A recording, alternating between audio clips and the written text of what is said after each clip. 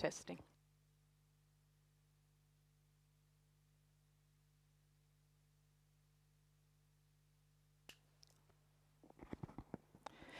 Good morning and welcome to the third day of the New South Wales State Rowing Championships 2026.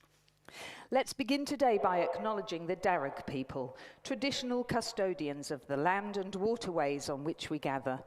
We recognise the enduring cultural and spiritual connection of the Darug people with the Western Sydney Lakes, particularly the Mulgoa clan, and we pay our respects to their elders past and present. We extend our respect to all Aboriginal, First Nations and Torres Strait Islander people with us here today. We begin the racing this morning with the Championship Women's Under-21 8 Final. Thank you, Lizzie, and good morning to everyone who is up bright and early for this slightly rescheduled racing that we've got this morning. You missed out on the under-21 8s that we are so fond of here in the commentary box for certain, and we know our high performance clubs are very fond of these events, and we've been able to make some arrangements to run them at the crack of dawn this morning. So not a full fleet of crews. Unfortunately, some of our Victorian friends have had to depart early and head back down south. So I'll just bear with us as we get an exact sort of crew list for you. But we've definitely got the two Sydney crews. We've got UTS, the Fremantle Composite,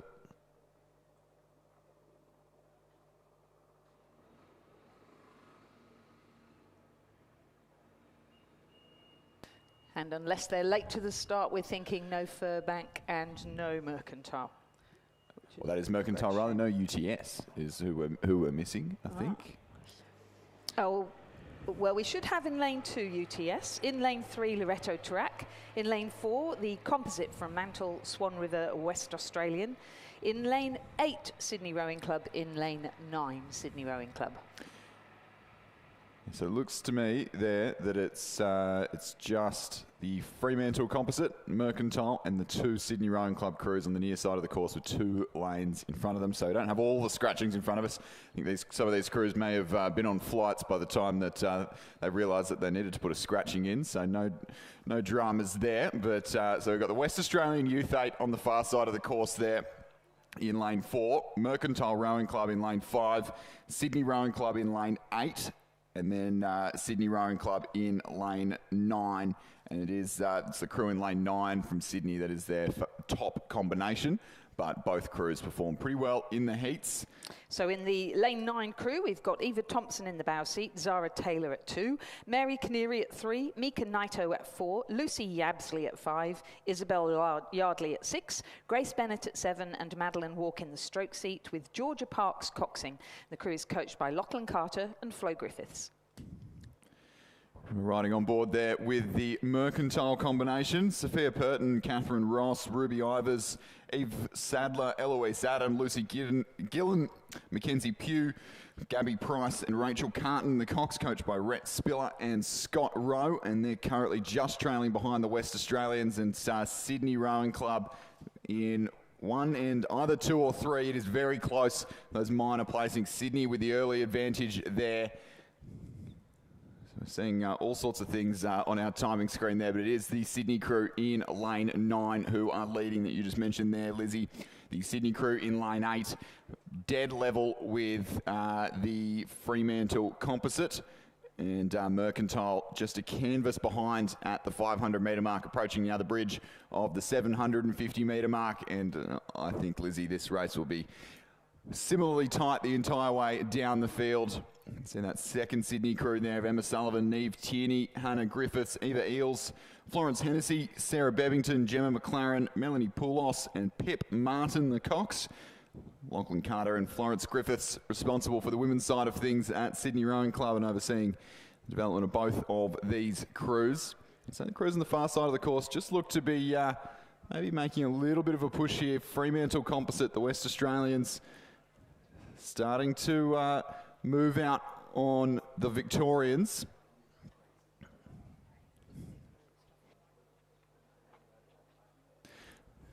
So if you are joining us on the live stream, just ignore some of the timing on the screen there that would be for not quite the right race this morning. It is sometimes not as straightforward as it seems to reschedule a race and put something different in the program. But on the far side there, see that Fremantle crew moving out on the Mercantile crew and moving out on the field. The West Australians hit the lead in the second 500 metres, a seat up on the leading Sydney crew. The trailing Sydney crew almost dead level, just a fraction ahead of the Mercantile crew. So I wouldn't say any position, only 4 boats in this race, and I wouldn't say any position is decided at this point in the race. You can see the 2 Sydney crews still close enough together, the 2 club mates. And the West Australians on the far side of the course with the slender advantage through the 1,000 metre mark. I think the times may be correct. 3:19 sounds about right. So you can see the Fremantle crew there. So it's a composite from Fremantle, Swan River and the West Australian Rowing Clubs. Lara Connolly from Swan River, Lily Lucas from Fremantle, Stella Wandell from West Australian Rowing Club, Emma O'Neill from Swan River, Sina Metzger, who won this event last year in the Sydney Rowing Club composite crew from Swan River there, Charlotte Hanson-Nahoy from Fremantle Rowing Club, Emma Pittman from Swan River, and Olivia Hanson-Nahoy from Fremantle. I believe those two, assuming those two, the younger sisters of Jack Hanson-Nahoy, who was in the silver medal winning pair, the under-19 world champs last year. So a very well pedigreed rowing family from over west, and it is those West Australians who now over a boat length. I think they're stern to be clear of that Mercantile crew, and they're coming through the 1,500 metre mark shortly, and we'll get a better update of how they're faring in relation to our lead Sydney Rowing Club crew, the defending champions in this event, the women's under-21 8, and won this event at the national titles as well. And the West Australians have moved out, and they're over a length clear of the field at the 1,500 metre mark. Fremantle Swan River WA crew, which looks likely to be the bones of a Youth 8 to contest the Bicentennial Cup at the Interstate Regatta at the National Championships, and proving their pedigree here in a very high quality under-21 field. Mercantile there on the screen. Many of these ladies journeyed over to the Henley Royal Regatta and contested the Prince Philip 8 with Mercantile last year, and also the had a run out at Henley Women's Regatta, I believe. Mercantile club on the rise under new head coach Scott Rowe. They're doing battle for the bronze medal at the moment. It is all about the West Australians on the far side of the course. I think that lead might be too much for the leading Sydney Rowing Club crew to make up. But we'll turn our attention to the second of the Sydney Rowing Club crews, who are trying to get a spot on the rostrum. But I think Mercantile have pushed out and secured themselves that bronze medal position. But it is going to be very tight for the minor placings here. The West Australians have found another gear, and they are moving away. They won't be challenged in the closing strokes of this one. Last 100 metres to go of the women's under-21 8 Championship of New South Wales. And the West Australians making every mile of travel worth it. And they'll claim a state title. The silver medal will just go the way of Sydney Rowing Club. And it was only 2 seats in the end over Mercantile. And the Sydney second crew finishing just off the podium, but very close indeed between those 4 crews. Worth all of the hassle and the admin, Lizzie. Certainly was. So exciting. Even the heats yesterday were just so exciting, weren't they? And that's a very impressive looking Fremantle composite. They've crossed the line in a provisional time of 6 minutes 42.17. In the end, they managed to squeeze out a margin of just over 3 seconds over the Sydney first crew that was in lane 9. Mercantile placing third, just 0.98 of a second behind, and fourth our second Sydney Rowing Club crew. And now we move on to another additional race. That's the final of the Championship Men's Under-21 8. So here we have, we believe, a Swan River composite again in lane 2 from Western Australia, Melbourne University Boat Club in lane 3, Mercantile in 4, Sydney Rowing Club in lanes 5 and 6, and Sydney University Boat Club in lane 8. And this West Australian composite is Blair Parnell from Swan River Rowing Club in the bow seat, Banjo Morris Luck in 2, Lucas Cardaci at 3, Remy Payne at 4, Liam Davis at 5, Quinton Marketos at 6, Sam Bradell at 7, Jeremy Flavel at stroke, and Isabel Duarte is the cox. Yeah, the heats of this event probably indicated to us that it was a Sydney 1-2, but a coach I was talking to this morning said he thought a few of the other crews may have been keeping their powder dry. I think he might have been foxing a little bit with me there, because Sydney Rowing Club with a commanding lead at the 1,000-metre mark of 3.5 seconds over the Sydney University Boat Club, and then back to the West Australians. Mercantile and Sydney locked in a tight battle there for the bronze medal position, and Melbourne University looked to be just out of the race for the podium at this stage, back in 6th place, but 2:51 through to the 1,000-metre mark. It's this early in the morning, Lizzie. I wouldn't say it's quick conditions, but that is certainly a shot across the bows for that leading Sydney crew on the way to defending their stranglehold on the Colleagues Cup in this race. And that Sydney crew is the one in lane 6, Ferdinand Hainlieb in the bow seat, James Bell at 2, Henry Pursehouse at 3, Edward Leckie at 4, Thomas Maloney at 5, Oliver Edwards at 6, Ben Muffet at 7, Matthias Maloney in the stroke seat, and Maura Geraghty coxing. The crew is coached by Shane Mulvaney and Brooke Robertson.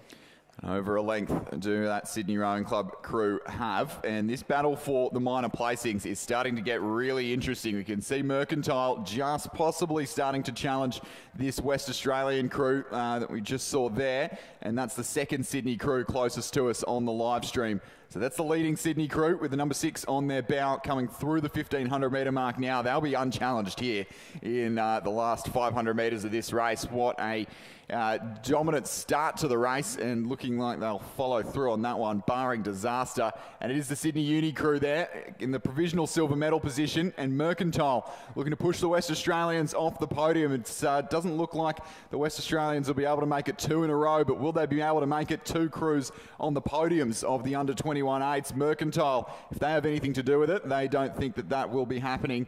That Mercantile crew there of Max Finlay, Luke Vallely, Joe Lee Conway, Henry Reiner, Eric Wiseman, Harry Pollock, Joe Collingwood, Fletcher Douglas, Nick Bogdan, the Cox, coached by Ed Ryan and Scott Rowe, who are currently sitting in that provisional bronze medal position behind the Sydney University Boat Club. You can see on the right-hand side of our picture there.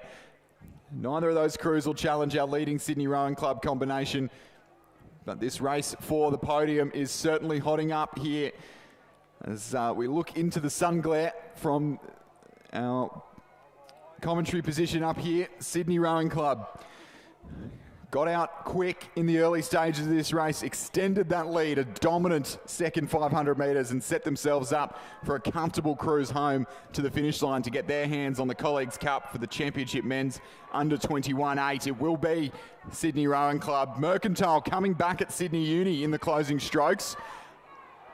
I don't think it'll be enough, but we're going to be very tight between Mercantile and Sydney Uni. I don't know if Sydney Uni have seen them coming here.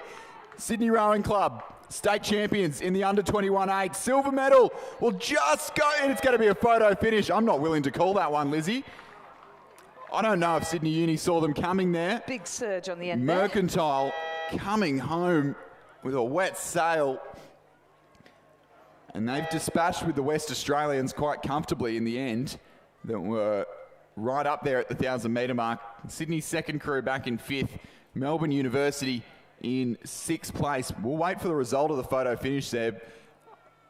Mercantile was certainly moving quicker. But there was a big surge from the stroke man of the Sydney University crew. I thought he did an amazing job there. Raf Corbett, who's over from the UK, and the cox there, Sophia Tayeb, who I think went to the World Junior Games last year, has moved across to Sydney from South Australia. So good pair in the stern there. Big surge at the finish. Did they manage to get the medal? Still waiting for a photo finish, but definitely in the Championship Men's Under-21 8.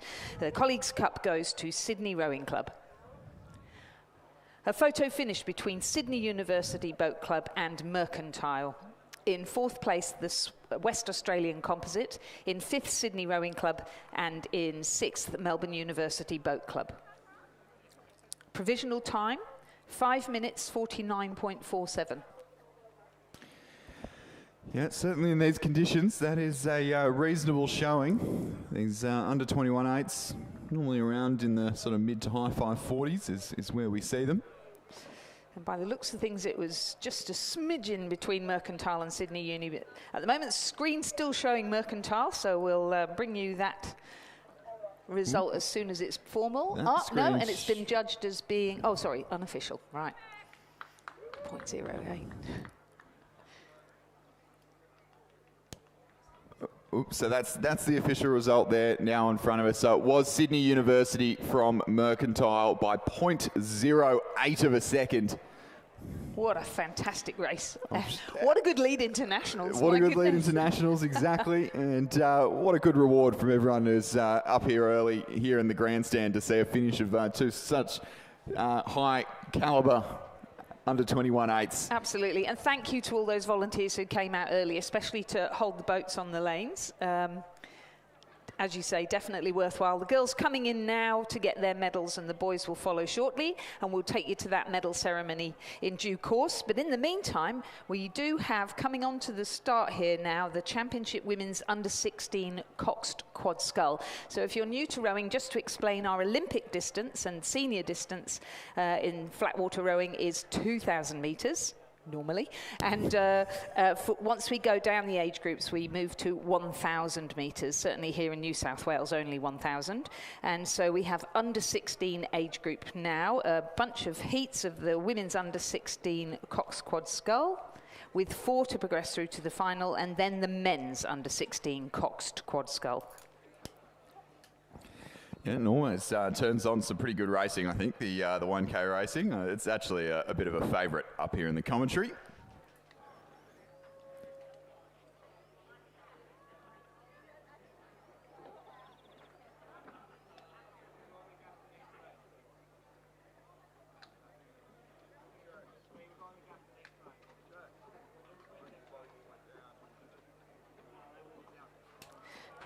So coming onto the line now in the Championship Women's Under-16 Cox Quad Scull Heat 1, Shoalhaven in lane 1, Queenwood 2 in lane 2, Newcastle Grammar in lane 3, Loretto Normanhurst 2 in lane 4, Loretto Normanhurst 3 in lane 5, Commercial 1 in lane 6, Pimble Ladies 2 in lane 7, Roseville in lane 9 as the Redlands crew has withdrawn.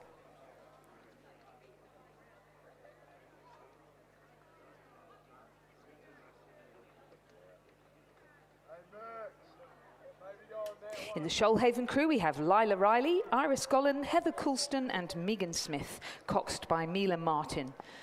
In the Queenwood 2 crew, we have Manuela Taylor, Edwina Sieve, Charlie Henderson and Alabelle Garner, coxed by Georgia Springhall.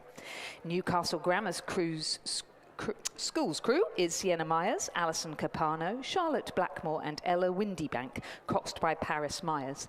Loretto Normanhurst 2 is Clara Bradford, Annie Shepherd, Camilla Ogilvie and Camilla Lamp, coxed by Ava Forrest. Loretto Normanhurst 3 is Charlotte Horden-Smith, Sarah Murray, Constance Whitaker and Kate Dean, coxed by Harriet Portelli. The commercial crew is Waverley Palmer, Katerina Cook, Audrey Peaty and Ruby McLeod, coxed by Juliet Arthey.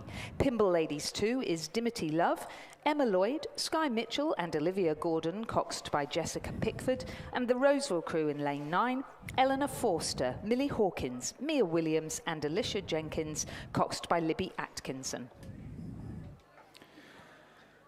Now we're all off and underway.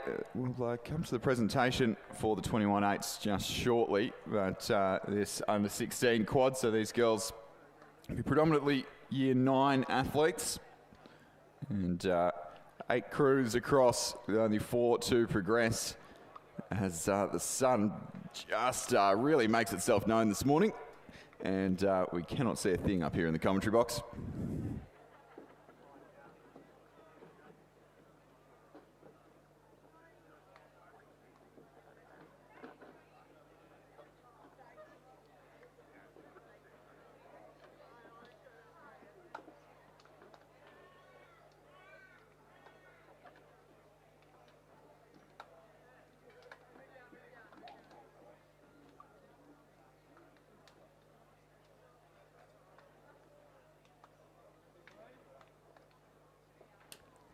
So the presentation of medals for the Championship Women's Under 21-8. Third place and bronze medalists, Mercantile Rowing Club. Sophia Purton, Catherine Ross, Ruby Ivers, Eve Sadler, Eloise Adam, Lucy Gillen, Mackenzie Pugh, Gabby Price, and their cox, Rachel Carton. The crew was coached by Rhett Spiller and Scott Rowe.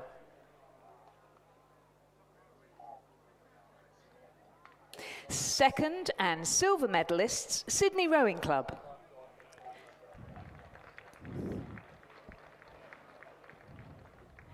Eva Thompson, Zara Taylor, Mary Canary, Mika Naito, Lucy Yabsley, Isabel Yardley, Grace Bennett, and Madeline Walk, coxed by Georgia Parks.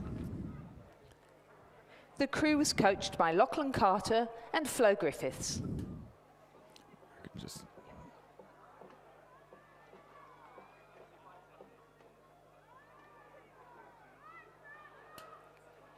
And our gold medalists and champions for 2026, the West Australian Composite from Fremantle, Swan River and West Australian. Lara Connolly, Lila Lucas, Stella Wandell, Emma O'Neill, Zena Metzger, Charlotte Hansen-Nahoy, Emma Pittman, Olivia Hansen-Nahoy, and their cox Sienna Robertson. The crew was coached by David Van Dast. Thank you, Lizzie. As the first heat of the women's under-16 quad draws to a close, and Commercial Rowing Club, who have sent a massive squad down here to the New South Wales Championships and did very well in the under-17 8 yesterday, and looking to back that up in the under-16s as well. A statement performance in the first heat. Top four in this heat will progress through to the final. At the moment, that is led by Commercial. Roseville on the near side of the course.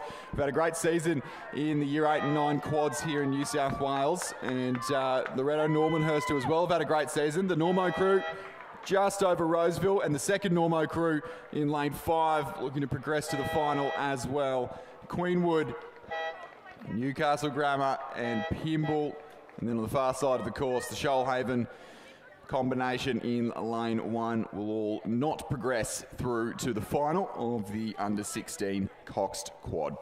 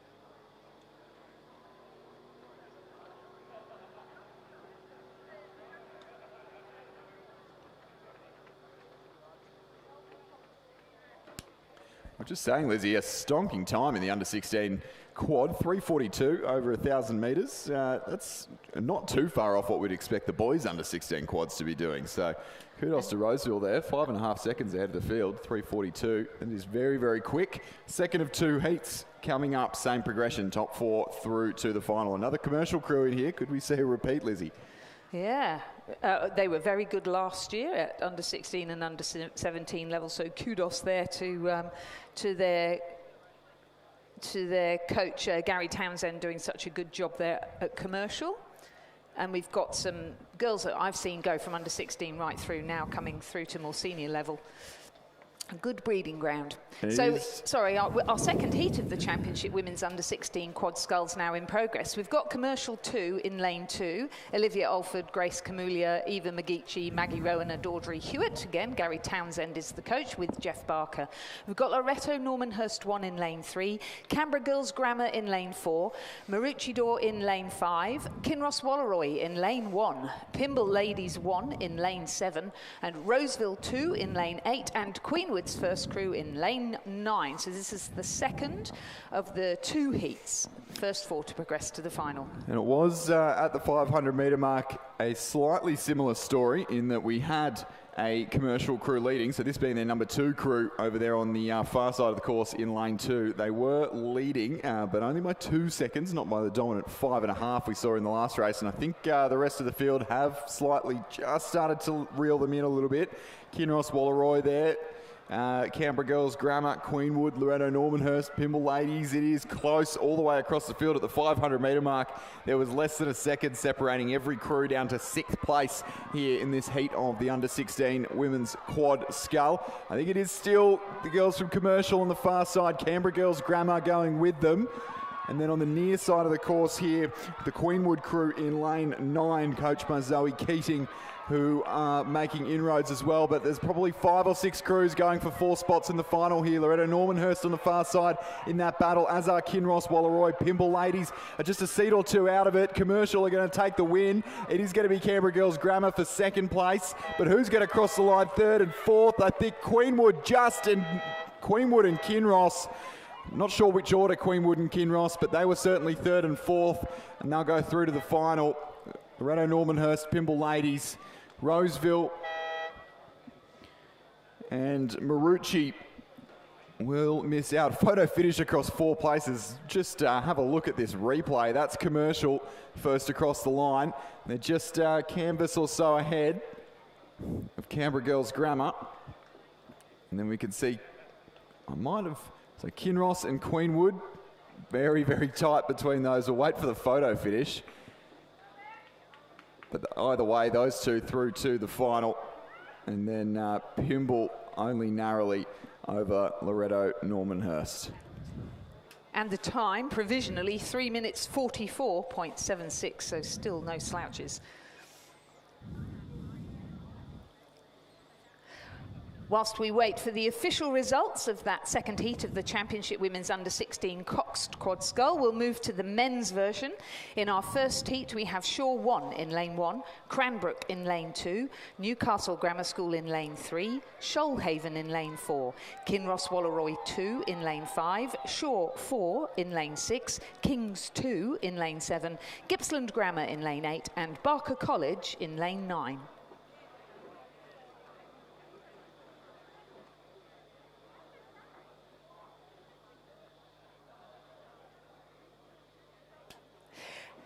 And whilst that race gets underway, we'll move to the presentation of medals for that exciting finish, the Championship Men's Under-21 8.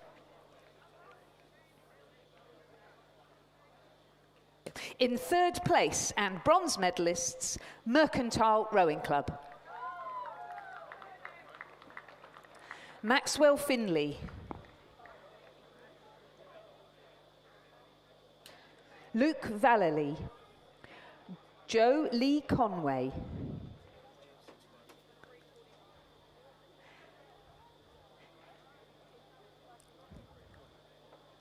Henry Reiner.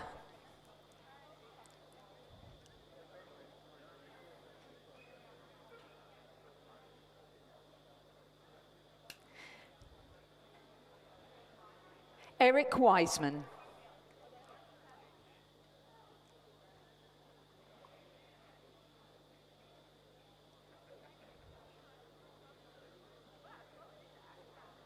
Harry Pollock. Joe Collingwood. Fletcher Douglas and their cox, Nicholas Bogdan. The crew was coached by Ed Ryan and Scott Rowe.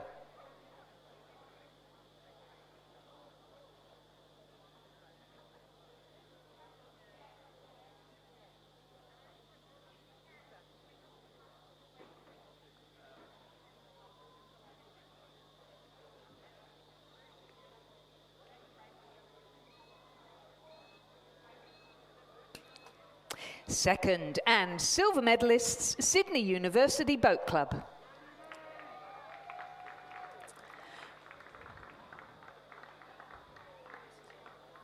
Raf Corbett, Max Garnett, Finn Mitchell, Monty Salabank, Matthew Coleman, Gus Chazolka, Sam Basher and Will Rogers, coached by Sophia Taeb, coached by Simon Huxley and Rob Black.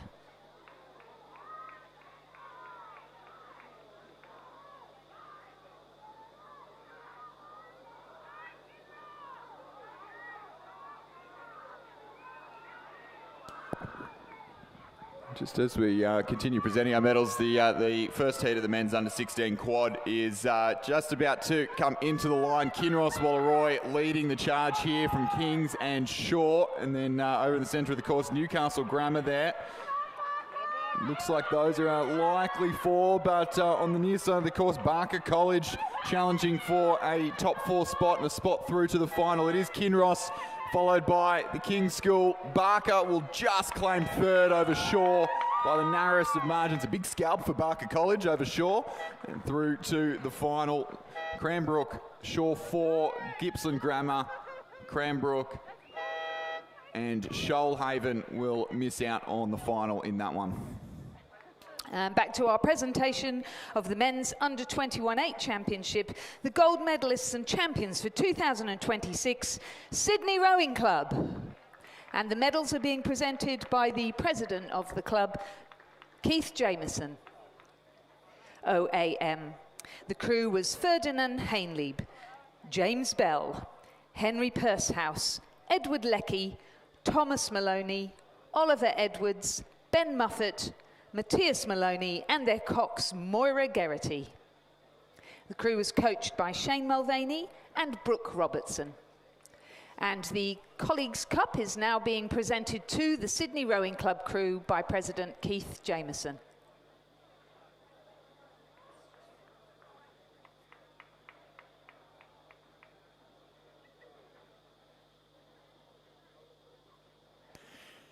Ladies and gentlemen, please congratulate all our medalists in the Championship Men's Under-21 8. Well, I'm glad that we had got the Under-21 8s racing, because they certainly did deliver. Just an update on that race 179, the second heat of the women's under-16 quad. Both through to the final, but it was Kinross just over Queenwood, 0.03 of a second, Lizzie. Does it get any tighter than that? I tell you what, we're getting good value for money out of the photo finish camera here at the Sydney International Regatta Centre this weekend. We've had some very close ones so far, and hopefully even more. Second heat now underway in the men's under-16 Coxed Quad.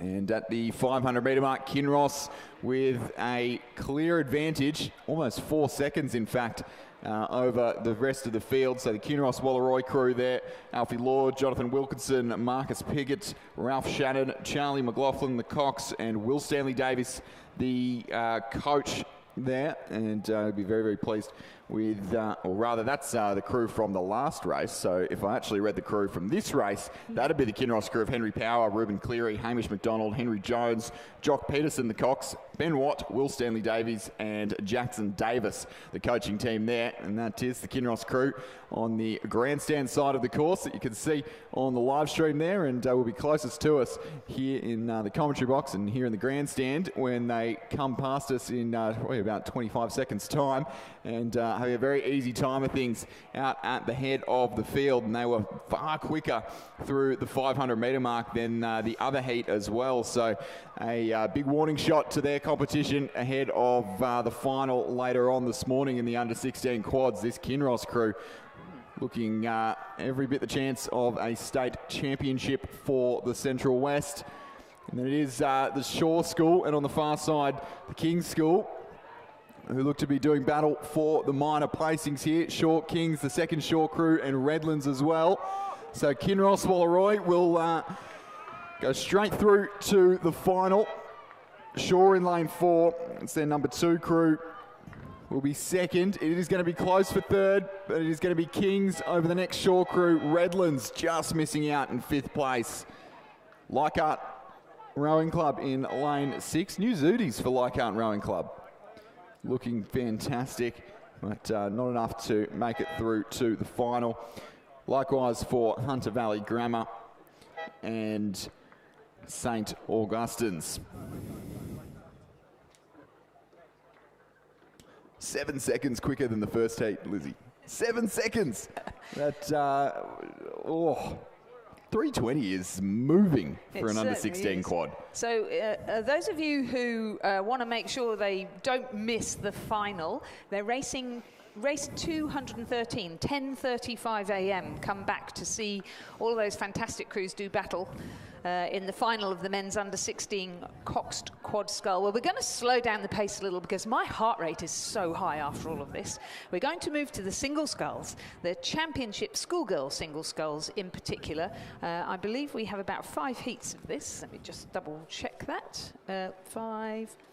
6 heats of the championship schoolgirl single sculls, with the first 4 to progress through to a semi-final.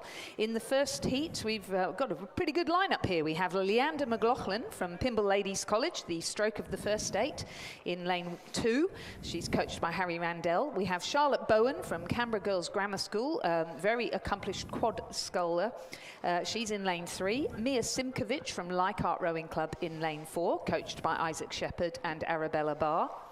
From Radford College, we have Catherine Austin, who was in the PR3 women's single yesterday. She's coached by Oscar Willink, Claudia Kendall and Gordo Marks. In lane 6 from Yarra, we have Sadie Schlitt, coached by David Orchard. In lane 7 from MLCQ, Lucy Fusinato, coached by Annabelle Eaton. In lane 8, from Gippsland Grammar School, Maggie Sheridan, coached by George Pearson. And in lane 9, from Mercantile Rowing Club, Melandra Nell, coached by Rhett Spiller and Scott Rowe. That's a number of, so half the race of people from Victoria. Welcome to our visitors. Great to see you here. And a couple of Canberrans as well. There's only 2 New South Wales representatives in this one, which we've seen a few times. So far this weekend. We haven't bandied around. It's such a preview, isn't it, of nationals, I think. I mean, we haven't bandied around the whole mini nationals term too much this weekend because I don't know, there's nothing too much mini about it. Very true. You know, I think we could be on to seeing a very similar sized regatta at the national championships this year to what we've got here. And the standard of the competition, I think, is actually even higher than what we see at the national championships here at the state championships. It's a tiny bit more concentrated, and it is fantastic to watch and beautiful conditions. Oh, look at that! If you're anywhere in sight of a screen here in the grounds, just have a look at the picture from the umpires or the referee's tower. Absolutely beautiful. Well, they're off and running now. Setting off now our first of 6 heats in the championship schoolgirl single scull. A fairly well credentialed field as well. It certainly isn't sometimes when we get to the heats of the schoolgirl single, we do appreciate bit of time to slow down, but I don't think we're going to be able to in this one, Lizzie. We've seen a few of these girls perform well over the last couple of days. Charlotte Bowen from Canberra Girls Grammar performed pretty well. Leander McLaughlin out of the Pymble Ladies first state. You're born to row with a name like Leander, aren't you? Absolutely. I believe her father, Shane McLaughlin, represented Australia and won a medal at the World Championships in the Coxed pair. I can't remember exactly when, but I noticed I think he manages Hillbilly Cider from up in the Blue Mountains, and I've noticed their little jeeps over on the other side. But yeah, Leander, lovely rhythm in that stroke seat. She stroked the IGSA second day as well, which I had the good fortune to coach. Set up a beautiful rhythm, and really looking forward to seeing how she goes in the single scull. You can see Melandra Nell from Mercantile there on the right-hand side of your picture in the red single, who is sort of right up amongst things as well. And then Sadie Schlicht from Yarra to the left-hand side, who looks to have stolen an early lead in this race. But we'll come through the 500-metre mark, and we'll get you a little bit more current timings.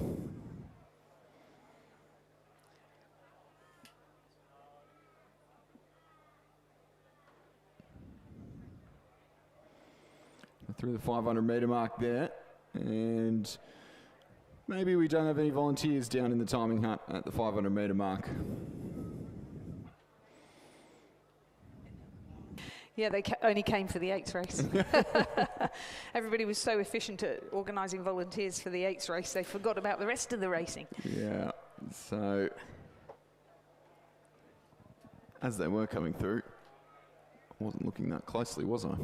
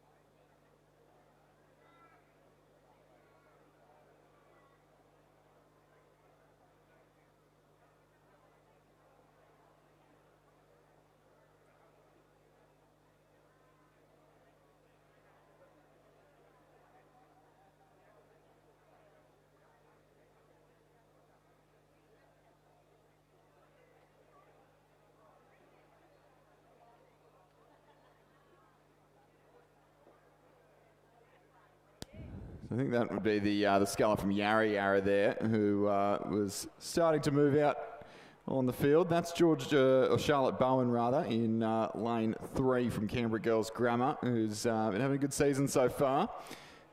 Was just off the podium in the under-19 single yesterday. I think it was 5th or 6th. And it's come out of the Canberra Girls Grammar quad that went over to Henley Royal Regatta last year. She's currently just trailing behind Sadie Schlicht from Yarra Yarra. Only half a length in it though at this stage, so neither sculler giving an inch. Despite so top 4 through to the final. There's Leander McLaughlin from Mercantile, and Melandra Nell, or Leander McLaughlin from Pymble. Melandra Nell from Mercantile, but she is not cleared out of the woods yet either. So top 4 through to the final. But then there's 2 scullers who are chasing eagerly. Lucy Fusinato from MLCQ and Mia Simkovic from Leichhardt Rowing Club, who are sort of within about 3 seconds of that 4th place qualifying spot. And in the single scull, with half the race still to go, certainly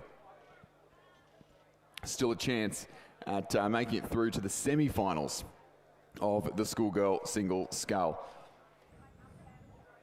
which is a tight turnaround in this event. So race 199 is the semi-finals of the Schoolgirl single scull. So that's in just, 17 races time.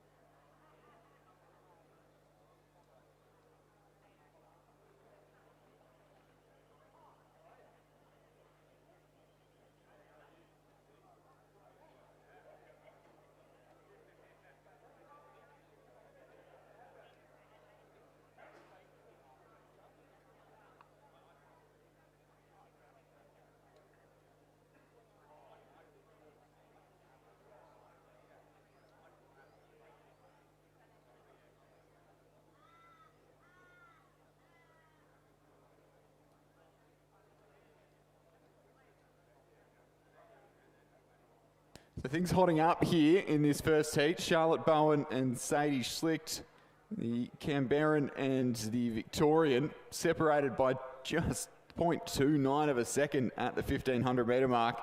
And they picked up the pace too in the third 500. The Pymble sculler, some way off, but comfortable in her qualifying spot to the semi-final. Mercantile's Melandra Nell currently running 4th. And then once again, the MLCQ and the Leichhardt Scullers, Fusinato and Simkovic, respectively, not too far off a qualifying spot.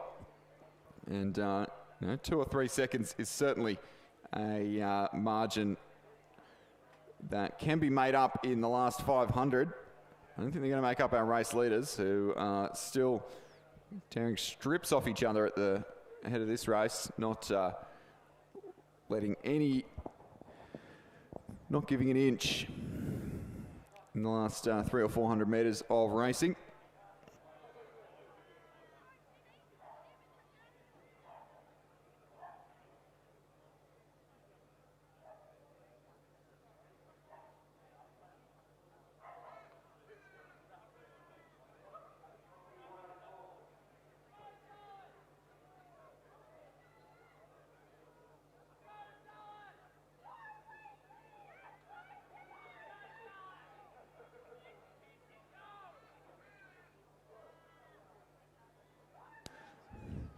So here's Charlotte Bowen and Sadie Schlicht from Yarra Yarra.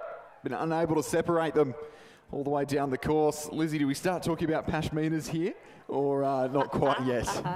Is Razor awake yet? Listening to us. Hello, Ray Abbott. Good morning to you, if you are listening. He normally lets us know when he's listening.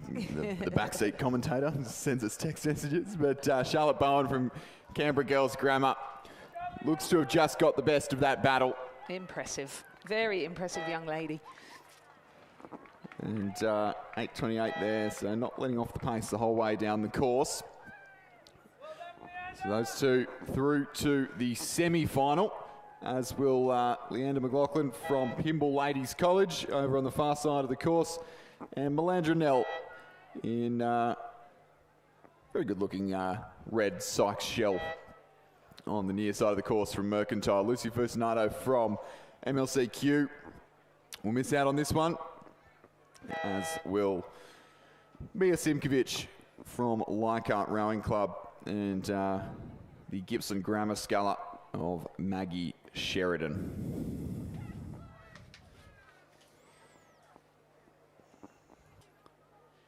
Oh, she's got no lane number. Who's that? Gippsland. 7 and 8 Radford. She's the para rower. So just confirming the results there in that first heat of the Championship Schoolgirl Single Scull, a win for Charlotte Bowen of Canberra Girls Grammar School. Second, Sadie Schlitt from Yarra Yarra. Third, Leander McLaughlin from Pymble Ladies College. Fourth, Melandra Nell from Mercantile Rowing Club. Those 4 scullers will progress through to the semi-final. Fifth, Lucy Fusinato of MLCQ. Sixth, Mia Simkovic of Leichhardt. Seventh, Maggie Sheridan of Gippsland Grammar. And 8th, Catherine Austin of Radford College. Those 4 scullers are now eliminated from the event. The provisional winning time, 8 minutes 28.46. The margins 3.92, 10.37 and 4.5. Our second heat of the Championship Schoolgirl Single Scull is now in progress. The sculler from Commercial has withdrawn. Emily Tian from MLCQ is in lane 3. Ava Falzon of Manning Valley Anglican College is in lane 4, coached by Murray Doust. Roxana Brown from Newcastle Grammar School has withdrawn. Katie Smith from Kinross Walleroy is in lane 6. Tara Dyehood of Gippsland Grammar in lane 7, and Charlotte Lynch of Canberra Grammar in lane 8. And Kate Collier from Radford College is in lane 9. Thank you, Lizzie. And this race in the third 500 metres and approaching the 1,500 metre mark. Not that we can see anything from out of our commentary box due to the sun glare. I looked at my phone a minute ago and I realised I've been completely blinded this morning. Well, I can tell you that at the 1,000 metre mark, Kate Collier from Radford College had taken first place over Ava Falzon of Manning Valley. And that's changing as we come into the 1,500. Kate's still leading, but it's now the Gippsland Grammar Sculler that has taken second place. Yeah, Tara Dyehood moving up into second, and Ava Falzon from Manning Valley Anglican College in third. Emily Tian from MLCQ back in fourth. Charlotte Lynch from Canberra Grammar less than a second off that fourth place in that spot through to the semi-final. So could see a tight little race unfolding here. And none of these leading five scullers have been able to really build a margin over anyone at this stage in the race. So I think it is certainly all to play for all four positions here as they start to work themselves into their sprint. At Manning Valley Anglican sculler there, Maya Simmons, who was running third, but I think has possibly started to lift her rate just a little bit earlier in the middle of the course. Ava Falzon rather over in lane 4, which I think I'm still right there, and has lifted the rate and is still up in contention, even if I was looking at the wrong draw for a second there, Lizzie. Thank you. That's very impressive from Kate Collier here. She's Radford College sculler in the lane closest to the grandstand. Yeah, has a little look over at her closest competition there in Gippsland Grammar's Tara Dehood, who I think might actually just have a little bit of momentum at the moment. Yeah. Certainly rowing longer and getting a little bit more value for money, a bit more distance per stroke.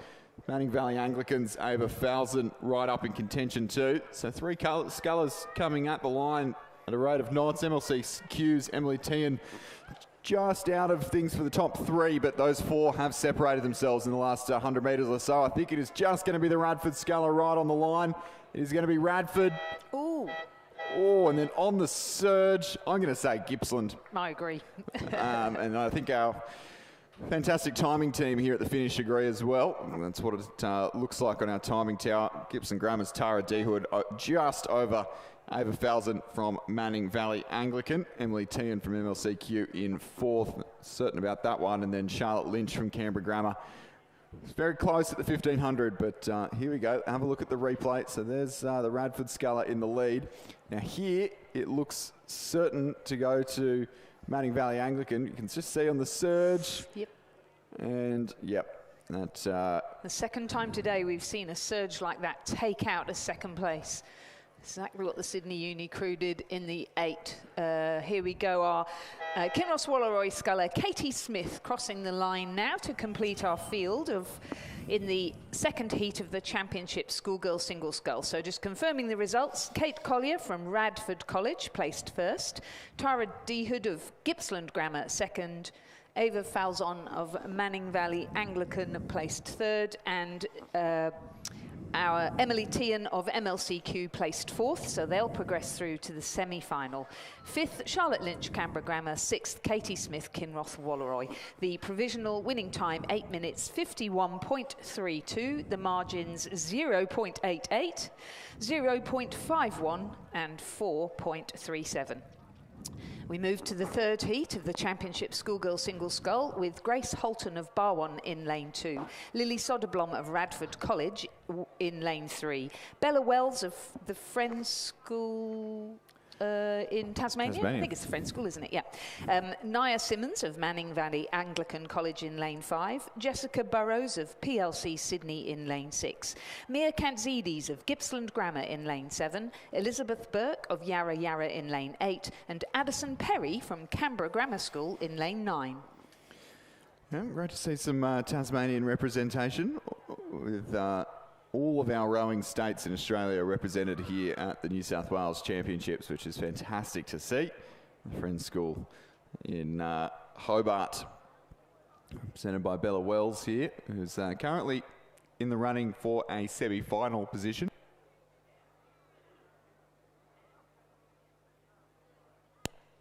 Currently running 4th, so there's Grace Holton from Barwon, Canberra Grammar's Addison Perry, Lily Soderblom from Radford, and the Tasmanian Bella Wells running in 4th. Gippsland Grammar's Mia Kantzidis some way off. So our top 4 have really defined themselves in the early stages of this race, and I don't know if there'll be too much change in those qualifiers through to the semi-final. Obviously someone worth cheering on. So you can see plenty of, I think those might be Radford students coming down to cheer on their representative. Lily Soderblom is currently running in that top 4. They've got a great squad of scullers there, haven't they? Yep, and a good vibe in the shed at Radford right now. Yep, headed up by Gordo Marks, previously the para head coach to the last Olympiad, the Olympiad before that. Yeah, and his para sculler Izzy Egan in contention for the national team again this year after going to the under-23 World Championships last year at such a young age. On the as this race approaches its conclusion, sculler on the far side from Barwon, Grace Holton, coached by Anita Whitehouse, who looks to have done the best job in this heat, and will greet the finish line first with sculler in lane 9, so either end of the field from Canberra Grammar. Addison Perry looking likely to hang on to second place over Lily Soderblom, her fellow Canberran from Radford College, for third, and she'll just hold off the Tasmanian Bella Wells from the Friends School in Hobart for fourth place. Those 4 through to the semi-final of the Schoolgirl Single Scull. Gippsland Grammar's Mia Kansidis in 5th.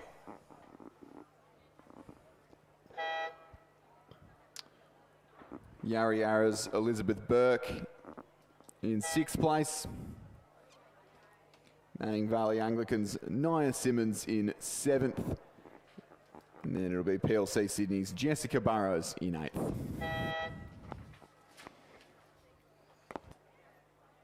And the provisional time for that race was 8:30.77. So although they looked nice and relaxed, that's pretty quick. So Championship Schoolgirl Single Scull Heat 3 results. Grace Holton from Barwon first. Addison Perry from Canberra Grammar second. Lily Soderblom from Radford College third. Bella Wells from the Friends School fourth. Those 4 scullers progress through to the semi-final.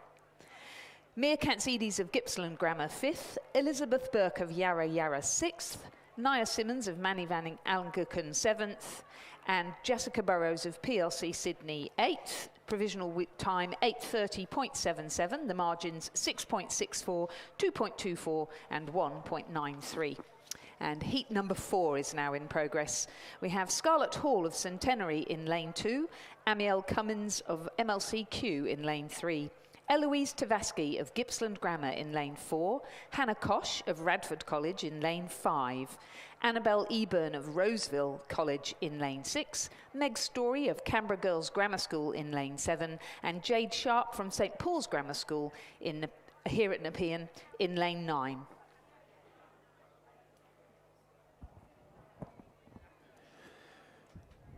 So this race approaching the 1500 metre mark, and we'll pull out our favourite phrase for the first time today, Lizzie. They're deep in the championship quarter of this race, the third 500.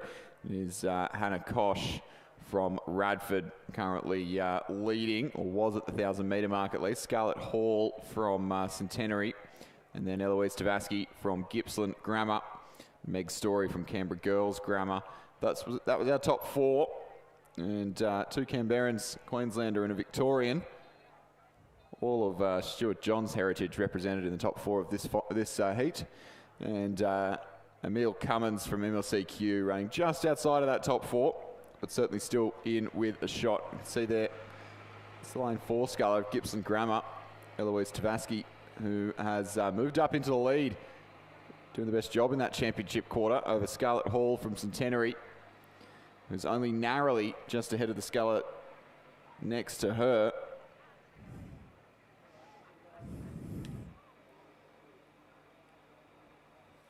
Meg Story from Canberra Girls Grammar, MLCQ's Emil Cummins. Not sure if that was the exact right order there through the 1500 metre mark. We'll try and just confirm that.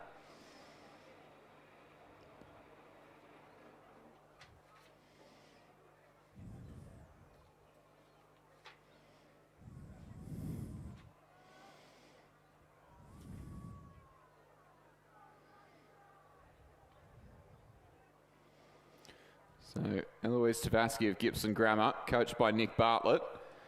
And Radford College's Hannah Kosh neither giving an inch here in the final strokes of this race. In fact, Hannah Kosh really turning it on and won't be content with just making it through to the semi-final, but indeed is going to try and take the win here in this heat and take herself the best lane for that semi-final. Not that I think wind is going to come into things today, Lizzie. It is gorgeous. Yeah, it is. Doesn't look like it, doesn't it? And the forecast doesn't show wind and rain, but we know what we think about forecasts after yesterday, Lizzie. 100%. It was certainly, I wasn't expecting that much rain and lightning and thunder and drama yesterday afternoon, but we got there, didn't we? Sculler in lane 5 from Radford. It was just over Eloise Tavaski. Yep, looking very strong as she comes down now through this final 100 metres. So that's lane 4, Eloise Tavaski from Gippsland Grammar.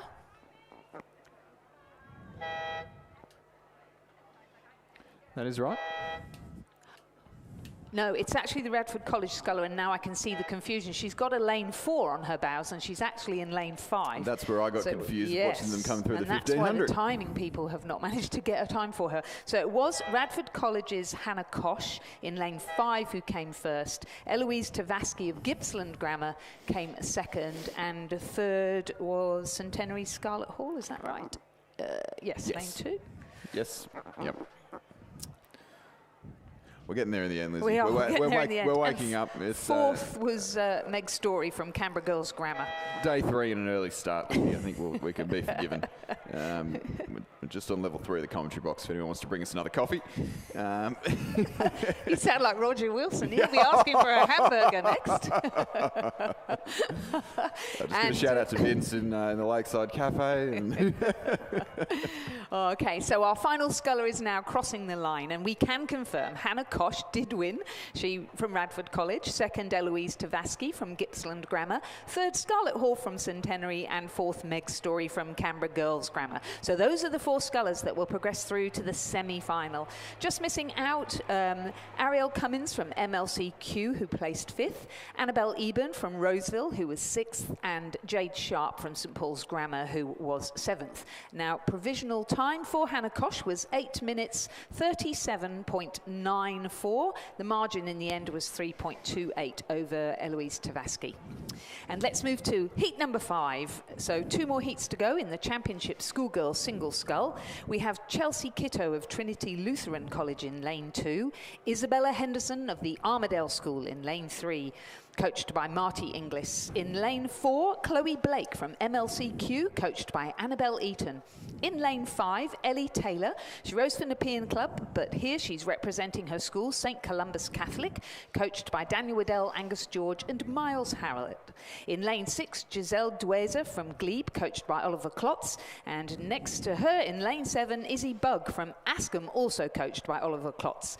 In lane 8, Alicia Turnbull from Gippsland Grammar, who's coached by George Pearson.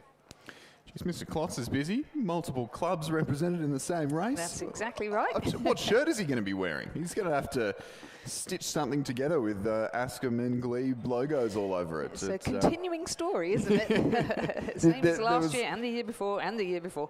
I don't know if you saw, Lizzie, there's a choreographer in the ice skating at the Winter Olympics who has 13 athletes under his watch from different countries.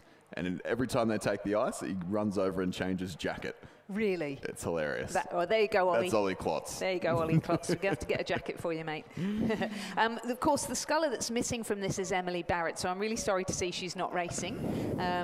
She did a couple of races yesterday, and she's down to do, for her club, Sydney University Boat Club, she's down to race today, but I'm not sure if she is racing. But she is going really well in a single, and it would have been good to see her race against these Isabella Henderson in particular, who's having a great season. Yeah, 4th in the under-19 single yesterday morning, and backing up in the under-21 single is the Armidale Scaller, who often also see in the teal and black of UTS. Indeed. And Izzy Bug, an interesting athlete because she's exceptionally good at cross-country skiing. So all of everybody else's summer holidays, she was away over in the Northern Hemisphere cross-country skiing and knocking on the door of Australian representation there, and I'm sure she's has really enjoyed watching the Winter Olympics. But here she came back from her cross-country skiing, jumped straight into the single and went and raced PLC Kings and IGSA, got a bronze medal. So really great athlete here, and now she's sitting in second place. A very busy athlete. Very. Is Izzy Bug. But of course, rowing and cross-country skiing, the top two sports for the highest VO2 max, the amount of oxygen that your blood can, that your lungs can absorb and send into your muscles, and the top two sports for that, rowing and cross-country skiing. So yeah, she actually won not a bad mix. She won a medal in our winter in the beach sprints at under 21 level. Yeah, pretty impressive. Star of the future is Izzy Bug. She is. Just question is which sport? That's a good problem to have, isn't it? I think Isabella Henderson there has decided on her sport. Is certainly going to be rowing. Absolutely. She and Izzy looking fairly relaxed. Isabella looking very relaxed in that bright green bucket hat that the Armidale School wear. And I mention it fairly regularly, but it is a long old drive down from Armidale, and they do it very regularly. And it's always very impressive to see them down here with the regularity that they do. But Isabella Henderson now crossing the line to take a very cruisy win in the first heat, or in her first round, the fifth heat of the Schoolgirl Single Scull. Isabel Bug makes it an easy 1-2. She crosses second. Third will be Ellie Taylor, the local from St Columbus Catholic. Chloe Blake of MLCQ in fourth. Bit of a distance back to Gippsland Grammar Sculler there. In lane 8, Alicia Turnbull. And Gleb's Giselle Dwayser in sixth place. And over on the far side, the unmistakable bright green Zudi of Trinity Lutheran. Chelsea Kitto there in seventh place. In this penultimate heat of the championship Schoolgirl Single Scull. So confirming the results, a win there in the fifth heat of the championship Schoolgirl Single Scull for Isabella Henderson of the Armidale School. Second, Isabel Bug, Ascombe School. Third, Ellie Taylor, St Columbus Catholic. Fourth, Chloe Blake, MLCQ. Those four scullers will progress through to the semi-final.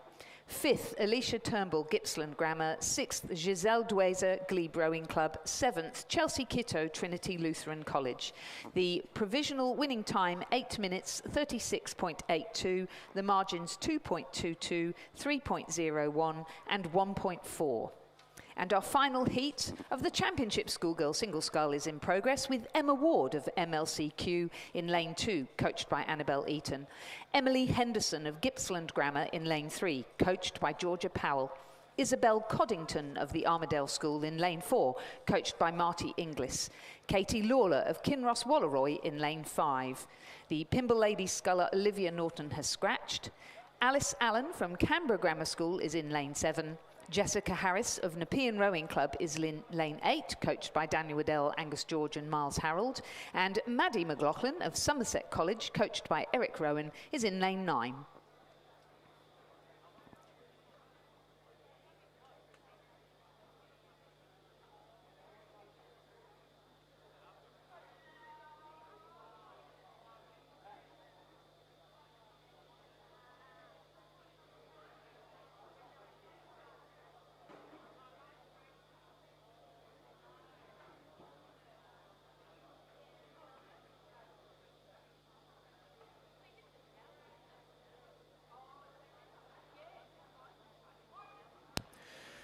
So this final heat underway. It is Maddie McLaughlin of Somerset. We're talking about the bright green of Trinity Lutheran, another very bright green school in Somerset.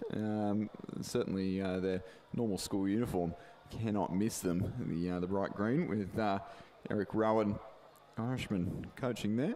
Yeah, they've got interesting socks as well. I thought they were the Grinches that stole Christmas when they came off the water yesterday. But you certainly can't miss them.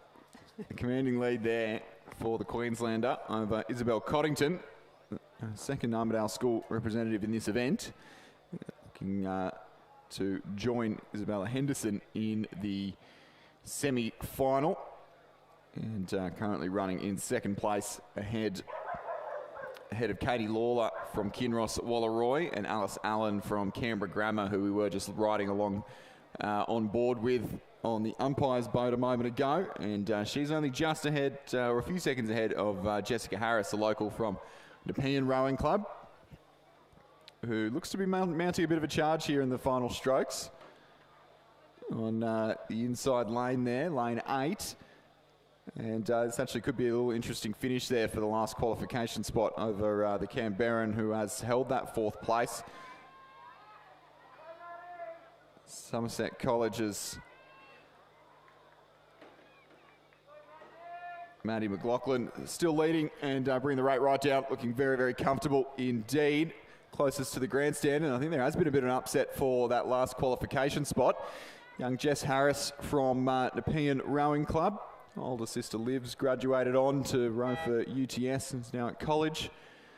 And so it is the Somerset sculler, Maddie McLaughlin, first across the line. Isabel Coddington from the Armidale School second. Then we'll just ignore on the timing there. It is the lane 5 sculler from Kinross Wallaroi, Katie Lawler in third, and Jess Harris from Nepean Rowing Club in 4th place. Alice Allen from Canberra Grammar just pipped at the post there to miss out on a spot in the semi-final. Over on the far side there, MLCQ's Emma Ward in 6th place. Gibson Grammar's Emily Henderson in 7th place, and that concludes our 6th and final heat of the Schoolgirl Single Scull, Lizzie. It does indeed. So just confirming then, going through to the semi-final, first placed Maddie McLaughlin from Somerset College, second Isabel Coddington, Armidale School, third Katie Lawler, Kinross Wallaroi, and fourth Jessica Harris from Nepean Rowing Club. The winning time provisionally 8 minutes 42.6, but that was so cruisy, that finish. She's definitely capable of a lot more than that. We're going to up the pace now, and we're going to move to double sculls.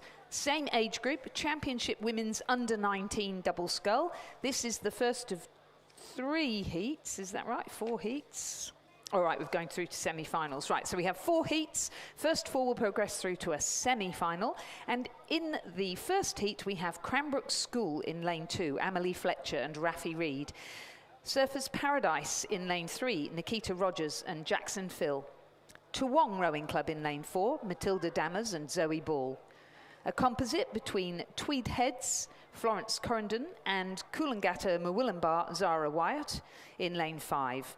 Commercials crew of Maggie Stafford and Sienna Becker in lane 6, and commercials crew of Bethany Peaty and Anika Gundlach in lane 7. In lane 8, a composite of Flo Hennessy from St Catherine's with Millie Cullinane of Pimble. And in lane 9, Erica Nutt and Arabella Turner-Smith of Mossman Rowing Club. So Chris, lane 2, Cranbrook School, the first year that Cranbrook School have had girls. Yep. These girls are in year 11 and going into their final 2 years of school, and so it's the first time that the rowing program has had girls rowing there.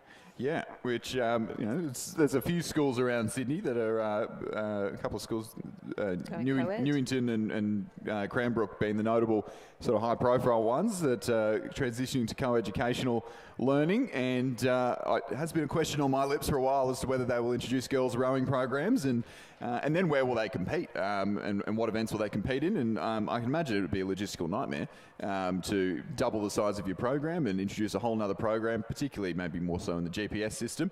So I think it's great to see that they're opening the doors of the boat sheds to the girls. They're a little way off the pace here today, Amelie Fletcher and Raffi Reed, but I'm sure big things to come from the girls' side of the Cranbrook program. And they've got a new head coach as well, so that's exciting. Michael Probert's there, heading up the program, doing a great job with the boys. The reviews of the summer rowing camp were glowing, and the girls obviously enjoying it because they're racing. And it's the same problem that you have with colleges like Radford College, you know, you've got boys and girls. So regattas like this, where you can bring both of them, or the PLC Kings Regatta, are fantastic. But you're right, a logistical nightmare if you've got girls and boys regattas separate. Yeah, I'm always impressed by schools like Redlands and Kinross that manage to spread such a wide number of athletes across two very distinct competitions in the schoolboys and schoolgirls competitions. So great to see Cranbrook out here, but I think we also better talk about our leading crew, the Pymble Ladies and St Catherine's composite. So Florence Hennessy from St Catherine's, Millie Cullinane from Pymble Ladies College. Those two both part of the Australian Junior Women's 8 earlier on, last season, that went over to the World Championships, and I think both possibly have already had a race today. Florence Hennessy was in the Sydney second under 21 8 early on this morning. I think it was Millie Cullinane in one of the Sydney Uni crews, maybe. I will double check. I'll let you confirm that for me, Lizzie. But certainly a busy morning already, and 3 races of the under 19 double scull to come up for these two, and I think there's a quad as well with these two featuring in it maybe later on today, but looking very, very comfortable. Certainly be one of the favourites for this event as we approach the pointy end, but we'll have to navigate a semi-final first. They've navigated the heat with ease, have Flo Hennessy and Millie Cullinane. Commercial Rowing Club come across in second, Bethany Peaty and Annika Gundlach, coached by Jacinta Edmonds. Another Queensland crew in third, being the Toowong crew of Dammers and Ball. Commercial, they hit 2 crews in the semi-finals there with their second crew in lane 7. I think I had them around the wrong way. That's Bethany Peaty and Annika Gundlach. So that's our top 4. Surfers Paradise, Nikita Rogers and Jackson Phil in 5th. Erica Nutt and Arabella Turner-Smith of Mossman in 6th. Zara Wyatt and Florence Correndon of Tweed and Murwillumbah in 7th place. And then our combination from Cranbrook over on the far side of the course there, Emily Fletcher and Raffi Reid, who we see a little bit newer to the sport, but great to see them out here in the Cranbrook colours, and we're expecting big things from the Eastern Suburbs School in the future. So confirming our progression in the Championship Women's Under-19 Double Scull from the first heat. First, Pymble Ladies and St Catherine's School composite of Flo Hennessy and Millie Cullinane. Second, Commercials Maggie Stafford and Sienna Becker. Third, Toowong, Matilda Dammers and Zoe Ball. Fourth, Commercial, Bethany Peaty and Annika Gundlach. They progress through to the semi-final. Eliminated now from the competition, Surfers Paradise in 5th, Mossman in 6th, Tweed Composite in 7th and Cranbrook in 8th. The winning time provisionally was 7:52. The second of our 4 heats is now in progress, with Capital Lakes Darramarlin College composite of Olivia Sperrett and Megan Jacey in lane 2. They're coached by Lucy Jordan, Ashley Young and Mal Rhymes. Maroochydores Olivia McBride and Jamila Milu Hines are in lane 3. In lane 4, Sydney University Boat Club's Patricia Boland and Summer Phillips. In lane 5, the Black Mountain Mossman composite of Heidi Heap and Ava Rathel. In lane 6, Redlands Alana Winder and Isabel Campbell. In lane 7, from Cand, Lily Nolan and Zara Hilton. In lane 8, from Commercial, Lucy Quarterman and Sophie Brett. And in lane 9, the composite of Catherine Walsh from Monte Sant'Angelo Mercy College and Roxana Brown from Newcastle Grammar. Oh, that's why she didn't do the single. Through the 1,500 metre mark, girls from Cairns, Lily Nolan and Zara Hilton, leading out the girls from Sydney University, Patricia Boland and Summer Phillips over in lane 4. And these girls from Cairns, Lily Nolan and Zara Hilton, they were national champions for Commercial Rowing Club last year in the under-17 women's double scull. And then Lily Nolan went on to win the schoolgirl double. Zara Hilton, so Lily Nolan for Brisbane Girls Grammar, and Zara Hilton went on to get a silver in the schoolgirls double for All Hallows School. So back together in 2026 and currently leading the second heat of the under-19 women's double against a very well-credentialed Sydney University crew, Patricia Boland and Summer Phillips, no doubt keeping their powder dry ahead of progressing through a couple of rounds of racing here in the under-19 women's double. 3 races this morning. And I think both of them involved in a quad this afternoon. Would I be right to say, Lizzie? It should be one to keep an eye out on. Yep. And again, these are schoolgirls. So Patricia Rose for Sweep Rose for Loretto Normanhurst, and Summer is in that fast first eight from Pimble. So here they're combining under club colours of Sydney University Boat Club, coached by Alan Bennett and Phil Bourguignon. Yep. And Patricia Boland getting a state title in the Schoolgirl 4 yesterday, and Summer Phillips a silver medal in a very close fought Schoolgirl 8 race, which has just set up a fantastic head of the river, I think, here in New South Wales. Yep. Which is going to be a joy to watch, a joy to commentate for sure, between Pimble and Kinross, the leading two crews at the moment. So the girls from Cairns starting to take things down just a little bit in the closing strokes, still keeping the beat up, but not stretching themselves too far at this stage of the race. They'll come across first in this second heat of the Under-19 Women's Double. Sydney Uni, Boland and Phillips in second. Black Mountain and Mossman composite, Heidi Heap and Ava Rathel in third, and then Newcastle Grammar and Monty, Roxana Brown and Catherine Walsh in fourth place. Those four crews to the semi-final. Redlands, Lana Winder and Isabel Campbell in fifth. They'll miss out on the next round of this event. Commercial in lane 8 there. Lucy Quarterman and Sophie Brett will cross in sixth place. And then the composite crew over in Station 2. Capital Lakes and Darramarlin College. Olivia Sparrett from Darramarlin, Megan Jacey from Capital Lakes Rowing Club will round out this second heat of the Under-19 Women's Double Scull.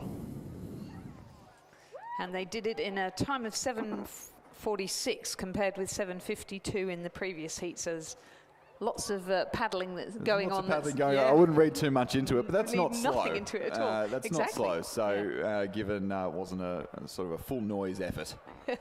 So just confirming the results of the second heat of the Championship Women's Under-19 Double Scull. A win for Cand, Lily Nolan and Zara Hilton.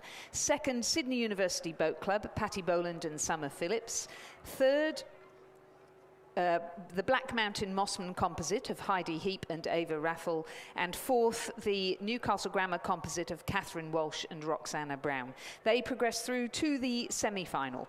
Fifth, Redlands, Alana Winder and Isabel Campbell. Sixth, Commercial. Seventh, Capital Lakes composite, and eighth, Maroochydore. The provisional winning time 7:46.63, the margin 2.62, but I don't think we can read anything into that at all. So our third heat of the Championship Women's Under-19 Double Scull is in progress, with Mossman Rowing Club in lane 2, Lottie Ravenstein and Frida Kirkham, coached by Alfie Young.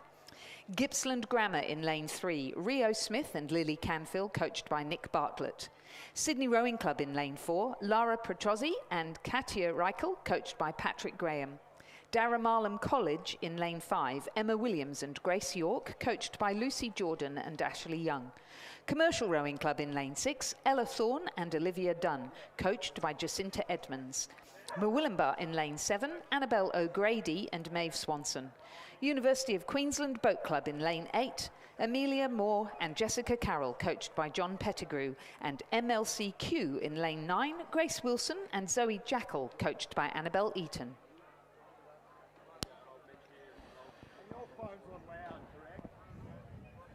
So Gippsland Grammar there in lane 3, Rio Smith and Lily Canfield hitting the 1500 metre timing point first. Not too far ahead of Mossman's Lottie Ravenstein and Freda Kirkham, who have been stalwarts of that. Stalwarts? Can you be stalwarts after a couple of years? But have been a part of that Mossman Junior program, especially that sort of core group of the 4 under-19 girls that have performed do you remember so well. Back in the day when we had like Jen Horton and Jessie Allen and Serena Cox, and I'm trying to remember all the different names, and they used to call themselves the Mossy Posse. Yep. And I feel like we've got the new Mossy Posse, and Rowena Meredith was part of that too, and she's now coaching. It was before my time a little bit, actually, Lizzie, but no, before they all moved to Sydney University. But you know what? Their coach was Alfie Young, and now here is Alfie. He's back at Mossman again this year, heading up the program, and that junior section is already fantastic under Rowena Meredith, Tom Schramko, Josh Hewitt now heading it up, and going really well. this is an interesting little battle unfolding, actually, because neither of these two crews are going at 10/10ths here between Gippsland Grammar and Mossman Rowing Club. But they're both trying to get to the finish line using as little energy as possible. But I don't think either one of them want to come across the line second. So they're just very slowly egging each other on, these two under-19 doubles. And I think a little bit of extra speed starting to come from that Mossman crew. Yeah, this is like yesterday with the under-19 singles, wasn't how it? Lucy slowly can we Yabsley, win the race is what's happening. Exactly. And I think Gippsland might just hang on here because I don't think Mossman are going to want to sprint. But it's going to be reasonably close at about rate 28. Which is always interesting to watch. A little bit of gamesmanship in the early rounds of racing. Very experienced young Gippsland Grammar crew. I think Lily Canfield was part of the Henley Quad last year, I believe. I will double check that by the time we get to the semi-finals. I'm sure Nick Bartlett will be quickly correcting me if I'm wrong. But it is Gippsland Grammar, just narrowly over Mossman. And you can see neither crew spending too much energy, not even stopping over the line. University of Queensland for third through to the final. The semi-final, rather. Amelia Moore and Jessica Carroll there. And Moolumbar's Annabelle O'Grady and Maeve Swanson in fourth place will also book themselves a spot in the semi-final. MLCQ's Grace Wilson and Zoe Jackal will just miss out, as will Dara Marlins, Emma Williams and Grace York. And then commercials, Ella Thorne and Olivia Dunn. And the young Sydney crew there over in lane 4 of Lara Petrosi and Katia Reichel, coached by Paddy Graham, who will round out this third and penultimate heat of the under-19 women's double scull. So confirming the results and progression from Heat 3 in the under-19 women's double scull. A win for Gippsland Grammar, second Mossman, Ravenstein and Kirkham, third the University of Queensland, Moore and Carroll, fourth Murwillumbah, O'Grady and Swanson. Fifth MLCQ, sixth Dara Marlin, seventh Commercial and eighth Sydney Rowing Club. Provisional winning time 7 minutes 48.7. And our fourth heat of the Championship Women's Under-19 Double Scull is on your screens. In lane 4 from Fremantle, Lily Lucas and Oceane Generat. In lane 5 from the University of Queensland Boat Club, Caitlin Cooper and Yo-Yo Wang. In lane 6 from Commercial, Olivia Yuen and Evie Kendall. In lane 7, a composite of Ayla Drury from Murwillumbah and Stephanie Pettigrew from the University of Queensland Boat Club. And in lane 8 from Mossman Rowing Club, Eloise Stevens and Elise Coates, coached by Alfie Young. It's an interesting final heat, Lizzie, with the Mossman girls, this University of Queensland composite, this Fremantle crew, also piquing my interest. They've had a busy weekend so far, have Lily Lucas and Oceane Generat, a silver medal in the under-19 pair on Friday, one of our first medal races, and then a bronze medal in the under-23 4 yesterday alongside, Oceane Generat was in that one, alongside Charlotte and Olivia Hansen-Nahoy and Stella Wandell. And then now here in the double, so trading 1-all for 2. And currently running in third place, but not too far off the pace. But Eloise Stevens and Elise Coates leading the charge, which would be somewhat unsurprising after they won gold and silver in the under-19 women's double scull. Oceane Generat in the coastal team as well there, Lizzie? She was for the Commonwealth Games, yes, coached by Michael Russell in the under-19 single, and I'm pretty sure she medalled. I think that was a competition that not many people knew much about. No. Being Commonwealth Games, we're so obsessed with the Olympics here. Yeah. Yeah. But, so...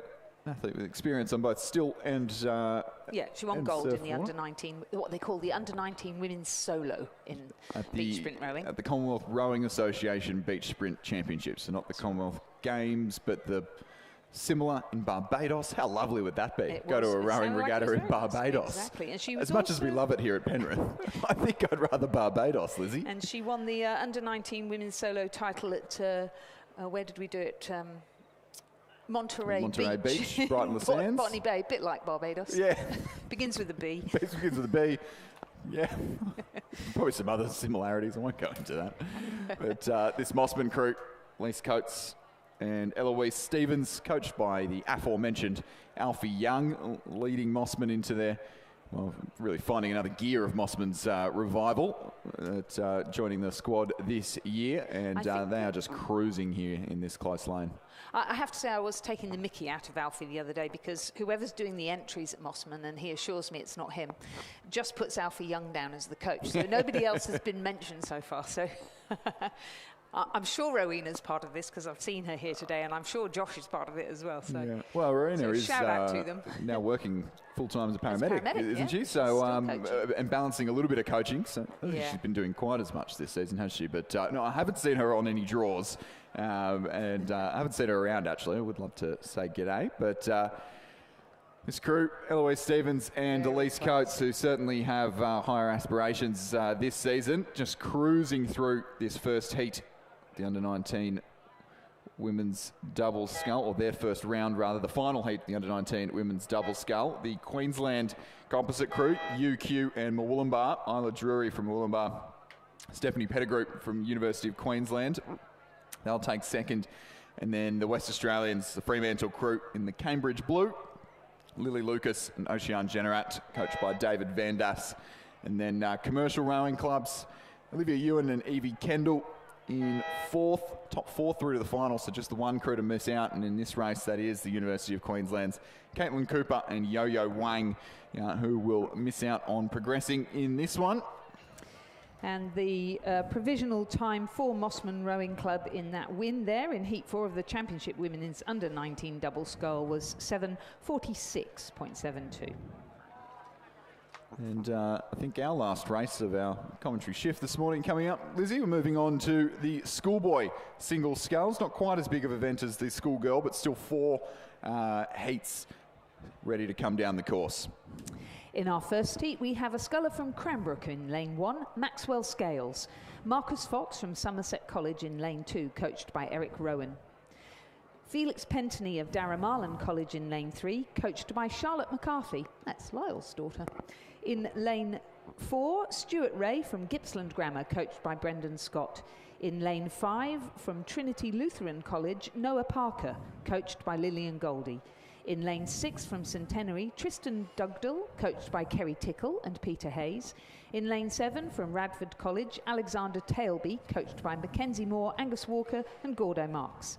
In lane 8 from St Dominic's College, here in Penrith, James Baker, coached by Daniel Waddell, Angus George and Miles Harold. And in lane 9 from Geelong College, Oliver Arden, coached by Stuart Wilson.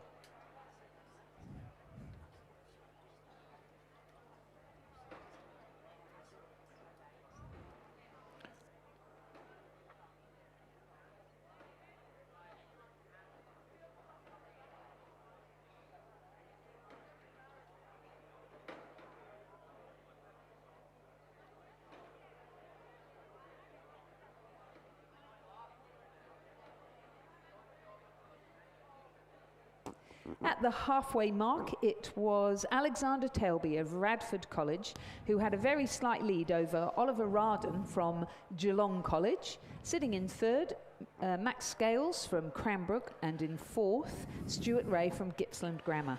Yeah, we've been talking up here, especially with the addition of Ant de Cosmo to the commentary box, about how well lightweight rowing is going in Victoria, and Oliver Arden know all about that. His older brother Charles graduating from the Geelong College and moving on to row at Harvard in their lightweight program. I know there are some representatives of Harvard floating around the New South Wales Championships this weekend, and a bit of a success story there for Charles Rudden. Went over to Henley as a part of their lightweight crew and won the Temple Challenge Cup. First time a lightweight crew had won that in more than 20 years, and having witnessed that crew up close, it was an incredible effort from those lightweight boys at Henley Royal Regatta. They've had a fantastic season, haven't they? Oh, fantastic season, and it's so difficult as a lightweight crew. On Junior Rowing News. Oh, I think so, yeah. It's JRN now, Lizzie, not Junior Rowing News, but it is a good time for a plug for JRN, that if you want to find out what's coming up in this event, there's a preview of this event up on jrn.news.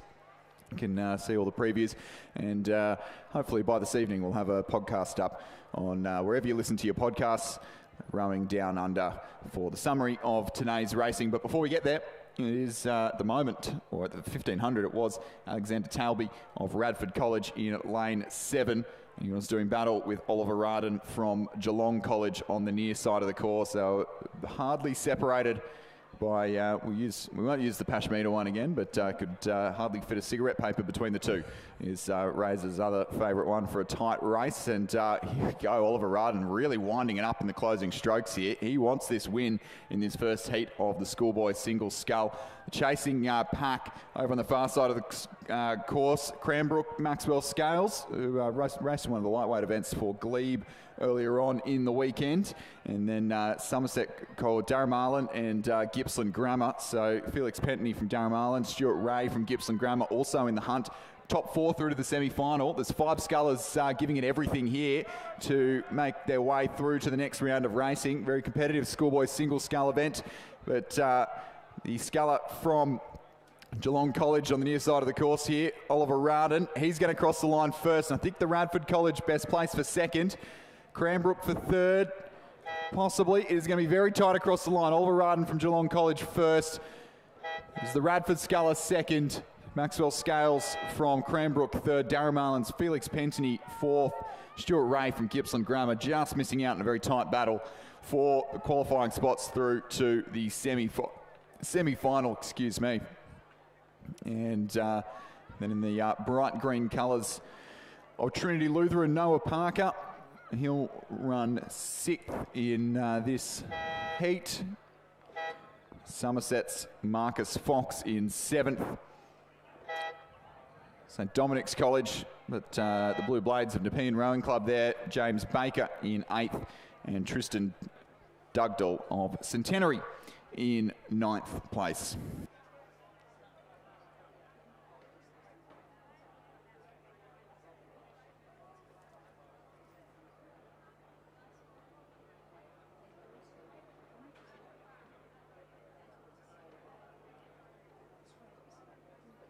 Isn't it?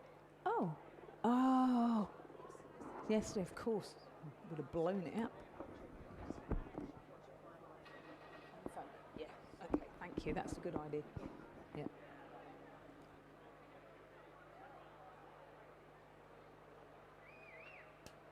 And just a confirmation there of the results of the first heat of the Championships Schoolboy Single Scull. A win for Oliver Arden of Geelong College. Second, Alexander Talby of Radford College.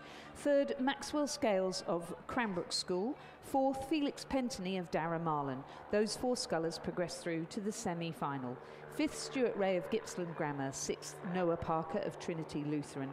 7th, Marcus Fox of Somerset College. 8th, James Baker of St Dominic's College, and 9th, Tristan Dugdale of Centenary are now eliminated from the event. The provisional time for that win for Oliver Arden, 7 minutes 38.39 seconds. The second heat of the Championship Schoolboy Single Scull is in progress, with Nicholas Walsh of Nepean Rowing Club in lane 1, Max Lee of Bundaberg in lane 2, William Dalgleish of Commercial in lane 3, Connor Ellis of Trinity Lutheran College in lane 4, William Spooage of Leichhardt Rowing Club in lane 5, Darren Wang of Radford College in lane 6, Archie Becker of Rockhampton Grammar School in lane 7, Angus Hunt of Kinross Walleroy in lane 8, and Dylan Hibble of the Cathedral School in Townsville in lane 9. And just before we give you some commentary and placings of that second heat, a call out for everybody to please keep their eyes open. One of our rowers has lost an Apple Watch, a black Apple Watch. He's a member of the Hunter Valley Grammar School, so if you do see it, if you could either return it to Boat Bay number 1 or to the Finnish Tower or to Hunter Valley Grammar School's trailer, that would be appreciated. Also wasn't aware that the big screen is not working. I think it might have blown up in that lightning strike that hit the tower yesterday. So we do apologise, but of course you can follow along the live stream and the visuals by using your phone or your iPad whilst you're here. There's a slight delay, but you'll certainly be able to then see what's going on as well as hear it from our commentary team. And there's a shift change here. I'm going to hand over now to Rob Glendenning and to Ben Homer to continue bringing commentary on the Championship Schoolboy Single Scull event. Yeah, good morning, Lizzie, and good morning, Ben. We're right in the closing stages of this Heat 2 of the Schoolboy Single Scull. First 4 through to the semi-final, and through the 1500 metre mark, it was Leichhardt's William Spuge going through in first position, followed by Kinross Walroy's Angus Hunt, Rockhampton Grammar's Archie Becker, and Radford College's Darren Wang. So they at the moment look like it's nothing between Darren Wang in fourth and Commercial's William Dalgleish. So the race is going to be on there over the last 150 metres, Ben, for the all-important 4 places into the final. Morning, Rob. Yeah, it is pretty competitive stuff, isn't it? So, and pretty cutthroat. You've got 9 in a heat, only 4 going through and 5 eliminated. And as you can see there, William Spuge sitting there in a very comfortable position, part of that really strong contingent of Leichhardt scullers. And out here on this near side in lane 8, that's Angus Hunt from Kinross Walleroy. So those two are looking like they are going to get themselves in the top 2, but hang on a second, they're being swamped here. Archie Becker from Rockhampton Grammar, Darren Wang from Radford College, William Dalgleish from Commercial. There's 5 of them coming down to the line together here for 3 spots. It's lane 8, 3 and 6 I'm going to give it to. So Angus Hunt, William Dalgleish and Darren Wang, by the naked eye, is where I'm going. We are going to require a photo, but we are getting information through from our timers that was what they felt as well. It was Hunt, Dalgleish, Wang. William Spuge from Leichhardt was already through, but that's as close as it gets. Rob, that's probably one of the hardest races to call when you've got 5 boats coming down to the line for 3 spots. Absolutely, Ben. It was crazy at that last 100 metres. It all just came together nicely, didn't it, for a crash. We're looking at it on screen now, and anybody who's got access to the screen, just have a look at this, and it does appear that it was the lane 6 just creeping in ahead of lane 7 for that 4th position. But we'll wait to get the official word and pass it on. Yeah, so you can see on that replay, it's clear that Angus Hunt from Kinross was in 2nd. Lane 3 was William Dalgleish from Commercial, and then lane 6, Darren Wang from Radford College. So those are the 4 through.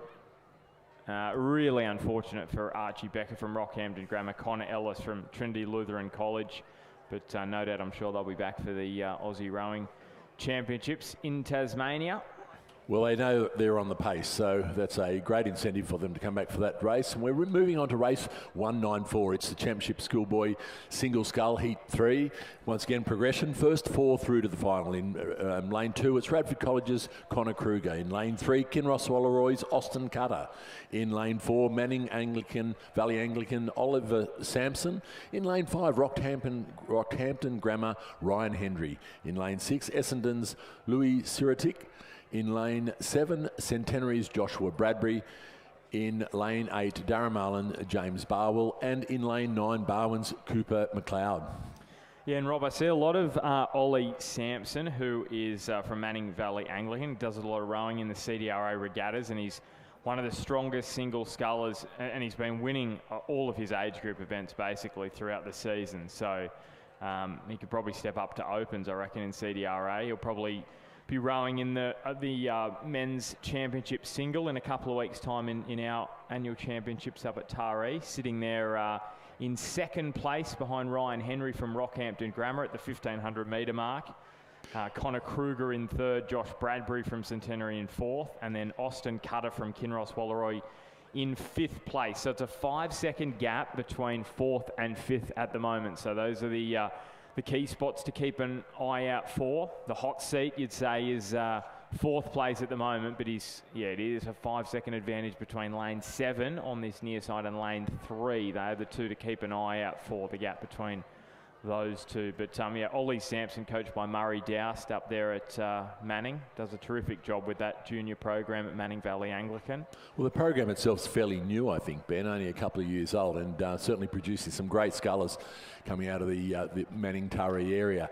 And let me think he's got some hot competition if he gets down for the Open Country Championship single scull, has he, Ben? Yeah, Remy Keats, Jack Hanley, they'll be giving him plenty of competition, I have no doubt. So that'll be good in a couple of weeks' time. And who knows, maybe we might get some others. Odin McIntosh might throw his hat in the ring as well. I might be there, we'll wait and see. So here we go, top 4. We mentioned this before, Rob, pretty clear cut. It was lane 7 and lane 3 with the 2 lanes to watch out for, the gap between those two, and it looks as though it may well have widened or at least stayed the same. And you can see here, he's just turned off the power as Josh Bradbury in lane number 7. He's thinking, I've done enough here to get myself through to the semi-final, and there is no point burning energy in a heat when you're already comfortably through. So Ryan Hendry from Rockhampton Grammar, he is going to go through in first place. Second place is over in lane 2. That is Connor Kruger from Radford College. Ollie Sampson from Manning Valley in third. And then in fourth place is, who we're just talking about, Josh Bradbury. So those 4 safely through to the semi-final in heat number 3. So 1 heat to go. Kinross Wallaroy's Austin Cutter's going to miss out. So too is Darragh Marlin's James Barwell. Cooper McLeod from Barwon also missing the cut through. And then final boat in is Lewis Sirotic from Essendon. And moving on to race 195, the Championship Schoolboy Single Scull Heat 4. Progression is 1, 2, 3, 4 and into the final, semi-finals, and the rest eliminated. Those finals, semi-finals, by the way, are races 202 and 203 a little bit later in the day. In lane 2, King's Oscar Parsons. In lane 3 is Essendon, but has scratched. Lane 4, Kinross Wallaroy's George Hunt. In lane 5, Manning Valley Anglican, Hayden McPhillamy. In lane 6, Radford College's Billy Miller. In lane 7, Gippsland's Grammar's Lachlan Harrison. And in lane 8, Darragh Marlin's Tristan Tierney. And the names out of, a couple of the names out of Manning Valley Anglican indicate a close relationship to the Croker family, the oil manufacturers, which I think one of the nephews of Howard is coming up, or grandson, sorry, of Howard is coming up a little bit later in the day, and perhaps Hayden could be a grandson as well. So. Yeah, definitely, and Hayden, pretty sure rose a double with Ollie Sampson as well. Good little combination there, and he's sitting comfortably in second place at the moment. So George Hunt 3:57.39. Hayden McPhillamy about 3.5 seconds further back. Oscar Parsons in third. Lachlan Harrison in fourth place. So Tristan Tierney, that's the gap to watch. Lane 7 and 8, they're right next to each other. There's still a long way to go though, and we're having a ride with them here. And these are going to be the critical 2 lanes to keep an eye out for, because we only have well, I'll tell you what, this is very interesting. I'll tell you what, these boys are very lucky, Rob, because Tyler Fitzpatrick, I'm pretty sure it's the same Fitzpatrick that he won the open lightweight pair, and then he came back about half an hour later and won the under 21 lightweight single. I'm pretty sure. So I reckon everyone's pretty excited. Well, if Tyler's not there today. If that is the case, and we'll check that, but they would be very happy that Tyler has not been able to make the start. And I know quite a few of the Melbourne clubs have gone after yesterday's. Most of the racing cancelled in the afternoon. A few of them have packed up early and gone. So that could well be the case in Tyler's case. So as you said, going through the 1,000, there was a bit of a gap back between Gippsland's Lachlan Harrison and Darragh Marlin's Tristan Tierney. So whether Tristan can do the put the work in over this last 500 metres and pull that back. He doesn't look to be too far out of it from where we're sitting at the moment, but it does look a clear lead for the Kinross Wallaroy's George Hunt, who goes through the 1,500 metre mark with a handy 2 or 3 length lead over Manning Valley Anglican College's Hayden McPhillamy, followed by King's Oscar Parson, about 6 seconds behind Gibson Grammar's Lachlan Harrison, And it now appears, the gap has actually grown back to Darramalin's Tristan Tini. So he's about 6 seconds now behind Lachlan Harrison. So it does look like, barring disaster, that these four, Hunt, McPhillamy, Parsons and Harrison, will go through to the final. But we've still got about 400 odd metres to go, so there is still enough time to pull back those 6 seconds. Yeah, so I did have a look. Tyler Fitzpatrick, Championship men's under 21 lightweight single, won that 7:37, and the men's elite lightweight pair with Hastings from Barwon. So I would be surprised if he's not in the Penrith Cup crew for Victoria based on that performance. So you wonder, I know that could be the reason he's not rowing here, because I know that the New South Wales 4 squad, the lightweight squad, actually went out just before for a row. So maybe the Victorian squad also went out for a row, because their race was at 6:30 last night. Obviously didn't run, so maybe he's prioritising that, which would be understandable. Yes. Yeah. So as they come down to the last 200 odd metres, the Kinross Rolleroy's George Hunt now got a clear 4 or 5 lengths lead over the Manning River Anglicans McPhillamy. A little bit. Well, is there a concern here, Rob, at all over on the far side? Well, Oscar Parsons from Kings, he was sitting there pretty comfortably. Maybe he is pretty comfortable. Maybe it's just our angle, but. Yeah, I think so. So I think the Darramalin sculler, Tristan Tini, is probably about a length or 2 behind. As we come in, he doesn't look too concerned about it over there, Ben. So he's obviously got a better view on it than I have. So the first four going through to the final. So the others have wound it right down, and it will be the King sculler Oscar Parsons crossing the line in 3rd place. It will be Gibson Grammars, Lachlan Harrison crossing the line now to take that 4th position into the final, and Tristan Tierney crossing the line from Darramalin to close out the field. So Hunt, McPhillamy, Parsons and Harrison all through to the semi-final, which is race 202-203. And I'm just having a look. It's off our sheet, but that's not in too many races' time. That's only. Oh no, we're up to 196, so it would be almost a row back up to the start. But we'll check on that as well as we get update. No, it is. It is pretty much So Championship Schoolgirl Single Scull semi-finals are in 10 minutes. Championship Schoolboy Single Scull semi-finals are in 25 minutes. So we're going to get to see these boys row. It basically is turn around and come back down.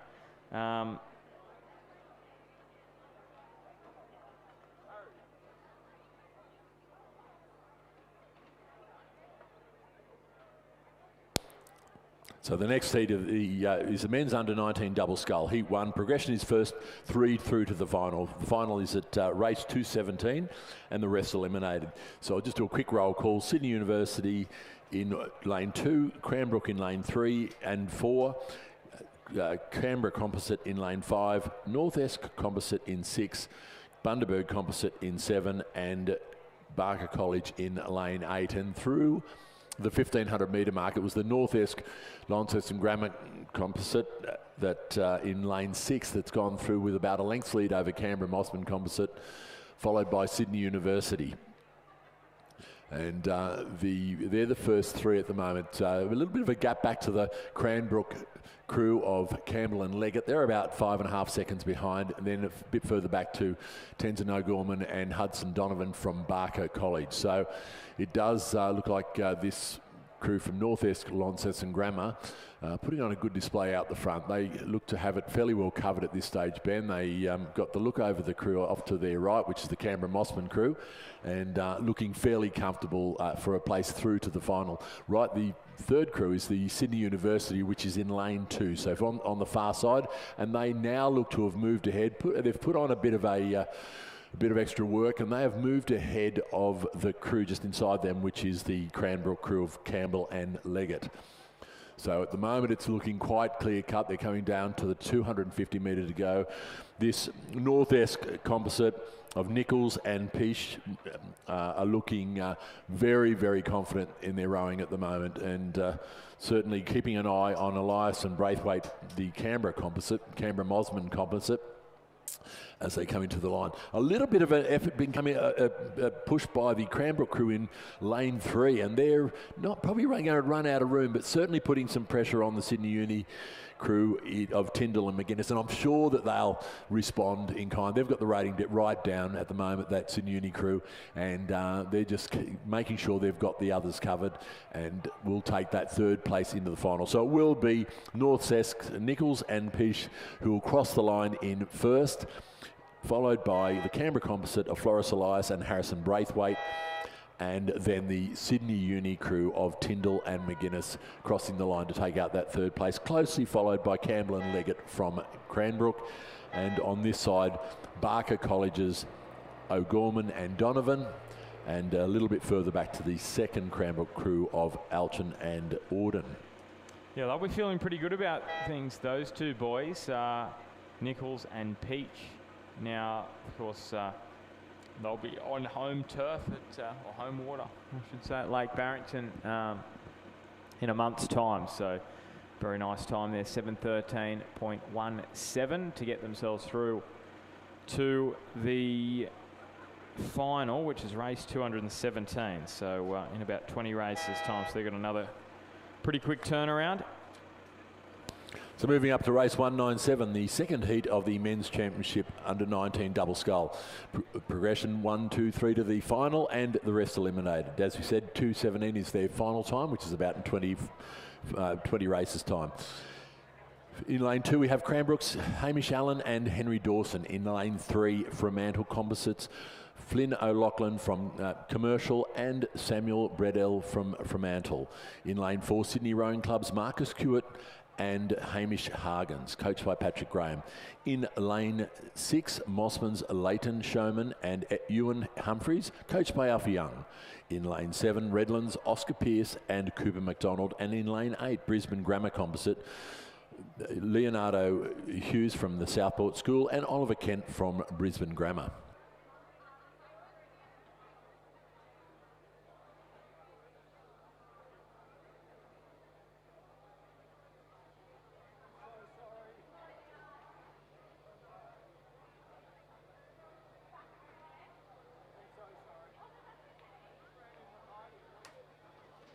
So you can see we're on board here with Oscar Pearce, Cooper McDonald from Redlands, but they're a little bit off the pace at the moment because next to them, Brisbane Grammar, the Southport School composite, Leonardo Hughes from the Southport School and Oliver Kent from Brisbane Grammar. You can see them off in the distance. The 1,500 metre timing hut is in the vicinity of their boat, and they're just about to cross that. So again here we have got top 4 going through, or top 3 I should say, going through to the final because it's a 9-lane course. So top 3 from each heat, the 3 heats going through. So what do we got here for the gap? We've got 3.28 back to lane 2. So lane 3 and lane 2 are in the hot seats at the moment here.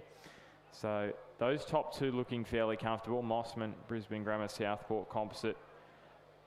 And well, that's looking pretty comfortable now, isn't it, for Fremantle and Commercial? That is a big gap. It was only 3 seconds at the 1K. And, well, we don't have, do I repeat it?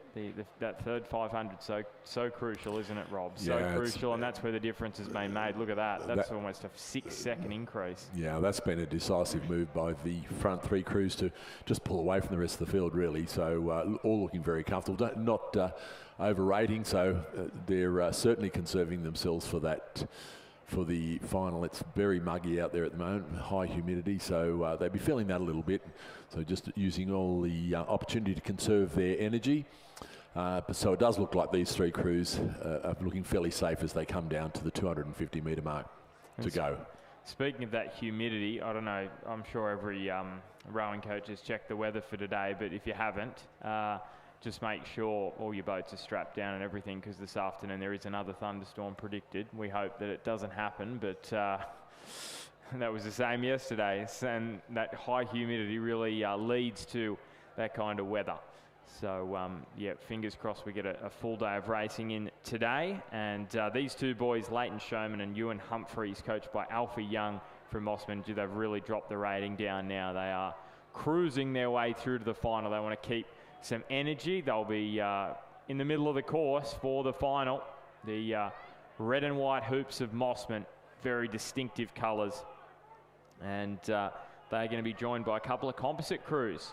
Brisbane Grammar, the Southport School, Leonardo Hughes from the Southport School, and Brisbane Grammar's Oliver Kent, they're in second. And then the Commercial Fremantle composite. You see Commercial there in the bow seat. That is Flynn O'Loughlin, Sam Brettle from Fremantle, stroking that one, and they are going through. It's going to be a little tight for fourth, but fourth place is Redlands, Pearce and McDonald, then Cranbrook in coming in fifth. So sixth place is lane 4. That is Sydney, Marcus Cute and Hamish Hargens. Yeah, that time 7:04.5, about 9 seconds faster than the previous heat. So they were doing it fairly comfortably. So it means that we're going to see some good times in the final. On the course now, we have race 198, the third heat of the under-19 double scull. First 3 to the final, rest eliminated. In lane 2, North Essex, Detmer and Twitchett. In lane 3, Corio Bay's Bailey and Bailey.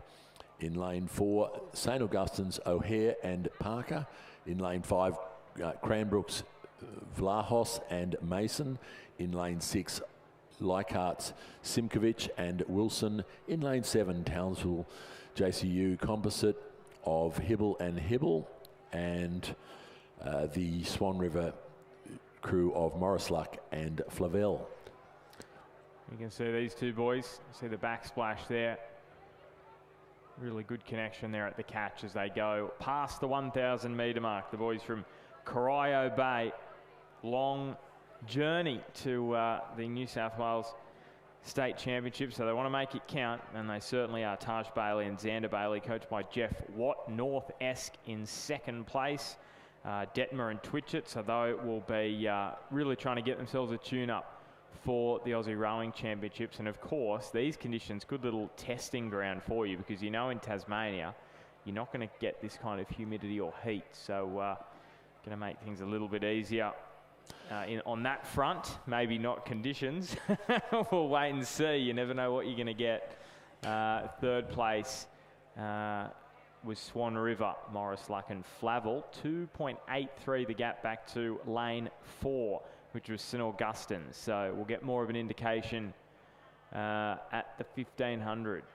Yeah, and Ben, well-travelled heat, these ones. North Esk in Tasmania, we've got Swan River, Western Australia, Townsville, so and Corio Bay. So it's a well-travelled field for coming together for this heat. And as they come down towards the 1500 metres, we can, just looking back up the course, and we're just watching now the crew from Corio Bay and Taj Bailey and Xander Bailey. And they're looking like they might have a fairly comfortable lead from where we're seeing. It could be upwards of 4 or 5 lengths. I'm thinking about 9 or 10 seconds as they go through the 1500. But we'll see that as they're coming down there, but looking very comfortably. The joy of rowing, I'm assuming they're brothers. So we've got a few combinations in this race that appear to be brothers. So having tried that when I was younger, I can tell you it either works or it doesn't. Sometimes it's fraught. well, that time through the 1500, that is quick. 5:07.79. That means you're well and truly heading for a sub-7. I'm always having a look at that quite a lot rowing double. If you are sort of sitting 3:30 into 5:15 there, you're in a pretty good position there, especially at this level. Maybe not the elites, but especially under 19 double. We saw the previous double go through 7:04.57. You can see a bit of movement coming out wide here from Swan River. They are in second place. We said that St Augustine's, they're in lane 4.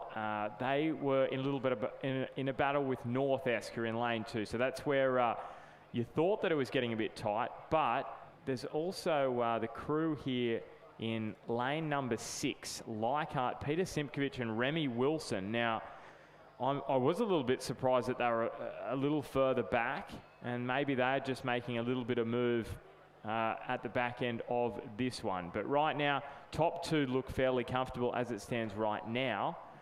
Corio Bay and Swan River. North S trying to get themselves there with St Augustine's there in the centre of the course. They're trying to make a run for it, and still outside of the qualification spots as of the moment. Corio Bay, well, this is comprehensive from them, and it's going to be a very, very swift time, this one. They are going to cruise through on around the 7-minute mark, so that is pretty impressive sculling from them. St Augustine's are trying to come late, but they are not going to get there, and it will be a photo for 2nd and 3rd. That is too hard to split. And St Augustine's missing out, O'Hare and Parker.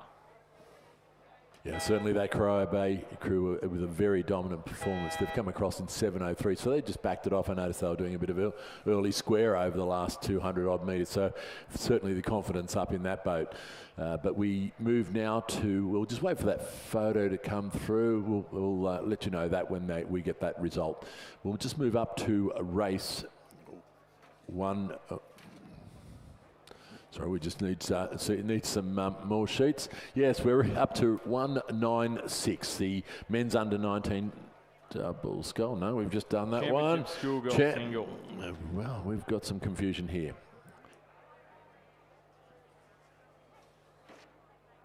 Indeed, championship schoolgirl single.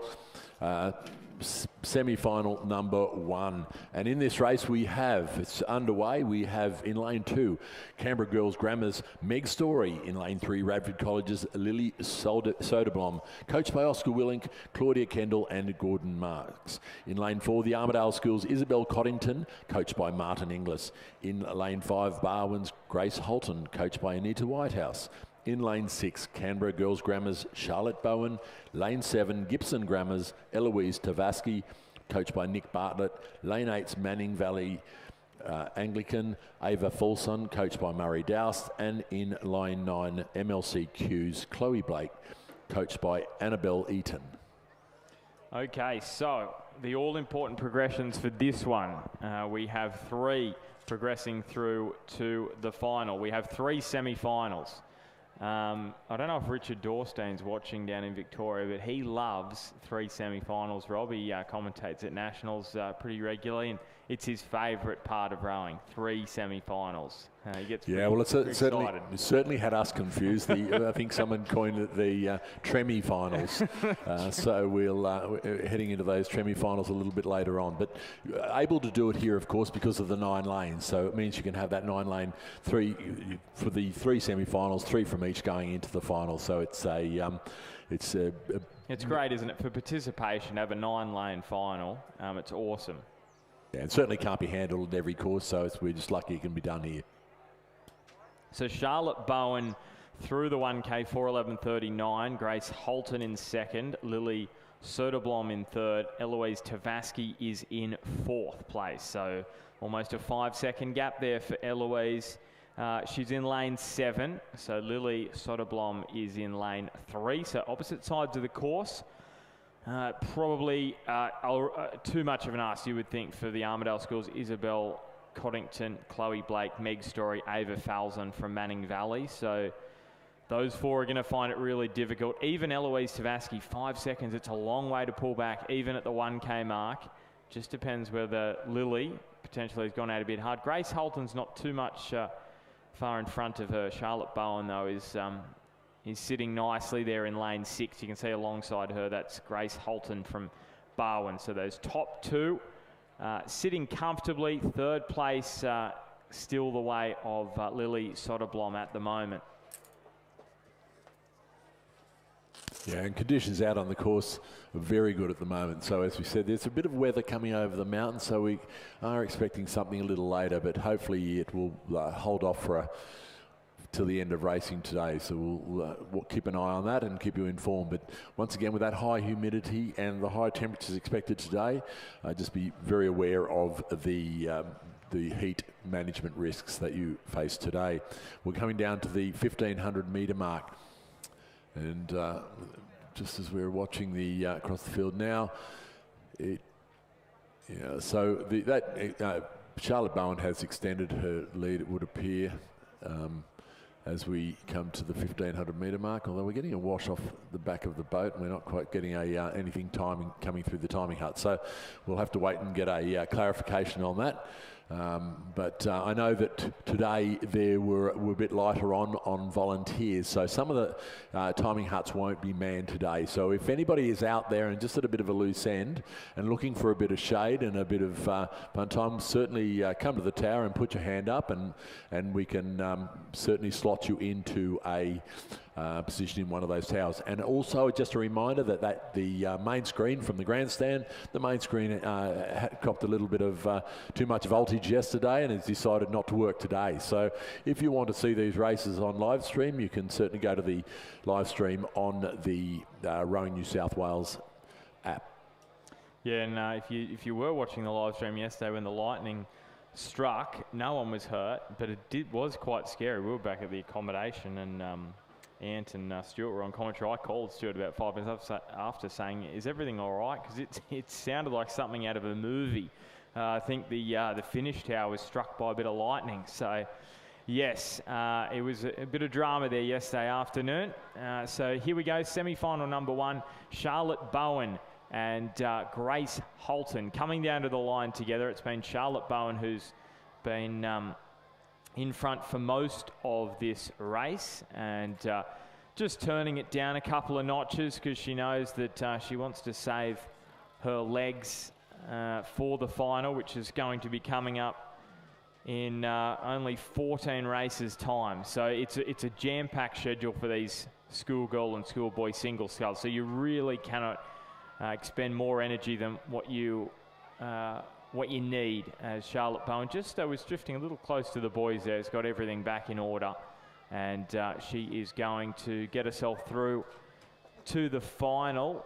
Grace Holton from Barwon just sitting alongside her. She's happy to go through in second place, and then third is Lily Soderblom from Radford College.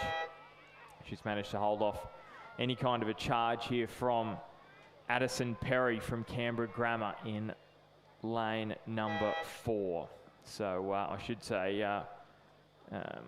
Eloise Tavaski, I should say, over in lane number 4. So that completes the qualification through to the final. Bowen, Holton, Soderblom, Tavaski misses out. So too does Chloe Blake. Meg Story over there in lane 2, and Ava Falzon is going to complete this field from Manning. And just while we're about to call the next race coming down, race 200, just a reminder for all cyclists, a couple of important conditions about riding out on the course here. One is you need to have a helmet on. That is a rules of the course to make sure you always got a helmet on. If you haven't, you're up there, turn around, go back, get your helmet. It's not that hard. Number 2 is there's a barrier up about 100 metres short of the start line, 2,000 metre start line. It is there to keep the bikes out of that area. So please don't ignore it, ride around it, do your mountain biking tricks and go around it. Just stop on this side of it, park your bike and watch from there. The idea is that we're keeping that area up there clear, and spectators and coaches and the like out of that area for its quiet time for the competitors just before the start. And also a reminder that you need to dismount when you get to the flag poles in the front of the grandstand. You need to dismount and walk your bike. That is a no riding area across the front of the grandstand. We'd be very happy if everybody could take that into account today when getting on their bikes. I was going to say as well, Rob, when you're on your bike, I know you need to be wearing your helmet, but do your helmet up. That's probably a good idea. I know there's a few hip people there don't do the helmet up. I would strongly advise that you do the helmet up, because if you tumble off the bike, it'll probably come off and won't save you. So, yeah, safety first. Absolutely, and through the 1,000-metre mark, this race, we have Isabel Henderson from the Armidale School going through in a 4:06, so fairly tidy time coming through the 1,000, followed by Bella Wells from Friends, Leander McLaughlin from Pimble Ladies, and Hannah Kosh from Pimble, and that from Radford College, and that's where all the racing is at the moment. There's nothing in it between the Pimble and Radford College scullers, so obviously that's where there's going to be a tussle, although only 2 seconds back to the St Columbus College sculler Ellie Taylor as well, so it's going to be a very tight final 600 or 700 metres. Yeah, Ellie Taylor, who rows out of Nepean Rowing Club as well, coached by Dan Waddell, Angus George, Miles Harold. So yeah, this is shaping up nicely here. First semi-final, a few little gaps out there, and it was pretty comfortable in the end for the top 3. But well, it looks pretty comfortable again here for Isabella Henderson. She doesn't look like she's had to step it up too much further from the heat. She has really dropped that rating back. So Bella Wells in second. Third place now is Leander McLaughlin. And fourth place, and we're just not getting that time, it was Hannah Koch at the 1K, and she's sitting there in lane 5. Ellie Taylor a little bit further back. So, yeah, as Rob said, if you're a parent and you're looking for something to do and you're interested in your child's times, I'd recommend you go to the 1,500 metre timing hut, and then we can get the exact split. So it's always very helpful, especially when you're looking back on your results, to have a look at those splits for each 500 metre interval.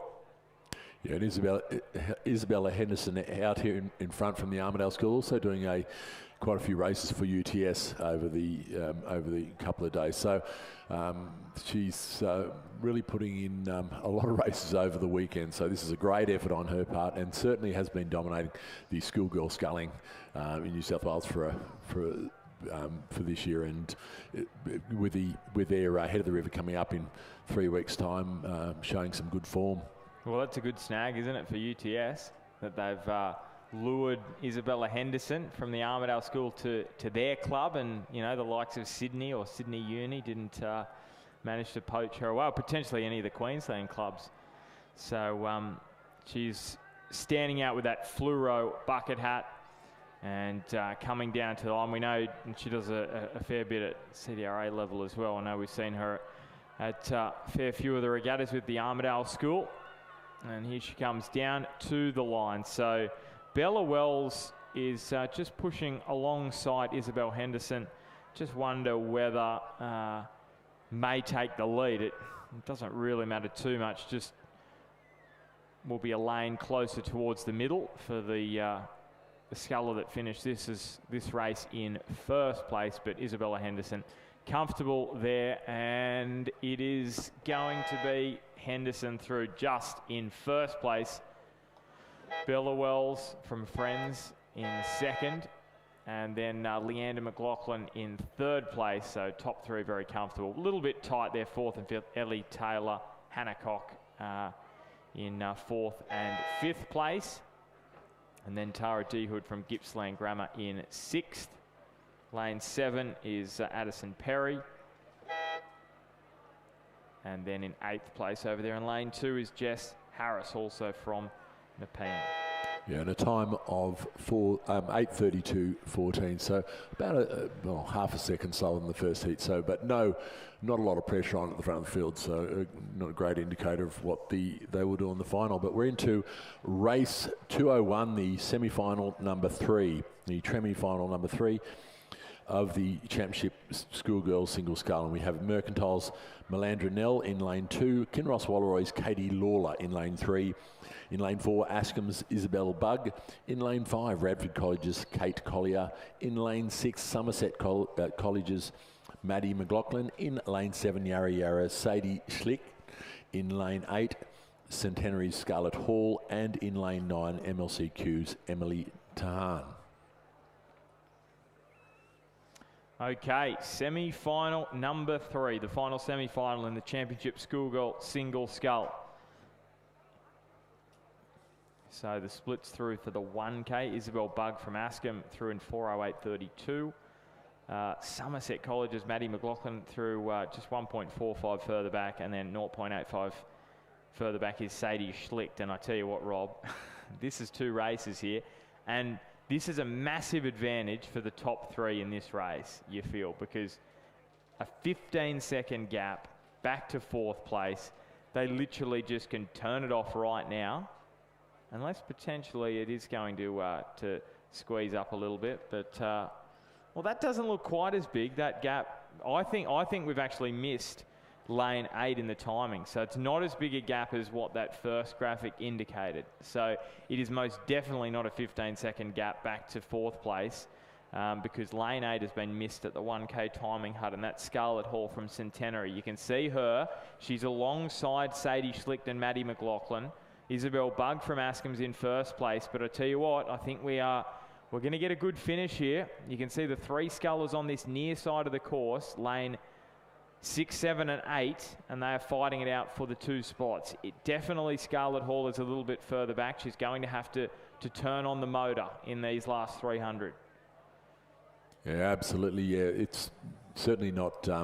It's only about 2 or 3 lengths, but she now is winding it up. So the others, because they've done it pretty easy, I would say from the 1,000-metre mark, they'll be just probably able to respond in kind as Scarlett gets a bit closer. But it's certainly no trouble out the front there for Isabel Bugg.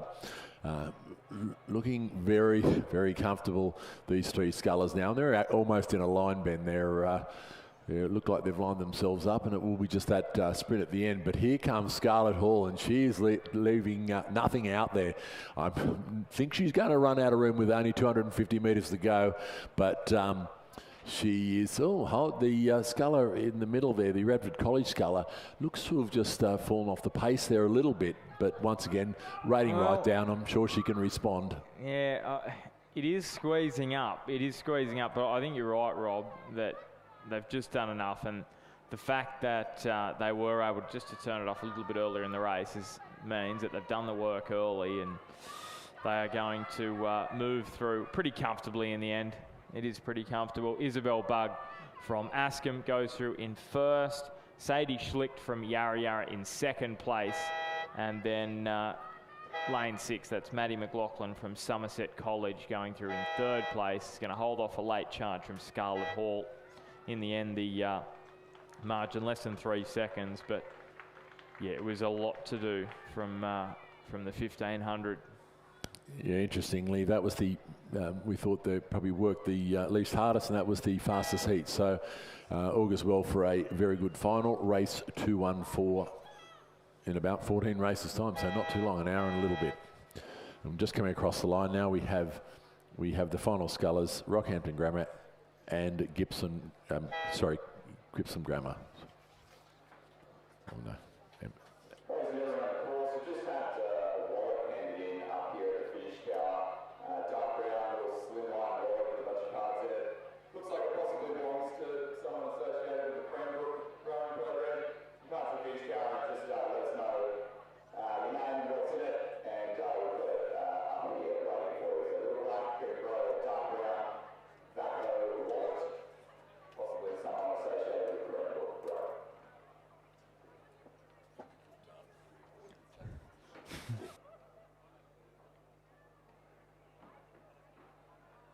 Okay, we're on to race 202, the semi-final number 1 of the Schoolboy Single Scull.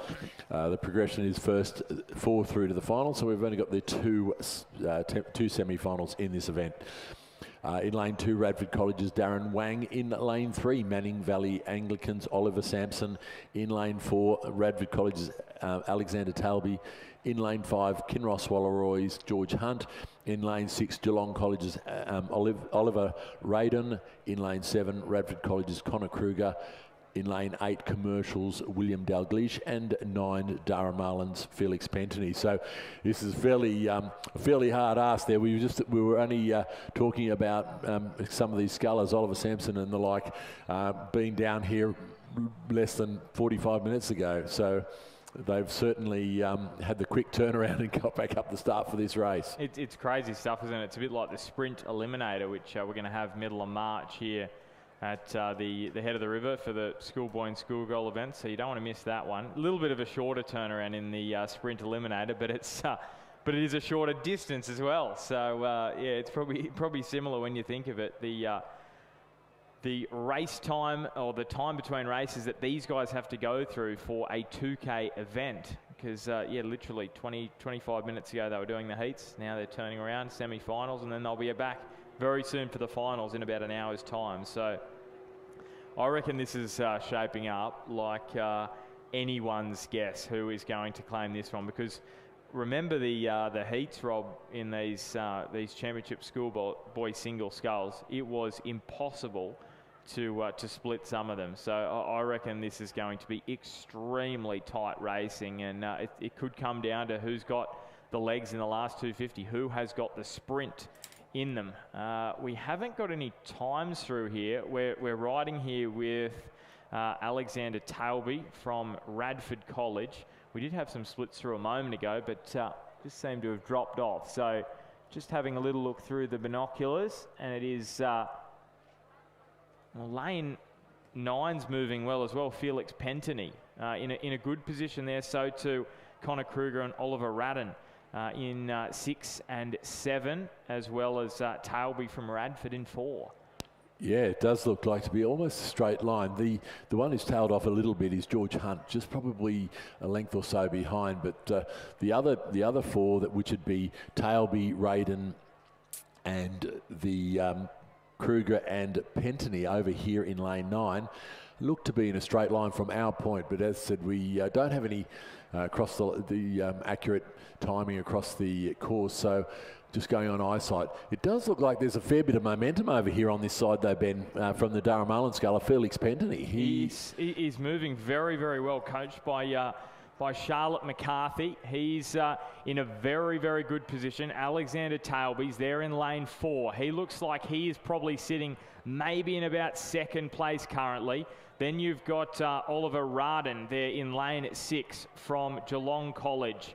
All of a sudden, lane 5, George Hunt from Kinross Wallaroi. He's coming back into things. Connor Kruger from Radford's there in lane 7. Felix Pentany from Darramarlin, though. He is clearly in front. Alexander Tailby is in 2nd place, maybe, but I think he's being overhauled here because Kruger and Radden, they've absolutely stepped it up. Remembering it is the top 4 going through to the final, and they're just making themselves known here. The top 4 have just rocketed themselves through here to the final.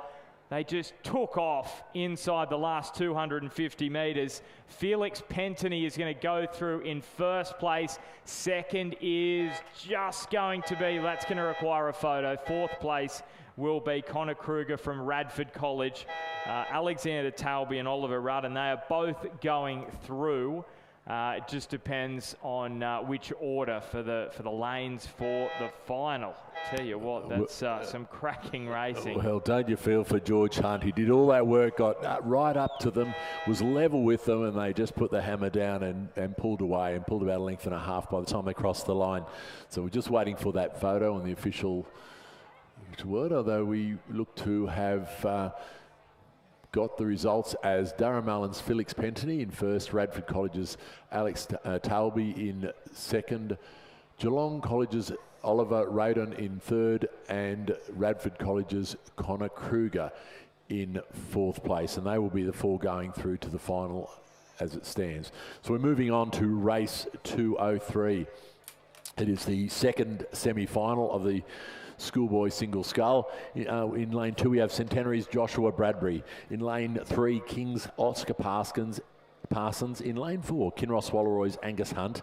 In lane 5 Rockhampton Grammar's Ryan Hendry. Lane 6 Leichhardt William Spuge.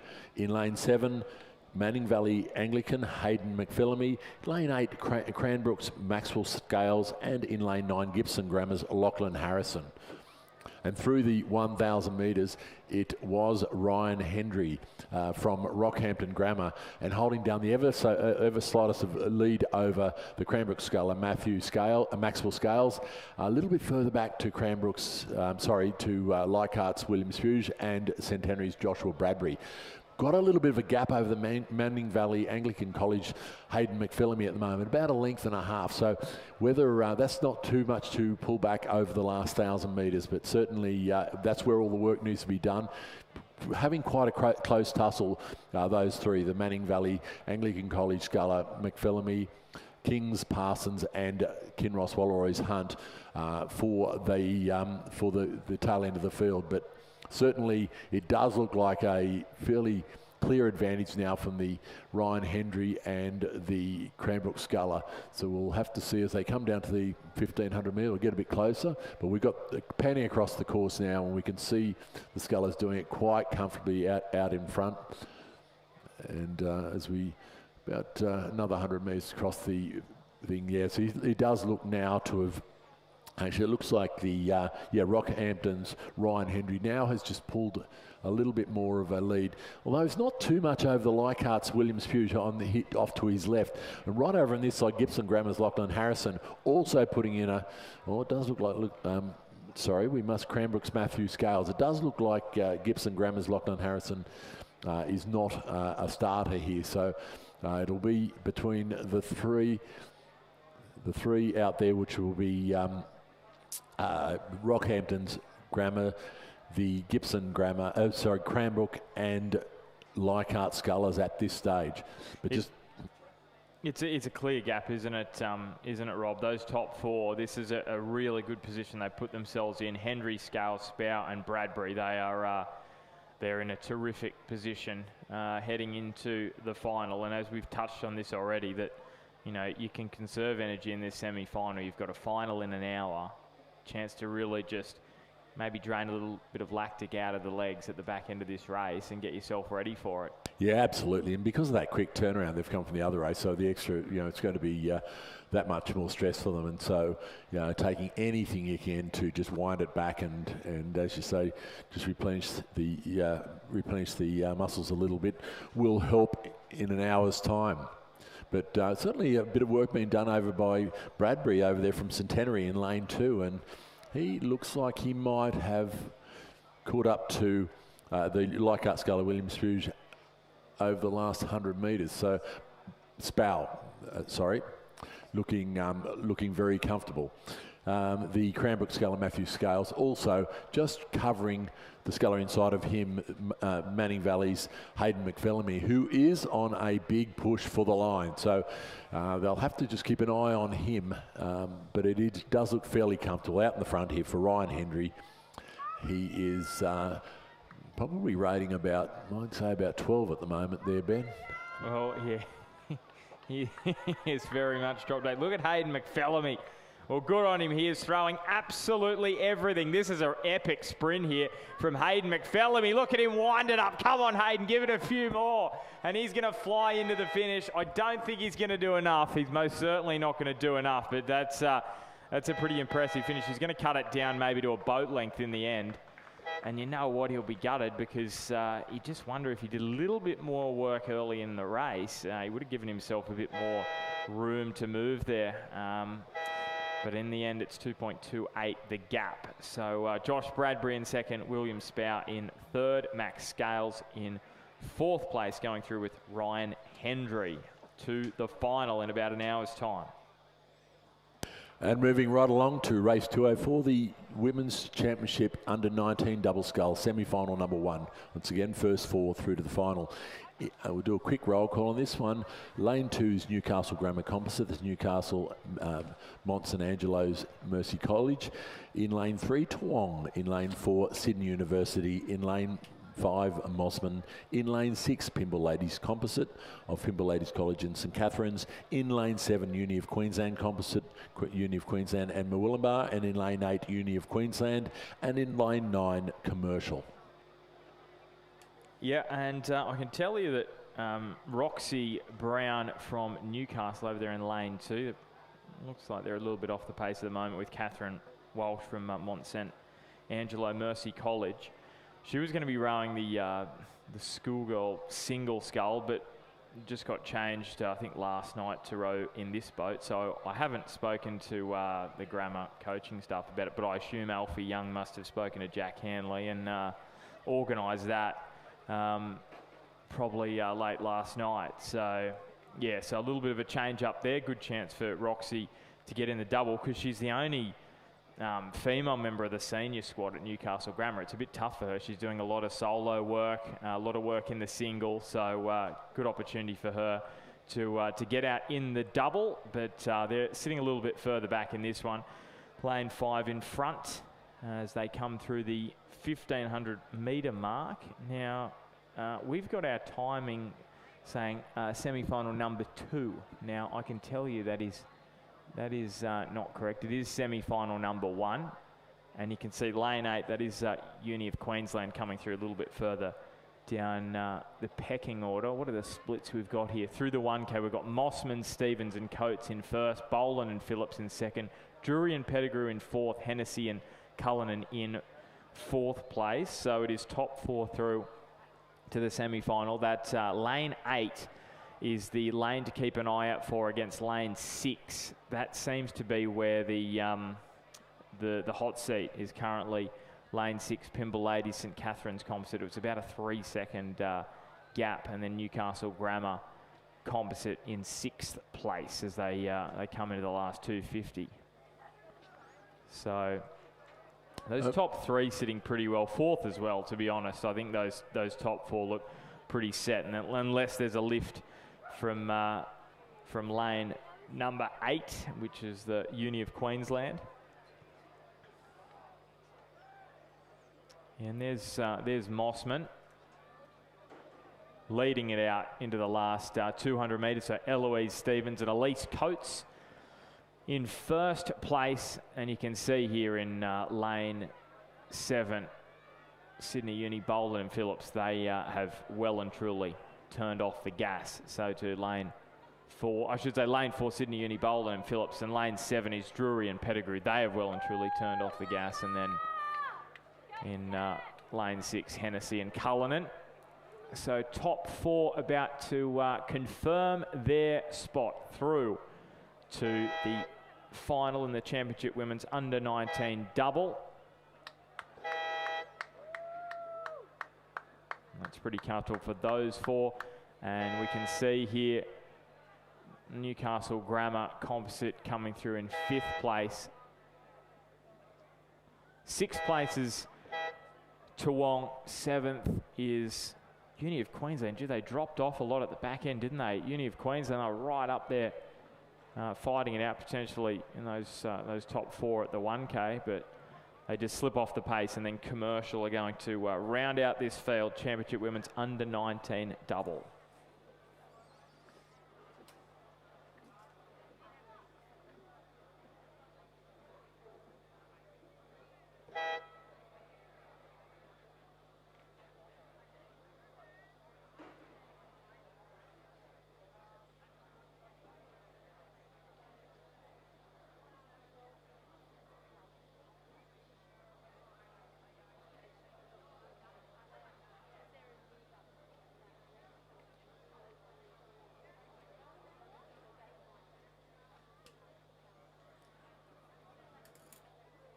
Championship women's under-19 double scull semi-final number 2 is on your screens now. Moolumbar, O'Grady and Swanson in 2, Fremantle, Lucas and Generat in lane 3, Stafford and Becker from Commercial in 4, Canfield and Smith from Gippsland Grammar in 5, Nolan and Hilton in 6 from Cand, Ravenstein and Kirkham from Mossman in lane 7, Black Mountain, Mossman composite, Heap and Rathel in 8, and Commercials Ewan and Kendall in lane 9.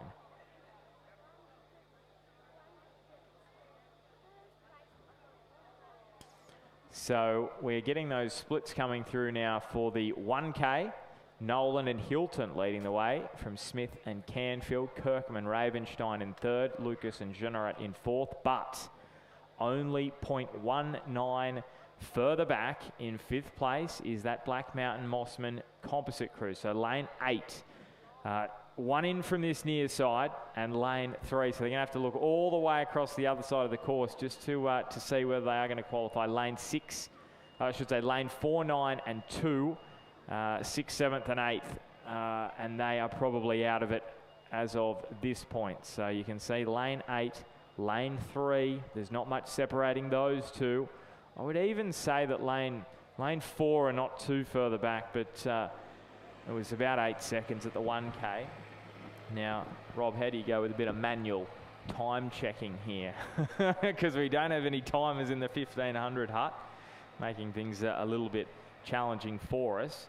So I reckon that well, that's definitely lane 6 going through, and followed by lane 7, lane 5, and lane 3, lane 1. So it's going to be very, very tight. Yes, as Ben said, over the last 100 so metres, it's a little bit hard to tell from here, but it does appear that there's currently about 3 crews that could vie for that 4th place into the final. So we'll have to see as they come a little bit closer to us, but no trouble at all for the Cairn crew of Nolan and Hilton out the front. They do look to have held about a length's lead, but we'll have to keep an eye on the crews either side of them, the Gibson, Grammar and the Mossman. But over on the far side, the Fremantle crew is certainly making some big inroads, and as are the Black Mountain Composite crew over in lane 8. So the sprint to the line is going to be really interesting, Ben. Well, what made it even more interesting there, as they came past the 1500 time check, I reckon there might have been a single in there. There's actually a single rowing down the far side of the course that may have gone past the timing point, exactly that point too, just to make things even more interesting for us. Okay, so down to the last 250 metres, and you can see Nolan and Hilton, they are sitting comfortably there in lane 6. They've also got Mossman coming up alongside them, Ravenstein and Kirkham. They're currently in 2nd place. 3rd, 4th and 5th. You could throw a blanket over them because they are that tight. Over here on the near side, Heap and Rathel, they're probably just outside. They're probably sitting on elimination at the moment. 3rd place is lane 5, that's Smith and Canfield. And then we've got Fremantle, Lucas and Jonarat. They are probably in 4th as it stands currently. Black Mountain Composite, they're going to have to get busy here in the last 100 metres. They're really going to have to step it up if they want to make their way into the final. It is going to be Nolan and Hilton from Cairn. 2nd place is Mossman, Ravenstein and Kirkham. 3rd is Smith and Canfield. 4th place goes the way of Fremantle, Lucas and Jonarat, and they have edged out Heap and Rathel from Black Mountain. It was less than half a second at the midway point, but they've extended that to about 3 seconds back to 5th place. And Stafford and Becker, they are going to cross in 6th place. 7th is Commercial, Ewan and Kendall, and then 8th place will be the Moolumbar crew on the far side, O'Grady and Swanson.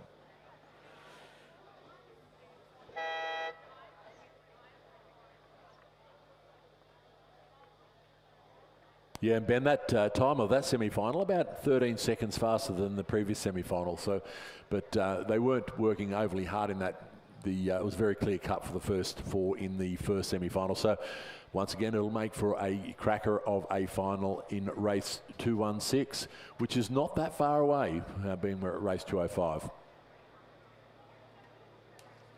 So we've got some quad racing now on the water, and I've got some good news, Rob. I believe we're going to get some 1500 metre splits coming through. So thanks so much for Rowing New South Wales. They're straight onto it, and they've put someone in the 1500 metre timing hut, which is going to give us a great indication of the splits heading into the last 500 metres. So these crews, lane 1, Loretto Marriotteville in lane 1, MLCQ in 2, Radford College in 3, Canberra Girls Grammar in 4, Commercial in 5, Sydney Girls in 6, the Cathedral School in 7, Pymble Ladies 2 in 8, Loretto Normanhurst in lane number 9.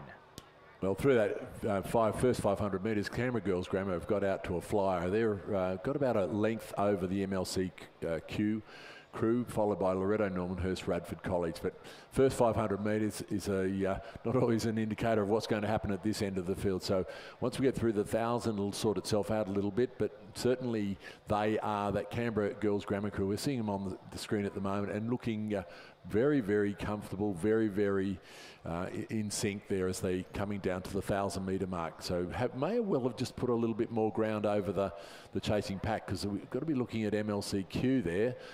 So it looks like they could be up to about 2 lengths in front of the chasing pack at the moment.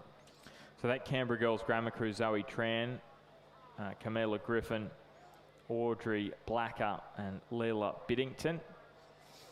So that was about a 3.64 second gap at the 500, which probably, and that's the thing at the 500, you don't read too much into it, but if you've got a 3 second gap at the 500, you probably can read into that crew is pretty strong. And at the 1K, they have doubled their money. It's 6.88 over Loretto Normanhurst in second. Third place is MLCQ. Fourth place, 0.17 back, Loretto Marriotteville. So important to remind you, the top three through to the final in this one. So very cutthroat. 6 crews missing out. And Loretto Marriotteville, they've still got enough time to pull their way back. They're in lane 1. They're sitting on elimination at the moment. MLCQ right alongside them, so they can literally see each other right side by side all the way down the course. Yeah, and that Loretto Normanhurst crew has done some great work. They were a little bit off the pace through the first 500, so have really got wound up as they get into the race, and look like they've got into their rhythm now and pulled a lot of that distance back on the Canberra Girls Grammar crew. So that crew, Loretto Normanhurst, Anna Ward, Alexandra Hare, Ruby Matthews, Poppy Bensley, and they're coxed by Rosie Lennon, coached by Jackson Gersoy and Hannah Cowap. So they were sitting at the in second place, so safely in second place at the 1,000 metre mark. So here comes the all-important 1,500 metre timing hut. So we've touched on it. Canberra Girls Grammar, really good position there, middle of the course. Second place, Loretto Normanhurst, right on this near side of the course against the grandstand. You'll get a very good look at them as they come down into the last 500 metres. But the ejector seat in this one is 4th onwards and you are eliminated. So it is high stakes here in the Championship Women's Under-17 Coxed Quad Scull. And it is lane 1 and lane 2 that are sitting on the cusp here. You've got Loretto Marriotteville over there in lane 1. That crew, Alice Frierson Leah, Isla Allgrove, Eugenie Anderson and Layla Bryant, coxed by Mia Frierson Leah and coached by Dario Sportelli and Madison Johansson. And then MLCQ, Isabel Egan, Anna DeMortia, Chloe Poor, I should say, and Holly Collette, coxed by Abby Bourne, coached by Matt Wilson and Emily Montague. So here they come. Final 250 metres very much upon us. You can see that gap back to Loretto Marriotteville. It is only 0.93 that MLCQ hold a spot in the final as it stands provisionally. Into the last 300 metres they come. So you could just see at the front of the field here, Canberra Girls Grammar, they can just turn it off a touch because they know they're in a very comfortable position.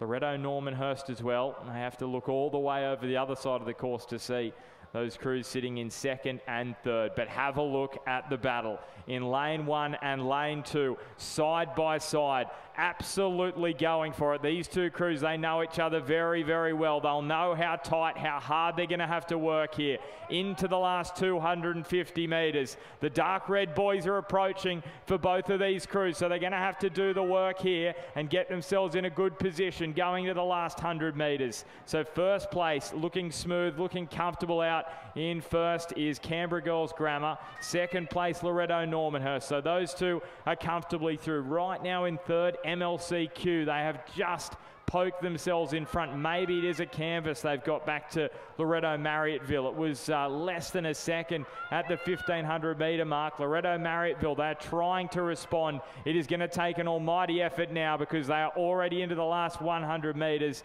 and the gap is expanding. So that is a terrific response from MLCQ inside the last 300 metres. They responded and they are going to secure their spot in the final. They may even finish in second. They're not quite. It'll go the way of Loretto Normanhurst. Third place is MLCQ.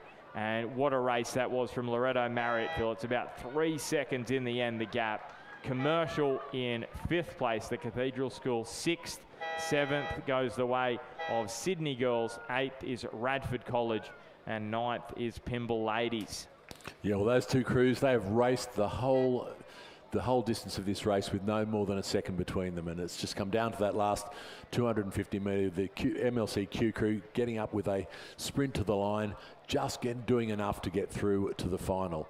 So we move on to race 207, the second heat of the women's under-17 Cox Quad Scull. And we're just getting down, they've only just started, so we'll run through the crews. In lane 1, MLCQ's Eloise Spinks, Taya Dixon, Lily Fowles, Harriet Slee and Freya Kuznanda. And their coaches Ian Popper and Char Will. In lane 2, Kinross Wallaroys, Anna Orr, Charlotte Williams, Millie Hellier, Alexandra Karash, Chloe Caro and coaches Benjamin Watt and Nicole Caro. In lane 3, Fremantles, Vera Rafferty, Frankie Champtaloop, Maho Ono, April Bruton and Isabel Duant is their coxswain, coached by Jack Sharif. In lane 4, MLC Schools, Maya McBride, Tabitha Lloyd, Megan Kewitt, Elizabeth Ravens, Catherine Bentley Lampy is their coxswain and coached by Charlotte Armand and Rafe Stanford Meisel. In lane 5, Roseville Colleges, Sophie Ben, Millie Phillips, Abby Harris, Piper Robertson, Alex Davies is their coxswain and coached by Caris Campbell, Jack Henderson and James Pettering. In lane 6, Newcastle Grammar, Sarah Brown, Edie Wills, Ella Walters, Ruby Bramble, Lexia Award and is their coxswain and coached by Jenna Order and Jack Hanley. In lane 7, PLC Sydney's Ava Lane, Lara Rathian, Jozo Alicia, Sophie Moore and Talia Kinnelside is their coxswain. In lane 8, Marucci, Annie McBride, Ava Cook, Olivia McBride, Liv Horsenale, Gabriel Lazarus is their coxswain and their coaches Rebecca Biddle and William Smith and Amanda Rukawai. And in lane 9, the Armidale Schools, Zana Ross, Ruby Minkins, Isabel Glover, Luella Caulfield, Sophie Slacksmith is their coxswain and coached by Emily Stevenson. You can take a breath now, Rob. There's a lot of names in this one. Great participation in the Championship Women's Under-17 Cox Quad. Roseville sitting there in second. Kinross Wallaroy 2 in second. PLC Sydney in third. MLCQ in fourth. And I thought for a moment it was shaping up there as a lane 1 and lane 2 battle. Maybe not quite. PLC Sydney now in that third place. MLCQ is all the way over in lane 1. PLC Sydney's in lane 7. So they're those two key spots to look out for, and I reckon that is the only crew that's going to be able to challenge for the top 3 is MLCQ, because Fremantle are 10 seconds further back, sitting there in 5th place. Marucci 5 seconds further back than MLC, the Armidale School, Newcastle Grammar. So MLCQ have got about 4 seconds to make up on PLC Sydney. That is a lot to make up in a quad with 1,000 metres already expired in this race. But lane 5, Roseville, looking smooth at the front, and that's where we're riding at the moment. That's Ben Phillips, Harris Robertson, coxed by Davies and coached by Harris Campbell, Jack Henderson, James Petering. So very nice movement. This crew out in front. Kinross are in lane 2 and they're sitting in second. PLC Sydney were in third, they're in lane 7, and then it's over lane 1. It just depends whether MLCQ potentially can use Kinross as a little bit of a pace boat and pull themselves back into the race. Yeah, they're going to need it. They're certainly about a length or so off the back of the Kinross Wallaroy crew now. So it'll be interesting to see how they can respond as they come down towards the 1,500 metre mark. And we've got, now that we're getting those timing through, we'll be able to give you some margins. And but certainly the top 2 crews at the moment in the middle of the course. So who do we have? The Roseville College just going through that 1,500 metre mark with about a 3-second advantage over Kinross Wallaroy. PLC Sydney 2.6 seconds back and MLCQ 2.52 seconds back. So all the work to be done by that MLCQ crew. If they're going to overtake somebody, they've got to be aiming for the PLC crew, who is over here in lane 7. So at this point in time, they're not too far out of it. So only at 2.5 seconds, about 500 metres to go. A little bit of a tailwind there happening at the moment, so they'll be getting a bit of an effect of that over on that side of the course. So it's going to be very, very tight coming into the closing stages. About 350 odd metres to go.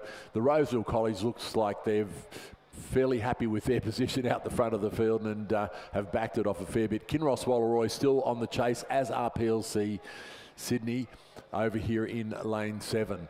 So the race really at the moment is whether this MLC Q crew can make its way back onto the back of the they are absolutely charging here. They're charging the rating. I was just wondering, Rob, at the 1K it was a 4-second gap. At the 1500 it was 2.5 seconds, and I was thinking, do you read anything into that? The fact that they pull back 1.5 seconds through the third 500. They certainly are the fastest moving boat on the water at the moment, that crew over in lane 1. You just wonder whether they have left the run a little bit late. Kinross Wallaroy just sitting there in second place. As we said, the Roseville boat very, very smooth at the front of the field, and then PLC Sydney currently in third. I reckon that's been left a little late, hasn't it, by MLCQ. They moved well inside this last 1,000. You just wonder whether they got going a little earlier. May have been a different story. Well, I think the problem's been that it's the distance between them and the PLC crew, so they probably didn't realise where they were and how close they were. But no trouble at all for this Roseville crew going across the line to take out the win from the Kinross Wallaroy in lane 2. It was the PLC Sydney crew coming across in third to take that final place into the final, followed by MLCQ, and they are spent over there. They have worked their hearts out. A bit of a crab happening here in lane 8, the Marucci crew. And that has slowed their progress just a touch, but it will be the Fremantle crew crossing the line now.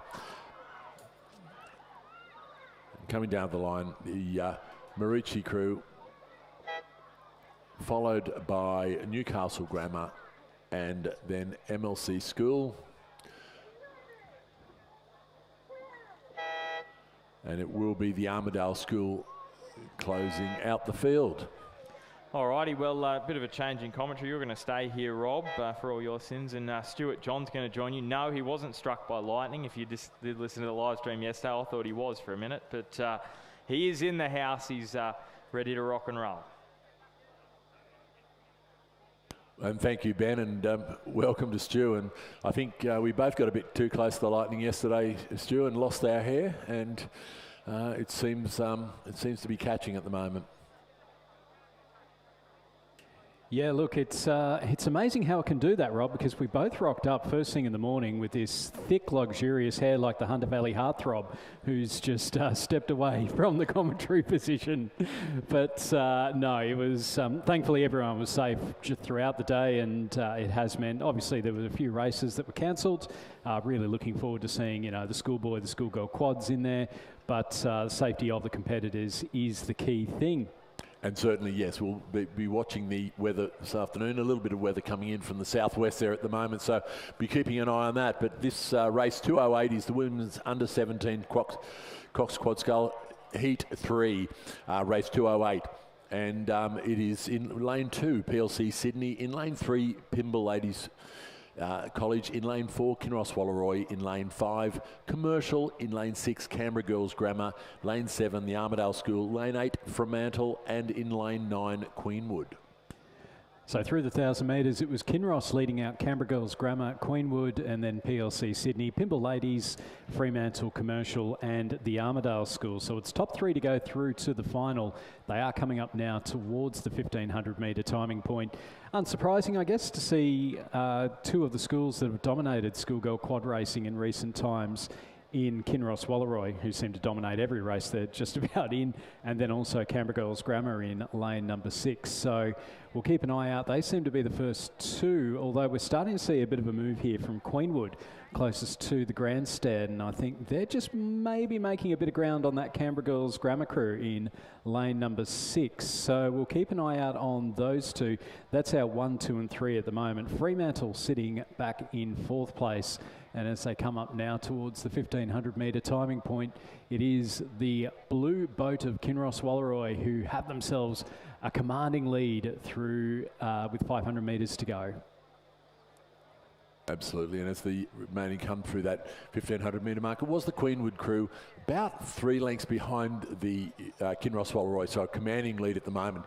Canberra Grammar's following them through. A little bit of a gap now over the PLC Sydney crew, so they've managed to pull a bit more time out of them and to consolidate in that 3rd position. So if they can hold on to that, they will get through to the final.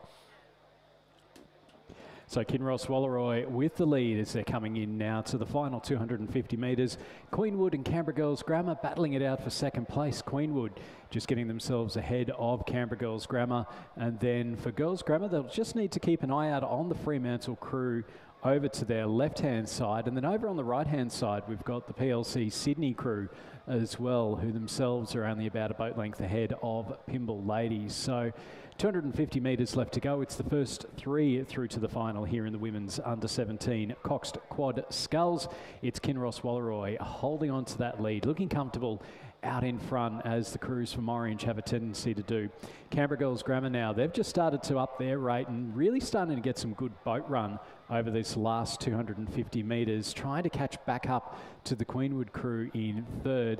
They are looking relatively safe. We've got Fremantle sitting in 4th place, as well as a very fast-moving PLC over on the far side of the course, but it may just be a little bit too far to make up. And this is one of those ones, I think, Rob, where having the bow-loaded cocks and not having that ability to see absolutely everything that's going on, your reliance on the feedback from the crew members themselves, because obviously they can see exactly where all the other crews are.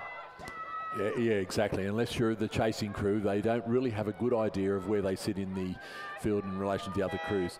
And that's Kinross Walleroy crossing the line take that out the 1st position. It will be the Canberra Girls Grammar taking just ahead of Queenwood, so nothing in it there. They will be the 3 crews going through to the final.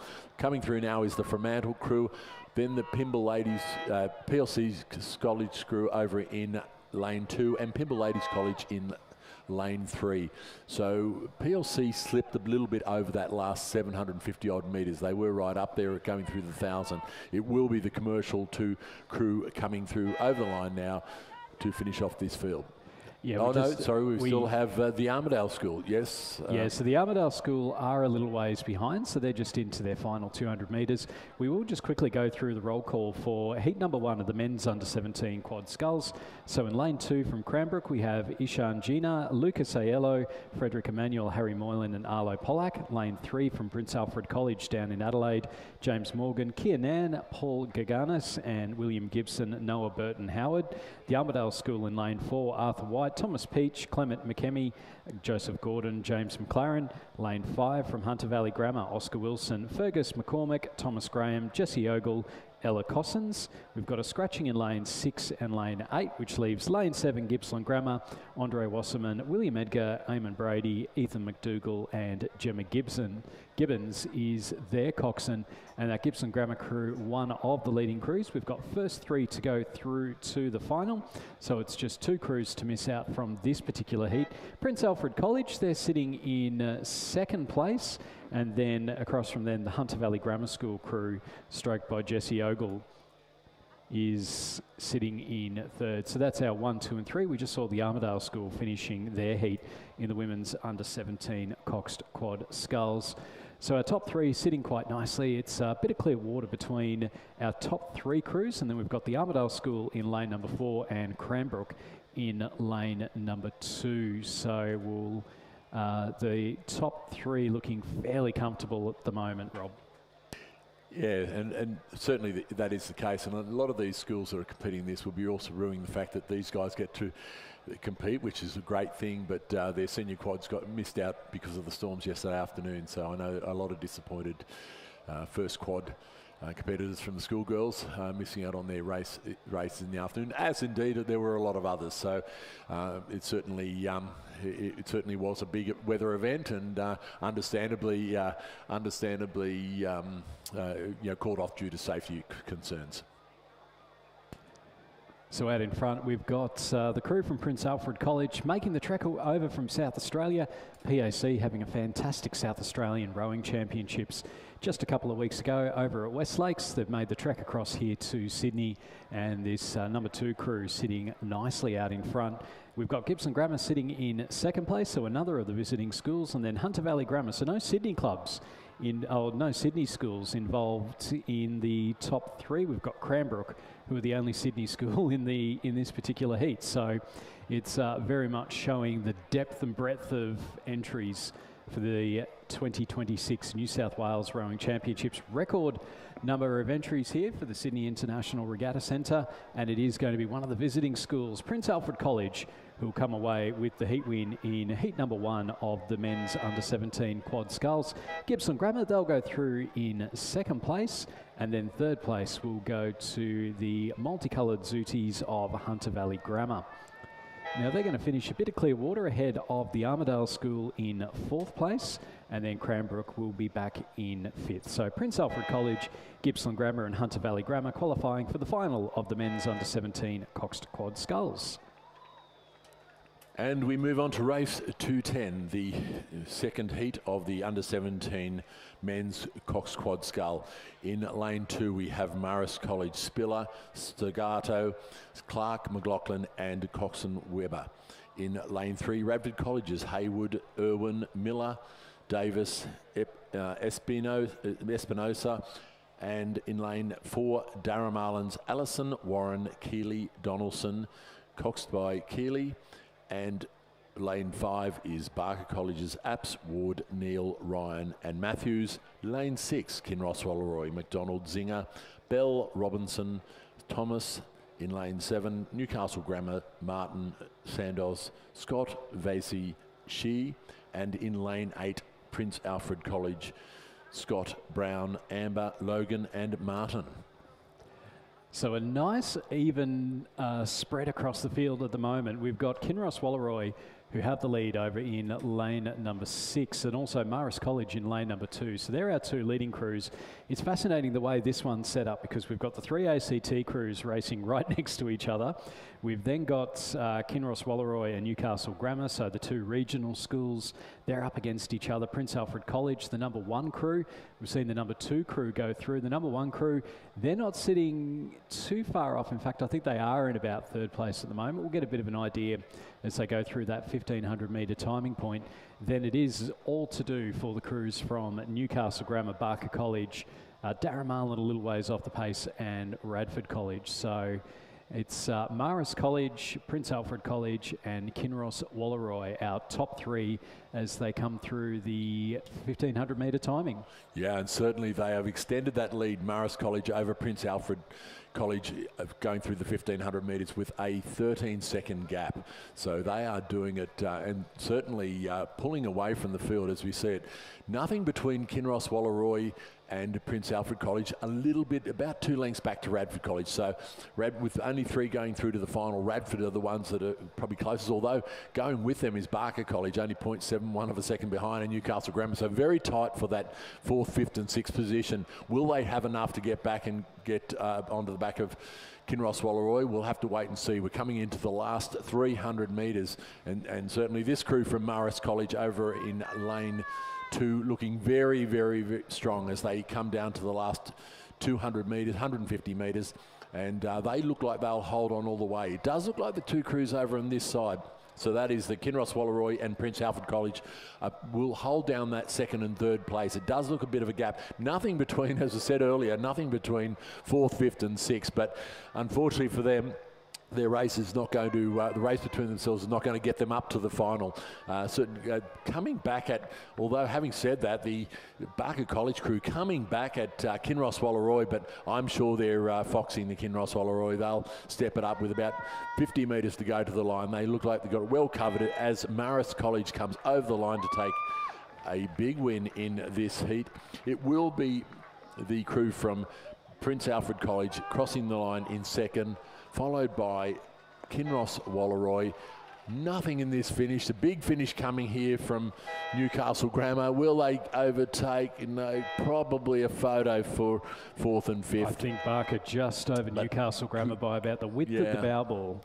And and coming home now is the Durham Allen crew, and they will cross the line shortly to close out this field.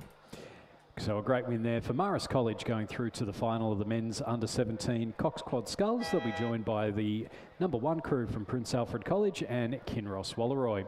Heat number 3 is underway. It's top 3 to go through, and we've only got, with one scratching, we've got 4 entrants in this heat. So just the 1 crew to miss out. In lane number 4 from Cranbrook, we have Archibald Simons, Oliver Southwell Kelly, Jensen Lee, Sebastian Koskar and Thomas Lukes. In lane 5 from the Cathedral School up in Townsville, Oscar Holland, Benjamin Sharp, Evan Dippenar, Remy Johnson and Charlie Parfrey. And they're coached by Jamie Forbes, Micah Talbot and Charlie Patrick. Lane 6 from St Augustine's, we have Finn Fulsham, Jasper Moy, Oliver Kennedy, Daniel Corrigan, Ian Guan, and they're coached by Amos Noon and Judith Ungabak. Scratching from Kings in lane number 7 and lane 8 from Newcastle Grammar, we have Nelson Scholes, Sam Cross, Theodore Spack, Hunter Mann, Tiffany Peritet, and they're coached by Harper Timms and Jack Hanley. Yeah, and through the 1,000 metre mark, it was the Cathedral School going through with about a 2-second advantage over Newcastle Grammar, followed by St Augustine's, and then a big gap back to Cranbrook. So at this point in time, it looks like those 3 crews are looking fairly safe to get through. It's only the Cranbrook crew dropping off the back a little bit now as they coming through that 1,000 metres. So it'll depend if they can do anything over the next 500 metres. To pull back some of that lead, but with only 3 going through to the final, one of these crews has to miss out. It is looking like the Cranbrook crew are the crew to miss out. At the moment, you never know what might happen in a rowing race. We've seen plenty at the South Australian State Championships. There are a number of crews that had equipment failures on West Lakes, and apparently it's a thing for West Lakes. It's the way that the winds blow, it just means that it makes it a little bit easier to snap an oar or have something happen like that. So the Cranbrook crew will need to keep on pushing. We do see Cranbrook tend to be down at the ACT Junior Championships, ACT Head of the Lake. That's next weekend. I think there's something like 3-time holders of the Schoolboy point score down at the Head of the Lake, the Governor General's Trophy, which was presented by Samantha Mostyn, the Governor General. Yeah, and certainly getting a lot more popular, that event for out of territory competitors. So good to see the growth in it. Probably helped by a few of the other initiatives down there with the Red Shed and the like. So great to see a few initiatives out there to try to improve, the take up of rowing and participation in general. Well, I mean, we saw, speaking of the Red Shed, we saw the Golden Oar down there last year, and never in my wildest dreams did I have the Sinkoviches down in Canberra. It's the Sinkoviches with Harriet Hudson and Tara Rigney, and I mean, there were just people mobbing them, taking photos down there. They had a really good erg race down there as well, so it was the best of the ACT schools with the members of the Australian and New Zealand national team, so it was great for the It was great for those athletes to meet their heroes, and I'm sure the school kids were really excited about it as well. Yeah, and as I said yesterday, these sort of initiatives are the things that will keep, our the younger people in the sport, and it's certainly the, sprint eliminator at the Schoolgirl and Schoolboy Head of the Rivers is just a great initiative, and you've got crowds there as well, so you can get the hype happening in that lunch break at those events. Emma Twigg coming down for the women's eliminator. It was so much fun that the excitement as they were going through, instead of looking out for whoever was coming first, you were looking for whoever was coming last. It's the exact opposite of what you would ordinarily do.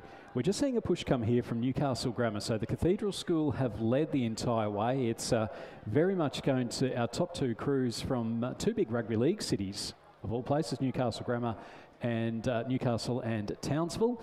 it is still the Cathedral School holding on to that lead. It's about a boat length. St Augustine's now, they've started to up their rate as they head towards the line. We'll keep an eye out to see if they're able to get themselves ahead of Newcastle Grammar.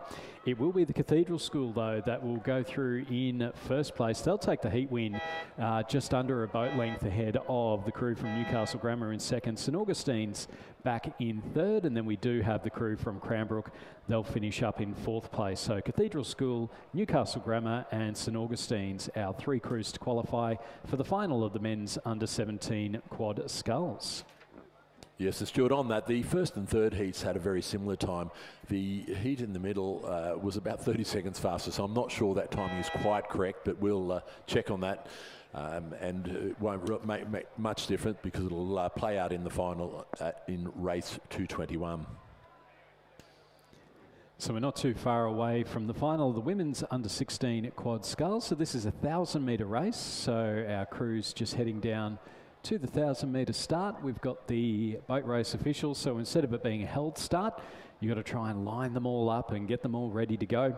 But this final should be fascinating. We've got Queenwood, Roseville, Canberra Girls Grammar, two crews from Commercial, Loretto Normanhurst, Kinross Walleroy, and a second crew from Loretto Normanhurst. So it's a strong field. We mentioned Canberra Girls Grammar when it comes to particularly quad sculls. The Commercial crews, we saw them at the national titles last year, coming down from Queensland, racing on Barrington, a really, really strong junior program, much in the way that we've seen the strong performance from Mossman Rowing Club in recent times as well, with the rejuvenation of their junior rowing program. Yeah, absolutely, and a lot of work being done by these clubs to generate. Give an opportunity for the scullers, the rowers that come from, who want to row, that go to public schools or schools that just don't have a rowing program or just don't fit their rowing program, and give them an opportunity to get into that club life. All important, because as they come to the end of their rowing life in the school, they need somewhere to go, and it's quite often quite daunting as they step off that, through their respective head of the rivers, and go, what do I do now? It's sometimes just easier to give it away than it is to go and find a club and try to fit in and learn it all again. I know the trickiness down in Canberra is always around April and May, when it starts to get just a wee bit fresh in the mornings, and you're trying to think about exactly how well rugged up you need to be there. But on that topic, I mean, Northern Beaches Secondary School, under the coaching of Rue Meredith, finished second in the Schoolgirl quads last year down at Barrington, behind Canberra Girls Grammar. So it was great to see two schools that had never won a senior national title at the top of it, and particularly with that link between Mossman and Northern Beaches Secondary in particular. Yeah, and it's great that they still get to race, sometimes as Mossman, sometimes as Northern Beaches Secondary, and I think that's a very very strong point to make here, that they can still race their clubs, but they can still race their schools, but the clubs have got to be across that and be happy for them to do that and train out of those clubs.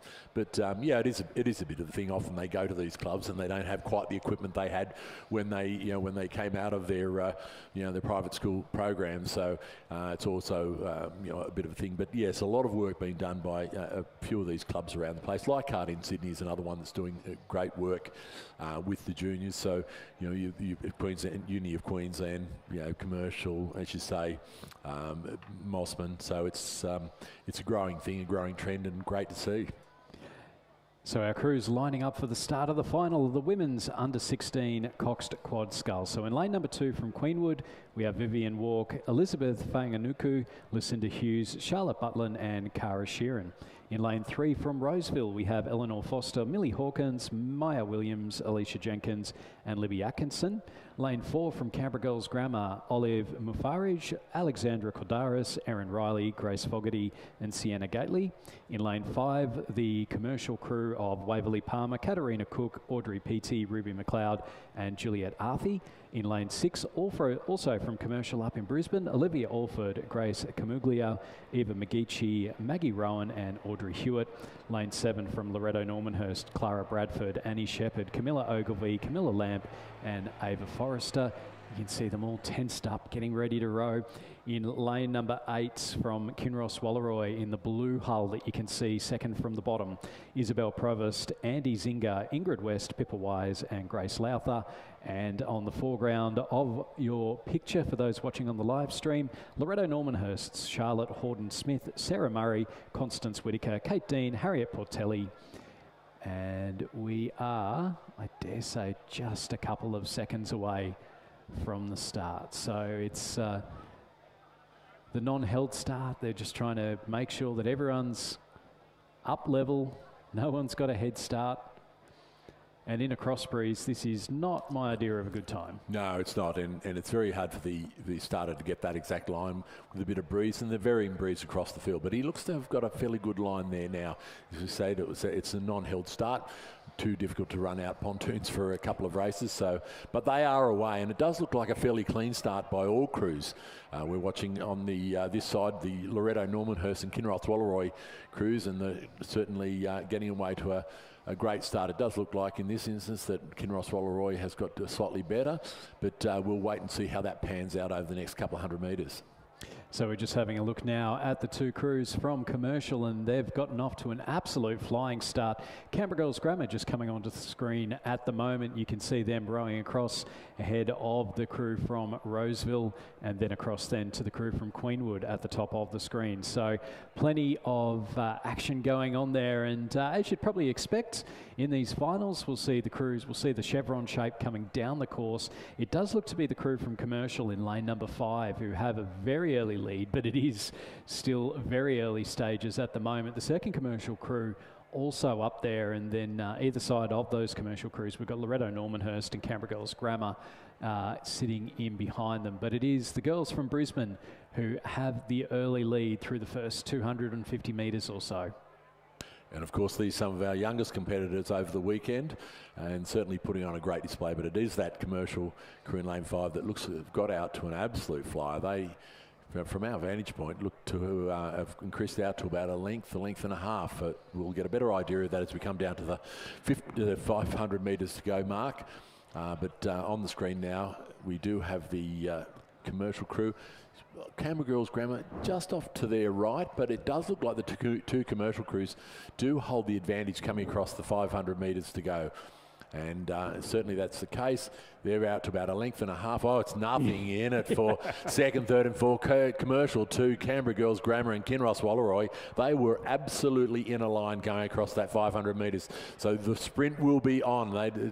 No time to sit around and wait whether I should go now. You have to go now. It was 0.3 of a second between those three crews, and I think that was overestimating things. Well, it's the time to push those buttons in between. So we'd say it was more like it was a photo going across that 500 metre mark. No problems at all for the Commercial number 1 crew, and they are still holding down a great lead, but too hard to tell who is in second, third, fourth and fifth at the moment. So we're just going to have to wait as we get a little bit closer. It was Commercial number 2 as we went through that 500 metre mark that held down the second place, followed by Canberra Grammar, Kinross Walleroy. But as they come down towards the line, it doesn't look to have changed at all, Stuart.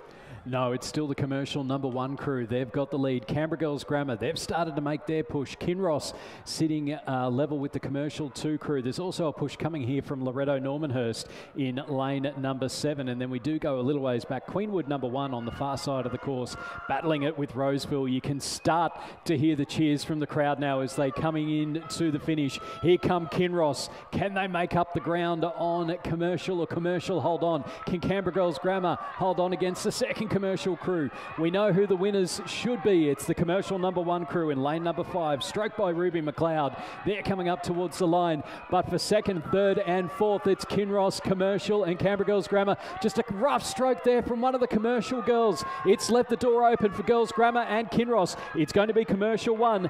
They'll take out the under 16 quads. Who's got the silver medal? Kinross push themselves ahead of Girls Grammar. It's Kinross in second, Canberra Girls Grammar in third, and then it'll be the second second crew from Commercial in fourth, just ahead of Loretto Normanhurst in fifth. Sixth place will go to Roseville, half a boat length ahead of Queenwood, and then back then to the second Loretto Normanhurst crew in lane number 9. A fantastic finish there. Just a rough stroke from that second Commercial crew with about 100 metres to go. It did mean that, and then Kinross Walleroy with the big sprint finish to just get over the top of Girls Grammar. When you're in a tussle like that, particularly at this age, it's just hard to keep your composure, and just a bad stroke out of that Commercial crew just meant that they held them up enough to allow Kinross to get through, Kinross and Canberra to get through and close out the first, second and third place. As we move down for the final of the men's under-16 quad sculls, lane 2 from Shaw, we have Stewart, Ryan, Spencer, Murchison and Mansfield. Lane 3 from Kings, Langan, McCabe, Pockley, Harvey, Osborne and Stewart. Lane 4, second crew from Kings, Llewellyn, Salmon, Liston, Knox and Hub. Lane 5 from Kinross, Power, Cleary, McDonald, Jones and Peterson. Lane 6 from Kinross, Lord, Wilkinson, Piggott, Shannon and McLaughlin. Lane 7 from Shaw, Butcher, Bradshaw, Glanville, Higgins and Miller. Lane 8 from Barker College, Stewart, Carter, Stimoli, Weisenbeek and Chambers. And lane 9 from Shaw, we have McRae, Copeland, Ognabeen, Anderson, Wiseman and Gorman. So our crews now coming into the 500 metre timing point.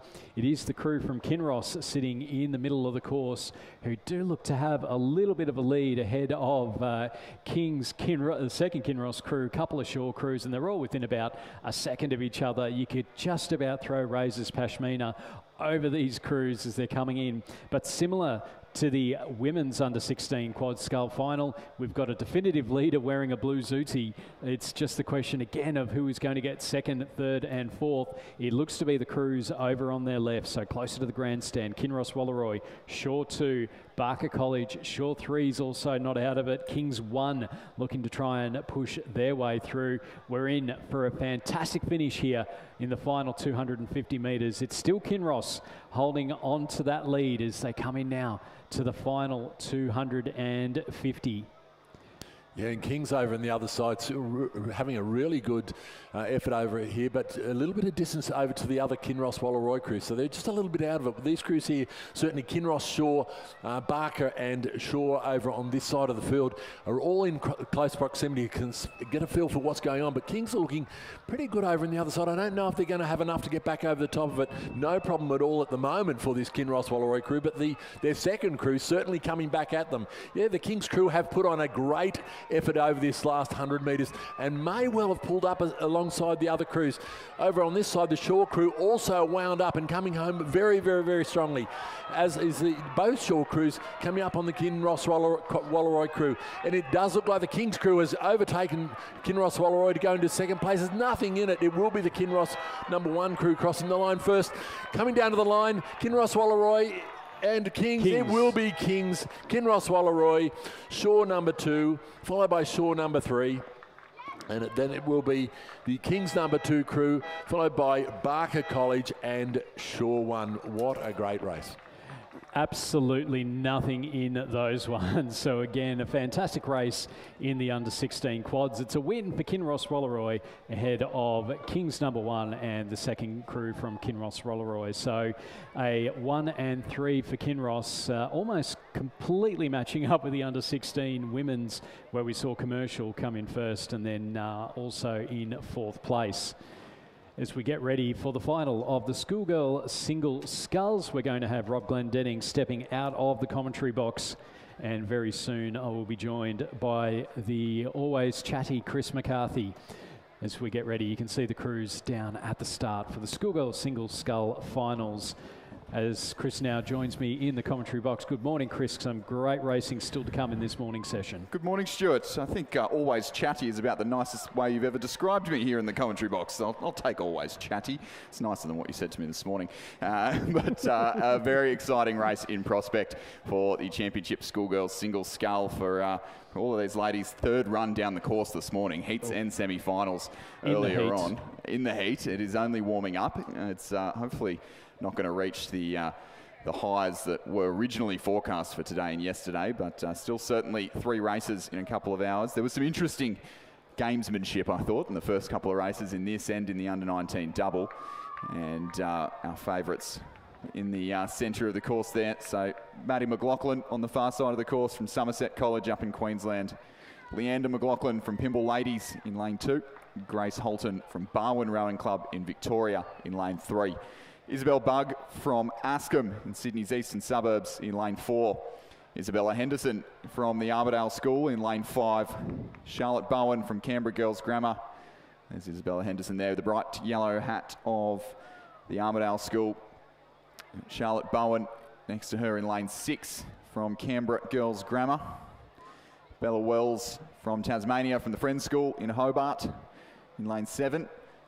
Sadie Schlitt from Yarra Yarra in Victoria in lane 8. And Lily Soderblom just on the bottom left, or would be just below the camera picture at the moment in lane 9. So that's 1, 2, 3, 4, 5 states and territories represented in this final.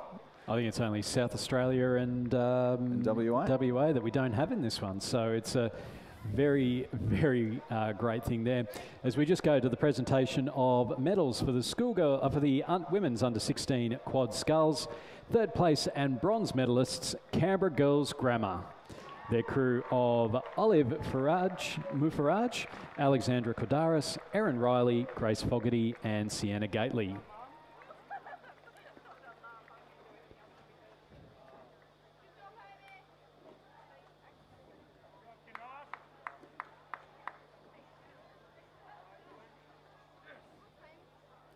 Second place and silver medalists, Kinross Walleroy.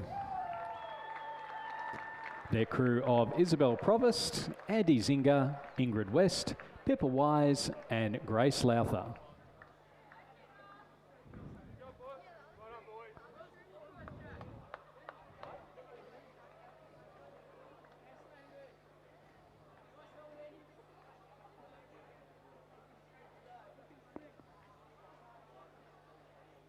And our gold medalists and New South Wales champions for 2026, Commercial Rowing Club.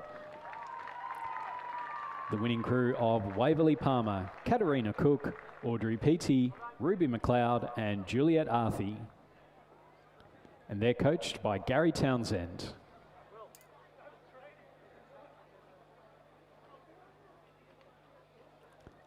Ladies and gentlemen, please congratulate our 2026 champion and medalists. And we are underway in race 214. It is finals all the way through to the lunch break now, ladies and gentlemen. So find a seat in the grandstand, or if you're at home joining us on the live stream, welcome to the live stream, to all almost 500 people watching now on the live stream. So that number expected to grow with all these school events this morning. And join us for what will be a fascinating battle in the Schoolgirl single scull. We had 3 semi-finals. We won't dwell on it too much, but 3 semi-finals. Semi does mean half or 2. Hi, Richard. Hi, Richard. Yeah, our co-commentator from the National Championships, Richard Dorstein, has a particular affinity. I'd say affinity with the dubbed Tremmy finals. I think it's his ick. It is rowing his ick. That's what the kids say these days, isn't it? Yeah. But in those Tremmy finals, Isabel Bugg from Askham, who we can see, we just saw then in the red Zudi in lane number 4. She was the fastest in the semi-final. But I think there's a bit more to the picture than that, because the Armidale School's Isabella Henderson, she was fastest to the 1K in the semi-final by some margin, and had a healthy lead over Bella Wells from the Friends School. It ended up being quite tight in the final, but not it wasn't very tight at the 1K. So I'd expect a fast start from Sculler from the Northern Tablelands of New South Wales from the Armidale School, and that's exactly what we're seeing. Isabella Henderson, she down here, the long drive. We say it very often, the long drive, and reliably informed, drives her single scull down herself, puts it on top of the ute, and embarks down over the Great Dividing Range and down to Sydney, and making it worth it at the moment. A Clearwater lead at the 500 metre mark for Isabella Henderson over Charlotte Bowen from Canberra Girls Grammar and Isabel Bugg from the Askham School. Grace Holton from Barwon Rowing Club in 4th, and surely knocking on the door of a podium position, Bella Wells from Tasmania in 5th place. So we're seeing 4 states in the top 5 scullers in this race. Leander McLaughlin in 6th, Yarra Yarra's Sadie Schlitt in 7th, Somerset College's Maddie McLaughlin in 8th, and Lily Soderblom from Radford College in 9th place. Stuart, I think still all to play for in this schoolgirl single scull. Well, we know in the single sculls that literally anything can and does happen, particularly with the sprints towards the finish. You can have it where if you go out too hard too early, use that energy. Third time down the course, which is in this heat, that's going to take a bit out of the rowers, and it's going to come down to the mental strength, particularly as they get into those final stages. They'll be coming up around the bridge at the 750 metre mark, and it's going to be fascinating to see if Isabella Henderson can hold on. I'm just wondering if this would be, if she does go through to the win, if this would be the first time that an Armidale School rower has won the schoolgirl singles. I'll go out on a limb and say yes. It surely would be. It would be because they won events last year, I think, in the double scull. Yeah, they won the schoolgirl double scull. It was either here or at maybe at Schoolgirl Head of the River. I think they won the year 11 double scull, and I know because it did feature on NBN News that night. And how did you know that, Christopher? How did I know that? I think my partner might have been the reporter, and I think I made sure that there was some footage of that on NBN News. And I know the girls from Armidale have had a lot to do with the Tamworth Bureau of NBN News. It's certainly the Northwest region there. It takes great pride in its athletes coming down to Sydney to compete, and looks like they will have another race to celebrate up in the north of New South Wales.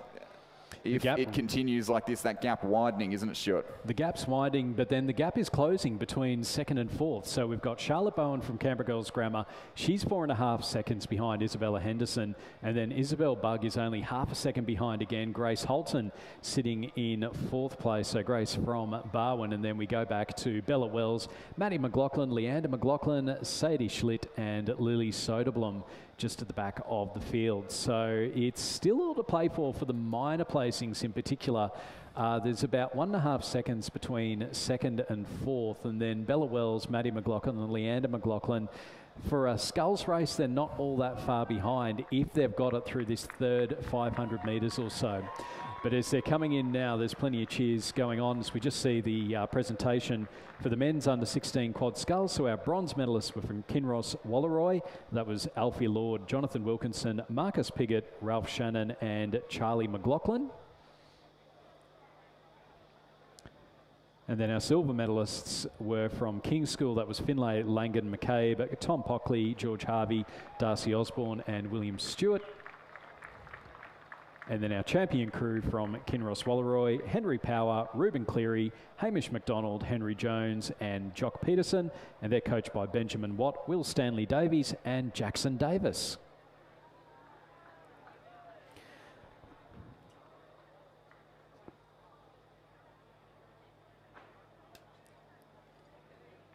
Congratulations to our 2026 champions and medalists in the men's under 16 coxed quad sculls.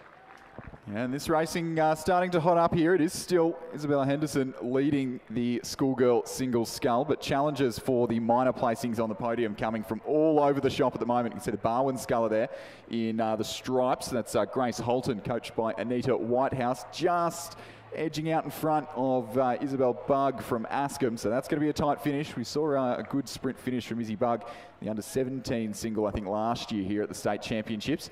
And Charlotte Bowen from Canberra Girls Grammar just dropping back off that provisional podium. I just had a quick look for Charlotte Bowen. This is her 7th run down the course so far this weekend, and one more to come this afternoon in the quad. So surely the miles starting to make themselves known in her legs, but only 2.28 seconds off. And if that battle for second hots up and spits out Grace Holton or Isabel Bugg, I'm sure she'll be there to pounce. Maddie McLaughlin and Bella Wells also right there in the mix, and that battle for second actually encroaching on the lead built up by Isabella Henderson. Well, it was 4.5 seconds for Isabella Henderson at the 1,000 metres. It's down to 3, just under 4 seconds. She's still got a bit of clear water over the rest as they're coming into the final 250 metres. And as you say, Chris, for all of these rowers, they've gone down at least 3 times this morning. The red boys marking 250 metres to go would be blessed in their sights right now. Finish line can't come soon enough, I'm sure. The Barwon Sculler really putting on a good charge here. Grace Holton is starting to make a move. I think she's into now with a boat length of Isabella Henderson. Can Henderson hold on over this last 200 metres or so? And then in that battle for third place, we've got the Ascombe School's Isabel Bugg, but then a couple of cross from the Friends School. We've got Bella Wells, who started to make her move, as have Maddie McLaughlin from Somerset College, who's over in lane number 1, and she's moved up into third place. So it's all to play for. It's still Henderson holding on to the lead as they're coming in now to the final 50 metres or so. It's still Henderson leading out from Holton. McLaughlin's moved up into third place, and then it's back a little bit further to Bugg in fourth, and then Leander McLaughlin and Bella Wells from the Friends School. It is going to be a win, though, for the Armidale School. The bright yellow bucket hat crosses the line in first place. Isabella Henderson is the Schoolgirl Single Scull champion for 2026. Second place will go to Grace Holton from Barwon. Third, with a very fast finish, Maddie McLaughlin from Somerset College, just ahead of Isabel Bugg from Ascombe, Bella Wells from Friends, Leander McLaughlin from Pymble Ladies. We're just seeing Charlotte Bowen coming across the line now, and I think, Chris, just towards the end there, seven times down the course, it just added up a little bit. Then in behind them, we've got Sadie Schlitt from Yarra Yarra and Lily Soderblom from Radford College. Great road there, start to finish for the school, for Isabella Henderson from the Armidale School. Yeah, fantastic win there for the Armidale School. Be very glad to be making that trip home with a state championship gold medal aboard. And as soon as we're done with that, we're going to move straight onto the course for the Schoolboy Single Scull. Looks like a little bit of drama unfolding at the back of the course, but not affecting our leading contenders at the moment. So Maxwell Scales from Cranbrook over on the far side of the course in lane 2. The lightweight from Glebe Rowing Club as well. It's had a few runs down the course. Radford College, Alexander Tailby in lane 3. Centenary's Joshua Bradbury in 4. Felix Pentony from Darramarlin in lane 5. We had a great row in the semi-final. Ryan Hendry from Rockhampton Grammar in lane 6.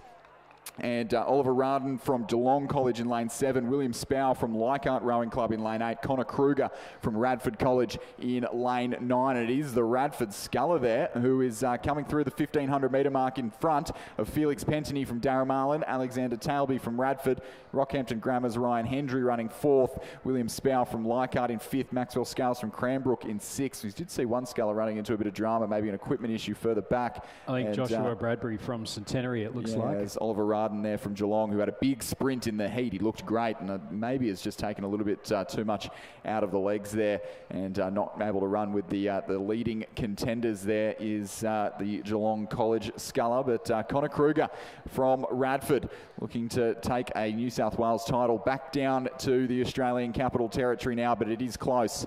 Only 2 seconds back to Felix Pentony from Darramarlin and Radford's Alexander Tailby, so it could be an all-ACT podium, Stuart. I can see you jumping out of your chair at the moment, but not if Rockhampton Grammar's Ryan Hendry has anything to do with it, because he's less than a second off a podium position, and we saw how that top 4 unfolded in the last race, and certainly that red boat of Rockhampton Grammar in lane 6 looking imposing on the leading 3 in this field. Oh, look, I'm never against the ACT or Queensland. Or Queensland, exactly. Let's face it, but it is the 2 Radford Scullers. A big push coming here from Felix Pentony. His dad, Damien Pentony, has rowed in the ACT for a number of years, involved heavily with his coaching, but it is still Connor Kruger from Radford College who has the lead. They're in now to the final 100 metres or so. It's Radford, and Darramarlin, our 1, 2 and 3. They've got clear water between themselves. William Spow from Leichhardt starting to put the push. Ryan Hendry, what's he got left over the final stages? Alexander Tailby on the far side of the course. It's going to come down to Connor Kruger and Felix Pentony, Radford and Darramarlin. Who's going to take the win back down the Hume? It looks like Connor Kruger. Here comes the sprint. Here comes the win. It's Connor Kruger from Radford taking out the Schoolboy Singles ahead of Felix Pentony from Darramarlin. Third place will go to Alexander Tailby from Radford College as he just collapses back in his his seat. Fourth place will go to William Spow from Leichhardt. Ryan Hendry from Rockhampton Grammar just overtaken at the end there. He'll finish back in 5th. Maxwell Scales from Cranbrook in 6th place. And then we've got Oliver Arden from Geelong College. And then it does look to be the issue there for Joshua Bradbury from Centenary. So hopefully he's okay. So what a big sprint finish there from the Leichhardt scale, William Spow. I think 10 more metres on the course and he probably would have had himself a bronze medal there. We'll see it coming across the line. We might not see it coming across the line, but certainly was the fastest moving boat in the course in the last 100 metres there. Maybe just needed to take some learnings from that and maybe start the sprint a bit earlier at the Schoolboy head of the river or at the next race that he's contesting, and certainly will be one to look out for as we wrap up the championship Schoolboy single scull and move on to the women's under-19 double scull, and another fascinating race, Stuart. This was an interesting one through the heats and the semi-finals. So much gamesmanship between who was taking things down and trying to conserve some energy, and it was a very interesting one to try and follow. See an equipment error, it looks like there in our Schoolboy single, but in the under-19 double, in lane 2, Fremantle Rowing Club, Lily Lucas, Ocean Generat. In lane 3, Sydney University Boat Club, Patricia Boland and Summer Phillips. In lane 4, Mossman Rowing Club, Lottie Raverstein and Frida Kirkham. In lane 5 from Mossman, Eloise Stevens and Eloise Coates. Lane 6 from Cairns, Lily Nolan and Zara Hilton. Lane 7, a composite of the University of Queensland and Mawilumbar. Totally. I know how to pronounce Mawilumbar. Ayla Drury from Mawilumbar and Stephanie Pettigrew from the University of Queensland. Gibson Grammar, Rio Smith and Lily Canfield. And then Pymble Ladies Composite with St Catherine's School, Florence Hennessy and Millie Cullinane. We have in this event, we have 3 representatives from last year's Australian junior team. We've got a few girls who have been over to Henley Royal Regatta. We've got girls who won national titles in the under-17s last year, and the heats and semi-finals gave us nothing to go off in terms of who was actually quick, but unsurprisingly, sculls in lane 5, Eloise Stevens and Elise Coates there, who were first and second in the under-19 single at the state champs yesterday, and they are partnering up here in this double, which has won the under-17 double before at the national titles, and maybe even won this event last year at the national titles, and leading by 4.5 seconds over Sydney University. Patricia Boland from Loretto Normanhurst, Summer Phillips from Pymble Ladies College combining there to be sitting in the provisional bronze medal position, but the Queenslanders UQ and Mawilumbar knocking on the door of that silver medal, but our podium contenders starting to separate themselves from the chasing pack, Stuart. Yeah, it's the Mossman crew, Stevens and Coates sitting ahead of Boland and Phillips, and then Drury and Pettigrew. We're just heading down for the presentation of medals for the Schoolgirl Championship Single Sculls. 3rd place and bronze medalist representing Somerset College, Maddie McLaughlin. 2nd place and silver medalist representing Barwon, Grace Holton. And our 2026 gold medalist and champion representing the Armidale School, Isabella Henderson. Ladies and gentlemen, please congratulate our medalists and champion for the 2026 Schoolgirls Single Sculls. And this is starting to hot up a little bit here in the under-19 double. The Mossman duo of Coates and Stevens still leading and leading well, but Boland and Phillips from Sydney University. Paddy Boland, who won a state title in the Schoolgirl 4 yesterday, and Summer Phillips a silver medal in the 8 for Pymble. And joining up here and adding that prowess to the double scull. And they are locked in a tight battle with the Queensland Composite crew. I don't think anyone else is going to get their bow ball into the podium positions here. It is all about Elise Coates and Eloise Stevens as they take their final strokes on the way to yet another state title for the Mossman Rowing Club. Their junior sculling program, strength to strength under the guidance of Alfie Young, Marina Meredith and Tom Schramko and Josh Hewitt, all involved there doing a great job. Eloise Stevens and Eloise Coates, champions the under-19 double. It is tight in the end, but the Sydney University crew of Paddy Boland and Summer Phillips will take the silver. UQ and Mawilumbar, it's just not coming off the tongue well today. The Queenslanders taking home the bronze. The second Mossman combination, a good row from them to be up in 4th place, Raverstein and Kirkham. Lily Nolan and Zara Hilton, who won the under-17 double at Nationals last year, running 5th for Cairns. Lily Lucas and Ocean Generat, who silver in the under-19 pair. with 2 oars in finishing 6th, Rio Smith and Lily Canfield in 7th, and then Florence Hennessy and Millie Cullinane from Pymble Ladies and St Catherine's running in 8th place. As we just move to the presentation of medals for the Schoolboy Single Sculls. In 3rd place, representing Radford College, Alexander Tailby.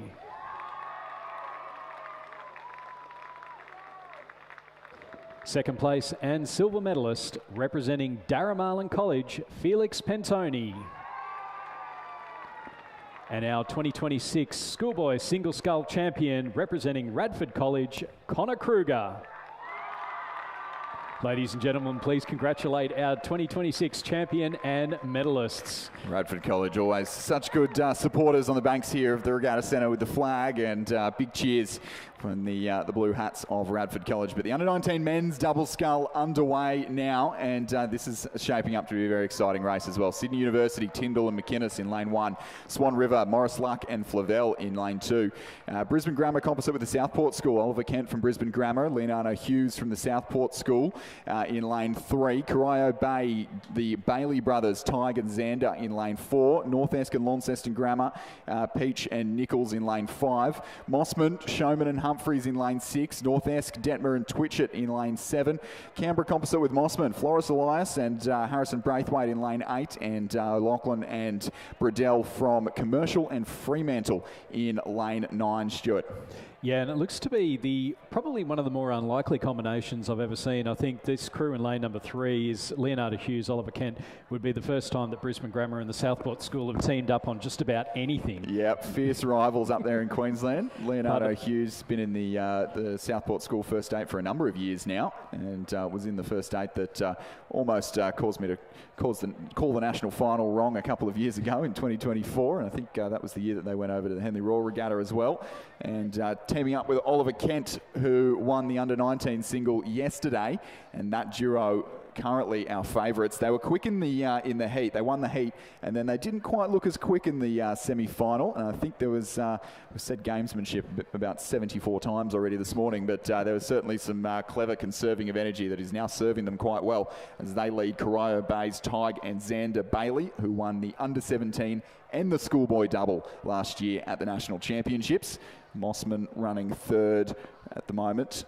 That's Leighton Showman and Ewan Humphreys, who know the Bailey brothers quite well because they raced against them in that under-17 double race. And Sydney University sitting in just a second behind them. So our top 4 crews now just starting to close the gap a little bit, and particularly this crew here from Mossman, Showman and Humphreys. They're starting to make their move as they come in now to the final 200 metres or so. It's the Brisbane Grammar Southport School composite who are in the lead, but Mossman are starting to make the push now. And then the Bailey brothers, what have they got? Sydney University on the far side of the course. A little bit behind them, we've got the Canberra Mossman composite. They're leading the rest of the pack ahead of the Fremantle Commercial composite, North Esk, and then across to North Esk, Launceston Grammar and Swan River. But as we look towards the front, it's still Hughes and Kent. They've got the lead. It's about a boat length between the two. Bailey, they're looking to make their mark on Showman and Humphreys for the silver medal. It's still the Mossman crew that are sitting out in front of them. It is going to be a win for Leonardo Hughes and Oliver Kent from Southport School and Brisbane Grammar. They'll finish half a boat length ahead of Leighton Showman and Ewan Humphreys from Mossman Rowing Club in 2nd. Tad and Xander Bailey from Corio Bay. They'll finish in 3rd ahead of Sydney University's Lockie Tyndall, Angus McInnes.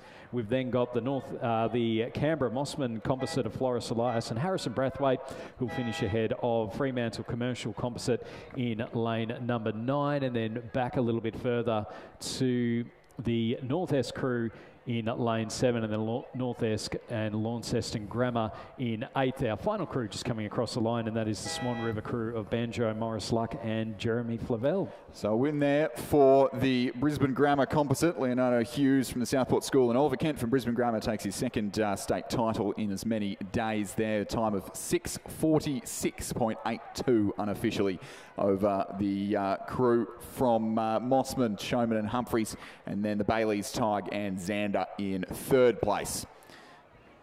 And down on the course next, moving up into the bigger boats. We're building into the quads now, and then we'll have a few eights races to finish off this morning's program for the prized New South Wales Centenary of Oarswoman Trophy and the QL Deloitte Trophy right before the lunch break. But right now, race 218 on your program, the Championship Women's Under-21 Quad Scull. Just the 4 entries today. Adelaide University composites, Sasha Humble and Felicity Cox from the Adelaide Uni, Grace Barrera and Tamara Bates from Adelaide Rowing Club in lane 4. Sydney University's Grace McKinlay, Georgia Moran, Audrey Stigter and Isabel Stalley in lane 5. UTS's Charlie Griebel, Grace Woodward, Hannah Alexander, Zoe Fallon in lane 6. And a composite that has well and truly racked up a phone bill, Surfers Paradise Toowong, University of Queensland and Swan River Rowing Clubs in lane 7. Emma O'Neill, Ella Walsh, Hannah Johansson and Courtney Davis there on the near side of the course.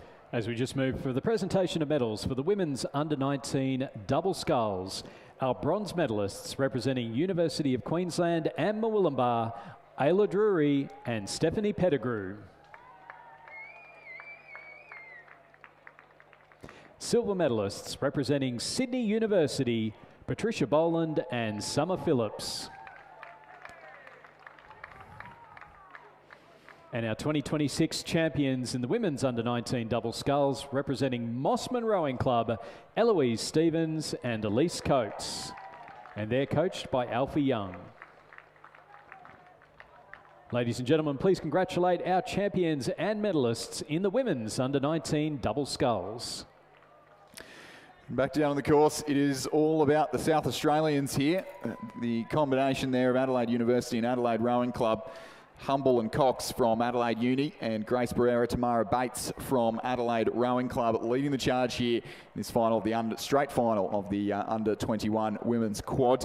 Barrera and Bates have already had a fairly successful regatta. They came out and just missed the podium in the under-23 pair and then got some redemption by comfortably winning the under-21 pair and then had a great race yesterday afternoon in the under-23 Coxless 4 and knocked off a couple of very handy composites from Victoria and Western Australia in that, and now trading 1-1 for 2. And I've seen a few sweep rowers have a go at the sculling boats here this morning, and not all of them have quite paid off with the same success, but it's looking like these two ladies from Adelaide Rowing Club doing a pretty good job of it here now in the closing stages, leading this Queensland / a little bit of WA composite, the 4-club composite on the near side of the course. It's an official licorice all sorts. Oh yeah, oh yeah. Once you've got one from everyone in a different club, it's a licorice all sorts, yeah. Although, you know, we'll see some lightweight composites later. They're not quite one from every club, but I'm going to call them licorice all sorts as well, Stuart. The lighties deserve it, but all about the, I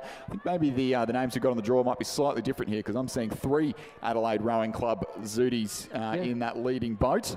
Yeah, Sasha Humbles from Adelaide Rowing Club. Or I just can't read the draw. There we go, 3 Adelaide Rowing Club, 1 Adelaide Uni there. But the Adelaide composite crew, they're cruising across the line unchallenged. And then the Swan River, Toowong, Surfers Paradise and University of Queensland composite in lane 7 will secure themselves a silver medal. And the bronze will be the locals from UTS Haberfield, Charlie Griebel, Grace Woodward, Hannah Alexander, Zoe Fallon, coached by Sam Fennessy to secure themselves the bronze, and the Sydney University crew in lane 5 will finish in 4th place. As we move back down the course for the final of the men's under-21 quad sculls. Lane 2 from Mossman, we have Rocco Griffiths, Jack Meek, Fred Ashby, Julian Lemaitre. And lane 3 from West Australian and Fremantle Rowing Clubs. We've got Jacob Lundberg, Tom Jones, Remy Payne, Lucas Cardaci. Lane 4, Hunter Valley, Tasmania and Sydney University composite, Finlay Mitchell, Monty Salabank, Henry Manning, Luke Purdy. Lane 5 from Torrens in South Australia, we've got Tom and Finn Redmond, Sebastian Willis-Hell and Hugh Hall-Craggs. Lane 6 from Trinity, Spencer James, Jed Morris, Will Johnson and Matthew Tolte. Lane 8, Adelaide University composite, Patrick Keenan, Tom O'Mahony, Igor Zarubin and Alex Lee. And then lane 9 Ryan from Leichhardt, Rockhampton Fitzroy and Sydney University, Nicholas Thompson, Bryn Potter, Harry Brandt and Dylan Lee. And have a look at those margins through the 1,000-metre mark, Stuart. 3:09 to the Trinity crew, 0.71 to the Hunter Valley Grammar Composite, 0.81 to the South Australians, 0.24 to the Torrens crew, the other South Australian crew, 0.48 to the Mossman crew, and the Leichhardt Composite only 1.23 seconds behind. Anyone's game here in the under-21 quad sculls. We've got a scratching there from the West Australians in lane 3, which not too unsurprising. Two of those gentlemen were present in the under-21 8 earlier on this morning, and so maybe just, well, could be on the way back to West Australia already, we don't know. But so just the 6 crews out in the race, but all of them is currently in contention for a gold medal for a state title here in the under-21 men's quad. As we just move for the presentation for the under-19 men's double sculls. In third place, representing Corio Bay, Tad Bailey and Xander Bailey. Second place and silver medalists representing Mossman Rowing Club, Leighton Showman and Ewan Humphreys. And our champions for 2026 representing the Southport School and Brisbane Grammar School, Leonardo Hughes and Oliver Kent. Ladies and gentlemen, please congratulate our champions and medalists for the men's under-19 double sculls. All right, ladies and gentlemen, if you're anywhere near the course here, this is going to be a race to keep an eye on. Under-21 men's quad sculls, and the lead is changing with just about every stroke. Through the 1,500-metre mark, it was the boys from Torrens, Tom Redmond, Finn Redmond, Sebastian Willis-Hell and Hugh Hall-Craggs, who have held. I've got a very reliable rumour that this crew will be looking to enter the junior quads at the Henley Royal Regatta this year, and this is their big hit out, and boy, is it going well for them. They were leading at the 1,500, and they're having a good battle with the Hunter Valley Grammar, Tasmania University and Sydney University composite there of Luke Purdy from Hunter Valley Grammar, Henry Manning from Tasmania University, Monty Salabank from Sydney Uni and Finn Mitchell from Sydney Uni. And then the crew on the near side of the course, the other South Australian crew, Patrick Keenan, Tom O'Mani, Igor Zarubin and Alex Lee from Adelaide and Adelaide University, also getting their bow ball right up in contention for a gold medal. And in fact, I think they might just have it over Torrens here. It's the Adelaide Composite, the Torrens Rowing Club and the Sydney Uni and Hunter Valley Grammar Composite crew who are in the mix for the gold medal here. I wouldn't write off the Leichhardt and Rockhampton crew on the near side for a minor medal as well. Here come Torrens Rowing Club, the junior boys looking to take this quad overseas, and I think this is going to be a statement of intent, and it is Torrens Rowing Club who get the gold medal there over Adelaide and Adelaide Uni, a South Australian photo finish there, and then it is the Hunter Valley Grammar Composite with Sydney Uni and the Tasmanian University Boat Club who finish in third place for the bronze medal, just narrowly ahead of that Leichhardt and Rockhampton crew. You will see the replay. Look how close that was. They've come all the way from South Australia to be so evenly matched with their fellow statesmen here in the under-21 quad, and I think it was just the Torrens crew. We'll wait for the results of the photo finish here, but I think that is big kudos to Tom Redmond, Finn Redmond, Sebastian Willis-Hell and Hugh Hall-Craggs for what looks to be a state title in the under-21 quad. We'll bring you the official results there. I'm pretty certain of it, but I've been proved wrong a time or two before, haven't I, Stuart? What a great row from the boys from Torrens. That was absolutely fantastic. It looked like that the Adelaide crew were going to get over the top of them, that Adelaide University crew, and then with about 100 metres or so left to go, they put the afterburners on. You could see the momentum coming through. Every stroke, they were just eating back into that lead. Now it's time to move back down the course. We've got the we've got the under-17. Under-17. If I just men's go quad through my sculls. draws. So women's quad sculls up first. I don't think I've got a draw. No, so we've got PLC Sydney in lane number 1. So that's lane Rathjen, Leisha, Moore and Kinlerside. In lane 2 from MLCQ, we've got Egan, Demortier, Paul, Collette and Bourne. Lane 3 from Canberra Girls Grammar, Lenfield, Dale, Owen, Hall and Wildman. Lane 4 from Roseville, we have Ben, Phillips, Harris, Robertson and Davies. Lane 5 from Canberra Girls Grammar, Tran, Griffin, Blacker, Biddington. In lane 6 from Kinross Walleroy, Buckfield, Hilda, Whiteley, Tancred and Carrow. Lane 7 from Loretto Normanhurst, Ward, Hare, Matthews, Bensley and Lennon. Lane 8 from Kinross Walleroy, we have Orr, Williams, Hellier, Karash and Carrow.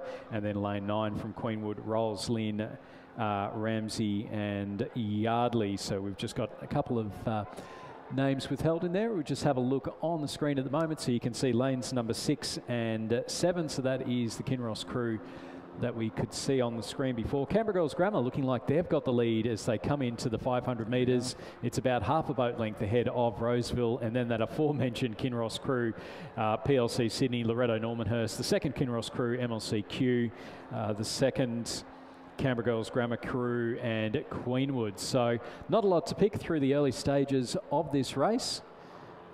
So this is the women's under-17 Quad Scull Finals. These ladies only racing in the heats just over an hour ago, so a quick turnaround in the under-17 Cox Quad. But we'll move back to the presentation dais for our next presentation, the under-21 Quad. So the bronze medal for the men's under-21 women's under-21 quads representing UTS. We have Charlie Griebel, Grace Woodward, Hannah Alexander and Zoe Fallon.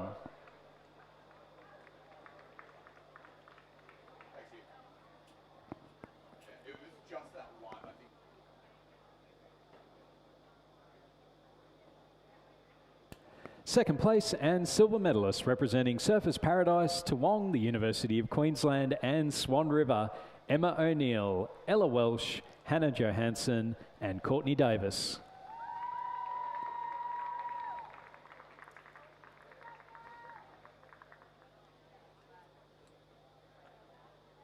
And our champions for 2026 representing Adelaide Rowing Club and Adelaide University, Sasha Humble, Felicity Cox, Grace Barrera and Tamara Bates.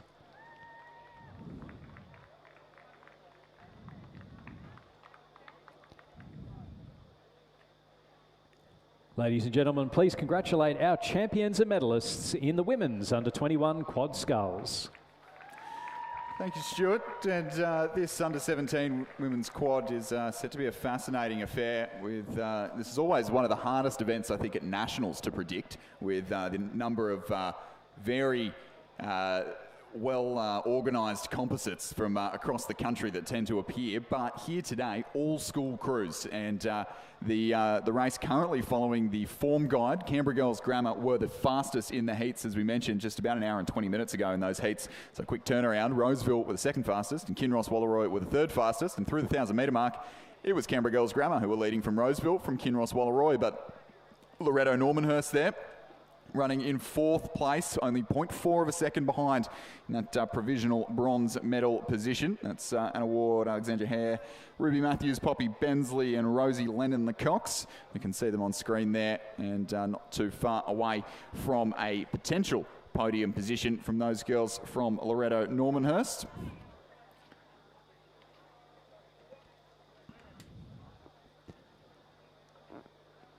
So Canberra Girls Grammar holding on to that lead as they're coming in to the 1,500 metre timing point, just over 500 metres or so left to go. Roseville sitting in second place, and then, as you say, Chris, not a lot to pick between Kinross Walleroy, Loretto Normanhurst, and then closest to us on the grandstand side, the second Kinross crew and Queenwood sitting just ahead of the crews on the far side, PLC Sydney, MLCQ, and then that second crew from Canberra Girls Grammar. So interesting in these top four crews, Roseville being the only program there that's focused entirely on the quads at this regatta. Canberra Girls Grammar, these girls all had a hit out in the under-17-8 yesterday, didn't quite make it through to the final. Kinross Walleroy had been so competitive in the under-17-8, didn't quite make it stick this weekend, just missing out on the final in that one. And Loretto Normanhurst back in fourth. Well, they won the under-17-8s, those four girls, when they were in the sweep boat, and they now well, the roles are being reversed with Kinross and Canberra Girls Grammar getting one back over the girls from Normo, who are coming under threat now from PLC Sydney on the far side of the course, and MLCQ as well. The second Kinross crew a little bit out of contention at this stage. Canberra Girls Grammar, though, 8 seconds at 1,500 metres. I don't think in a quad scull that's a surmountable lead, really. That's a dominant sort of margin that you'd very much like to have at this stage of the race, but things pretty close for the minor medals. So Roseville 8 seconds behind, Kinross only 2 seconds behind them, and Normo only 2 seconds behind them, being urged on by PLC Sydney and MLCQ. So all to play for a spot on the rostrum here if these girls have anything left in the legs after their quick turnarounds in the heats earlier on. Can they lift and find themselves one place or two places better for those trailing four crews? I don't think anyone's going to come under. I don't think Canberra Girls Grammar are going to come under threat from anyone. That's Emily Lenfield, Lucy Dale, Chloe Owen, Eleanor Hall, and Lucia Wildman, the coxswain. And they have done a great job in the early stages of this race and just moved away the entire way through the race. And Kinross, they have been trailing in the provisional silver medal position.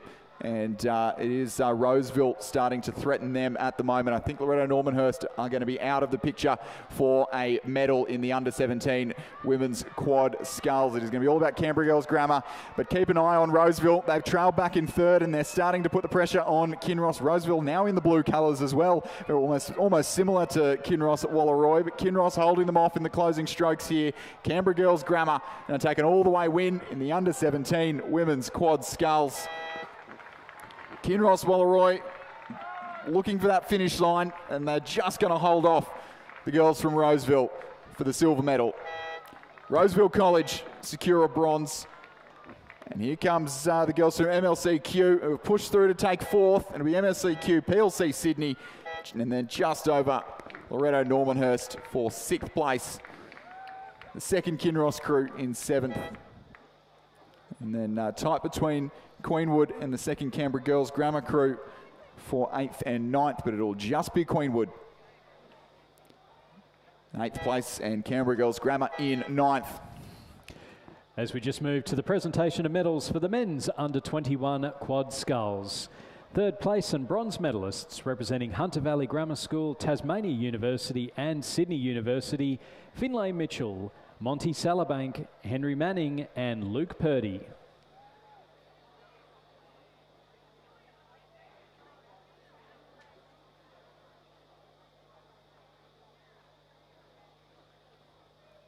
Second place and silver medalists representing Adelaide and Adelaide University, Patrick Keenan, Tom O'Mahony, Igor Zarubin and Alex Lee.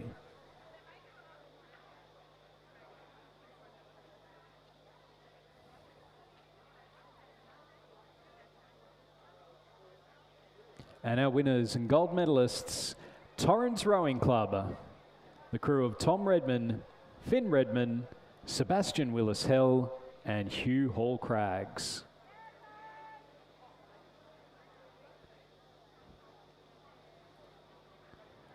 Ladies and gentlemen, please congratulate our champions and medalists in the men's under-21 quad sculls.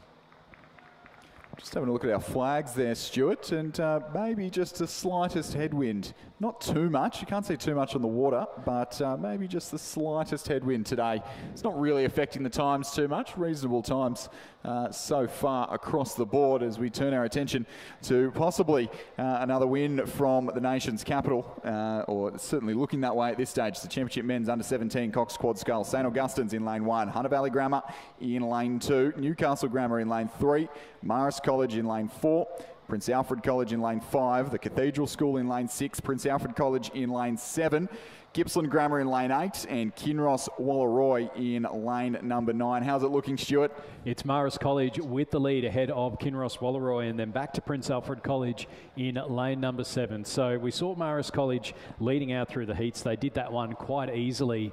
Marist College in the last couple of years under Tom Hayes, they've had Harrison Brathwaite who won the under-17 single sculls at 2024 Australian Rowing Championships, and then their quad winning in what was a memorable morning on the Sunday morning with Canberra Girls Grammar winning the Schoolgirls and Marist College winning the Schoolboy quads last year. It's a memorable morning for your vocal cords, Stuart. I sounded like Darren Lockyer after a head cold at the end of that particular day, but you can see there it's nearly 12 seconds between Marist and Kinross Wallaroi. Prince Alfred College sitting in third place, so the medals for this event looking like they are going to be be spread far and wide. Marist College from Canberra, Kinross Wallaroi from Orange, and Prince Alfred College from Adelaide ahead of the Cathedral School, Gippsland Grammar, St Augustine's, the second Prince Alfred College, Crewe, and then Newcastle Grammar. So as we mentioned, Marist College have had their first couple of national champions now, and they're really starting to build up. And then an ex-Marist College student in Cormac Hayes winning the Para Double Scull with Zara Turner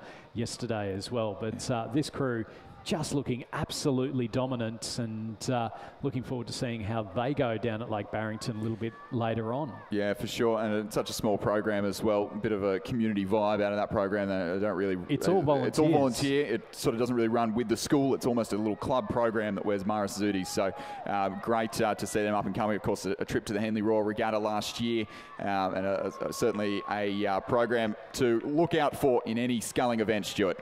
Exactly right. It is going to be Marist College now, not letting go of that rating, still making sure that they're going to go right through to the finish. It is going to be a gold medal back down the Hume for Deshelle Spiller, Lucas Storgado, Cooper Clark, Jonah McLaughlin, and William Webber. Second place will go the way of Kinross Wallaroi, so they'll drive back with a bit of bling in their bags, and that is the crew of Hamish McDonald, Xavier Zinga, Heathcliff Bell, Ash Robinson, and Sam Thomas, and they'll finish ahead of Prince Alfred College, Reed Scott, Campbell Brown, Jack Amber, Lachlan Logan, and Fred Martin. They'll take the bronze.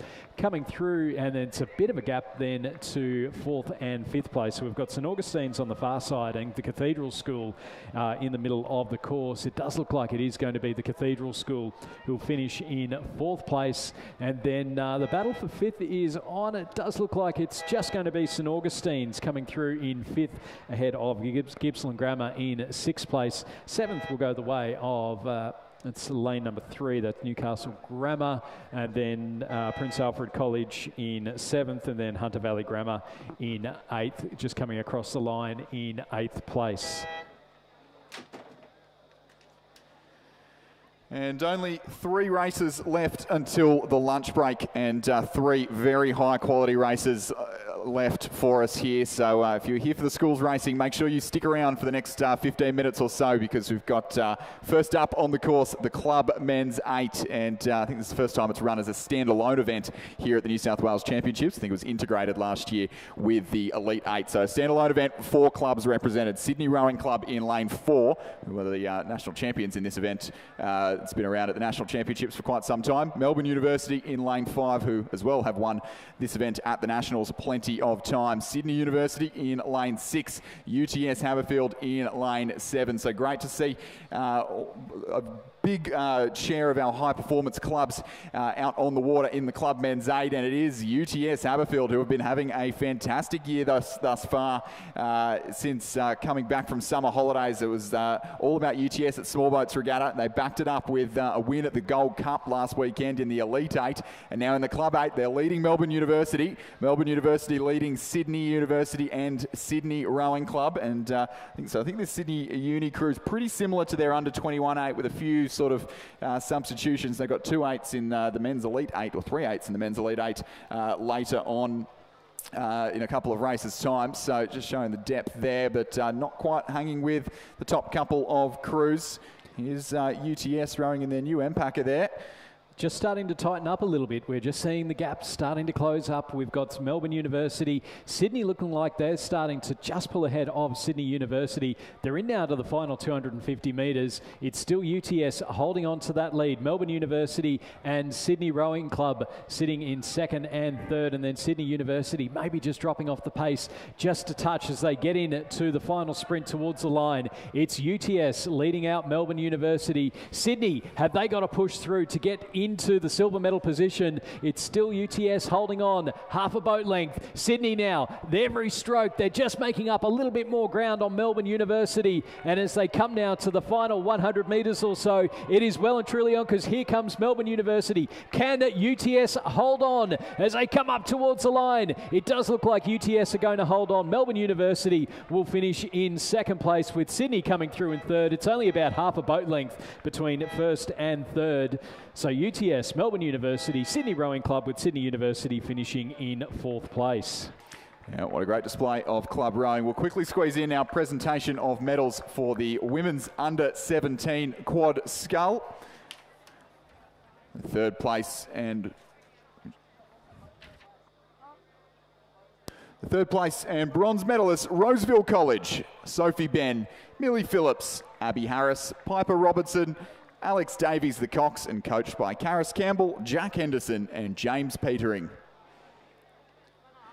Second place and silver medalists, Kinross Walleroy, Paxton Buckfield, Ruby Hilda, Matilda Whiteley, Georgia Tancred, and their Cox, Sophie Caro. The crew coached by Benjamin Watt and Nicole Caro. Gold medalists and New South Wales champions for 2026, Canberra Girls Grammar. Represented by Zoe Tran, Camilla Griffin, Audrey Blacker, and Layla Biddington.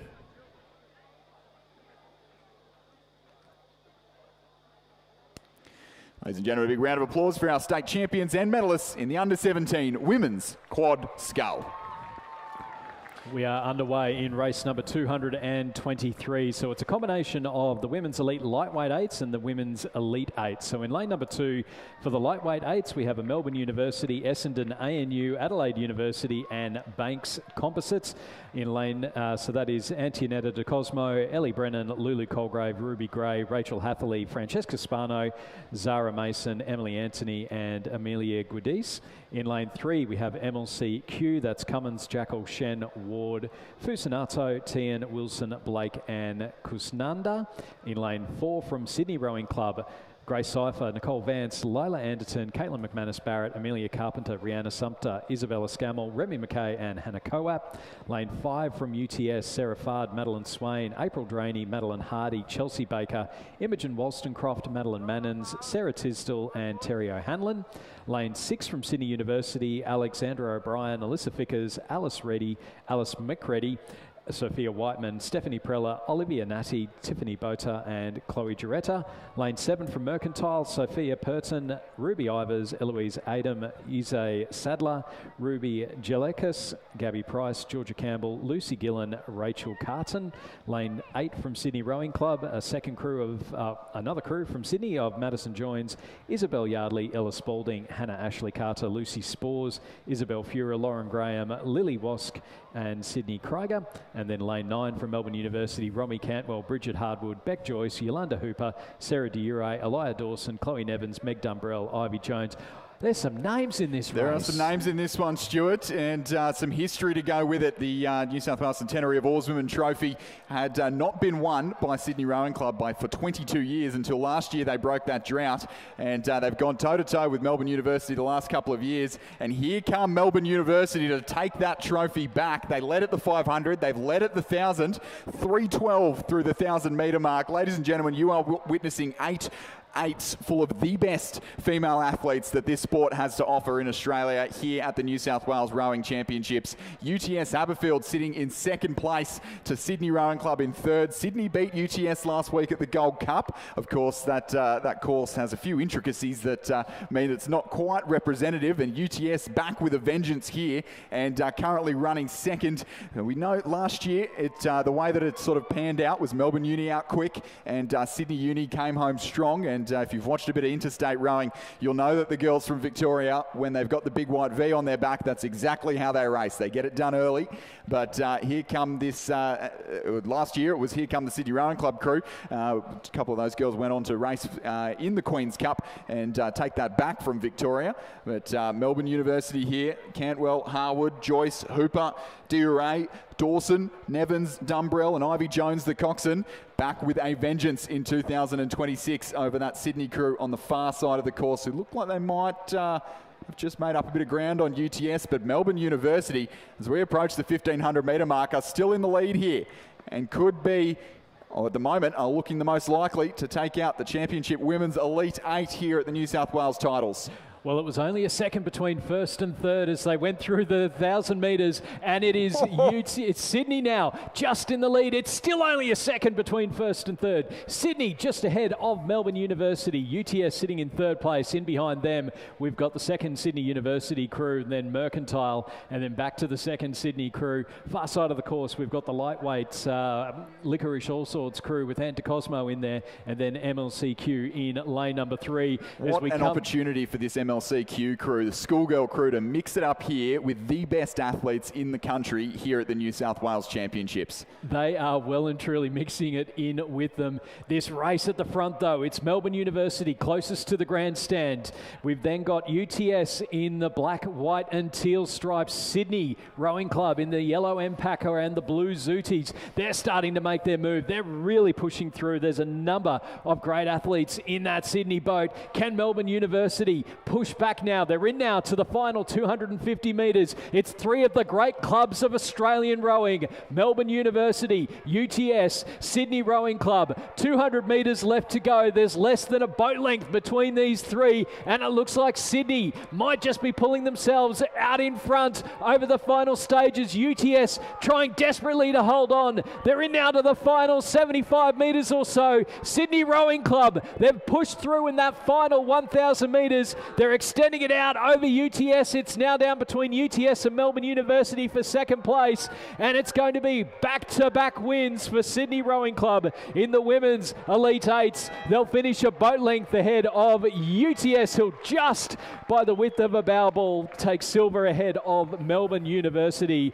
Fourth place will go to the second Sydney University crew. They'll finish ahead of Mercantile back in 5th. We've then got the second Sydney Rowing Club crew. They'll come through in 6th place. The lightweight crew with the distinctive pink oars of the Banks Rowing Club. That is a composite crew there, and then MLCQ making up the back of the field. What a fantastic race there, Chris. Sydney Rowing Club, second 1,000 metres, got the job done. What a race, and sit tight, ladies and gentlemen, because there is another one coming up shortly with 9 men's 8s coming down the field. We'll quickly run through our presentations for the men's under 17 Cox Quad Scull. Third place and bronze medalists.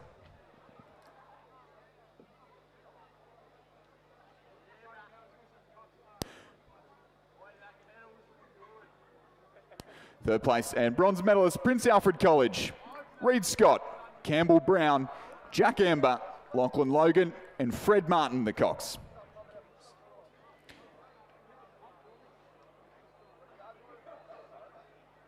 Second place and silver medalist is Kinross Wallaroy, Hamish McDonald, Xavier Zinger, Heathcliff Bell, Ash Robinson, and Sam Thomas, the Cox. And gold medalists and New South Wales champions for 2026, Marist College, Deshelle Spiller, Lucas Stragato, Cooper Clark, Jonah McLaughlin, and William Webber, the Cox. Ladies and gentlemen, a big round of applause for our champions and medalists in the men's under 17 Coxed Quad. And here we go, Stuart, the men's Elite 8 for the QL Deloitte Trophy. If it's anything as good as that last race, we are in for an absolute treat.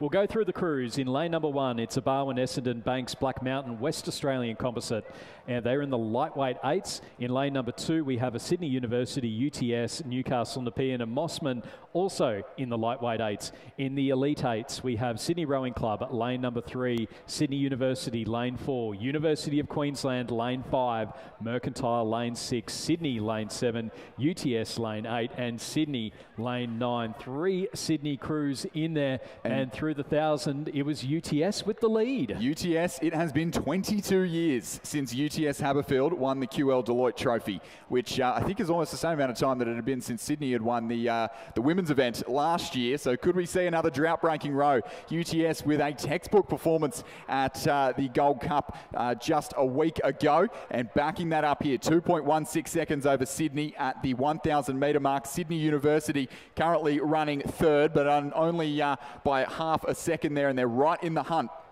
for that silver medal. The lightweights running in 4th place, the composite crew, the New South Wales composite crew, stroked by Luke Purdy, who just won a medal in the under-19 quad just half an hour ago, currently running 4th. Mercantile running 5th, University of Queensland 6th, the 2 Sydney crews in 7th and 8th, and then the Victorian lightweights back in 9th place, which is somewhat of a shock. But UTS Haberfield looking to get their hands back on the QL Deloitte Trophy for the first time in more than 2 decades. But here comes Sydney Rowing Club and here comes Sydney University Boat Club. They have drawn to within half a length at the 1500 metre mark. Ladies and gentlemen, get yourselves down to the course and have a look at this race here for the QL Deloitte Trophy, the Championship Men's Elite 8.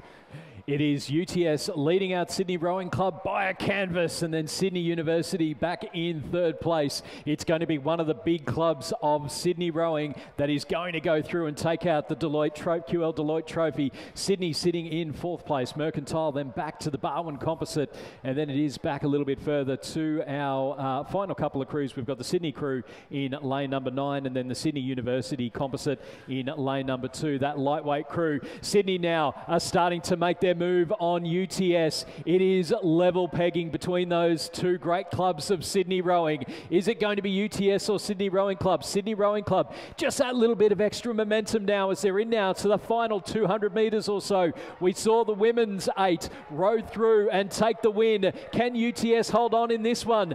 It's Sydney Rowing Club and UTS, and then over on the far side, Sydney University. They're starting to make their push, trying to hold on for that bronze medal. Sydney have their bow ball in front of UTS. We're in now to the final stages. Has anyone got anything left for that final sprint to the line? It's Sydney Rowing Club, a canvas over UTS. The QL Deloitte Trophy, is it going to go through once again? It will. It'll go to Sydney Rowing Club, a canvas over UTS in 2nd place as they slap the water in joy. 3rd will go to lane number 4, Sydney University ahead of Sydney Rowing Club in 5th. Mercantile in 6th, University of Queensland just in behind them. Sydney Rowing Club coming through in 7th place, and then we go across to the lightweights. We've got the Barwon Composite in lane number 1, and then the Sydney University Composite to make up our field. Great rowing there, and once again Sydney Rowing Club taking out the QL Deloitte Trophy. Back to back in the men's and the women's Elite 8s at the New South Wales Championships. You can see what it means to Sydney Rowing Club. The trophy named after their club's first captain.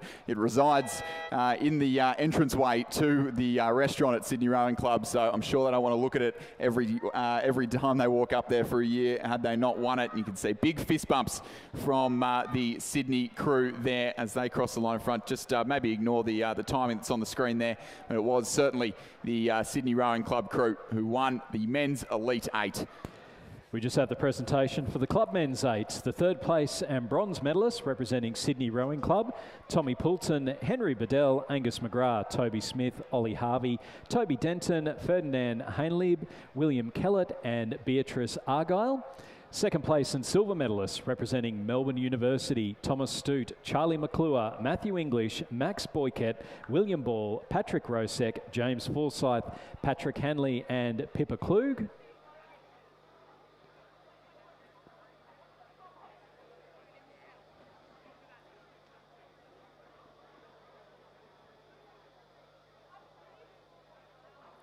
And our champions for 2026 in the Club Men's 8, UTS Haberfield.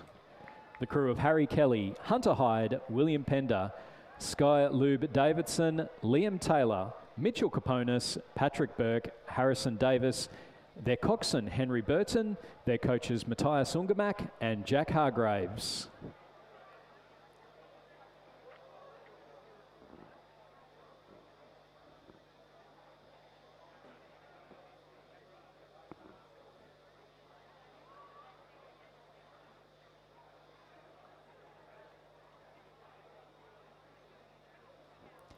Ladies and gentlemen, please congratulate our champions and medalists in the Club Men's 8.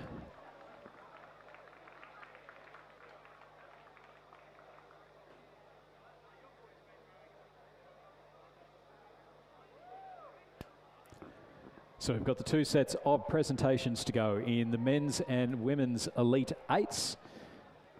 Our racing will start again at 12:20 with the under-16 women's single sculls. We've got some heats of those, with racing going right the way through to 5:45 with the men's elite quad sculls.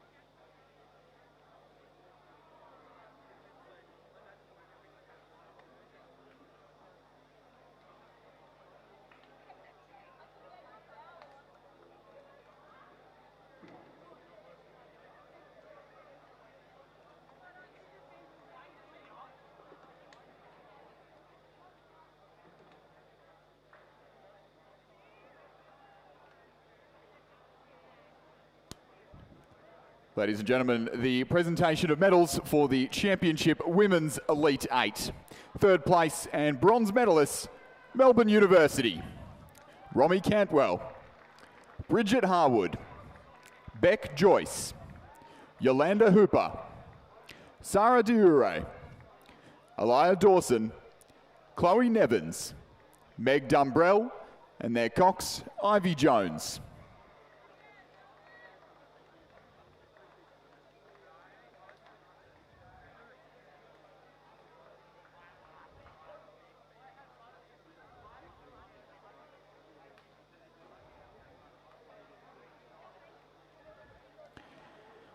Second place and silver medalists, UTS Haberfield, Sarah Fard, Madeline Swain, April Draney, Madeline Hardy, Chelsea Baker, Imogen Wollstonecroft, Madeline Mannins, Sarah Tisdall, and their cox, Terry O'Hanlon. The crew is coached by Sam Fennessy.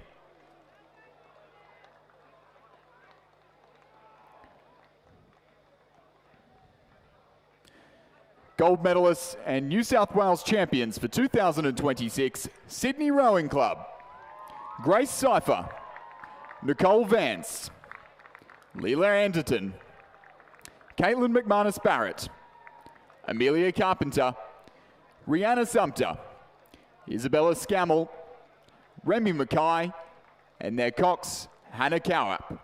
The crew coached by Lachlan Carter and Florence Griffiths.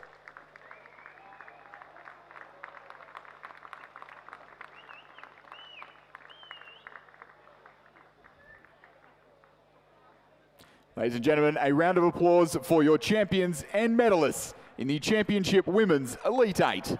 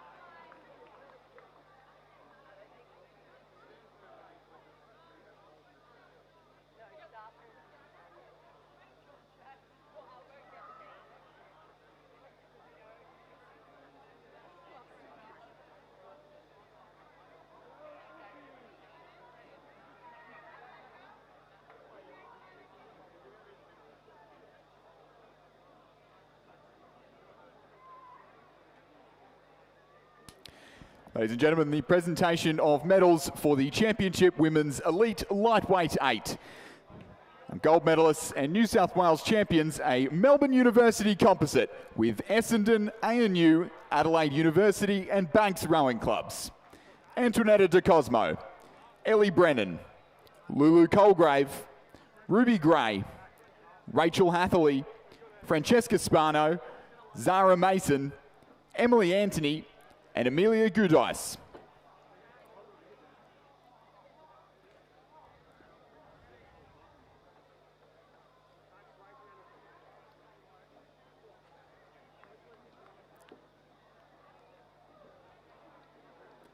Please congratulate our New South Wales champions for 2026 in the Women's Elite Lightweight 8.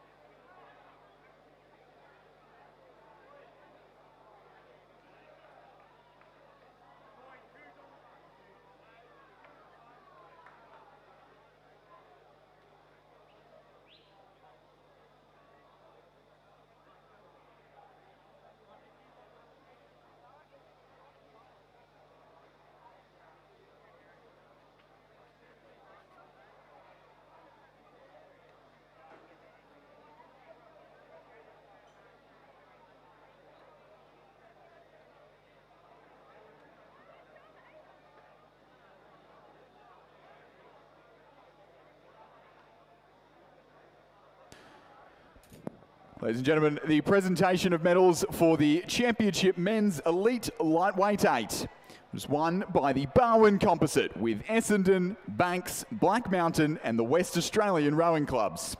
Isaac Sirotich, Mitchell Jacker, Jacob Lundberg, Matthew Rickard, Nick Zigata, Tyler Fitzpatrick, Carl Tomzak, Thomas Hastings and their cox Cooper McLeod.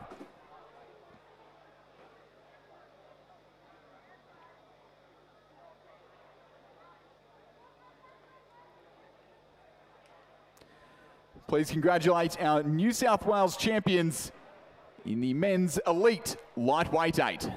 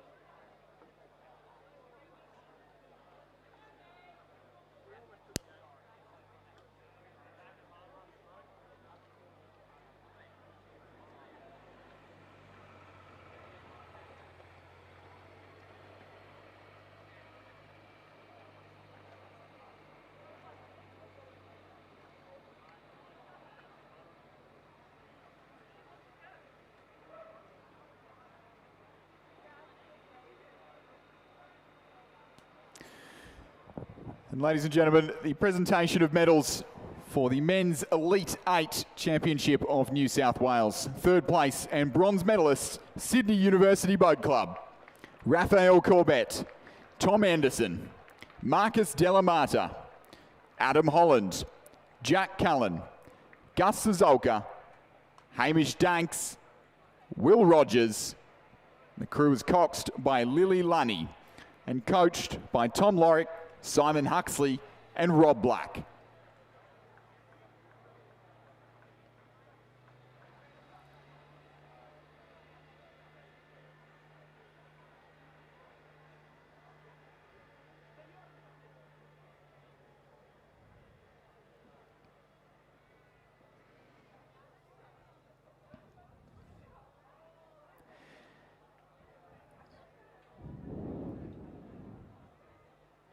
Second place and silver medalist, UTS Haberfield, George Field, Zachary Hyde, Oscar Baragi, Mackenzie Thompson, Henry Blackwell, Paddy Holt, Sam Green, Joshua Wilson, and the crew is coxed by Anna O'Hanlon and coached by Matthias Ungemark and Jack Hargraves.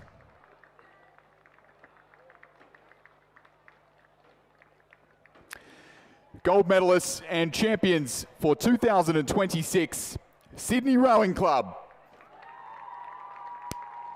Angus Aitken, Charlie Hine, George Bell, Matthias Maloney,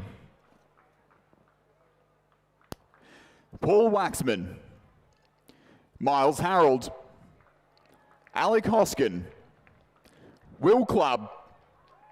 The crew was coxed by Tess Harris and coached by Shane Mulvaney and Brooke Robertson. And Sydney Rowing Club will now be presented with the QL Deloitte Trophy.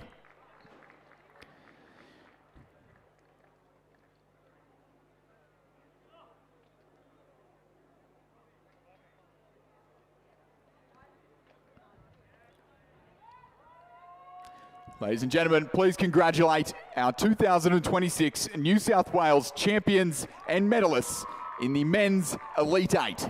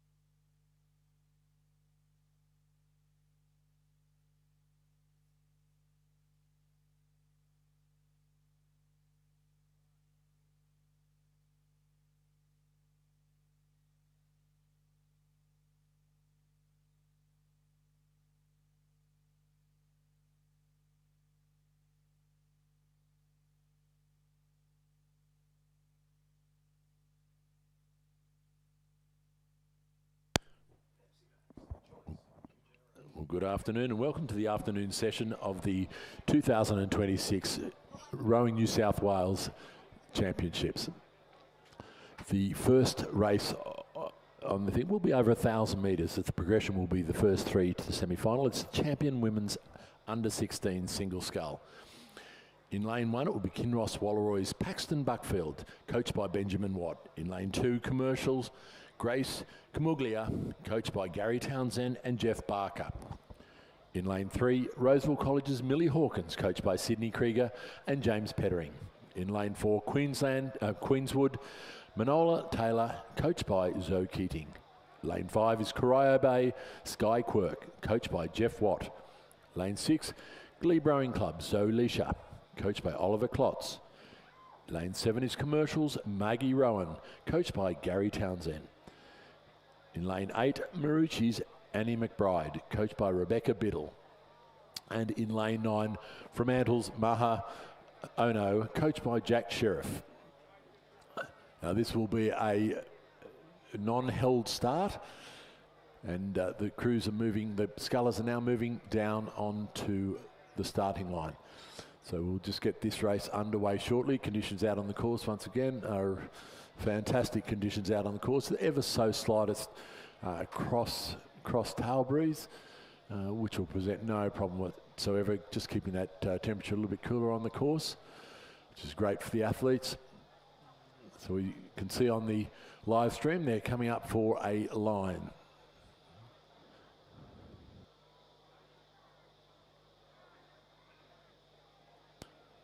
So just repeating, the progression is the first three to the semi-final. Those races will be, the semi-finals will be races 241 to 243.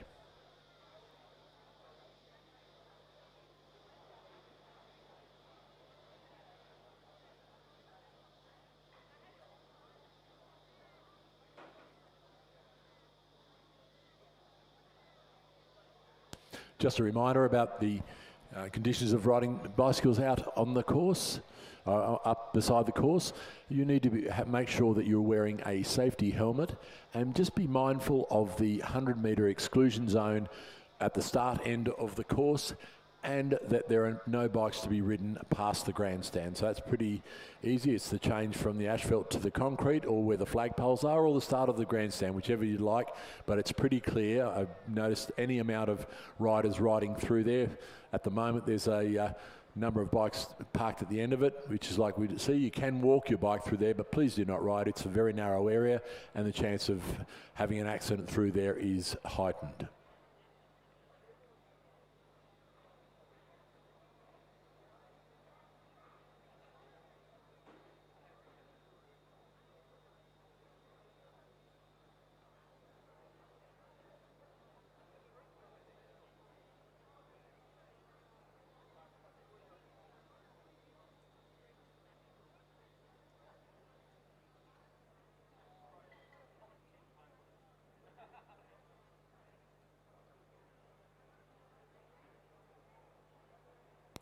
And we're away in this women's under 16 single scull heat 1. And largely a clean start. It does appear that the scullers in the middle of the course have got off to a very good start, the Roseville, Queenwood, Corio Bay and Glebe scullers. But as we progress down through the course, we'll update those positions. So at the moment we're on the umpire's launch and looking back across the room. It does appear to be one of the commercial scullers there we're looking, as well as just a little bit hard, the Glebe sculler in lanes 6 and 7, Zoe Leisha, who are off to a very good start. Right over in lane 1, also the Kinross Wallaroy's Paxton Buckfield also appears to have got a very good start, as has the commercial number 7, Grace Camuglia. This is fairly fast and furious out here with just 1,000 metres, so they're certainly pushing out very hard. It does appear from where we sit now that Grace Camuglia over in lane 2 seems to have got a gap over the scullers to her right and left, the Kinross, Wallaroy and Roseville. In the middle of the course, the Corio Bay sculler and Glebe scullers also off to very good starts.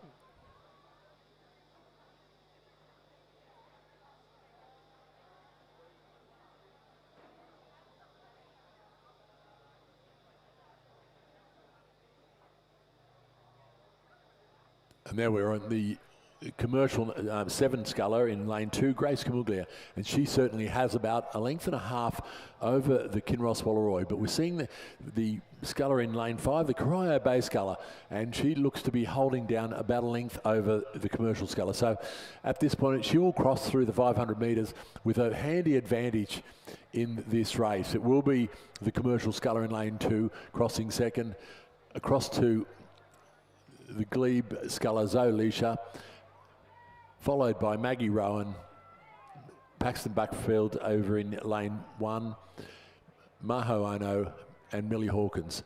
So with about 400 odd metres to go, a very good race out in front by Skyquirk. She has certainly got the advantage as it stands.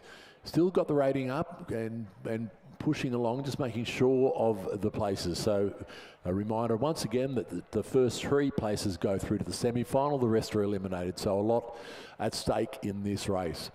But no problem whatsoever at the moment for Sky Quirk of Corio Bay.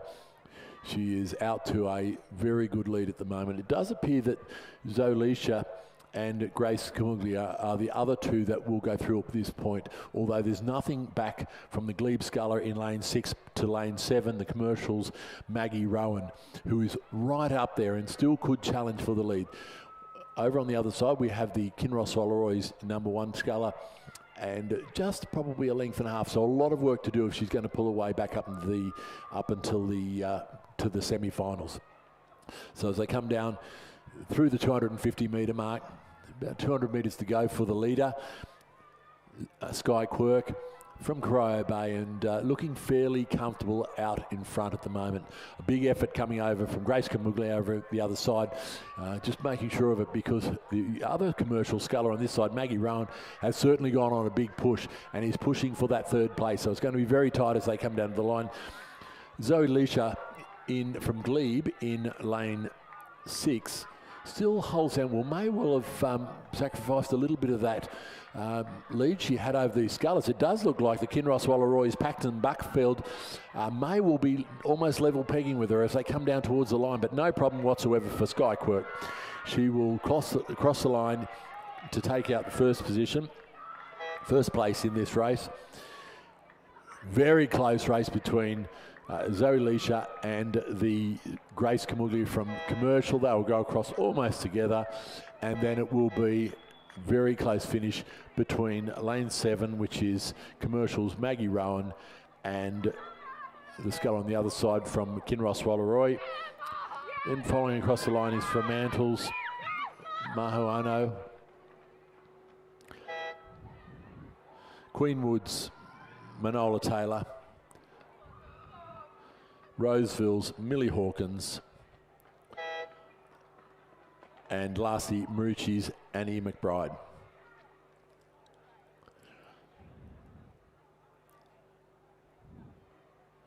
So there's a photo at the moment for 2nd and 3rd place, but that won't change the progression through to the final. So it will be Sky Quirk from Corio Bay, Grace Camuglia from Commercial, and Zoe Leisha from Glebe going through to the final. We now move on to race 226, the Championship Women's Under-16 Single Scull progression, 1st, 2nd, 3rd to the semi-final, the rest eliminated. In lane 1, Sydney Rowing Club's Ruby Mullins, coached by Patrick Graham. In lane 2, Commercials Katarina Cook, coached by Gary Townsend. Lane 3 is Loretto Normanhurst Clara Bradford, coached by Isaac Shepherd and Daniel Woodell. In lane 4, Hunter Valley Grammar Ella Cossins, coached by Sarah Abrams, Rowan Hislop and Odin McIntosh. In lane 5, Kinross Wallaroi's Pippa Wise, coached by Rebecca Pearce. In lane 6, Glebe Rowing Club's Coco Harley, coached by Oliver Klotz. In lane 7, UTS, Violet Bransgrove, coached by Sam Fennessy. In lane 8, Ashcombe, Poppy Mallet, coached by Mitchell Caponis. And in lane 9, Redlands, Matilda Hugman. And it does appear all the scullers have started, and they're coming down to the 500 metre mark. And it does look at this point in time that the Sydney Rowing Club sculler Ruby Mullins will go through the 500 metre mark with about a length and a half advantage over Katarina Cook, followed by Pippa Wise and Ella Cossins. So still very, very tight. Remembering that only 3 of these to go through, so it does appear at the moment that there's about 5 vying for those 3 positions. So it's going to be very interesting as we come into the last 400 metres. As I welcome Lizzie Chapman, who looks like she's done some laps of the park and looking a bit... Feels like it, but no, not really. It's getting warm out there again. And it's busy too, as I'm sure all coaches will attest to. Just a reminder, guys, as I came in, there's lots of people on bicycles without helmets. I'm sorry to be such a nag bag, but somebody came off yesterday and hurt themselves quite badly. Not wearing a helmet, got concussion, so please, please come back and put your helmets on. Absolutely, and we can only keep reminding them, Lizzie, and if you're seeing bicycles go past without helmets on or doing the wrong thing, don't be afraid to yell out. You will be supported. And as we come down into 250 metres to go, it is the Sydney Rowing Club sculler Ruby Mullins who holds down about a length and a half lead. It does appear now that the commercial sculler Katarina Cook has got clear water from the sculler in the middle of the field, which appears to be Hunter Valley Grammar's Ella Cossins. So as they come down towards the line, they look like the scullers that will progress at this point. No, it's, sorry, I've got that wrong. It was the Kinross Wallaroy sculler. I was just going to say, the Kinross Wallaroy cheer squad have just come storming down the bank we've got, no, stand back. Athlete on. Go, Pippa. So Pippa Wise, of course, is in 3rd place, and it does look fairly clear cut at this point in time. No trouble at all for Ruby Mullins from Sydney Rowing Club over there in lane 1. And followed closely by Katarina Cook, and it is indeed Pippa Wise from Kinross Wallaroy who is comfortably holding down that 3rd position. These will be the 3 scullers going through to the final. Once again, a reminder, races 241 to 243 are those semi-finals. So crossing the line now is Sydney Rowing Club's Ruby Mullins, and then it will be Katarina Cook from Commercial, followed by Pippa Wise from Kinross Wallaroy. It will be Loretto's Clara Bradford crossing in 4th. And then it's very tight with these scullers coming home with a number of sculls crossing together. The Askham sculler, Poppy Mallet, the UTS sculler, Violet Brangrove, Coco Harley and Matilda Hugman. And that's all is that a photo finish? Goodness me. So Kiara Bradford, Poppy Mallet, Ella Cossins, Violet Bransgrove are going to have to wait for that photo to sort you all out for that 4th position. And in the meantime, and that second heat of the Championship Women's Under-16 scull was won by Ruby Mullins in a provisional time of 4 minutes 20.88. Second was Katarina Cook from Commercial. Third was Pippa Wise from Kinross Wallaroy. So those are the 3 that progressed through to the final. But I know, being under-16, the others are going to want to know what time they did so that they can improve. So we'll get those to you as soon as we can. Heat 3 is now in progress in the Women's Under-16 Single Scull, with Sonia Johns of Leichhardt in lane 1. Georgia Foster of Hunter Valley Grammar School in lane 2, Amy McDonald of Sydney Girls High School in lane 3, Eleanor Forster of Roseville in lane 4, Olivia Pollock of Redlands in lane 5, Edith Cullinane of Pymble Ladies College in lane 6, Bronte Pryor of Loretto Marriotteville in lane 7, Agnes Hooper of Commercial in lane 8, and Mila Martin of Shoalhaven in lane 9. And through the 500 metre mark, we have the Redland sculler, Olivia Pollock, who has a slight advantage over the Hunter Valley Grammar's Georgia Foster, followed by Pymble Ladies' Edith Cullinan, and then a little bit further back to Shoalhaven's Miller Martin. So very, very close for that 4th, 5th and 6th, but they've got to get up into 3rd if they want to get through to the semi-final. And certainly big fields here, which makes it all important to get out very early and consolidate your position very early to make sure you get through to the final. But no problems whatsoever out the front for the Redland sculler, Olivia Pollock. She is probably has about a length and a half over the sculler from the Hunter Valley Grammar, Georgia Foster. as they come down to about 150 odd metres to go. So certainly not getting pushed overly hard. The race is going to be on though for third place. At the moment it appears to be that it'll be between the Roseville Sculler and over on this side the Pymble Ladies Sculler. So they're going neck and neck for those positions, as is the Leichhardt Sculler Sonia Johns over on lane 1. But coming down to the line now, the Redland Sculler, Olivia Pollock, looking very, very comfortable. Still working though, you know, still keeping the boat moving. And it will be, she will cross the line to take first place in this heat. The Hunter Valley Grammar also having taken it right off. The race is on now, and it does look like Edith Cullinan from Pymble has done the sprint at the right time and is holding a slight advantage over Roseville's Eleanor Foster, and she will go across the line, Edith Cullinan, to take the third place for the place into the final, followed by Eleanor Foster from Roseville. It was Sonia Johns from Leichhardt Rowing Club. Over on this side we had the Loretto Marriotteville, Bronte Pryor and Commercials Agnes Hooper and Shoalhaven's Miller Martin all crossing the line to, and we're just waiting for the last sculler to come through now. Sorry, this is Loretto Marriotteville's Bronte Pryor crossing the line to close out this field. So just recapping then the progression from the third heat of the championship women's under-16 single scull. Olivia Pollock of Redlands was first, second Georgia Foster of Hunter Valley Grammar School, and third Edith Cullinan of Pymble Ladies College. They progressed through to the semi-final, and the remainder are eliminated, with Roseville's Eleanor Foster fourth, fifth the Leichhardt Sculler Sonia Johns, sixth the Commercial Sculler Agnes Hooper, seventh Mila Martin of Shoalhaven, eighth Sydney Girls High Amy McDonald, and ninth Loretto Marriotteville's Bronte Pryor. I don't think they took a time. Yeah, no time taken, but certainly Olivia led by about nine and a half seconds, so good lead there at the end. Heat 4 is in progress. We've got Memphis Lynham of Canberra Girls Grammar in lane 1, across on the far side. Pearl Brown from Redlands in lane 2. Matilda Coddington of the Armadale School in lane 3. Abby Turner of Townsville James Cook University in lane 4. Lily Oldfield from Pymble Ladies College in lane 5.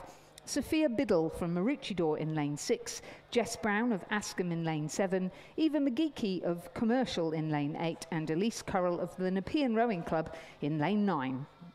And it was the Armadale School's Matilda Coddington through the halfway mark with an ever so slight advantage over the Townsville Sculler Abby Turner.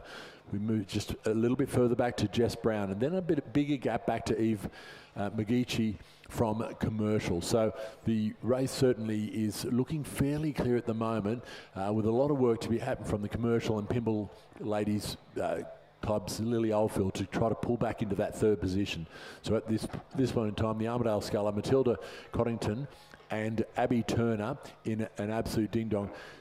Lizzie's moved to the edge of her seat. She's got a interest in this, the Askham Sculler in this race, Jess Brown, and currently doing very well. So it does look like that's got a little bit clearer, Lizzie, the positions in this field. It does. The only other sculler is the one over in lane 1, which is Canberra Rowing Club's Memphis Lynham. But I think that it's the way the angle on the course and where our viewing point, that it does appear that the Askham Sculler, Jess Brown, is holding down that third position. Of course, Jess Brown, the daughter of Nick Brown from Drummoyne Rowing Club. Absolutely, he's here cheering her on. And of course, she rows at Drummoyne as well as rowing at Askham School, where she's now coached by Gonzalo Briones, which is fantastic for her to have Mitchell Caponis of UTS at school and Gonzalo at the club, a dad that's really interested in, and a head coach that's quite passionate. So surrounded by people cheering her on. Absolutely, but no trouble at all for Matilda Coddington out in front, and she's dropped the rating right back and settled into preservation mode. She knows she's got this race won. The Abby Turner, the Townsville Sculler, just off to her left-hand side, sitting into the same thing. Jess Brown just really working to try to get also get up there. She's vying for second place. She's had a look and think, I can do this. And but certainly her position in third is not in doubt if she stays in the boat. So so we have Matilda Coddington going across for first place. It will be Abby Turner from Townsville in second. Jess Brown in third. Oh, lane 8. Popping through lane 8 fourth. coming through to fourth. Eva Magici, and then followed by lane 5 Pinball Ladies, Marucci's Sophia Biddle, and then over to the sculler over the far side, Canberra Girls. Am I missing somebody? We've got...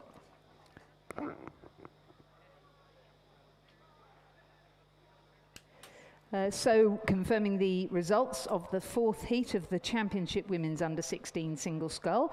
A lovely win there for Matilda Coddington of the Armidale School. Second, Abby Turner of Townsville James Cook University in Queensland. And third, Jess Brown of Ascombe School. Those three will progress through to the semi-final. Fourth, Eve Magici of Commercial. Fifth, Lily Oldfield of Pinball Ladies. Sixth, Sophia Biddle of Maroochydore. Seventh, Memphis Lynham of Canberra Girls Grammar. And eighth, Elise Currell of Nepean Rowing Club. And we believe that Redlands Pearl Brown did not start.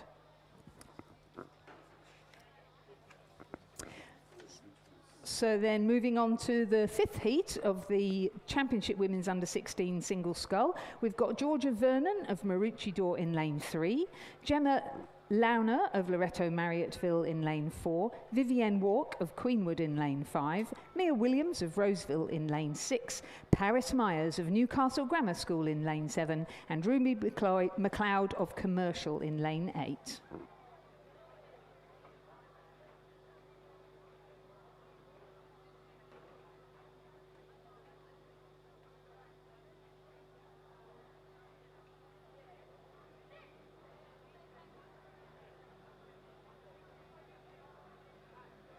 And they're off to a great start here. And it does appear that the Marucci sculler, Georgina Vernon, from our position here off the coach's boat, has come out for a very good start for the first 250 metres. Just off to her left is Redlands sculler, Annalise Beattie. That at this moment is pretty much all we can see as they come down towards the 500 metre mark.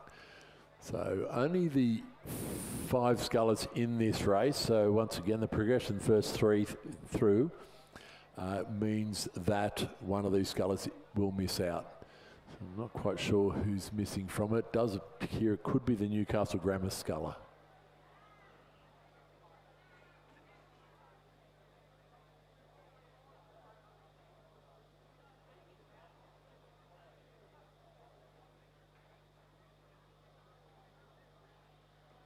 Yeah, sorry. Well, we're just clarifying a few of the entries and scratchings. We'll come back to you on that because it's probably confusing those of you listening in as well. So we'll get through that and then let you know. So in lane 8, the Commercial sculler Ruby McLeod does look to be like she might have a good lead over the rest of the field. And as we look down from here, we probably hadn't seen much of her as from the camera sweeps, but certainly we're seeing that now. And she is holding down a commanding lead at the 500 metre mark. Certainly she's got she's got a lane in between her and the next sculler, the Roseville's Mia Williams, which means it's just, but that's proving no problem for her. She certainly is probably about 4 or 5 lengths up as they came through the 500 metre mark. But all scullers through that 500 metre mark. It was Roseville's Mia Williams in second, Queenwood's Vivienne Wark in third, Loretto Marriotteville's Gemma Lorna in fourth, and Marucci's Georgina Vernon in fifth. Not a lot in it, so a bit of a gap back from Ruby McDonald and Mia Williams of Roseville, about 4 or 5 lengths, but not much in it between the Queenwood sculler Vivienne Wark, Loretto Marriotteville's Gemma Lorna, or Queenwood's or the other sculler. So not a not a whole lot in it, and as it's closing up, as they come down into the final 200 and 300 metres, but no problem whatsoever, Lizzie, for the Ruby McLeod from Commercial. No, none at all. She had a big push there, got herself into the lead, and has just sat there quite comfortably, hasn't she? And as with others, she is taking the rate of striking down, but maintaining power. So her boat is still travelling nicely, and she can pick it up at any time if she needs to. It looks to me as though if we lost Newcastle Grammar School, that might be who's missing.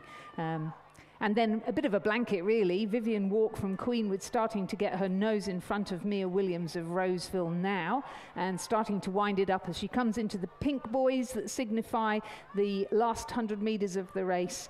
Those two, Vivian Walk and Mia Williams, now pushing ahead of Gemma Launer of Loretto Marriotteville and Georgina Vernon of Maroochydore.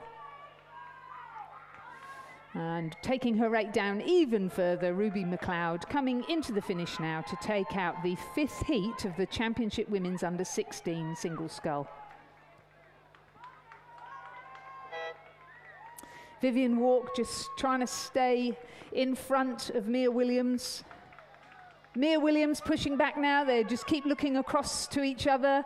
They are now bow ball to bow ball. And I do think that Roseville's Mia Williams is going to take it by a quarter of a length, second position over Queenwood's Vivian Walk. But they will make it through to the final. Just missing out, Loretto Marriotteville's Gemma Launer, who will be 4th, and Maroochydor's Georgina Vernon, who will be 5th. So 1st, 2nd and 3rd, Commercial, Roseville, Queenwood, through to the semi-final. And the winning time for Ruby McLeod, 4 minutes, 18.56. Not bad. We've still got another heat to come down in this heat 6 of these races, but so far, Lizzie, only a second and a half difference between the times of the first 5 heats. So there we go. augurs for a great final. Well, especially given that some of them are really cruising as they come in, Matilda Coddington and Ruby McLeod in particular. Heat 6, so this is our final heat now underway in the Championship Women's Under-16 Single Scull. 3 to progress through to the semi-final. Roseville are in lane 3, represented by Alicia Jenkins, coached by Sydney Krieger and James Petering.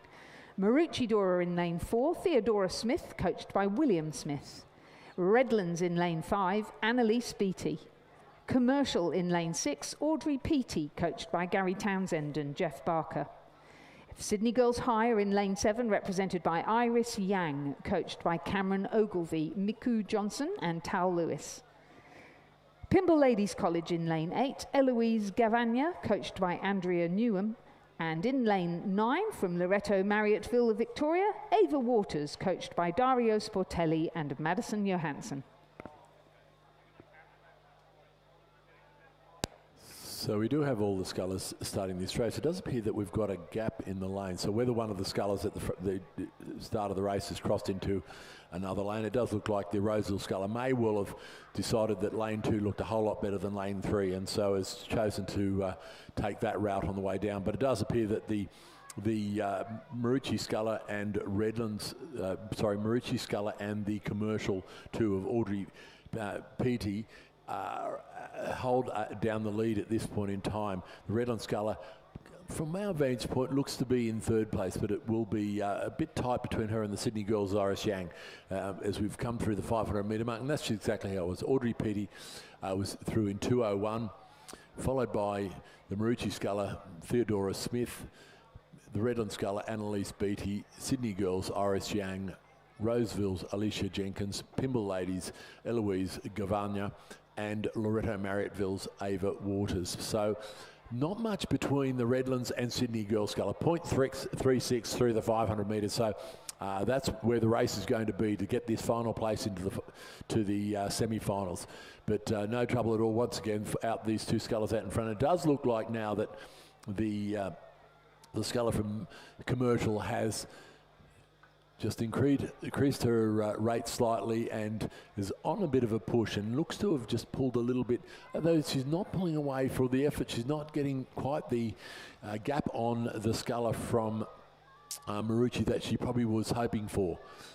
And but certainly the Redland Sculler now in a ding-dong battle with Sydney Girls High, Cyrus Yang, and it is stroke for stroke at the moment, and both having a big look at each other and just measuring up, one for the big sprint for the line.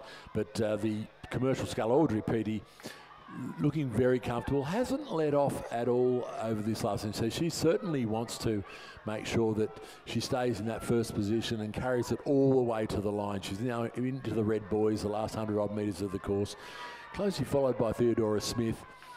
Still this battle goes on, but coming back into the battle is Alicia Jenkins from Roseville College. She's over the other side, but probably a little bit further back. But once again, the Iris Yang looking over, and she's seeing Annalise Beattie, and looks like she might just have got the upper hand, but it will be Commercial's Audrey Petey crossing the line to take first, followed by Mauritius Theodora Smith. It will be Iris Yang from Sydney Girls, although took a bit of a wild stroke there, about 2 strokes out, followed by Annalise Beattie. It will be the Loretto Marriotteville Sculler, Ava Waters crossing just ahead of Roseville's Alicia Jenkins and Eloise Gavagna of Pymble Ladies College. So the progression from that final heat of the Championship Women's Under-16 Single Scull is that Audrey Petey of Commercial took out the win and will progress through to the semi-final, along with second-placed Theodora Smith of Maroochydore and third position Iris Yang of Sydney Girls High in a tremendous finish there. Just missing out, Annalise Beattie of Redlands, who was fourth, fifth, Ava Waters of Loretto Marriotteville, sixth, Alicia Jenkins of Roseville, and seventh, Eloise Gavagna of Pymble Ladies College. The provisional time for Audrey Petey, 4 minutes 16.89. Some good times. Some nice conditions as well, although I can see some little breeze pockets lifting there in the middle of the course. Yeah, it's just an ever so slight headwind. Much rather have the breeze than not, though. It's so hot out there again. Absolutely, and it does help to keep conditions down on the water, close to the water, a little bit cooler. So that is a good thing. So these scullers probably won't even notice that much about the amount of breeze. It's that light. No. So we're moving now from women's under-16 single sculls to men's under-16 single sculls. Again, they are racing over a distance of 1,000 metres, so they have a free start in the middle of the course. And once again, only 3 will progress through to the next round. This time they go directly to a final. So we have 3 essentially semi-finals. In this first one we have Centenary in lane 1, represented by Ottavio Di Florian, coached by Kerry Tickle and Peter Wadsworth. Glebe Rowing Club in lane 2, Zachariah Liu, coached by Robin Mackney. Tweed in lane 3, Chance Gaskell, coached by David Houston. Leichhardt in lane 4, Mark Bay, coached by Isaac Shepherd and Arabella Barr. Gippsland Grammar in lane 5, Cooper Sampson, coached by George Pearson. Cranbrook in lane 6, Oscar Deary. Shoalhaven in lane 7, Hugo Gollan, coached by Catherine McKeever and David Eddington. The Cathedral School of Townsville in lane 8, Evan Dippenar, coached by Jamie Forbes, Mika Talbot and Charlie Patrick. And Hunter Valley Grammar School in lane 9, Thomas Graham, coached by Odin McIntosh and Rowan Hislop. And through the 500 metres, Lizzie, it was the Glebe sculler, Zachariah Liu, holding down a very slight advantage over the Shoalhaven's Hugo Gollan, followed closely by Centenary's Ottavio De Florian and the Cathedral School's Evan Dippenar. And that's where the race is at the moment. So just a slight gap back there. And as they come into the last 250 metres, it does appear that the sculler over on this side in the Shoalhaven sculler may well have got the advantage, although we're looking back across to over the other side of the course. Sorry, Zachariah Liu still holding down the lead. Only a slight advantage as we come into the red boys. But and back further over on the other side, we have Centenary's Ottavio De Florian. That's why they went through the 500. So holding that down, but a big finish coming over on this side from the sculler in number 8, the Cathedral School's Evan Dippenar. But it will be the Glebe sculler Zachariah Liu taking out this first one. It is an absolute race to the line, and it will be Shoalhaven's Hugo Gallen getting across and just ahead of Ottavio De Florian. Just missing out were the Leichhardt Scullers Mark By and the Cathedral Schools Evan Dippenar in a very, very close finish. They will be disappointed to have just missed out on that thing, the place in the final. Then we had the sculler from Gippsland Grammar, Cooper Sampson, the Hunter Valleys, Thomas Graham, and Tweed's Chance Gaskell. And just coming down to the What a race! What a race indeed. So these races, particularly over the 1,000 metres where it tends to compress them up a little bit, are great races. And these are great times for these under 16 scullers. So they are. So just confirming then that Glebe Rowing Club Zachariah Liu won the first heat in the championship men's under 16 single scull. Second was Shoalhaven's Hugo Gollan, and third was Centenary's Ottavio de Florian. Those three progressed through to the final. The remainder sadly are eliminated, and the provisional time for Zachariah Liu was 3 minutes 55.74, less than 2 seconds margin between each of the next two scullers. Heat 2 is in progress. We've got Rory Dixon of Shoalhaven in lane 1, James Trott of Corio Bay in lane 2, Jack Croker of Manning Valley Anglican, you're right, grandson of Harold Croker, he's in lane 3. Then across to lane 5, Jack Sheridan of Gippsland Grammar. In lane 6, Oscar Holland of the Cathedral School. In lane 7, Julian Perham of Leichhardt. In lane 8, Finn Carey of Hunter Valley Grammar School. And in lane 9, Doug Schofield of St Augustine's College. And through the 500 metres, it was Corio Bay's James Trott holding down about a length's lead over the Manning Valley Anglican College's Jack Croker, followed by St Augustine's Doug Schofield. He's a little bit further back, and then another 2.5, a battle length back to the Leichhardt sculler Julian Perham, Hunter Valley Grammar's Finn Carey, and Shoalhaven's Rory Dixon. So no problems whatsoever out the front for these two, Corio Bay's James Trott and Manning Valley's Jack Croker. They do hold a couple of lengths over them, and that seems to have extended a little bit, even though they've only rode about 600 metres so far. They seem to have extended that lead coming through into the second 500 of this race. So the race will be on for that third place, and from where we sit, it looks pretty competitive out there. It does, doesn't it? Doug Schofield on the near side, closest to you in the grandstand, staying steady and managing to hold on to third position at the moment. Oh, just a little bit squiffy with his steering there. Mate, the quickest line is the straight line, and you also don't want to mess with those boys. But nope, he's getting himself back under control again, good man. And lifting again, managing to stay ahead of Hunter Valley Grammar School's Finn Carey, who's next to him in lane 8. A big push, though, from Julian Perham of Leichhardt. I wonder if he saw that little error and made a pounce, because he's now pushing up, got his nose in front of Hunter Valley Grammar School. In the middle of the field, Oscar Holland from the Cathedral School and Jack Sheridan from Gippsland Grammar, having a battle against each other. And then out on his own on the far side, Rory Dixon from Shoalhaven. That's a good row coming there from James Trott of Corio Bay, isn't it? He's got several lengths, nice and patient around the back turn and just letting that boat run. Busy, the big mover is the Newcastle Grammar. Finn Carey. Yes, Hunter Valley. He's doing a Luke Purdy. Reacting now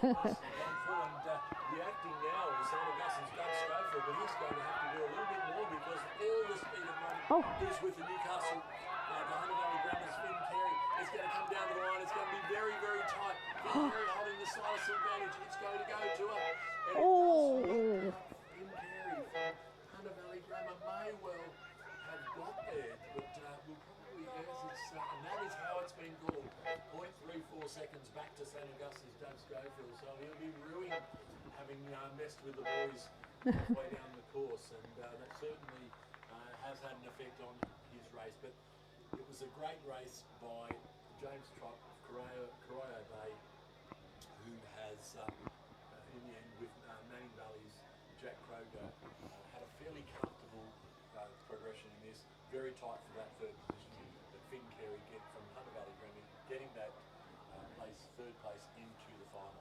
And he did that in a provisional time of 3 minutes 56.55, compared with 3 minutes 55.74 from Zachariah Liu. So some very similar times there. First, James Trott from Corio Bay. Second, Jack Croker from Manning Valley Anglican College. Third, Finn Carey from Hunter Valley Grammar School will progress to the final.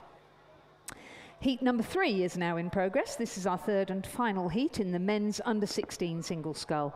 We have Reuben Cleary of Kinross Walleroy in lane 1. Hunter Valley Grammar School, Oscar Wilson is in lane 2. From Tweed, in lane 3, Asher James. Centenary are in lane 4, Davis Bishop. From Rockhampton Grammar, in lane 5, Archie Becker. From Gippsland Grammar, in lane 6, Leo Kanzides. In lane 7, from Radford College, Jake Espinosa. From Newcastle Grammar School, in lane 8, Alistair Sillar. And from Leichhardt Rowing Club, in lane 9, Otis Shipley.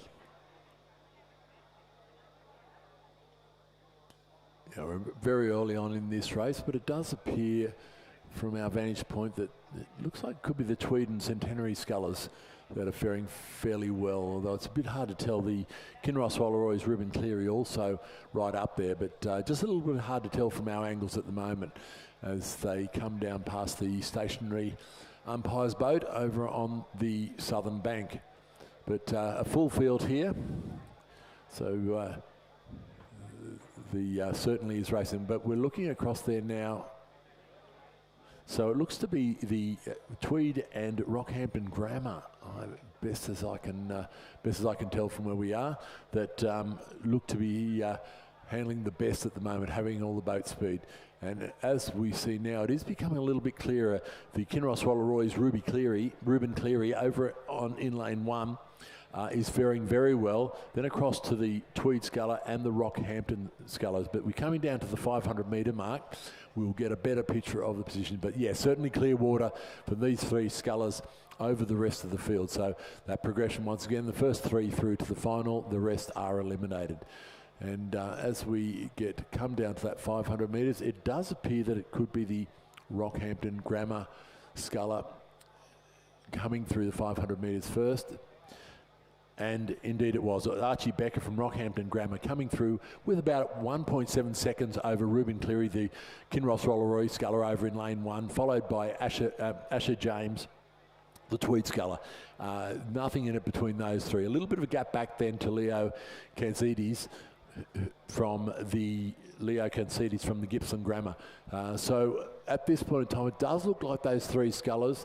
So the sculler in lane 1, Kinross Walleroy, Reuben Cleary, Tweeds, Asher James and Rockhampton Grammar's Archie Becker holding down those first 3 places. But it's not going to take much at all for the scullers, the chasing pack, the Centenary and Gippsland Grammar scullers to come back to them. And certainly they are putting in the work at the moment. It doesn't look that the Tweed sculler has slowed just a little bit in comparison to the other front runners, the Rockhampton, Archie Becker and Kinross Walleroy's Reuben Cleary, and allowing the scullers from Centenary and Gippsland to get a sniff of a place here. Over here on lane 9 though, the Leichhardt sculler has come from nowhere and certainly having a great row, and looks like he's just about got up level with these other crews, so it will be a tight battle for the end. But Reuben Cleary has all the speed at the moment over there in lane 1, the Kinross Walleroy sculler, sculling very nicely, and hasn't quite caught up to Rockhampton Grammar's Archie Becker yet, but he's certainly making a good fist of it. The Tweed sculler looks like he's towing a bucket at the moment, so he's struggling, and that has allowed Gippsland Grammar's sculler to come through over the top of him to go into that 3rd position. The Leichhardt sculler still coming home strongly, but will run out of room, as will the Centenary sculler in lane 4. But it will be Rockhampton Grammar's Archie Becker coming across the line in first. It will be Kinross's Reuben Cleary in 2nd place. Gippsland Grammar's Leo Kanzides in 3rd. Leichhardt's Otis Shipley having a great row to come home in 4th, and then it was the Tweed sculler Asher James in 5th, Davis Bishop of Centenary in 6th, and the final 2 scullers coming home, Hunter Valley Grammar's Oscar Wilson, and Radford's Jake Espinosa, and Newcastle's Alastair Silla. So confirming that the first three progress through to the final, and that is Archie Becker from Rockhampton Grammar, Ruben Cleary from Kinross Walleroy, and Leo Cancides from Gippsland Grammar. The provisional time for the winner there from Rockhampton Grammar was 3 minutes 48.76 seconds. The margins 2.75 and 6.73 seconds. We now move to the championship schoolgirls double scull. We've got heats here with the first four to progress through to the semi-final, races 260 and 261. So we're currently on race number 231 with 4 heats, 4 to progress through from each heat to a semi-final and then on to a final. In this first heat we have the Armadale School in lane 1, Georgie Jones and Olivia Bellinger, coached by Marty Inglis. Trinity Lutheran College in lane 2, Ashley McKinder and Megan Roberts, coached by Callum McCracken. Ascombe School in lane 3, Chloe Hitchens and Sammy Rebilliard, coached by Oliver Klotz. Canberra Girls Grammar in lane 4, Sophie Murphy and Camilla Griffin. MLC School's second crew in lane 5, Rebecca Beaton and Clementine Hendricks, coached by Charlotte Almond and Rafe Stanford-Meisel. And MLC School 1 in lane 6, Eve Parker and Sophie Winnell, also coached by Charlotte and Rafe. From Commercial Rowing Club in lane 7, Ella Thorne and Sophie Brett, coached by Jacinta Edmonds. In lane 8, from Newcastle Grammar School, Roxana Brown and Elliot Munro, coached by Jack Hanley and Jenna Order. And in lane 9, from Radford College, Kate Collier and Rosie Humphreys, coached by Oscar Willink, Claudia Kendall and Gordon Marks. So the MLC School first quad in 2 doubles, is that right, Rob? Yeah, not a straight thing. I think there's one change in there, but yeah, certainly the top 2 quads here. And just a confession to make, because we've got vested interests here, haven't we? We have indeed. Me with MLC and Lizzie with Ascombe. Yes. But going through the 1,000 metre mark, it was the Canberra Girls Grammar School, a very classy double this one. Sophie Murphy and Camilla Griffin, who hold down a sizable lead over the chasing pack, and we've just lost all that, but it was the MLC School number 1 crew coming through in second place. So as we wait for them to get a bit further down, we can see that Canberra Girls Grammar School is clearly out in the lead from where we sit. It looks to me from here that it's the Ascombe and MLC 1 crews who are in that second and third position. Remembering 4 of these go through to the final. So once again, it looks like Newcastle Grammar and Trinity. We're looking over there. The Ascombe crew over in lane 1, the Armadale School, also faring very well. So they'll be vying for that 3rd and 4th positions coming down to the line. But we're just now coming up to the 500 metre mark, and the camera at the moment is on this Canberra Grammar School, and they are looking like they've already got the rating right down, and they're coming through the 1,500 metre mark with a clear advantage over the chasing pack. Now, they're very experienced double. They raced together last year, didn't they? And Sophie and Millie went to Henley Royal Regatta on tour last year, and Henley Women's Regatta as the reserve double, racing the Stonor Challenge Cup reserves to the Diamond Jubilee quad that raced over there. It was an exciting year for Canberra Girls Grammar. They really walloped all of us, didn't they, in the quads? Very good, very strong sculling program there under the leadership of Kaz Pipers, and looking really classy this year. Yeah, certainly looking that. We've seen that in all their boats they've put out over the weekend. So they holding down, probably still holding down a 3 or 4 length lead. It does look like the Ascombe crew has pulled up a little bit on the MLC number 1 crew. A little bit further over on this side, Newcastle Grammar also have got some pace at the moment. The crew from Armadale, the Armadale School's crew of Georgie Jones and Olivia Bellinger seem to have slipped back a little bit. So they will be racing against this Newcastle Grammar for 4th place, unless Newcastle can get back up to MLC and Ascombe. But MLC now responding, seeing the challenge coming from Hunter Valley Grammar or Newcastle Grammar, I do apologise.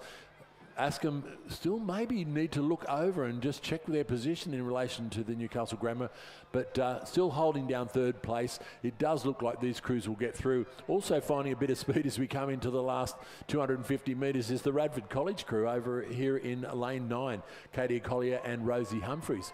But probably leaving a lot to do in a very short period of time. But certainly no problem whatsoever for the Canberra Girls Grammar School. MLC just doing a little bit of a push towards the end of the race, just to just blow out the cobwebs. They didn't get the chance to row their quad yesterday afternoon, as neither did the Canberra girls or the Askham girls. So this is a bit of a hit out for all of them. But it will be the Canberra Grammar Girls Grammar crossing the line in first position, followed by MLC 1. The Newcastle Grammar have rowed through the Askham crew. I think they've pretty much let them go through, so they'll go across in third, Askham in fourth. It will be the Radford College in fifth, followed by the Armidale School. A little bit further back now to Commercial, MLC 2 and Trinity Lutheran.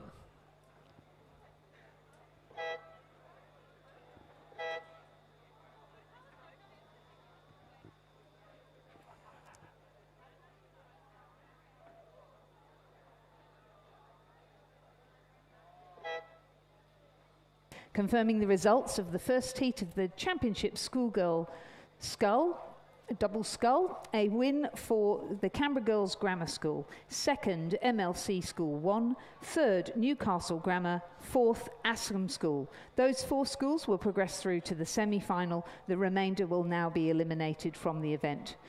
Provisional winning time for Sophie Murphy and Millie Griffin was 7 minutes 59.29. We're now into the second heat with Queenwood in lane 1, Scout Ferguson and Issa Kennedy, coached by Kieran Glynn and Ella Davidson. Gippsland Grammar in lane 2, Mia Kentzides and Eloise Tavaski, coached by Nick Bartlett.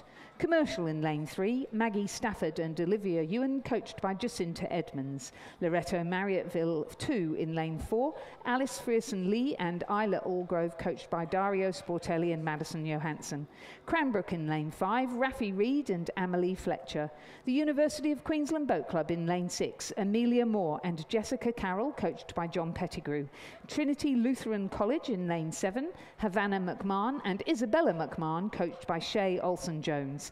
MLC School 3 in lane 8, Ella Hu and Eliza Kershaw McDonald, coached by Charlotte Almond and Rafe Stanford Meisel. And the Armidale School in lane 9, Luella Caulfield and Elsie Caulfield, coached by Marty Inglis. So our bow numbers lady will be jumping up and down with joy because that's her granddaughter, Eliza Kershaw McDonald, in the MLC School crew. So when you're in boat bay number 1, handing back your bow numbers at the end of your race, don't forget to say hello to Katie.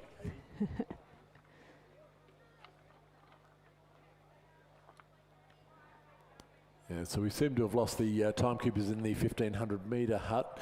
So if anybody's out the 500 metre hut, so if anybody's out there looking for something to do on this lovely afternoon out at Sydney International Regatta Centre, and you feel like you want to contribute a little bit and volunteer, there's always a place available in one of our timing huts. Absolutely. Come down to the finish tower and have a chat, and we'll find you a position. It's a great way to see the racing. You're sitting there on each of the 250 metre, each of the 500 metre marks, sorry, in the timing huts there, just pressing a button as the bows cross the line, and that gives the crew an idea of the progression they made on their way down the course when they analyse their data later, but also is really helpful to you in the grandstand and to us in the finish tower, and to those of us watching online to just give an idea of the speeds at which these boats are travelling. And through the 1,000 metre mark, we had the commercial crew of Maggie Stafford and Olivia Ewan through in a time of 3:55, a fairly quick time. University of Queensland's Amelia Moore and Jessica Carroll about 2 seconds down, about a length down, followed by Queenwood Scout Ferguson, Isabella Kennedy, just 0.68 behind, and a little bit further back to Gibson Grammar, MLC School, and then a bit of a gap back to Trinity Lutheran. So the race certainly on at the front here. A reminder that only 4 of these crews will go through to the semi-final. So the work all to be done by MLC School, it would appear at the moment. Earlier on today we were talking about Cranbrook School and the fact that this year they have welcomed Year 11 women to their school, so they've gone co-ed. I think they had Year 7 and Year 11 this year, and they're gradually expanding in the years ahead. So it's really lovely to see Cranbrook School racing in the women's or schoolgirl events here. The girls were racing earlier on today in the, whatever it was we opened up with this morning, the under 16 singles, was it? No, I can't remember now, must have been under 19. And as we can see on our screen, it's the crew from the commercial from Queensland, Maggie Stafford and Olivia Ewan, going through the 1500 metre mark, now with a extended lead over Uni of Queensland's Amelia Moore and Jessica Carroll. So an all Queensland affair at the moment. Gibson Grammar's Mia Cansides and Eloise Tavaski have made a bit of a move here and gone past Queenwood, Scout Ferguson and Isabella Kennedy. They at the moment hold down the first 4 positions, a gap of about 3 lengths back to MLC Schools Elihu and Eliza Kershaw McDonald. They've got a lot of work to do if they're going to get back into the places, and certainly not being helped by the fact they're in lane 8 when all the action is over in lane 1 and 2. So that certainly doesn't give them the perspective that they'd probably like in relation to where they sit. But no problem whatsoever for the commercial girls from commercial. They are really making it look easy there at the moment. A little bit back to the University of Queensland, but certainly their position looks very solid as well. The Gibson Grammar crew in lane 2 of Cansides and Tavaski just got a little bit of a gap on the Queenwood crew now. So it looks like they have consolidated that 3rd position, but with 4 going through, Queenwood will be okay. So I'll have to just keep an eye on the fast finishing MLC crew over here in lane 8. So just as bad as if for MLC to understand where they are looking across to the other side, Queen would also have to have turn their heads a fair way to see lane 8 and the fast finishing MLC crew. So there's going to be not a lot in it by the time they come down to the line. Queen would have backed the rating right off, so I'm not sure that they are totally aware of the finish from the MLC crews, but no problem whatsoever for the commercial crew of Maggie Stafford and Olivia Ewan. They cross the line to take first place. It will be the Queensland, University of Queensland coming across in 2nd, followed by Gibson Grammar's Cansides and Tavaski. And there isn't going to be a lot in it at the end, but just they've just done enough over there, Queenwood. They've backed it right off. As I said, it won't, probably a little bit of a risky move. They're going to go back with only a length back to the MLC crew, who will just miss out on a place in the final. We now have the Armidale Schools, Caulfield and Caulfield, obviously sisters, coming over the line, followed by the Trinity Lutheran, and a little bit further back to the crews from Cranbrook and Loretto Marriotteville.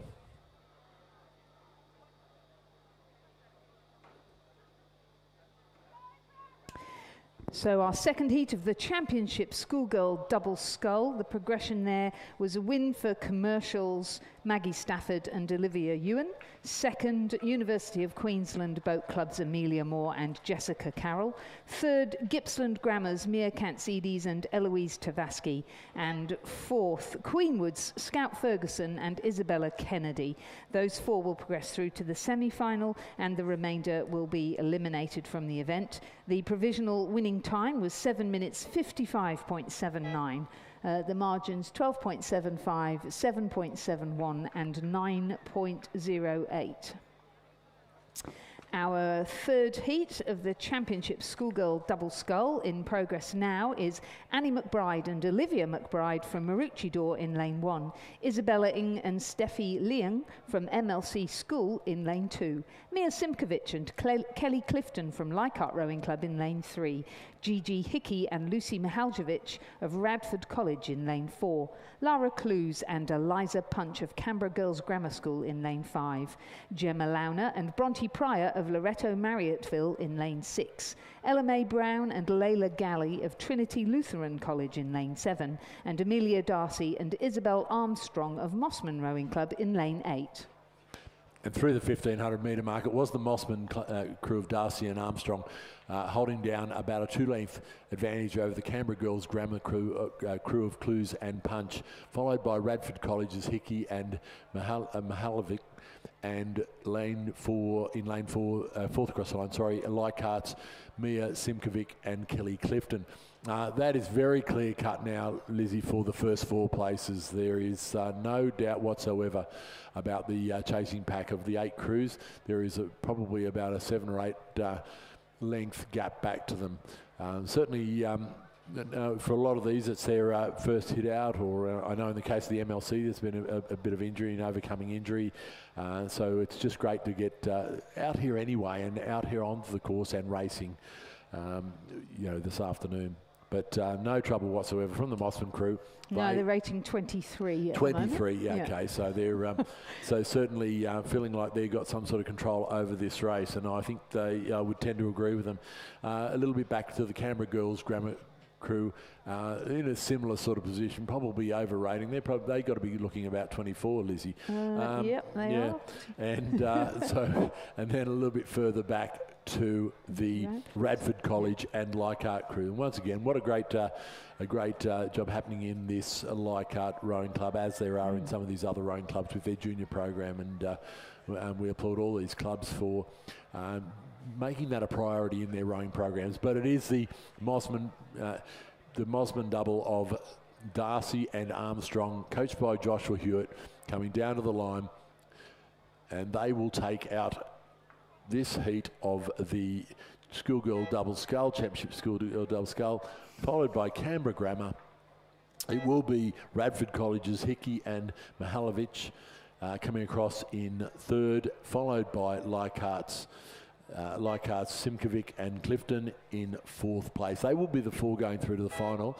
A little bit of a distance back now for the Lutheran crew, who will cross next, followed by, it does look like it'll be the MLC crew of Ing and Liang, and then a little bit further back to Loretto Marriotteville and Marucci.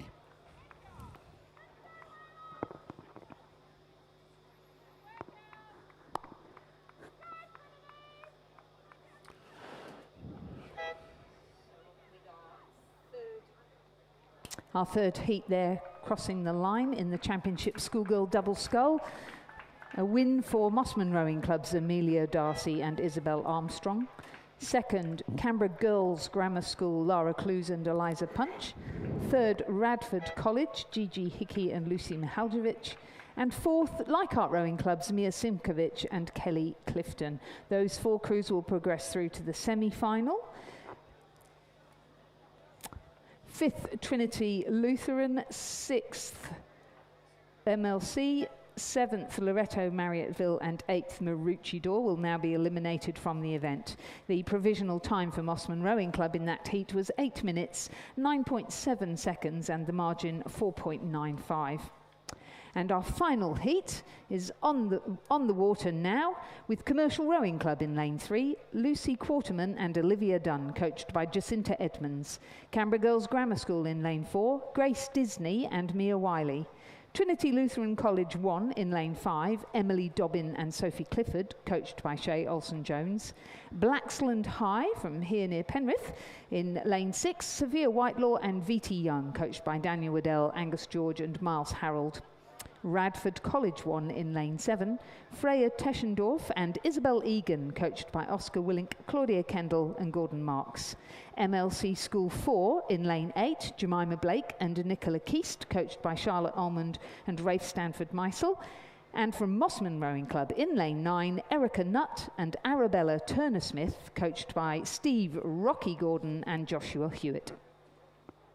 And Izzy Egan from Radford College, our para-athlete who was a medalist in the PR3 women's single scull earlier on, and also in the PR3 double scull earlier on in the regatta. Now moving to schoolgirl rowing at her school, Radford College. So Izzy was our national representative at the World Under-23 Championships last year. I think she was only 15 or 16 at the time. So she is here, and we welcome to rowing her mentor, Louise Savage, the well-known para-Olympian and Paralympian in wheelchair racing, and now fantastic coach of Maddie Di Rosario and others.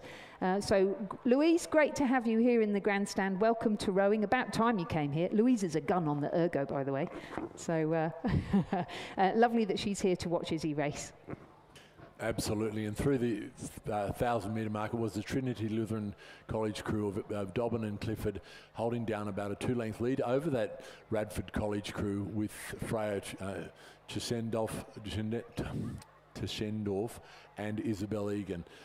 So Louise will be very pleased with that at the 1,000-metre mark. Mossman's Erica Nutt and Arabella Turner-Smith. Next through as in 4th place, Blackstone High, Sophia Whitelaw and Vitty Young. Not much of a distance back to the 5th place commercials, Lucy Quarterman and Olivia Dunn, and MLC School Fours, Jemima Blake and Nicole Crease. So there is going to be a bit of a tussle as we come into that last 500 metres for that 4th place, first 4 going through to the final. And it was the Radford College crew has overtaken the Trinity Lutheran crew, so they have got about a second advantage over the Trinity Lutheran crew going through the 1,500 metre mark. A bit of a gap back now to the Mossman crew of Nutt and Turner-Smith, and a little bit further back to Blackstone High, but still nothing between Blackstone High, Canberra Girls Grammar and Trinity Lutheran. So that is where there's certainly going to be a race. It does look like the MLC crew may have slipped a little bit in that third 500, that all-important third 500 that decides who will win the races in so many races. But the race certainly on out in the front of this field, and it does appear that the Radford College crew has maybe got a half a length up on the Trinity Lutheran crew now. So certainly rowing very nicely as they come into the 250 metre mark, and very timing and blade work looking very, very clean. So as they come through the 250 metre mark, they're probably holding that about a length over the Trinity Lutheran now. Certainly very, very close. It was Mossman holding a fairly safe advantage as we went through the 1,500 metre mark, but Blackstone High have been coming back at them all the way.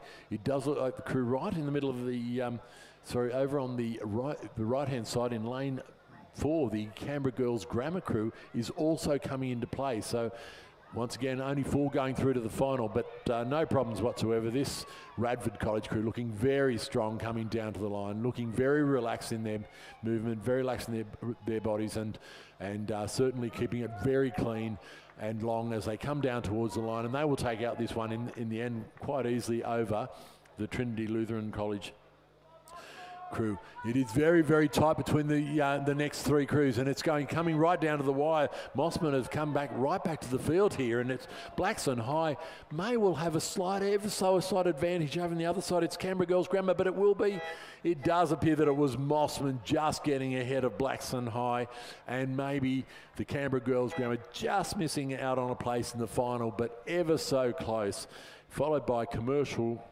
and then the MLC School.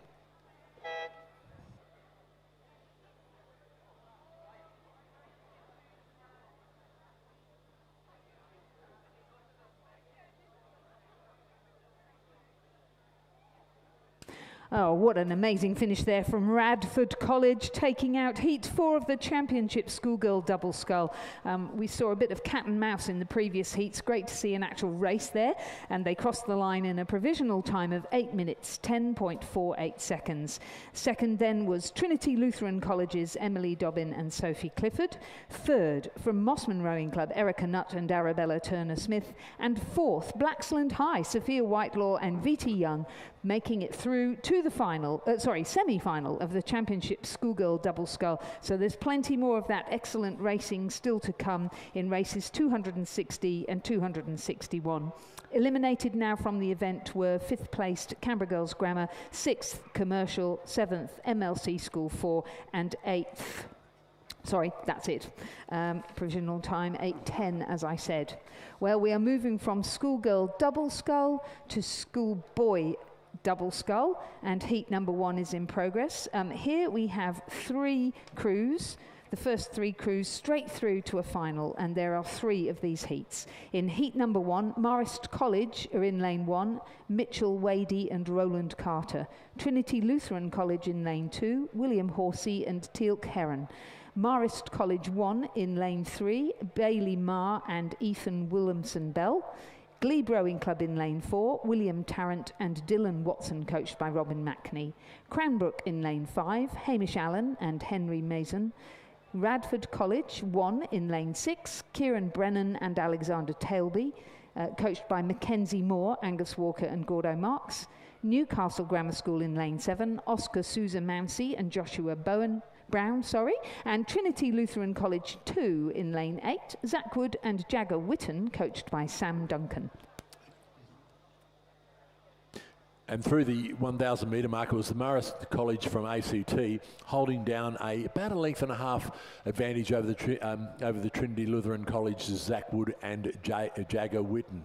A little bit further back to Radford College's Claren Brennan and Alexander Tailby, and a very close half a second back to the second Marist College crew of Bailey Mayer and Ethan Williamson Bell. So it does look a bit of a gap back to the 5th place. So it appears that from our vantage point that these will be the 4 that will go through to the final. The Trinity Lutheran College is the only one that I think that could challenge there, but they've got a lot of work to do to get back up onto the stern of these other boats. So it does appear that the Marist College still holding down quite a good lead, where we have got the 2 Marist College crews in this race. But at this point in time, the race is certainly over on both sides of the course. It does appear, I know it's just saying it does appear someone's missing, but Newcastle Grammar has just slipped out of the back. So whether they've got a problem or because they certainly have slowed a fair bit. They were up there for the first bit of the race. So that's there has been a set. But yes, we look now and it is quite clear that crew over in number 1, lane number 1 of Wadey and Carter are holding down that lead quite comfortably now. Over on this side, the Trinity Lutheran crew of Wood and Witten do look to be holding down second, but nothing in it really back to the Radford College. And aren't Radford College doing very well over this regatta? So they're having a great run over this regatta. Just got to keep an eye on the steering there in the Trinity Lutheran College. They're moving a little bit towards the boys. That could unsettle their progress a little bit. Still trying very hard is the Trinity Lutheran number 4 over there in lane 2. But there is no problem whatsoever for the Marist College as they come down towards the line. They are holding down a very sizable lead over Trinity Lutheran College in lane 8, Radford College in lane 6, and the second Marist College in lane 3. So they're crossing the line now to take out the first place. It will be Trinity Lutheran taking out second, Radford College taking out third, and Marist College taking out fourth. A little bit further back now to Trinity Lutheran College number 4. Still racing all the way to the line, which is great to see. And then it will be Cranbrook, Glebe, and a little bit back to Newcastle Grammar.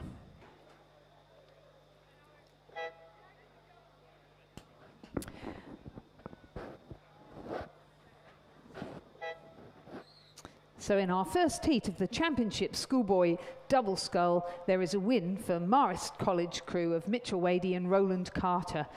Second place was Trinity Lutheran College 2, Zach Wood and Jagger Witten. And third, Radford College 1, Kieran Brennan and Alexander Tailby. And those will be the 3 crews that progress directly through to the final, race number 273, with the remainder now eliminated from the event.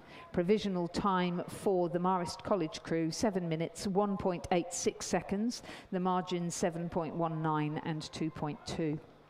Heat 2 of the championship Schoolboy Double Scull is in progress with Trinity Lutheran College 5 in lane 2, Connor Ellis and Noah Parker, coached by Lillian Goldie. Gippsland Grammar in lane 3, Cohen Cook and Obi Vardy, coached by Brendan Scott. Commercial in lane 4, Alex Cook and Flynn O'Loughlin, coached by Jacinta Edmonds. Cranbrook School in lane 5, Max Olchin and Tate Leggett. Trinity Lutheran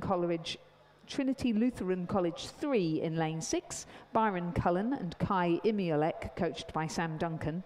Radford College 2 in lane 7, Darcy Barlow and Benjamin Beswick, coached by Mackenzie Moore, Angus Walker and Gordon Marks. And in lane 8 from Manning Valley Anglican College, Oliver Sampson and Hayden McPhellamy, coached by Murray Doust. And through the 1,000 metre mark, it was Gippsland Grammar's Cook and Vardy holding down about a length's lead over Radford College number 2, Darcy Barlow and Benjamin Beswick. A little bit further back now to the Manning Valley Anglican College, Sampson and McPhellamy, and then back to Commercials, Cook and O'Loughlin. They held about a length and a half advantage over the two Trinity Lutheran College crews, and then followed by Cranbrook. But through the 1,500 metres mark now, and it is the Radford College crew who has overtaken the Gippsland Grammar crew, and they've had a very good third 500, and they hold down about a second over Gippsland Grammar. Manning Valley Anglican College about another length and a half further back. Very close race between them and the Commercial crew of Cook and O'Loughlin, followed by Trinity Lutheran and the two crews from Trinity Lutheran and Cranbrook. So as we come down towards the line, so the fourth place looks to be fairly safe at this point in time. It does, the timing doesn't seem to reflect what we're seeing out there. It was only, oh yes, I'm sorry, I've missed a crew. So yeah, it does look like the big move is coming down this side from the Manning Anglican and Valley Anglican School, and they have put a bit more time over the Lutheran School and are chasing down the Commercial crew of Cook and Vardy. So it's going to be very tight at the front, but I don't think they're going to be troubled unless the Lutheran crew can come home a lot faster than they are now. Pretty exciting though. We've only got 3 places, and all 4 of these crews really battling it out. Radford College looking very strong and rhythmic there, Darcy Barlow and Benjamin Beswick. Coming into the last 100 metres, 3 crews go through to the final, 4 crews battling it out. Radford College look as though they're starting to get their noses in front, but on the inside of them, Manning Valley Anglican did so well in the early part of the race, and they're coming back strongly at the finish. Across then to the other side, we've got Cohen Cook from Gippsland Grammar. We've got Commercials, Alex Cook and Flynn O'Loughlin. So it will be the Radford College crew that takes it. Oh, that is so close. Is that a photo finish? Lanes 8 and 3. Manning Valley Anglican and Gippsland Grammar. Who will it be? And that has just eased out the crew from Commercial of Alex Cook and Flynn O'Loughlin. What a shame. What a really strong row from them. 5th, fighting right to the end, Trinity Lutheran College, Byron Cullen and Kai Imiolek. They'll have to settle for 5th. Yep, and Trinity Lutheran College 5 will be 6th.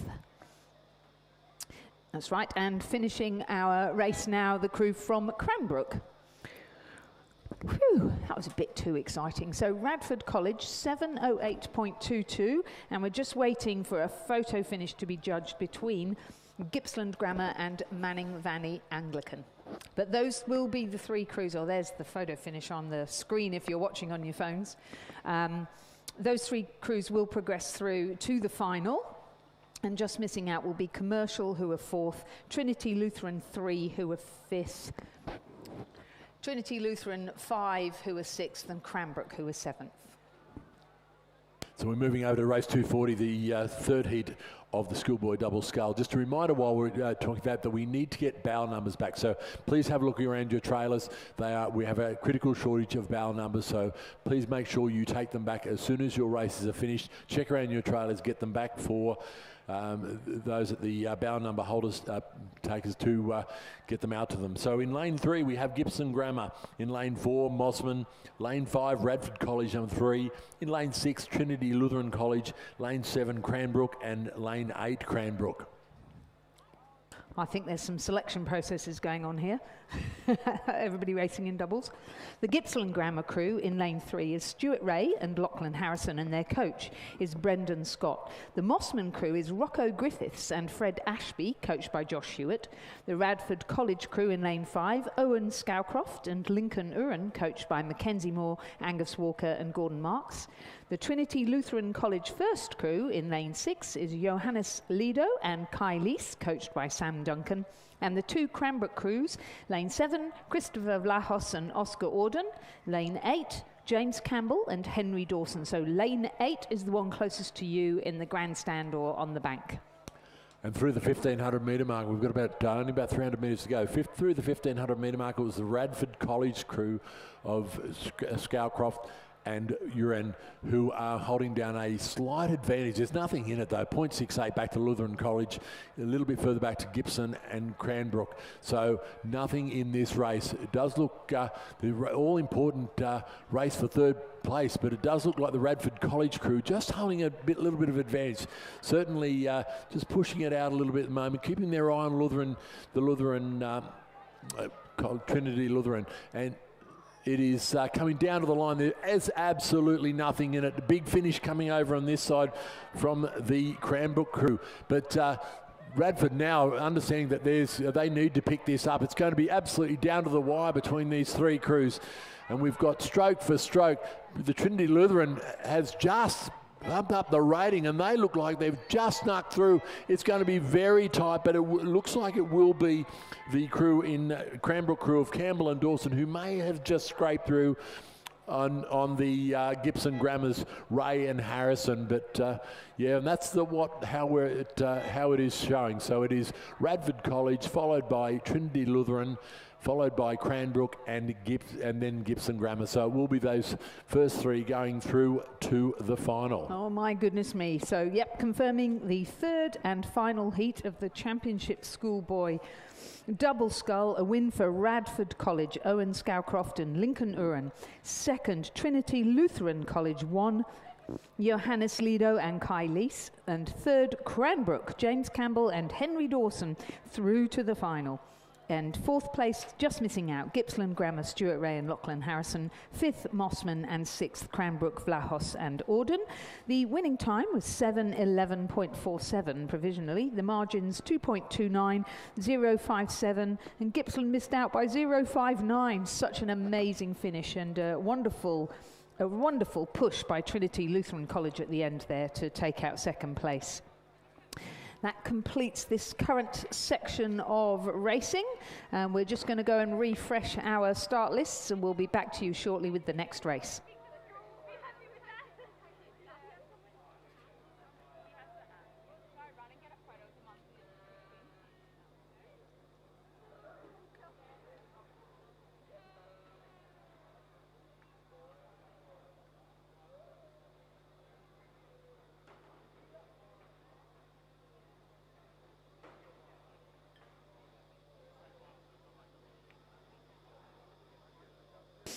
So just coming on to the start line now, we have the next round of the Championship Women's Under-16 Single Scull.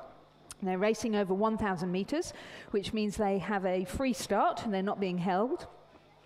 This is their semi-final, and we have, horror of horrors, 3 semi-finals, so tremies, as we've decided to dub them up here. We've got 3 tremies, with the first 3 from each progressing through to the final. The final is race number 270, so not quite sure what time that is. Somewhere after 3 or 4 o'clock. In this first semi-final, this first tremie, we have Pymble Ladies College in lane 3, Edith Cullinane, no doubt sister of Millie, who's doing so well. Coach is Andrea Newham. In lane 4 from Commercial, Katerina Cook, coached by Gary Townsend.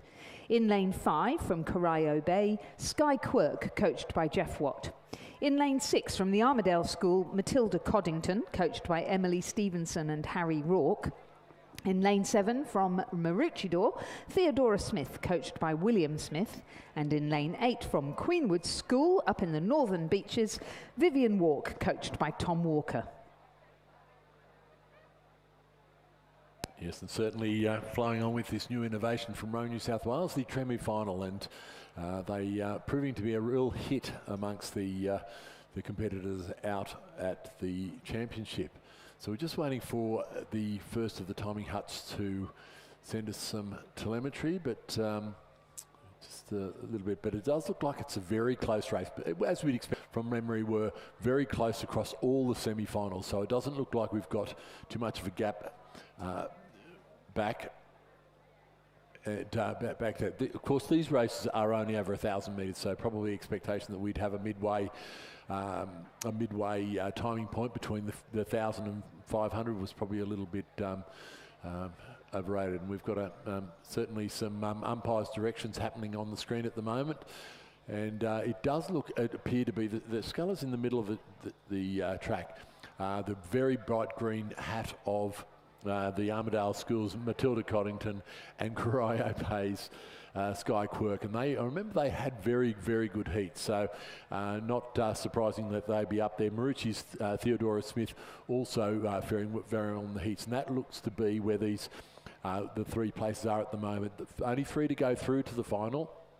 So rowing at the moment, Lizzie, in absolute perfect conditions out on the course. So they'd be really enjoying this racing. We, apart from the odd problem yesterday afternoon, we've had a really good conditions for the remainder of the racing over the weekend.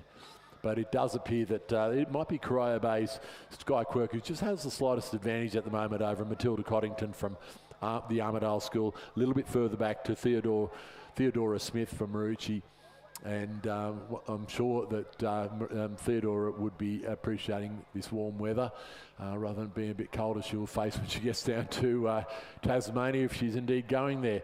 A little bit further back to Katarina Cook from Commercial, then over to Edith Cullinane and Queenwood's Vivian Wark as we come into the last 250 metres.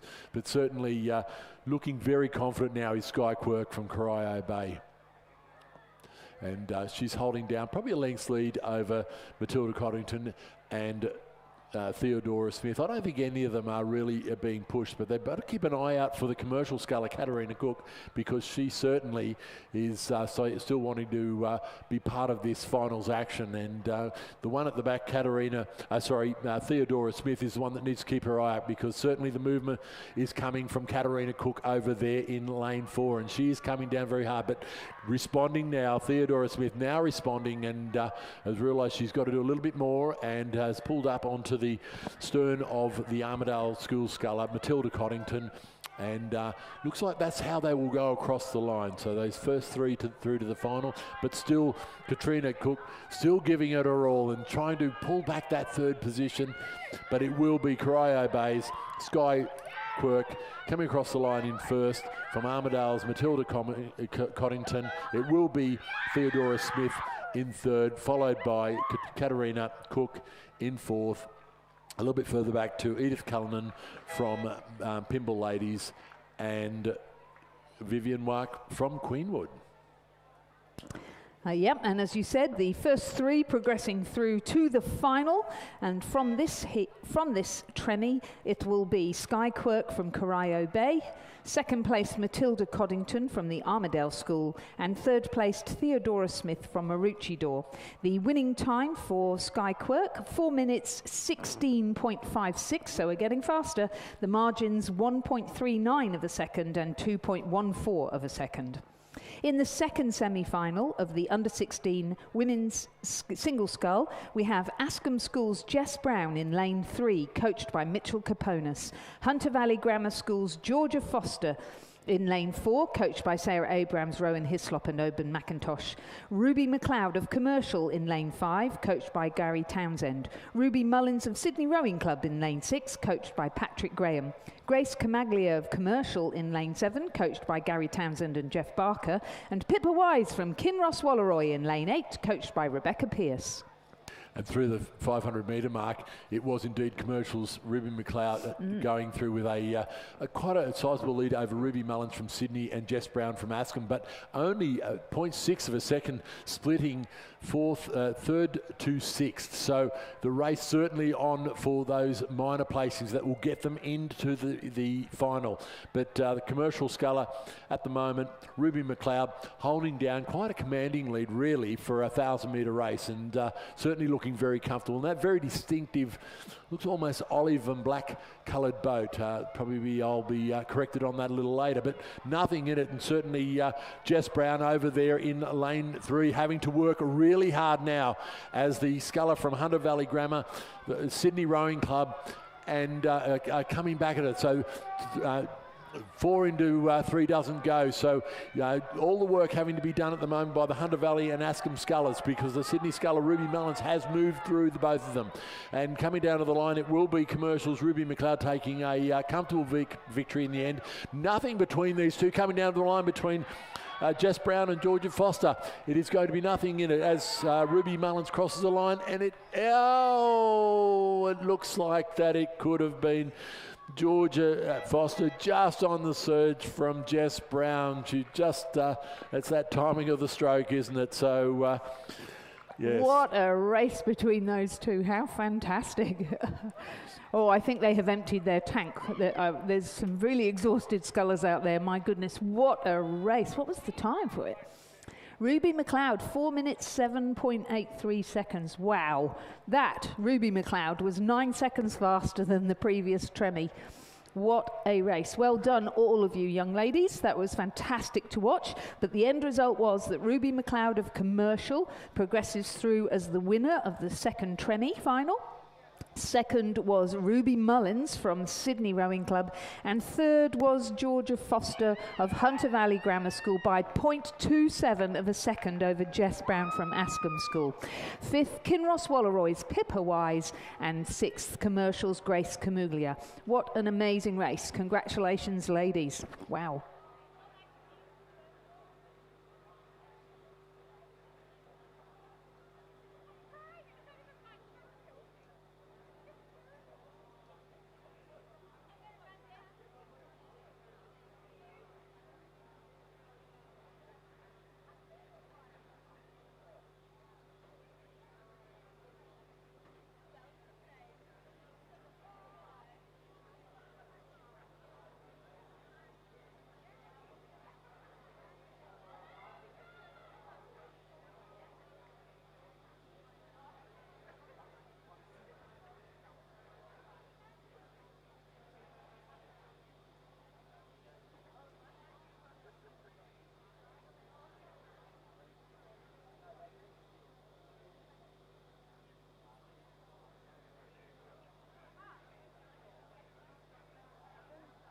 Right, we're still recovering here in the finish tower from that incredible race. Very exciting. We think we just saw the final there, folks. But there is a final still to come, and there's a Tremie still to come. So the next Tremie in the under-16 single scull, again with only 3 to progress through to the final, looks like being another exciting one, because we've got Zoe Leisha from Glebe Rowing Club. She also rows at PLC. She's coached by Oliver Klotz, and she is one to watch in this under-16 level. Next to her, Mia Williams of Roseville, coached by Caris Campbell and James Petering. Pearl Brown from Redlands, who performed so well earlier on. And Audrey Peaty, definitely one to watch from Commercial. She's coached by Gary Townsend and Jeff Barker. In lane 7, Abby Turner from Townsville James Cook University. And in lane 8, Iris Yang of Sydney Girls High, who I thought had a tremendous heat, coming through right at the finish there, looking more and more confident as the race progressed. So we're excited to see what she can do in this semi-final. Absolutely, and they're just still coming onto the start. I think they're running pretty much on time, so they're probably just waiting for their start time to come up, and we'll get this race underway.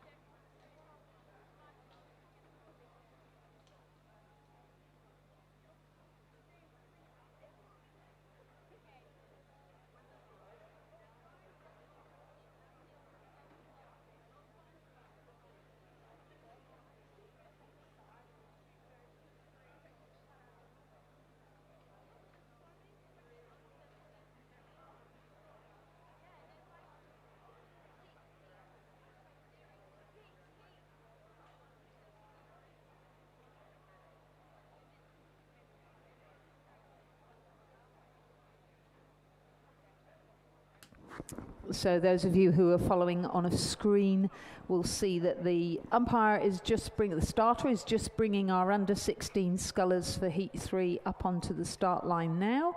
Beautiful conditions, but it's still a tricky process. And a reminder then on the far side of the screen, over in lane 1, Zoe Leisha from Glebe.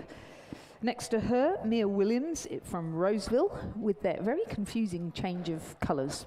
I haven't quite wrapped my head around it because their blades are the old colours and their zooties are the new colours. Yeah, part of a full school uniform change, I Oh, believe, really? at Roseville. Oh, yeah. okay, right. Them and Loretto Normanhurst as well with a full school uniform change. That they've got new zooties as well that look incredibly similar to the Loretto Kirribilli zooties. Oh, no. Yeah, it's lots of blue and yellow. Of course, one of the very many Loretto schools. Yes, of Something course. in the works for a Loretto race. And we're going through a uniform review at Ascombe, actually. I must say our Ascombe zooties are fantastic. 776 BC, got the non-ride up bit around the bottom, nice cut.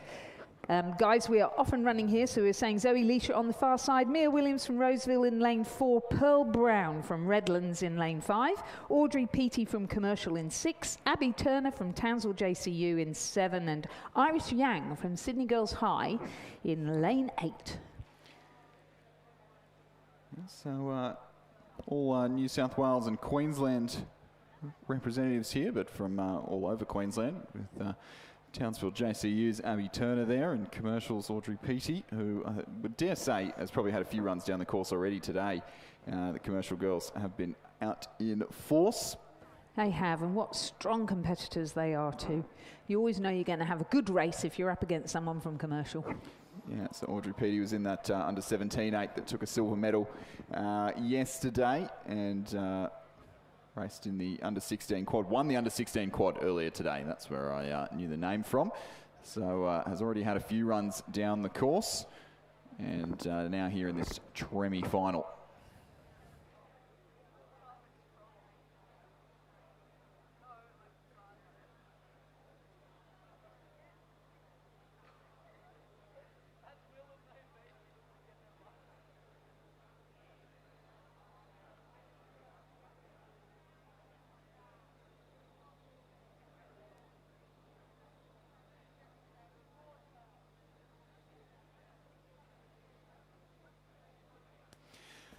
So this third Tremmy final underway and approaching the 500 metre mark now, and a good tussle between Commercial's Audrey Peaty and Redlands' Pearl Brown there in lane 5. The Queenslander is getting about half a length advantage through the halfway point of this race, and those two streaking clear of the rest of the field. The sculler over on the far side there from Glebe, Zoe Leisha currently running third for that all-important third qualifying spot. Iris Yang from Sydney Girls High on the near side there in fourth, just a couple seconds off that qualifying spot to the final, but 1,000 metre racing and the under-16 singles, anything can happen in the second half of the race, so we'll be watching on with interest. Mia Williams there from Roseville on the far side of the course, just maybe a little bit off the pace of the leading few crews here. So we will be looking towards the Redlands and Commercial scullers. Doesn't look like there's too much conservation of energy going on. Both of them still going stroke for stroke through the middle of the course.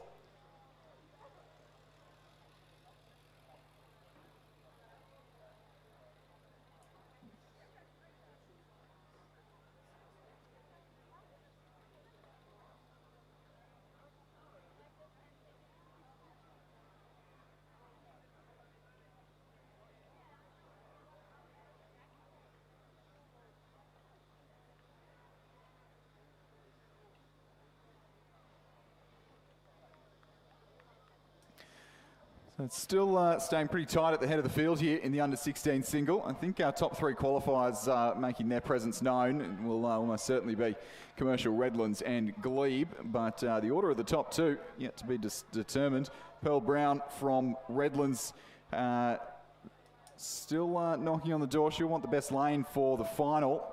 Commercial's Audrey Peaty just responding there in the closing strokes. They're in the red, boys. That's the last 100 metres, last 10% of this 1K race. Both scullers have had a look across a couple of times in the last 100. And saw this earlier, both trying to get to the finish first, with conserving the least amount of energy. Audrey Petey responds there, puts in a couple of big ones. 3/4 of a length in the end to the Queenslander.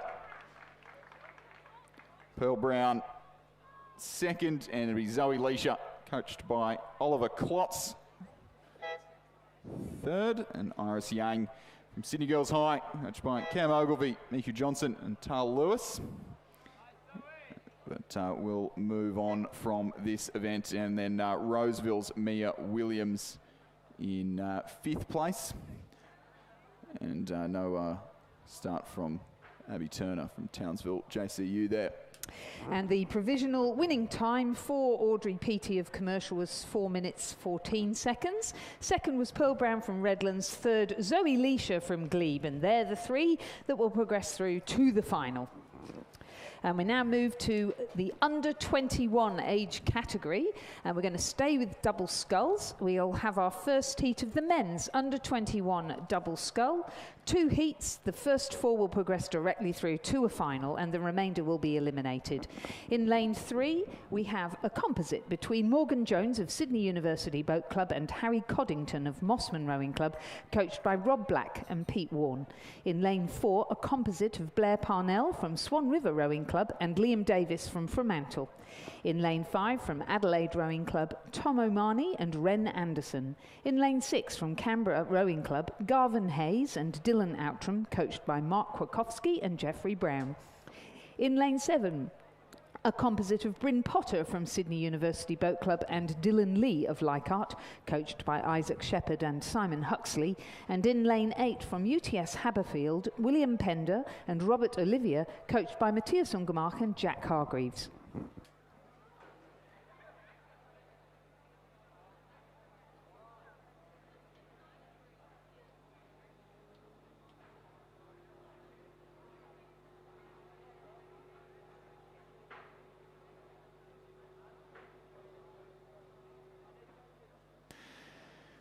So a bit of a change of pace and back to 2,000 metre racing, and still running pretty good for time. In fact, might even be slightly ahead of schedule. But fantastic work, as always, from our boat race officials who have done a great job through varying trying circumstances this weekend. And probably a good time as well to shout out all of our volunteers around the boat park, all the timing huts and our boat holders. Neil in the car park with Neil's Corner. Everyone involved in putting this regatta together. So at the 1,000 metre mark, Mossman Sydney Uni composite there, Morgan Jones and Harry Coddington.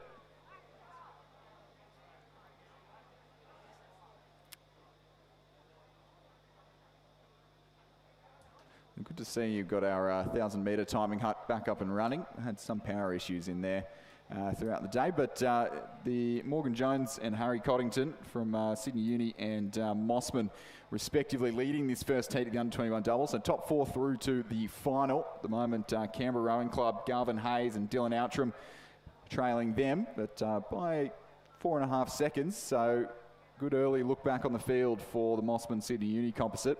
Then it was back to the UTS crew, William Pender and Robert Olivier. William Pender coming out of St Augustine's. Robert Olivier, I believe, coming up just through UTS. And then the Fremantle Swan River crew of Blair Parnell and Liam Davis currently running 4th. Tight between 3rd and 4th at this stage in the race, but in these doubles, especially in these beautiful flat conditions, every chance of a bit of a comeback here. The only 2 crews who are we've got 2 crews kind of just off the pace, top 4 going through.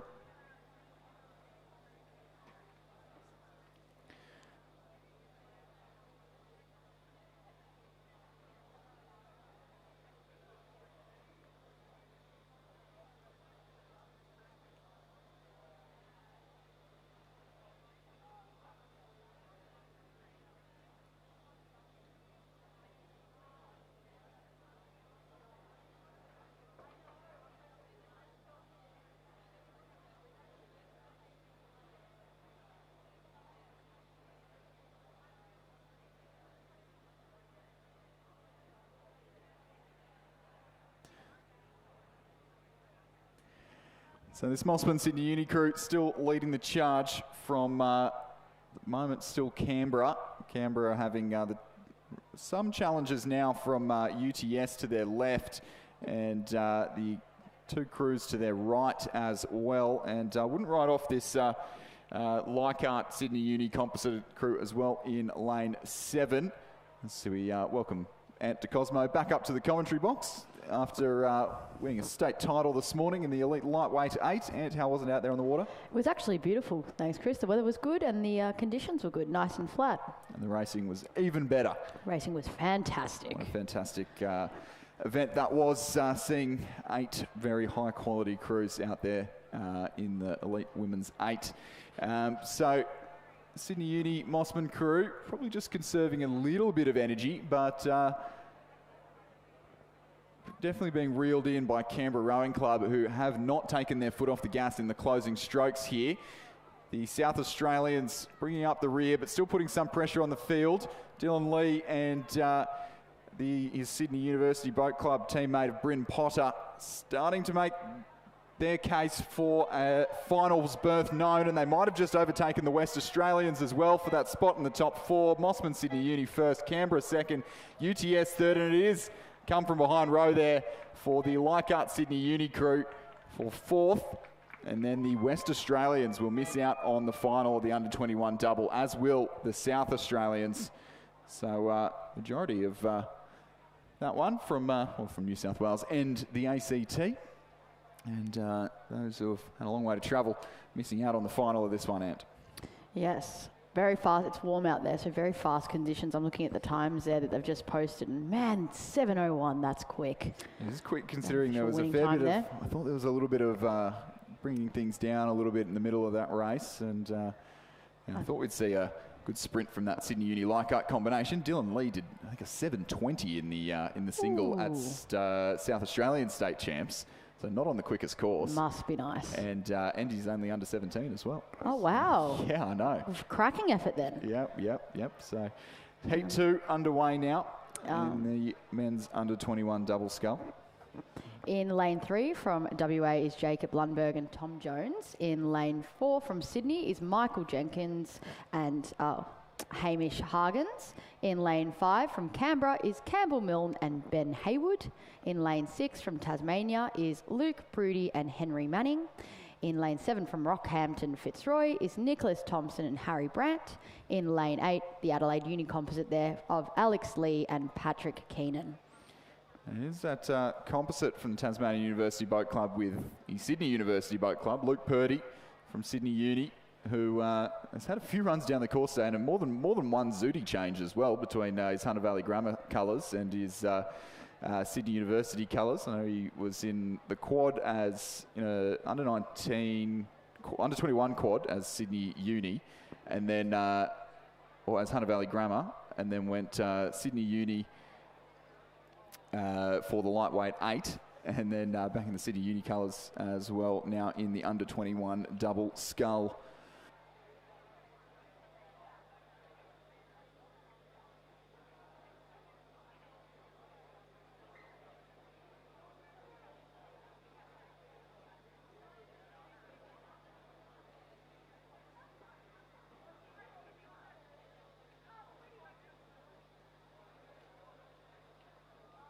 So ladies and gentlemen, you may have just gotten a text message. We're now at a level 2 heat alert. So all competitors must comply with level 1 heat measures, and non-compliant crews may be disqualified. As a reminder, those heat management measures are carrying at least 500 millilitres of water to the start line and consuming it before racing, limiting time on the water, so proceeding directly from the launching pontoons to the start line, not doing an extended warm-up. And coaches and crews must monitor hydration and sun protection for coxswains. Any competitors who are treated for heat-related illnesses must withdraw for the remainder of the day. So level 2 heat alert, and taking into consideration the possibility of altering racing, but I don't think we're quite at that just yet. So we'll keep you up to date if we have any further developments here, but not impacting these crews on the water in the under-21 double scull. with Luke Purdy free from the lightweight shackles. How does that feel, Ant, to go from lightweight race and then back up into a heavyweight race and in between try and eat up as much as possible? It's quite difficult going from one to the other unless you naturally sit under, but as someone who sits, just on that line, I definitely enjoy it when I can just, drink and have a bit more food in the tank. But yeah, you definitely walk a fine line between the lightweight and the heavyweight. Yeah, especially when you've maybe had to sweat down to weight early, and you had a race before the lightweight race as a heavyweight race, so you would have had to weigh in very early. Yes. Yeah, no. I only did lightweights this weekend. No, Luke. Oh, Luke did, sorry. It's not all about you, Ant. Sorry, you had me really, really confused. No, so that's the other thing with the heavyweight and the timing. He would have had to work out the timing between his weigh-ins, and sometimes if you're racing in the open here, you can miss your weigh-in time, so it's quite a frantic rush and a turnaround time. Yeah, I know that that lightweight 8 had to boat from just past the finish line, pick him up from the podium and straight into the 8 and off they went. So a lot of logistical issues, and he would have had to change duties as well somewhere in there. So, Luke Purdy now teaming up with Tasmanian University Boat Club's Henry Manning and looking very, very comfortable here, and certainly not wanting to expend any extra energy in the heat of the under-21 men's double scull. Top 4 through to the final, and they're all looking pretty comfortable themselves. So on the far side of the course there, Jacob Lundberg and Tom Jones from the West Australian Rowing Club will come across in second, just over Canberra Rowing Club's second crew, Campbell Milne and Ben Haywood. And then on the near side of the course here, Adelaide University and Adelaide Rowing Club, Alex Lee and Patrick Keenan. And then Rockhampton, Fitzroy, Thompson and Brandt will just miss out, as will Sydney Rowing Club's Jenkins and Hargens, who are just taking their final few strokes towards the finish now.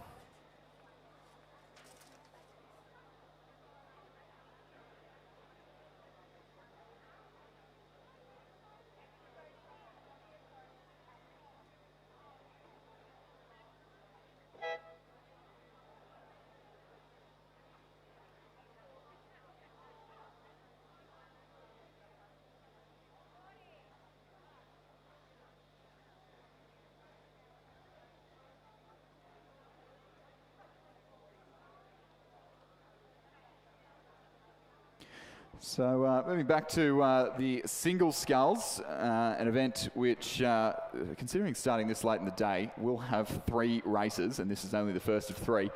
The women's under-17 single scull, always a very, very well subscribed event. 6 heats here, and possibly one of the most entered events here at the New South Wales Championships. And Heat 1 is underway, and yes, in lane 1 from Commercial is Lucia Granger. In lane 2 from the Cathedral School is Zoe Webster. In lane 3 from Kinross Walleroy is Alexandra Karash. In lane 4 from Unley High is Rachel Luscombe. In lane 5 from Abbotsford is Grace Zamet. In lane 6 from Roseville is Millie Phillips. In lane 7 from Leichhardt is Sophie Moore. In lane 8 from Radford College is Sarah Thompson. And then in lane 9 from Centenary is Alexis Galea. Yep, and then through the 500, approaching the 1,000, we're just getting a good shot there of the Radford sculler, Sarah Thompson, in lane 8, who looks to have set herself up fairly well in the early stages of this racing. Normally some fairly quick conditions. It will only get quicker throughout the afternoon. And it's obviously fairly warm, and 3 races to get done. It's a pretty tough prospect, so she'll be pretty happy to have a good look back on the field there, with top 4 going through to the semi-finals. It's looking fairly tight between 2nd and all the way to 5th, I'd say. Just the scullers coming across the 1K mark there. Under-17s are always a really, really close or interesting event because it's really diverse every year. You can't really work out which sculler is going to come up on top.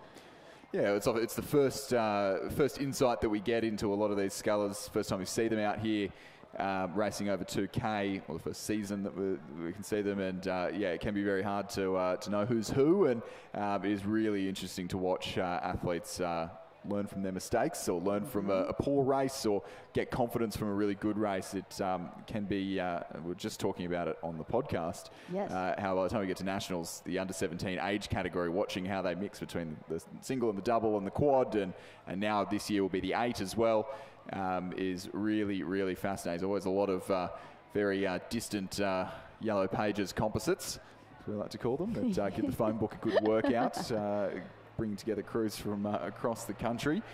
Mostly school competitors here in this race. Lucia Granger from Commercial and Abbotsford's Grace Zammit, Leichhardt's Sophie Moore as well. So a few clubs, but mostly schools here. And we saw actually in the under-17 quad, all school crews, no composites in that one. It takes a lot of, I find in sculls as well, it takes a lot of confidence as a young girl, because they are in the under-17s, and you're right, this is probably one of their first large races that they've ever done.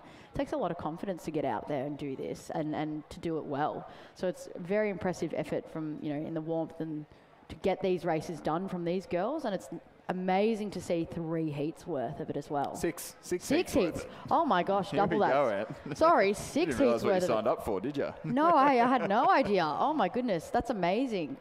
As I said, but at such a young age to get out in the single by yourself and to have a crack at this is amazing to see. Especially so many of these girls, from Commercial or from the Cathedral School, or travelled a long way. Yes. Likely never rowed here before. Commercial girls might have, but likely never rowed here before, and to get out in front of good crowds and a very big, diverse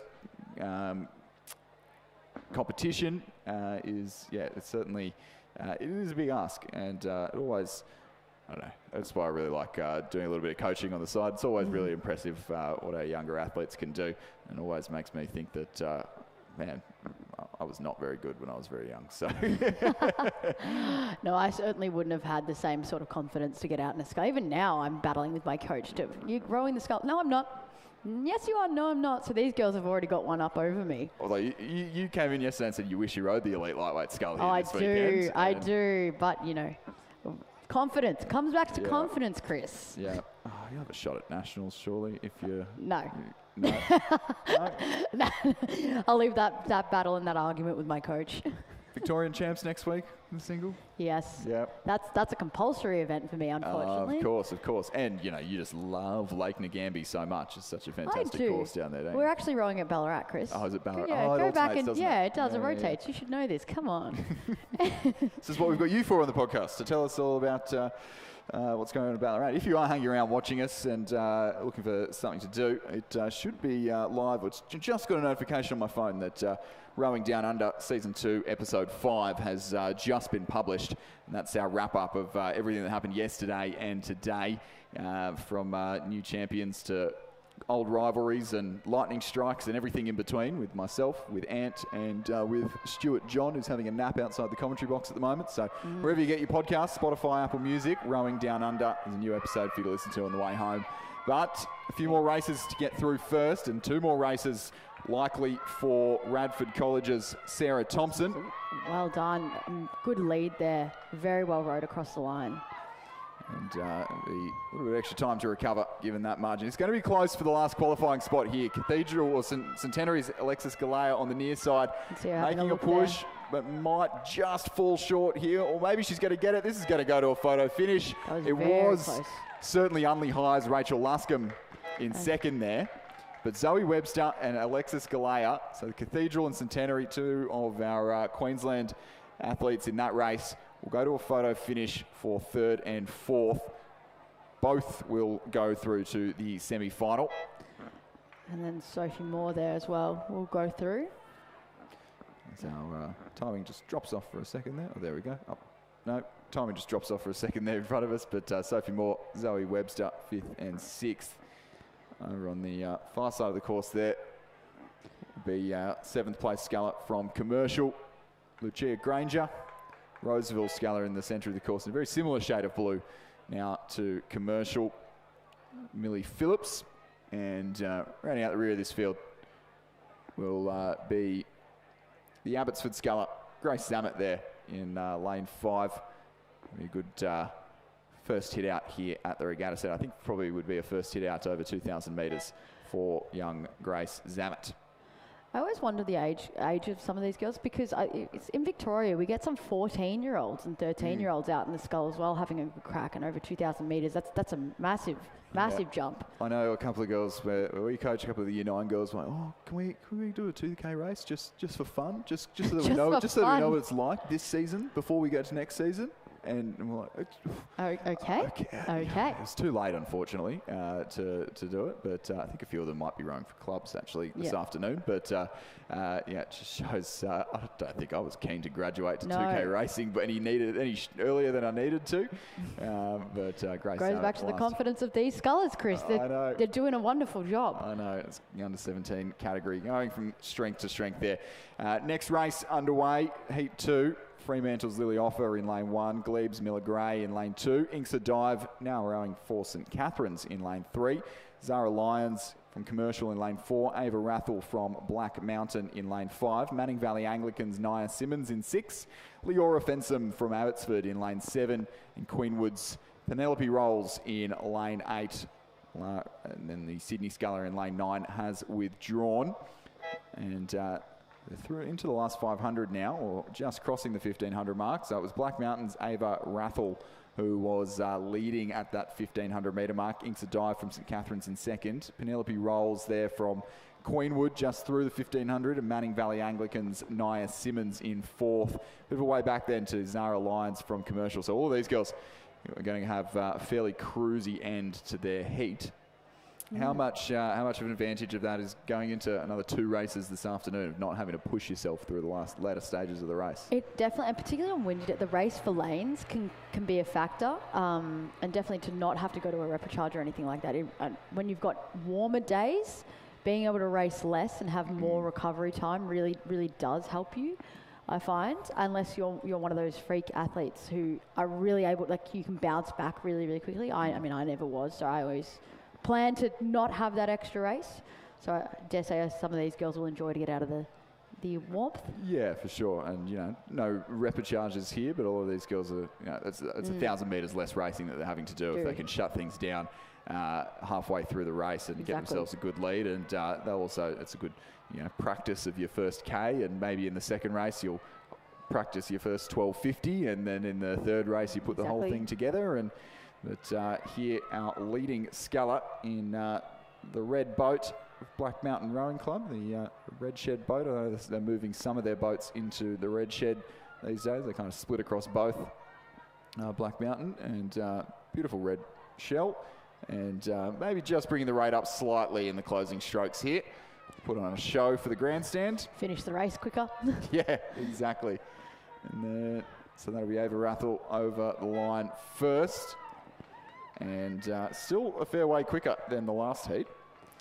Inkster Dive, rowing now for St Catherine's, was previously part of Lizzie Chapman's squad at Askham and at Glebe. Inkster Dive, and coming across now in second place. Very cruisy indeed.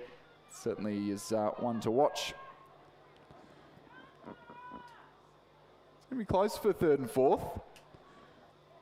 Sort of see them having a look at each other here as they get closer to the line, work out where they are. Penelope Rolls from Queenwood just going to pip Manning Valley Anglicans Nia Simmons, largely elementary. Both will be through to the final, or to the semi-final. Zara Lyons from Commercial, she'll miss out on this one. Being able to get that boat on the trailer, ready to head back up north a little bit sooner. Glebes Miller Gray likewise in sixth. Fremantle's Lily Offer in seventh. And then another young gun from Abbotsford Rowing Club, traditionally a Masters club. There, Leora Fensom, coached by David Zammit. Just in the last 100 metres now. And we'll come to round out this heat.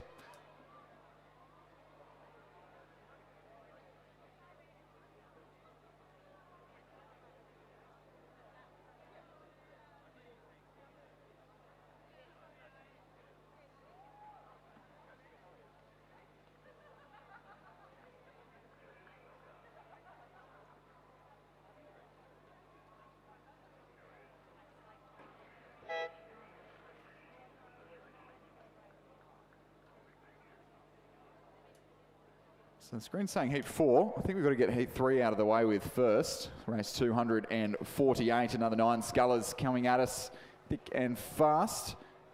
Of all 9 crossing through the 1,000-metre mark. And same progression again, top 4 through to the final. And who have we got? In lane 1 from Mossman is Ava Baker. In lane 2 from Centenary is Chloe Robertson. In lane 3 from Nepean is Maya Edwards. In lane 4 from Pimble Ladies is Madison Landgrab. In lane 5 from Commercial is Molly Gorge. In lane 6 from Loretto Marriotteville is Eugene Anderson. In lane 7 from the Cathedral School is Luella McKendry. In lane 8 from Roseville is Abby Harris. And then in lane 9 there from the University of Queensland is Allegra Cavalucci. Another good, strong Italian name. Yeah, it's been a few, haven't there? I'm getting very excited seeing the Italian names. It's been good having you up here and not making a mess of them like we do normally.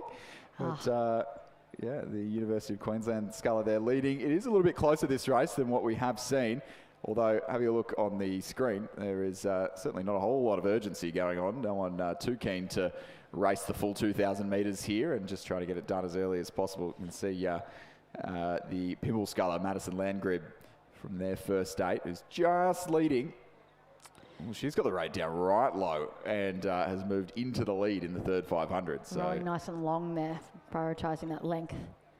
It's very interesting as a sculler, you want to get out in front as quickly as possible, I find, because then you can control the race a bit more. You can look around, you can see where your competitors are, and you can bring it down.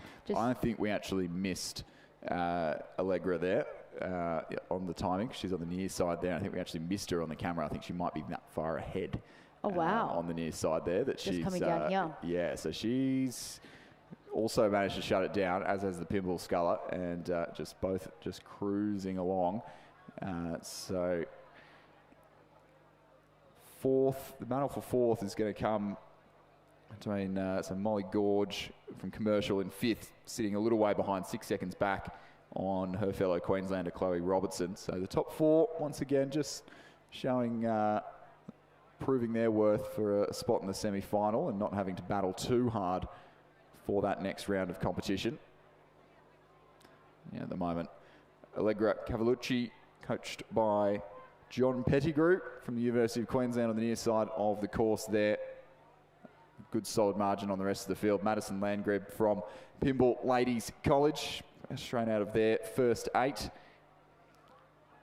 So equally as impressive, an under-17 athlete racing in their first 8, and it's first 8 that's been going very quick in recent weeks. So will be one to watch over the next couple of years. If she's been an 8 that quick, imagine what she'll be like in 2 years' time when she's still under 19. Oh, it's good getting that racing experience out of the way early. Yeah, exactly. Just coming into the last 100 metres here. Maybe it is a little bit closer than we thought between the Pimble and the University of Queensland sculler. Again, neither of them really racing this one too hard in the early stages of competition in the under-17 women's single scull. And I think it is just going to be the Pimble sculler.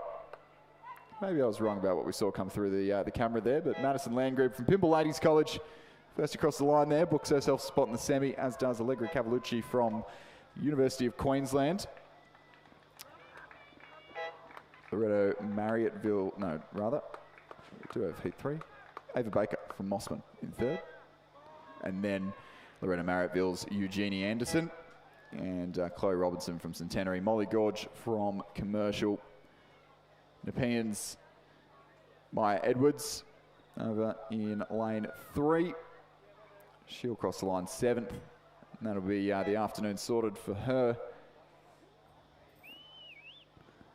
Then the Cathedral School's Luella McKendry and Roseville's Abby Harris round out this 3rd heat. So halfway through now in the heats of the women's under-17 single scull.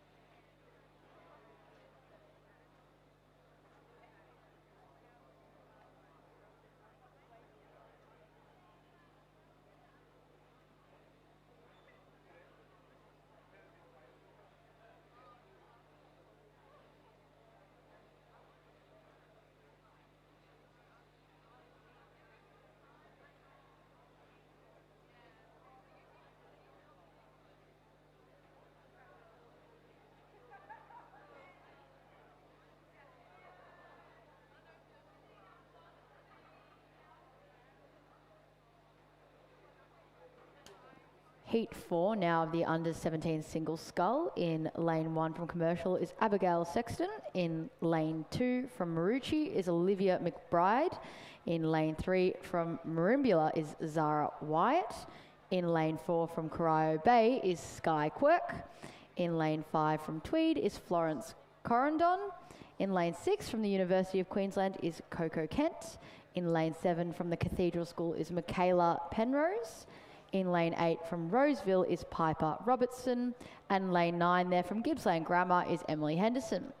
Two very recognisable Victorian regional clubs there of Corio Bay in lane 4 and Gippsland Grammar there in lane 9. So it's very good to see now some Victorian representation in this heat from these scullers.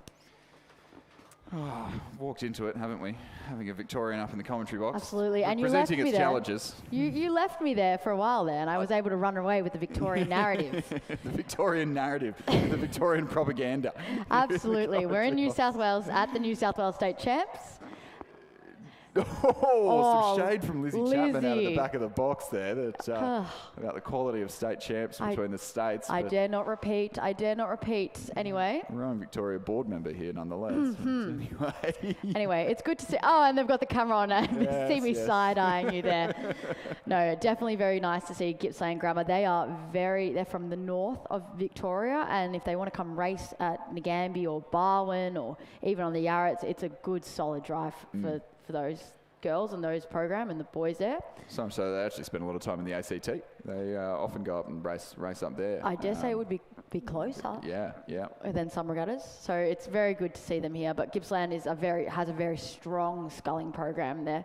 So it's very nice and unsurprising that they're boating an under-17 sculler today. Yeah, absolutely. I think they've got a few under-17 scullers entered. I might be wrong about that, but they've definitely got a lot of entries in these younger age groups, and definitely a program that's been doing well in recent years. Had a trip to Henley last year under mercantile colours. Well, I believe Paige Barr came out of Gippy Grammar, so some good solid names out of that school.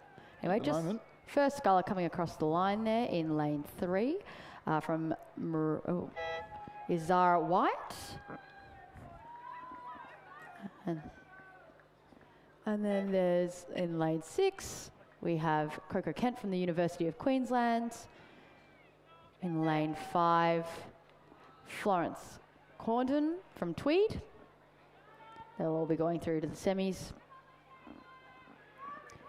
And then in lane 8, I think, just coming across the line here, just over the Gippy Grammar sculler is Piper Robertson, but still a cracker effort there from Emily Henderson.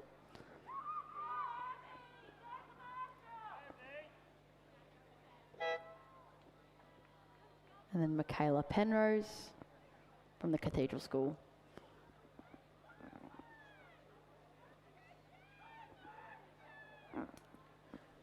Certainly a geographically diverse field, that one, with from all over Queensland, from the north of New South Wales, from Sydney, from Gippsland, from Corio Bay.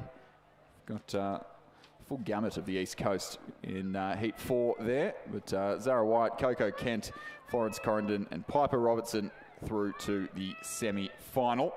Heat 5 coming at us now with... Oh, I can see another Victorian in this range, Chris. Here we go. I might read it out in reverse order this time. In lane 9 from Essendon is Emma Stevenson. In lane 8 from Marilimba is Ayla Drury. In lane 7 from Canberra Girls... Mawulumbar, I'll say. Thank you. In lane 7 from Canberra Girls Grammar is Chloe Owen. In lane 6 from Radford College is Natalia Costanzo. In lane 5 from Sydney Girls is Mia Williams. In lane 4 from Pimble Ladies is Harriet Murphy. In lane 3 from Darramallin is Kaylee Deisker. In lane 2 from Kinross Walleroy is Georgia Tancred. Yeah, and at the 1,000 metre mark, it was the Murwillumbah, it just doesn't come with it. I know it's not how it looks, and anyway, the Murwillumbah sculler, Ayla Drury, 11 seconds clear of the field at the 1,000-metre mark over Harriet Murphy from Pymble Ladies and Chloe Owen from Canberra Girls Grammar. Radford's Natalia Costanzo in 4th place, and Essendon's Emma Stevenson there, just 0.23 of a second off that qualifying spot. So we'll see if she can hang on to that position and move her way up into a qualifying spot there. So it could be a little battle for 5th and 6th. Kinross's Georgia Tancred back in 6th place. Who's out of their 8 that won yesterday. Mia Williams from Sydney Girls and Darren Marlin's Kaylee Deisker at the rear of the field. And that was Ayla Drury there in lane 8, just flying past the camera. And as she enjoys a very comfortable lead indeed. And there's Pymble Ladies, Harriet Murphy, Chloe Owen from Canberra Girls Grammar, and Emma Stevenson from Essendon, and who I think we may have missed just a couple of scullers there in that top few at the 1,500.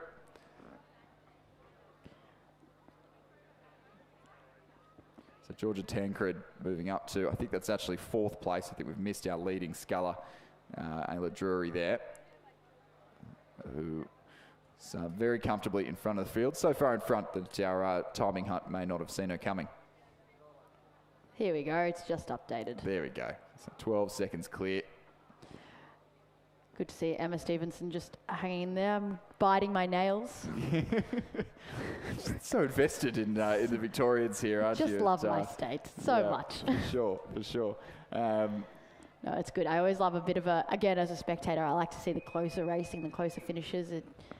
You as well, Chris, you get up on your feet and you're there, you're standing over, you can't wait to see the finish. Of course, you should have seen Stuart and I almost bloody falling out the window and headbutting the window during the Elite Eights today as we tried to see who was leading. It's a lot of fun just letting yourself get very, very excited over these events. Still gorgeous conditions for racing out here. A little bit of flags are starting to flutter around, swirling around. Nothing really to note too much here at the finish, but I'm sure down at the near the bridge at the 750 mark, there'd be a little bit of a crosswind going on now. Often you get just a little bit of wind coming in between those two parts.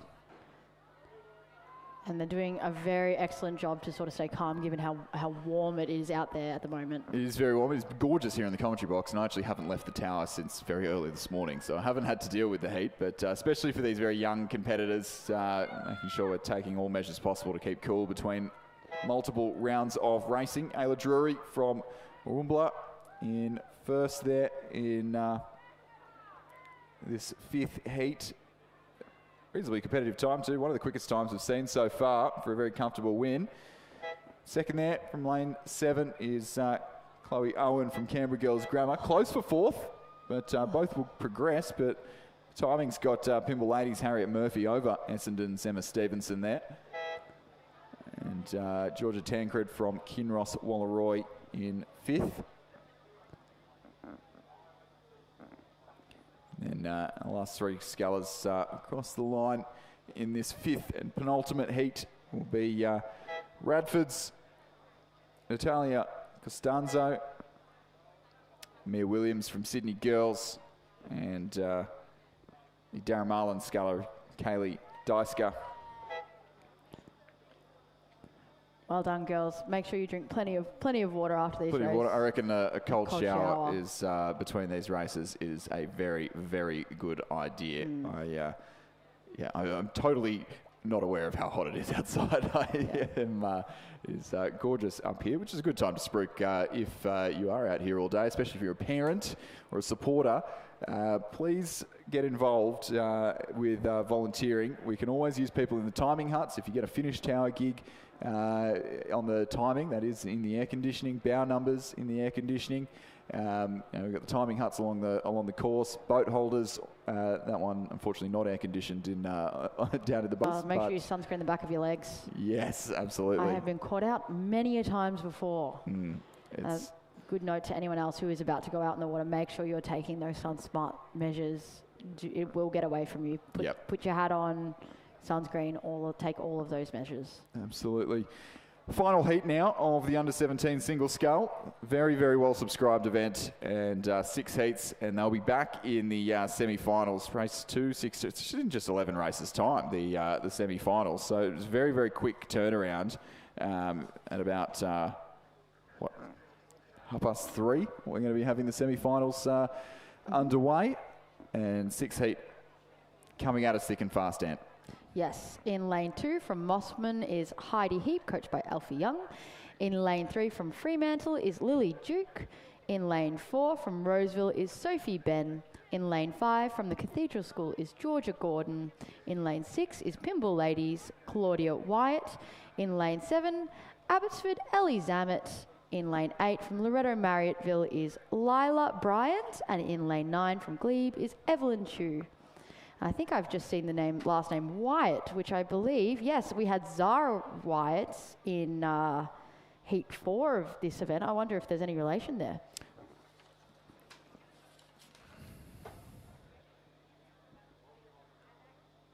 Or just coincidence, potentially. Probably not from Queensland and Sydney. Coincidence. I was just reading, I did a double take. I was like, there's the last name Wyatt twice. But yeah, probably not. And I didn't even we're clutching at straws. Sometimes these early rounds of racing can be there can be not as much to talk about, and we are deep into the weekend here in the commentary box. So I'll forgive the transgression here. It's all right. L plates on. And I have raced. I have been out there where these guys are. In the heat, exactly. Mr. Tower Man. Yeah, exactly. Yeah. We saw you getting around the garbage bag, sweating down this morning. And it was a rain jacket, thank you. No. And I think we've just got our first couple of sculls coming, or most of them now, through the 250. Yeah, so Heidi Heap there leading.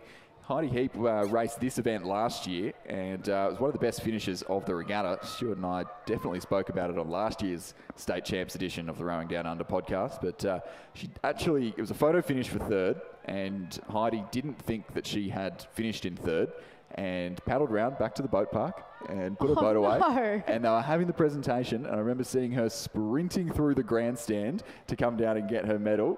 Absolutely stoked to get up. It was very, very, I think it was 0.03 or something, ridiculously tight. Oh, wow. But back for a second stab here at the under-17 single, and she's rating about 18 across the line, so that probably would indicate there's a fair bit of boat speed there for Heidi Heap.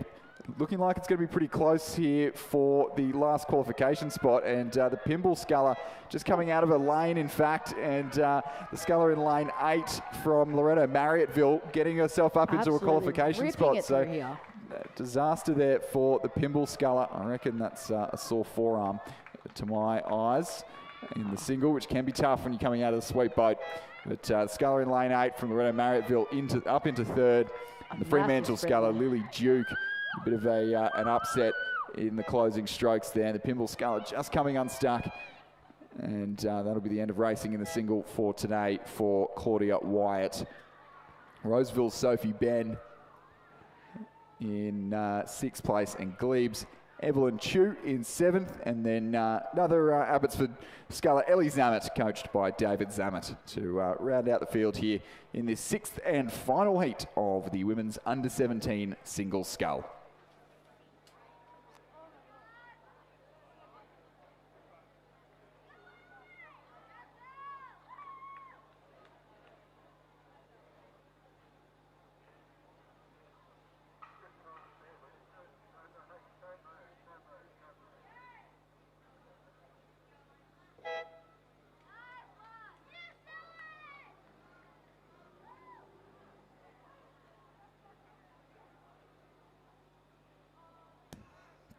So moving on from the women's under-17 single scull onto the men's. Not quite as many men entered in the under-17 single.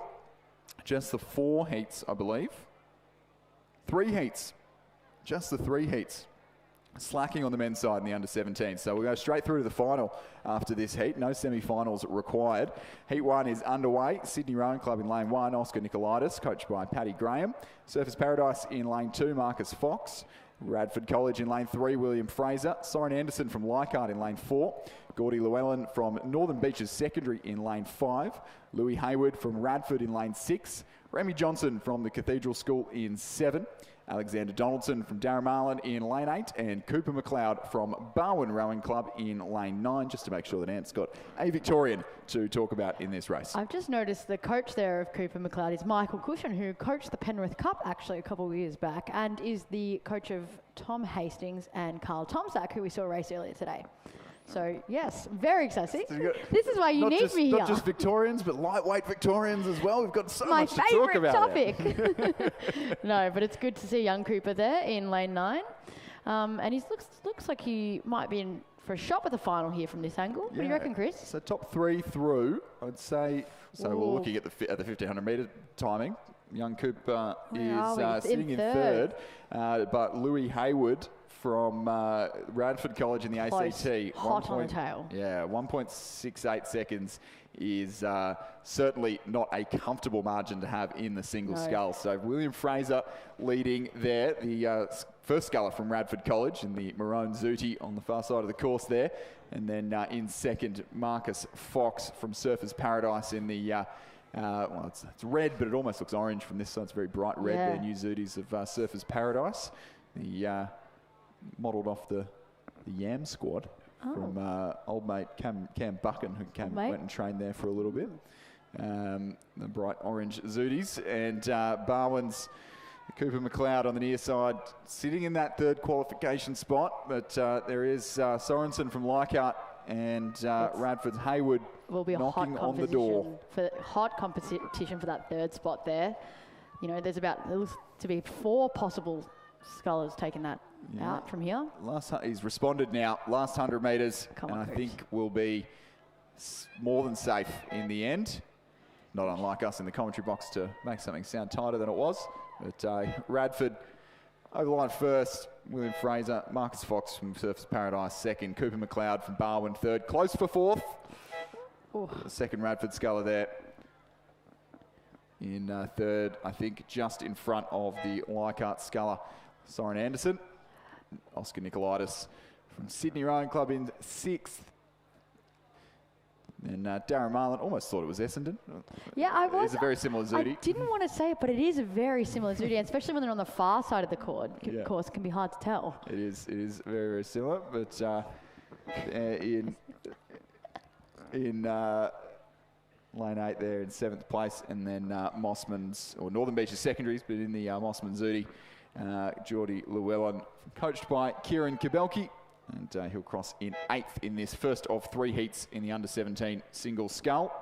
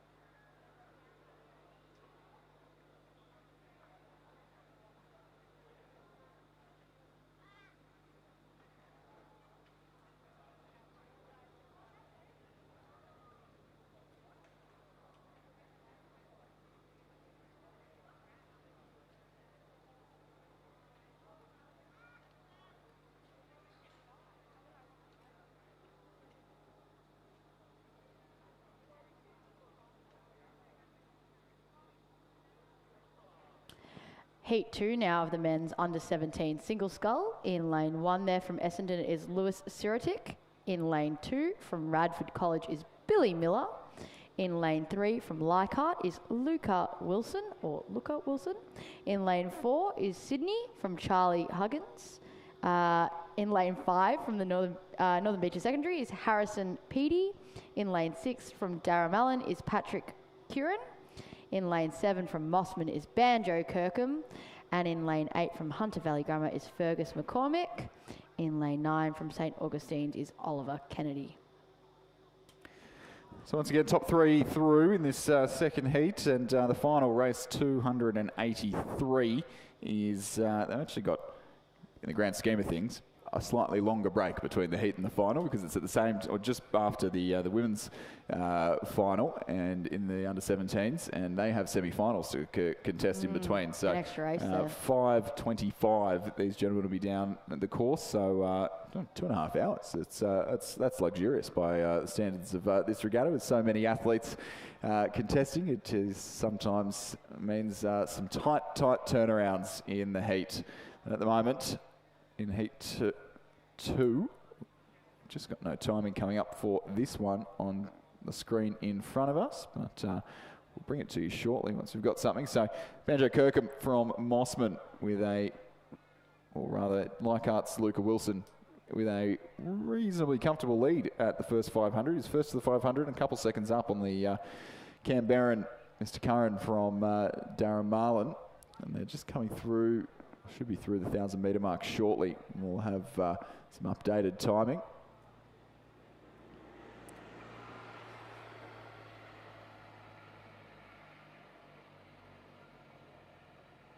Does look fairly close across the fields. I think may struggle to get too much timing out of this race. You can see the Leichhardt sculler there on the far side of the course. Third in from the far side in the blue boat, Luca Wilson, coached by Isaac Shepherd and Arabella Barr, who appears to be even extending that lead that he took in the early stages of the race.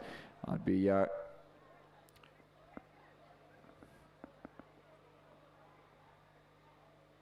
keeping an eye out for Banjo Kirkham on the near side of the course as well, who has performed well in the under-17s so far here in New South Wales since the start of the year. And then looks fairly tight across the field between the three scullers to his right, being Darren Marlin's Patrick Curran, Harrison Peaty from Northern Beaches Secondary, and Charlie Huggins from Sydney Rowing Club. And St Augustine's Oliver Kennedy certainly not out of proceedings at this stage either.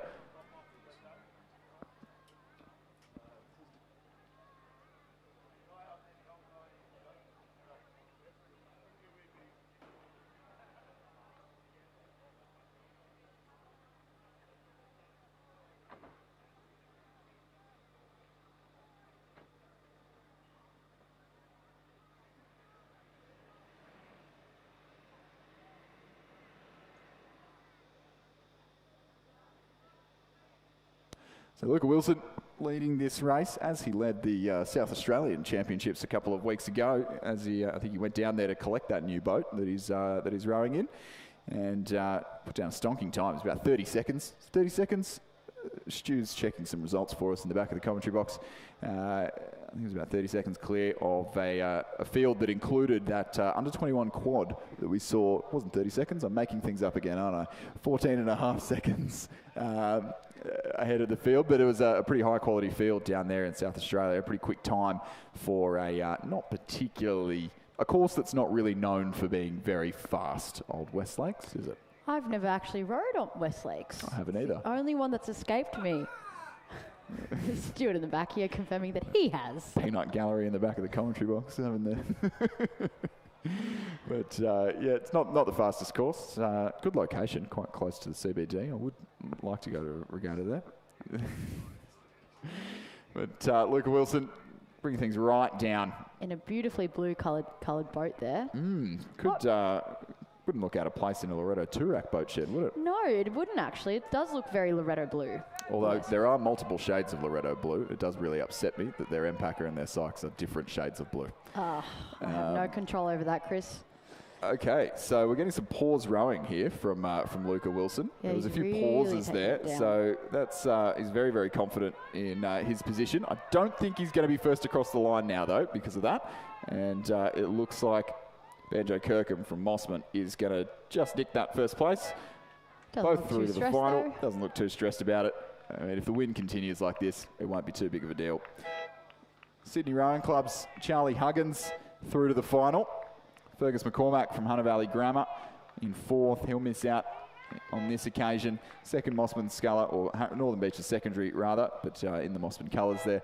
Harrison Peaty in fifth. Louis Sirotich from Essendon. Oh, just very, very close between Darren Marlin and, I got confused between Essendon and Darren Marlin there after we've mentioned it. But the Darren Marlin, Sculler, Patrick Curran and Billy Miller from Radford go to a photo finish there for 7th and 8th place in this second out of 3 heats in the men's under 17 single scull. And our final heat, the men's under 17 single scull, underway now. And I reckon we might have a short little break between races. So we've got some consolidated races coming up after this one. Yes, in heat 3 in lane 1 from the Cathedral School is Benjamin Sharp. In lane 2 from Redlands is Cooper McDonald. In lane 3 from Radford College is Jay Irwin. In lane 4 from Centenary is Tristan Dugdale. In lane 5 from St Augustine's is Daniel Corrigan. In lane 6 from Glebe is Sebastian Koska. In lane 7 from Albert Park College is Jasper Jones. In lane 8 from Northern Beaches Secondary is Jake Krause. In lane 9 from Townsville is Owen Richardson. Another very geographically diverse race. We've got from the couple from the north of Queensland, Cathedral School and Townsville JCU. We've got a couple from Sydney in Glebe and Redlands. Centenary also from southeast Queensland. We've got Radford from the ACT and Albert Park College holding down the fort for Victoria. Although Albert Park College there, the head is Virginia Lee, who is a New South Wales person originally. Indeed. And a very successful New South Wales person, might I add. New South Welsh woman. New South Welsh woman? Yes, yeah. Yeah, not just person. New South Wales person. I know in Victoria you're just people, but we... Yeah, no, we're Victorians. But, we don't have to distinguish between Victorians. So Jasper Jones at the moment from Albert Park College, leading reasonably comfortably, 4 seconds in it. Owen Richardson right on the heels of Jake Krause for 2nd and 3rd place. Cooper McDonald from Redlands back in 4th at the 1500 metre time point, but he's right nipping on the heels of 3rd, as is Jay Irwin from Radford College. So really there's the Redlands and Radford scullers both will certainly have designs on a spot in the final here in the men's under 17 singles, so you could see our tightest finish yet in this event. Seb Koskar from Glebe back in 6th at the moment, looks to be just out of things. And, hello to sister Sabrina, if she is watching, that I used to coach at Ascombe. And younger brother Seb now rowing out of Glebe Rowing Club under one of the same coaches that Sabrina had, Ollie Klotz. Wow. And Tristan Dugdale from Centenary also bringing up the rear of the field here at the moment. So, race starting to hot up now. Top 3 through to the final, and there are at least 4 scullers really giving it some. The Redland sculler, Cooper McDonald, looks to have just dropped out of contention. I think it is the sculler in lane 7 from Albert Park College. Jasper Jones there. Who is still leading at this stage of the race and hasn't needed to bring the rate up quite as high as some of his competitors. Look at the Redland sculler, the Radford sculler on the far side of the course. Yeah, Jay really Irwin bringing it up there. really throwing the kitchen sink at it. And on the near side, Townsville JCU's Owen Richardson looks to be the 3rd qualifier. I don't think Jake Krause from Northern Beaches Secondary is quite going to make it. Look at that sprint finish from Radford. So the Albert Park College sculler, Jasper Jones for 1st. 2nd, Jay Irwin from Radford. Townsville JCU's Owen Richardson makes it 3 states in the top 3. Jake Krause from Northern Beaches Secondary just missing out there, as does Cooper McDonald and Glebe's Sebastian Koskar. And then just across the line now from lane 4 there, Centenary's Tristan Dugdale. And I think we will have a short little break in proceedings. So we've got up next, we were scheduled to have the women's under 23 double. We were supposed to have 2 heats of that, but there's been a scratching there, which has meant that we can consolidate those and move them into just a straight final later on this afternoon. We do still have 2 very competitive heats in the under 23 double scull coming up shortly, 3:05 p.m. So just in 5 minutes' time, we're just starting to see the first crews get down to the start line. So we'll bring those to you in just a few minutes' time. But in the meantime, might use this as a good little opportunity to thank a couple of our sponsors.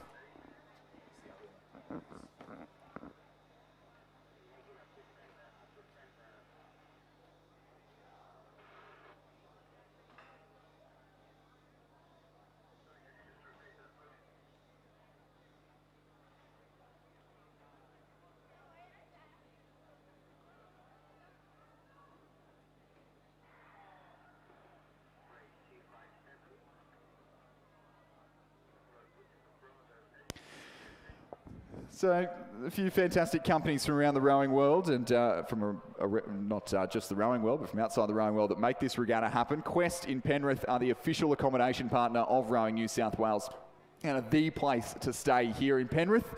I've now had 2 brilliant nights sleep here in Penrith over the last 2 days in my apartment. There's 115 apartment style rooms, including studios, 1 and 2 bedroom apartments, so you can fit your whole crew in there. Quest is a great solution for those looking for accommodation in Penrith, close to Cirque, close to Penrith Westfield, and just across the road from Penrith train station. I love the Penrith Plaza, just as a side note, so I'm glad that Quest People is close. spotting. Absolutely.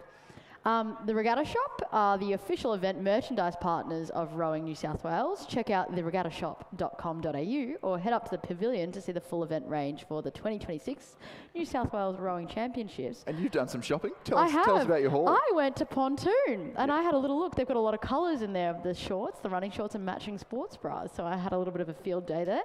So Pontoon is also a proud partner of Rowing New South Wales, developing and manufacturing technically innovative custom sports apparel for schools, clubs, corporates and social teams.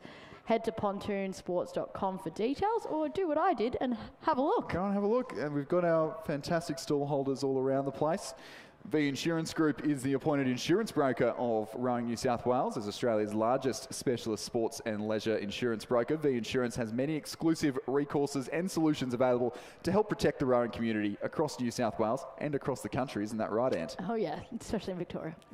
Especially in Victoria. That's where I insure my Hudson actually, and they've been great. They're very communicative. And particularly I was very annoying when I first started out, Chris. I had no idea how to insure a boat, where to start, and they were very patient with me. Fantastic. Good to know. Experience in insuring. I wouldn't know where to start with insuring a boat. Well, I wouldn't know where to start. I'd start at V Insurance Group is where I would start. Exactly. Call them. Web Urban is the official IT support partner of Rowing New South Wales. Together, we're developing digital transformation for Rowing New South Wales, keeping our sport innovative and future-focused. Head to weburban.com for details. And Rowing New South Wales is proud to partner with Gotcha for Life as a part of the annual 24-hour row, a powerful challenge where teams row for 24 hours straight to raise funds for Gotcha for Life and build a mentally fit future where no one worries alone. Last year, almost $500,000 was raised. Almost 10,000 people were able to attend mental fitness workshops in this year's row on the 12th and 13th of September, overnight, obviously, the 24 hours. So you start and finish in the day. Head to 24, so it's the number 4, ourrow.com.au for details. Then the Zyke of Rowing New South Wales has recently welcomed global performance water sports brand Zyke on board as a supporting partner for the 2026 Sprint Eliminator. As part of the brand's expanding involvement across competitive rowing, together we're delivering experiences on and off the water that engage athletes and captivate audiences. Now I believe, did you get to try some of their kit? Not yet. I'm hoping to very shortly. It does. I've seen a few bits lying around and it's looking... Stuart's telling us he's got some Zyke kit, so he'll be able to tell you about it very shortly when he's on, probably after next race or two. But yeah, very exciting. Looking forward to the Sprint Eliminator in a couple of weeks' time. During the lunch breaks of the Schoolboy and Schoolgirl heads of the river is 9 athletes across the course. 250 metres they'll race, and then 1 athlete will be eliminated. They'll go back to the start and go again. Third place will receive $3,000, second place $4,000, and first place $10,000. Thanks to our anonymous donor. We're having Olympic silver medalist and world 1,000 metre record holder Logan Ulrich over here in the men's. Emma Twigg, Olympic champion in the single, or former Olympic champion in the single, and Olympic silver medalist in the single currently in the women's side.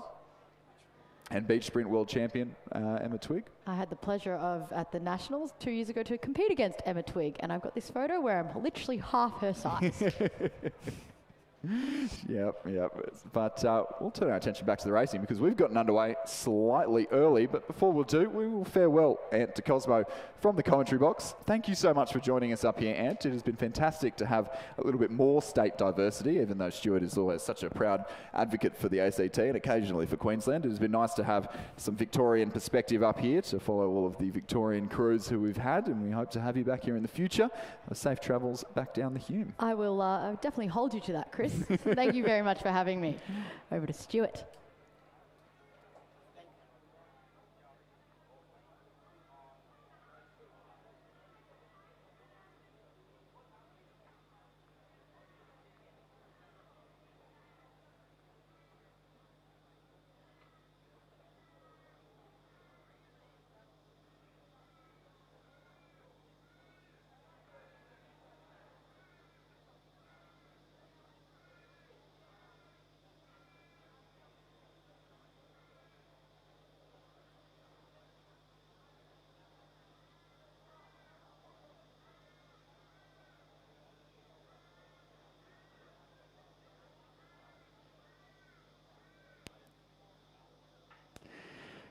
So down on the course, we've got underway a little bit early, but so good to see that we're running 2 scheduled this afternoon thanks to the good work of our boat race officials. So we welcome Stuart John into the commentary box for race 257, the first of 2 heats in the men's under-23 double scull. Yeah, race 257. So in lane number 2 from Swan River, we have Quinton Marquetos and Fergus McNamara. Lane 3 from Canberra, we have Cameron Schmidt and Darcy James, coached by Tom Westgarth. Lane 4 from Hawthorn Rowing Club, Dan Stute and Emil Stitka, coached by Tristan Krivetsky and Jamie Forward. Lane 5 from Adelaide University, Alexander Williams and Jude Shermer.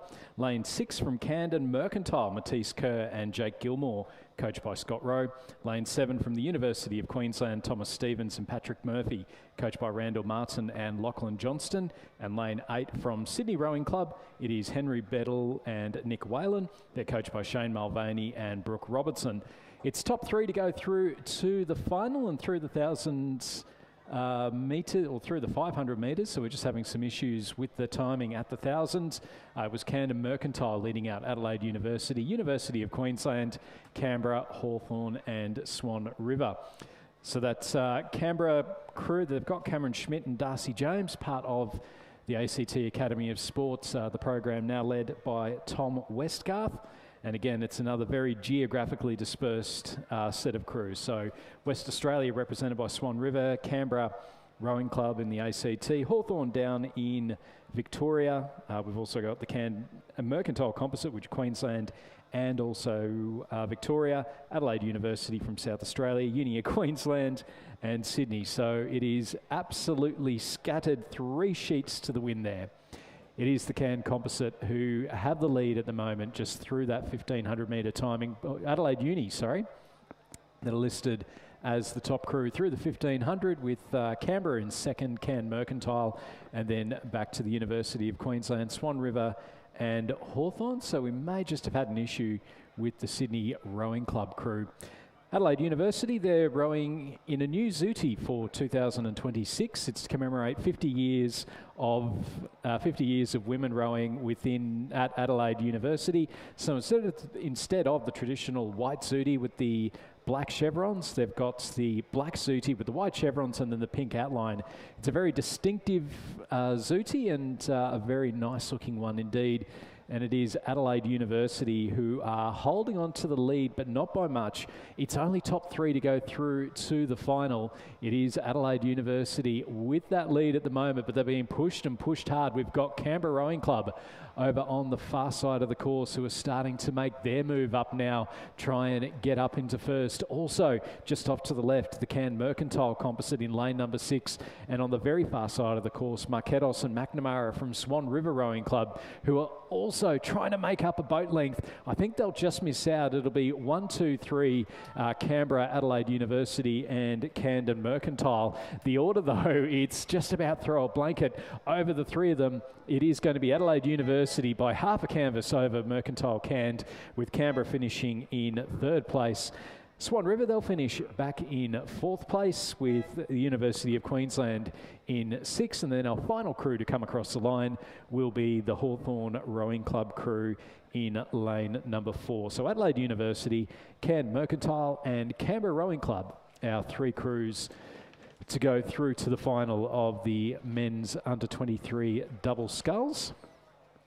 As we head back down the course, getting ready for the start of heat number 2 of the men's under-23 double scull. So lane number 2 from Mossman Rowing Club, Tobias Elias and Oscar Skeel Gamborg. In lane 3 from Adelaide University, Jasper Boyce and Oliver Evans-Wood. We've got a scratching lane 4. Lane 5, we have Jesse Rosen from Canberra Rowing Club and James Robson from the Australian National University. They're coached by Tom Westgarth. Lane 6 from the University of Queensland, Mitchell Owen and Mitchell McGeever. In lane 7, we have a Wendouree Ballarat and Mercantile composite of Archie Critchell and Joshua Matheson. And then in lane 8, we have a Hawthorn Sydney composite of Charlie Hine and Max Curry. As I'm joined in the commentary box, he's just raced up the stairs, Rob Glendenning, and of course they've put the 2 most handsome men in the commentary team together again. Absolutely, Stuart. I accept that, and it's something I've got to go with life. It's a difficult thing, isn't it? It's a difficult thing, isn't it, of course, but certainly getting warming up outside, and the conditions, a little bit of a tailwind now coming in, so that will certainly keep temperatures down just above the water, but this race now well underway. Just waiting for the, I'm not sure of the status of timing huts. So I think 1,000 metres is intermittent, so we should be getting some 500 metre timings fairly soon as we just see our crews coming up towards that 500 metre timing point. Unsurprising to see Mossman Rowing Club up there, Tobias Elias, Oscar Skeel Gamborg. Certainly a very, very fast pair of rowers, but there's not a lot to pick between all of these crews, really. You can see their crew in the middle of the course. That looks to be Rosen and the ANU Canberra composite of Rosen and Robson. So it's Mossman, University of Queensland, ANU Canberra, Hawthorn Sydney, Adelaide University, Wendouree Ballarat and Mercantile. Nothing to pick between them. Some very, very quick crews in there. The Adelaide University crew, Oliver Evans-Wood, the South Australian single scull champion at the SA State Championships just a few weeks ago, where he won. I think he's only about 21 years old, so he's still got another age, still got another year to go at the under-23 level. Absolutely, and it was going through that 500. Mossman holding a slight advantage over Uni of Queensland. ANU Canberra followed through Hawthorn, but it is very close. There's nothing. There's about a second and a half between the whole field. So as it pans out down to the 1,000 metres, we get a bit of a better idea of where they sit. And just a reminder once again for all those heading down on their bikes down to the start. Please ensure you've got your helmet on and you stay out of the 100-metre exclusion zone at the end of the course or at the start of the course, and that you dismount to come past the grandstand. Certainly very important aspects of riding out here. So the Mossman Rowing Club crew of Tobias Elias and Oscar Skeel Gamborg with that lead through the 1000s. Tobias Elias, he was part of the Australian under-19 team in 2025. I think they raced in Lithuania. So again, some really great talent that's rowing here in this particular race. And this is only the men's under-23 double sculls. So we'll catch them as they come past the 1,000 metres. We can see the view on there, and there's really not a lot to pick between them. It's only the first 3 that are going through to the final. I suspect we're going to have a very fast crew that's going to miss out here, Rob. Yeah, absolutely. It's going to be a very, very fast third 500 as well. This is where it's going to decide the order at the end of the race, and there's absolutely. We look across the field there now, Stuart, and there is nothing between it. We didn't get we're unable to get some 1,000-metre splits, so we'll wait till they get down to the 1,500 metres. But from our position here, it does look like that Uni of Queensland crew and the ANU composite holding down the places in the middle of the field. Although over on the Mossman and Adelaide Uni are certainly right up there. It does look like the crews over on this side may have slipped back a little bit. That's the Wendouree Ballarat composite and Hawthorn composite, but we'll get a better picture of that in the next minute or so. Yeah, University of Queensland well up there as well. So top 3 to go through. Mossman and the University of Queensland with that lead, and then it's really anyone's guess as to who's going to take that third and final qualification position We're just seeing them now come up towards that 1500 metre timing point. You can see Mossman looking like they've got a lead, but next to them you've got the Adelaide University crew of Boyce and Evans Wood, and then the University of Queensland. So at this point it would be Canberra and ANU Composite that would miss out on qualification for the final. It's Mossman, University of Queensland, half a boat length between first and third. Adelaide University and ANU and Canberra not out of the running at the moment, although they will have a little bit of ground to make up. Hawthorn and Sydney, they're sitting in fifth place, and then back a little bit further to the Wendouree, Ballarat and Mercantile Composite. So final stages to go now. There is the opportunity. We've got the 4 crews going for the 3 spots. The big question will be, can Jesse Rosen and James Robson from Canberra and ANU put the sprint on to try and sneak into that 3rd and final qualification position? They've upped the rating now though, Rob. Yeah, absolutely. Some big moves made in that third 500 by the Mossman and Adelaide University crews, but they are certainly coming back, Stuart, the ANU Composite crew. The rating is up, and they realise the job to be done here, and the other crews are trying to react as we come into the last 250 metres, and it's going to be very close. The Queensland University crew just looking a little bit not so alarmed by what's happening, and they've responded now in kind, and so the task at hand actually gets more difficult for ANU Composite, and I think they may have just spent all their pennies just trying to catch up there, and these crews have now kicked away, and they're almost in a line here. University of Queensland now upping the rate, sort of not letting off as this ANU Composite crew, and it's for a lot of work they're just going to miss out on this final, but it appears that it will be the Adelaide Uni crew that will cross the line in first, just ahead of Queensland, followed by Mossman's Tobias and Gamborg, followed then by the ANU Composite crew. It is the Hawthorn Composite coming across the line, and finally the Wendouree Ballarat Composite coming through.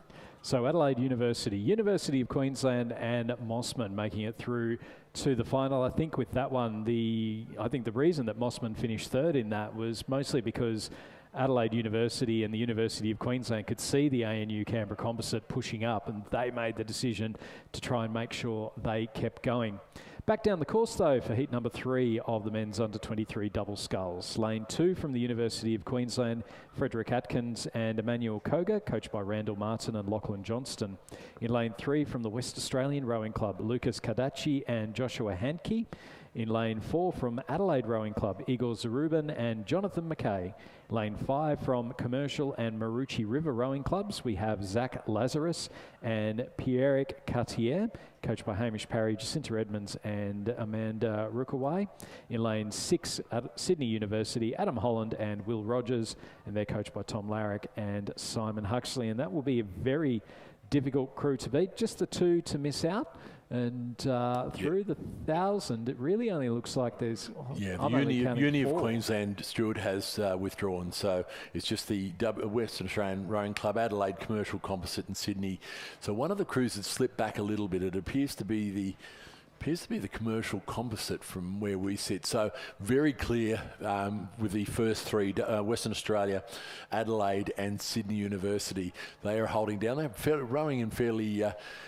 close contact, and but they have now put about 5 or 6 lengths on the Commercial Composite crew of Lazarus and Cartier. So it does appear that it's the Western Australian crew of Kadachi and Hankey holding down a slight advantage over the Sydney Uni and Adelaide crews. So as we come into the 1,500 metre mark, we'll get a better idea of that. And it looks like all crews now have just taken into account where the Commercial Composite crew is. They're backing it off. They're going to conserve energy. It's warm out there. It's they've got a front back up in not too many races at all in about 45 minutes, about an hour. So certainly conserving a little bit of energy. It was WA that went through the rowing club that went through the 1500 with a time of 5:17, about a second back to Sydney Uni, another 4 seconds back to Adelaide. So they have backed it right off now, and they'll run down over this last 500 metres. It will be about conservation. Just keeping an eye on that commercial crew just in case they pull out something a little bit surprising, but it looks like they've got a lot of work to do if they want to get back up to there, and these guys will just respond anyway. So we're looking at a very safe bet for the first three crews at this stage. Yeah, so West Australian Rowing Club, Adelaide and Sydney University, the three crews looking like they'll go through, barring disaster over the last 300 metres or so. It is interesting with the change in the World Rowing Progression System, where it wouldn't be in effect for this particular event, but where we've got it where you do have multiple heats and the potential for semi-finals, the repecharges are now out. So it then comes down to the top two and then the next fastest after that. So if you're not going to finish in the top two, you've still got to be making sure that you race right through to the line. And it does put a lot of pressure on the crews. And we saw that with the Australian Women's Four in Shanghai, where they just missed out because they finished third. And in the previous heat, the British and the Chinese had finished within half a second of each other. So you had to be quicker than what those two crews were because it was unlikely to be able to fit in between the two. So yeah, and I guess, Stuart, it's the luck of the draw, what races you get. But it would be nice to think that everybody is coming into the finals having exerted the same amount of energy to get there. So in this instance, these crews certainly will come off the water reasonably fresh, I would imagine. So the David Vanders coach Lucas Cardaci and Joshua Hankey finishing in first place ahead of Adam Holland and Will Rogers from Sydney University. Adelaide's Igor Zarubin and Jonathan McKay will finish in third place, and they'll go through to the final with Zach Lazarus from Marucci River Rowing Club and Pierrick Cartier from Commercial Rowing Club missing out. So we move on now. So that was race number 259. Race number 260. It is semi-final of the Schoolgirl Double Scull. So top four through to the final. Lane number 2 from Queenwood, we have Scout Ferguson and Isabella Kennedy, coached by Kieran Glynn and Ella Davidson. Lane 3 from Mossman Rowing Club, Erica Nutt and Arabella Turner-Smith, coached by Steve Gordon and Joshua Hewitt. Lane 4 from Canberra Girls Grammar, we have Lara Clues and Eliza Punch. In lane 5 from Commercial Rowing Club, Maggie Stafford and Olivia Ewan, coached by Jacinta Edmonds. Lane 6 from Canberra Girls Grammar, Sophie Murphy and Camilla Griffin. Lane 7 from Trinity Lutheran College, Emily Dobbin and Sophie Clifford, coached by Shay Olsen-Jones. Lane 8 from Radford College, Gigi Hickey and Lucy Mihailovic, coached by Oscar Willink and Claudia Kendall and Gordon Marks. And then lane 9 from Blaxland High, we have Sophia Whitelaw and Vitti Young, and they're coached by Daniel Waddell, Angus George and Miles Harold. And just through the first 500, no surprise, the Canberra Girls Grammar crew. There's a very strong double we saw in the heats, Sophie Murphy and Camilla Griffin. And they're holding just a slight advantage. There's not much in it, 500 metres gone.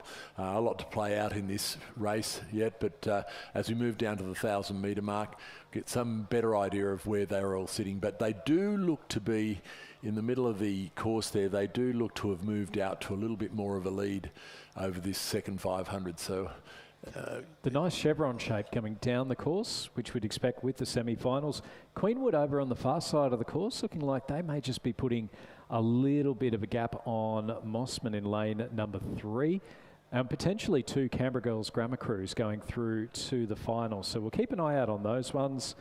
But we're just seeing them go through the 1,000 metre. No, there's still the issue with the 1,000 metre timing and also the 1,000 metre cameras, just courtesy of that lightning strike that definitely didn't frighten the dickens out of me yesterday. Yes, so certainly you weren't alone, Stuart. But yes, we came down to the about 1,200 odd metres gone, and this Canberra crew out in front.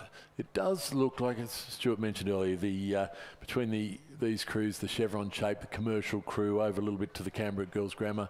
Right over on the other side, though, the Queenwood crew of Ferguson and Kennedy is faring very well, and they're right up there with the leaders at this stage. So we'll get a better idea as they come down through the 1,500 metre. But clear from where we are, the Canberra Girls Grammar crew of Murphy and Griffin holding a lead, probably about a length and a half over the trailing pack.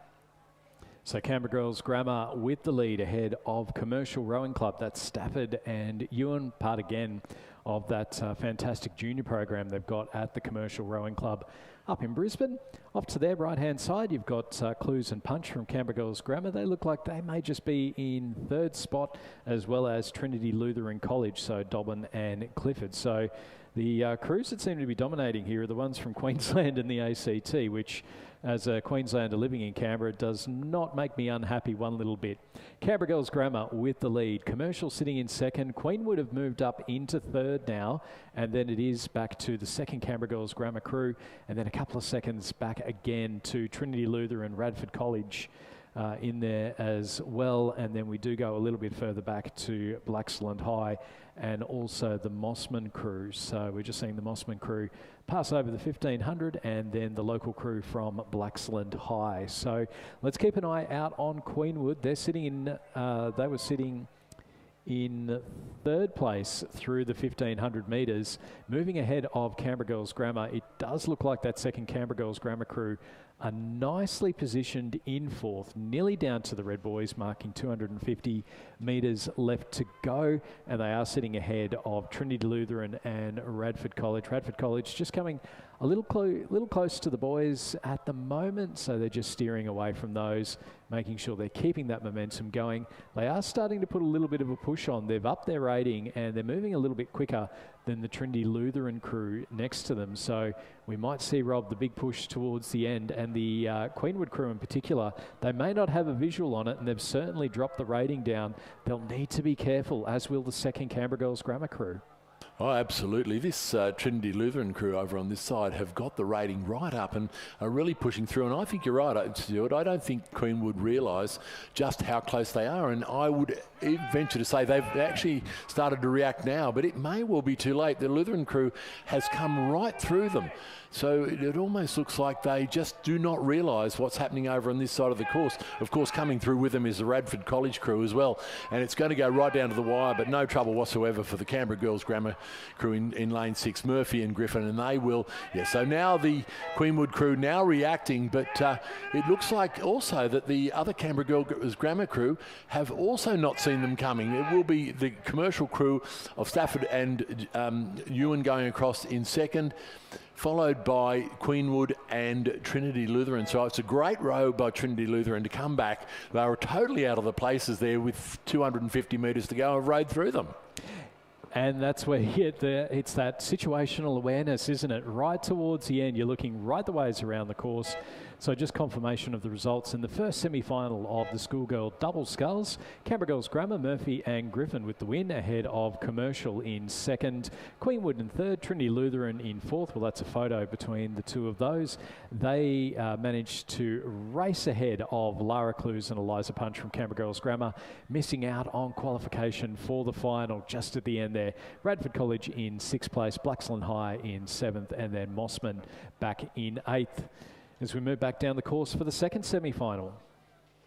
So we've got race 261, the semi-final number 2, the Schoolgirl Double. First 4 through to the final. Lane 2 is Leichhardt's, Simkovic and Clifton, coached by Isaac Shepherd and Arabella Barr.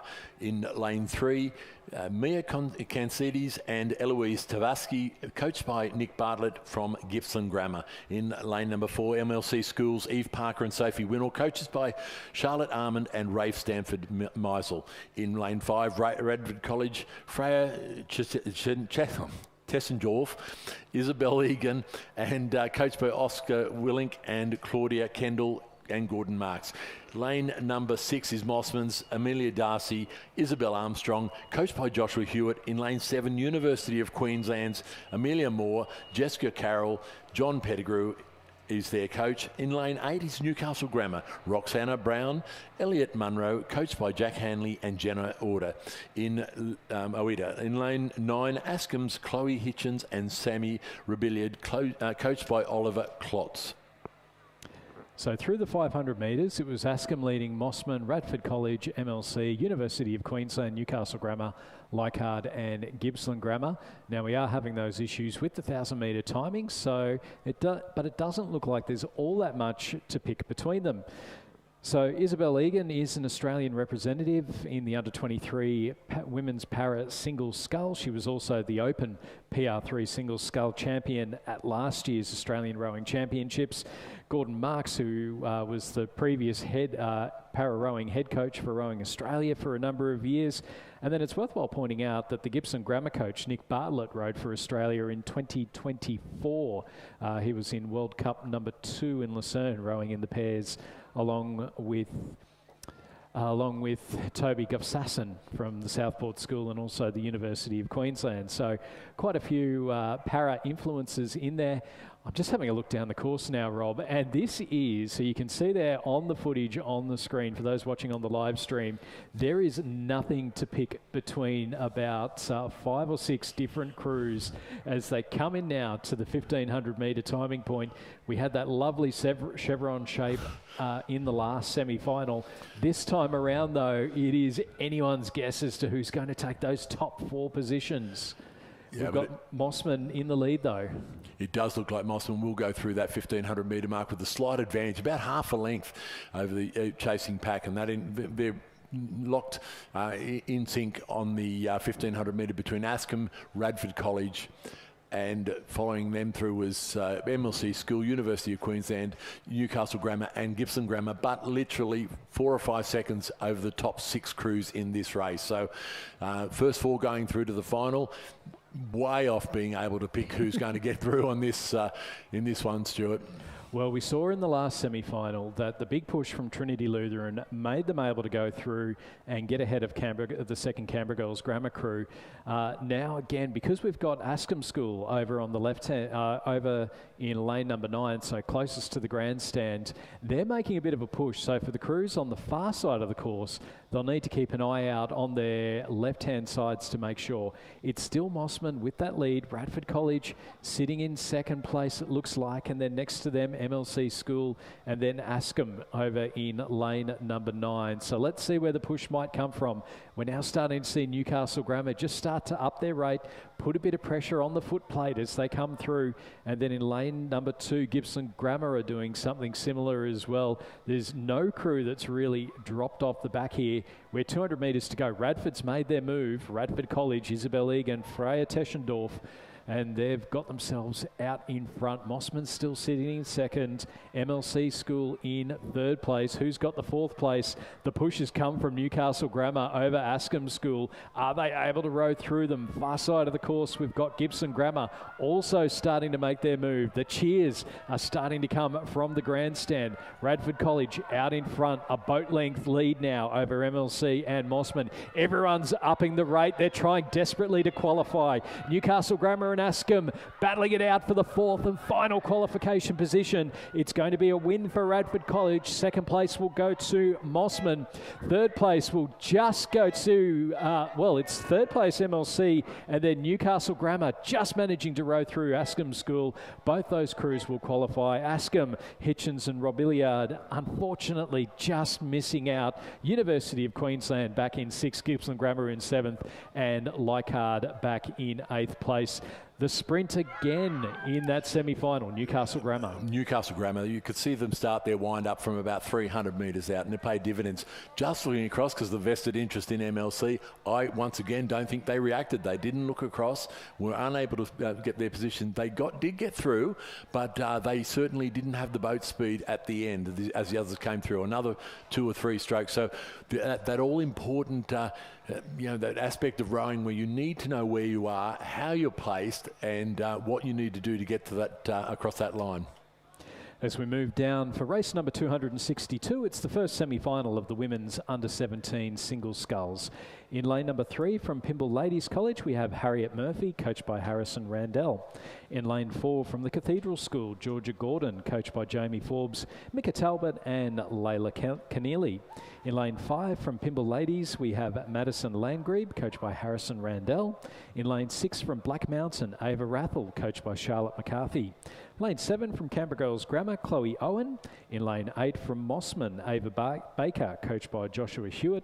And lane 9 from Centenary Rowing Club up in Queensland, Alexis Galea, and they're coached by Kerry Tickle and Peter Wadsworth.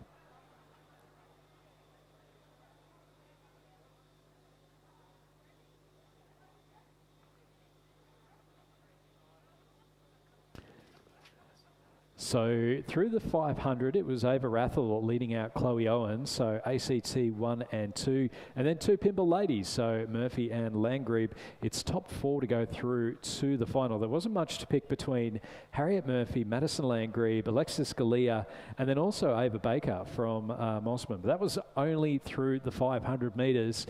As they come up to, and again, unfortunately we don't have that timing from the 1,000 metre, but just looking down the course, we are in a more traditional chevron shape, and it looks like it's been headed by the sculler from Black Mountain, Ava Rathel. Yeah, certainly looks to have a clear lead from where we sit. Although the sculler over the Pimble Ladies College's Harriet Murphy over there in lane 3, just a bit hard to see against the background, but I've got a feeling she's right up there as well. So I'd say at the moment she's probably running in the second position. The other Pimble Ladies College sculler, Madison Langrebe, also looks to be right up there. So once again, the fight's going to be for that fourth position, the fourth position into the semi-final. This is the semi-final into the final. So as we come down towards the 500 metres, it does look like the Black Mountains' Ava Rathel has a good lead and maybe extended it. Once again, that Pimble Ladies College sculler, Harriet Murphy, is doing a very good job over there in lane 3 and is not far off. I'd say within a length of the Black Mountain sculler.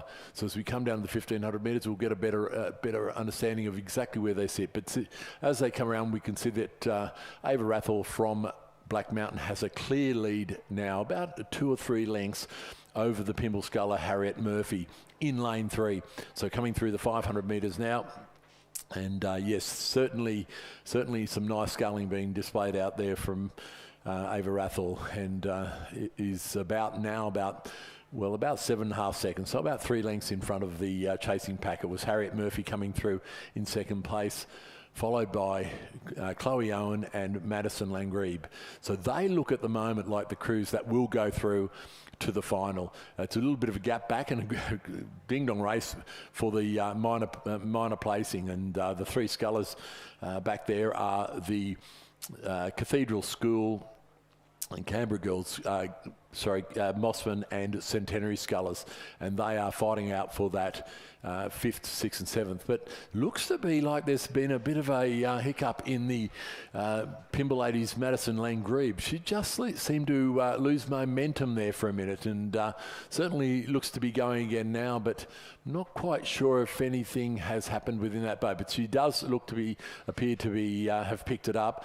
But that has allowed the scullers in the chasing pack for the Cathedral School's Georgia Gordon to get back on her tail. So through the 1,500 metres, it was indeed Black Mountain's Ava Rathel with about a 7.5 second advantage over Harriet Murphy from Pimble Ladies College. A little bit further back to Chloe Owen from Canberra Girls Grammar and Madison Langrebe from Pimble. Then it was a big gap back, previously a big gap back to the chasing pack. They have come back a bit, but look, the sculler from Pimble Ladies College, Madison Langrebe, certainly has got the momentum back up again. So whether it was just a bad stroke or whatever, she seems to have got that going. But it is this sculler from Black Mountain, Ava Rathel, still keeping it going all the way to the line and probably extending her lead a bit. The sculler over in lane 3, Pimble Ladies' Harriet Murphy, has probably backed off a little bit, just conserving a little bit of energy. It is going to be a little bit closer as the Cathedral School sculler still has a sniff of getting into that 3rd place and is really bringing it home. But I think the top 4 is going to be fairly consolidated with Harriet Murphy now crossing the line from Pimble Ladies College. It will be Canberra Girls' Chloe Owen in 3rd, followed by Pimble Ladies College's Madison Langrebe. It will then be the Cathedral School's Georgia Gordon. A little bit of a tussle over here, but Ava Baker from Mossam will get up over the top of Centenary's Alexis Galea. So confirmation, our finalists in the women's under-17 single sculls from the first semi-final, Ava Rathel from Black Mountain, Pymble Ladies Harriet Murphy, Canberra Girls Grammar's Chloe Owen, and Pymble Ladies Madison Landgrebe. So 2 ACT and 2 Pymble Ladies there. Ava Rathel in the very distinctive red shed, scull.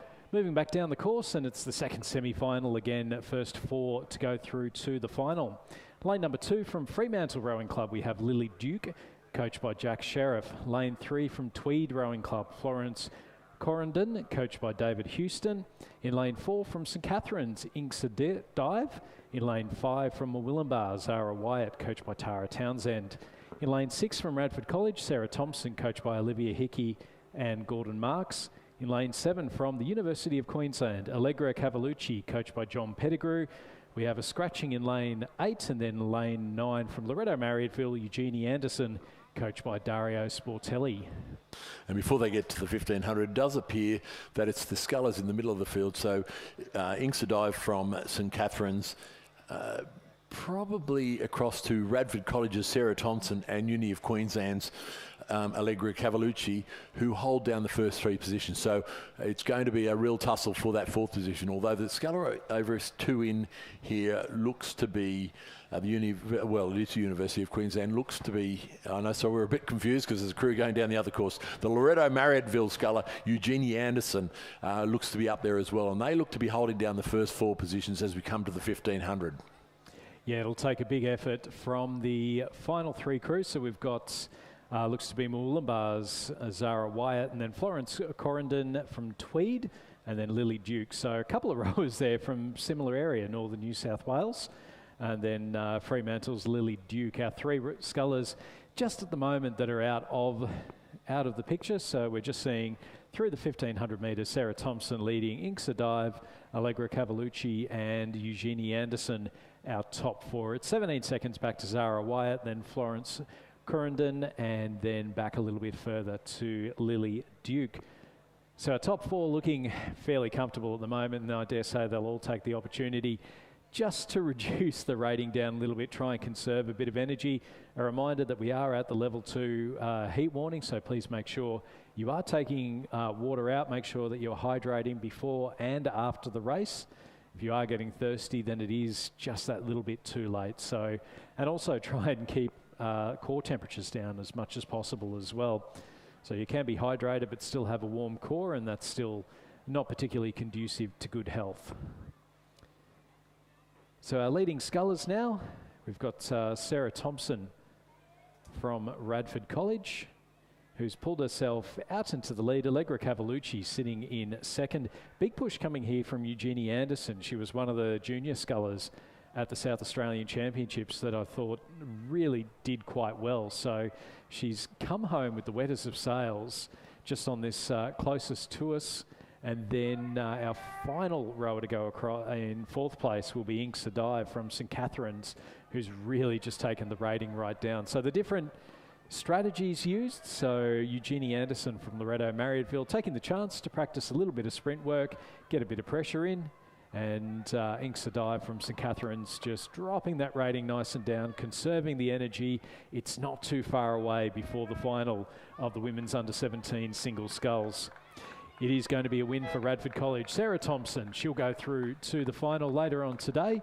2nd place will be Allegra Cavalucci from the University of Queensland. 3rd going to Eugenie Anderson from Loretto Marriotteville, just taking the chance to get a breath back towards the end. Inksa Dive from St Catherine's will finish in 4th place, really just keeping that rating nice and low, keeping ahead of the remainder of the field. They'll go through to the final, which is a little bit later on today. Finishing in 5th place will be, appropriately enough, lane number 5, Zara Wyatt from Murwillumbah Rowing Club. She'll finish ahead of Tweed Rowing Club's Florence Correndon, and then in behind her will be Lily Duke from the Fremantle Rowing Club. And wouldn't you know it, we've got 3 semi-finals. So we're into the Tremmies again there, Stuart. This phenomenon unique to the New South Wales Rowing Championships. Well, they do it at nationals as well. Oh, they do. They're doing it. They're doing tremi-finals there too. There's tremis. That it just all puts me in mind of when I studied music and demi-quavers and semi-quavers and. Well, of course, you've got to have the nine lanes available to be able to do that. So it's going to be limited to courses that do that, and I suppose that's a bit of a luxury. Otherwise, we'd be here at midnight. So might make the trip back down the Hume a bit late.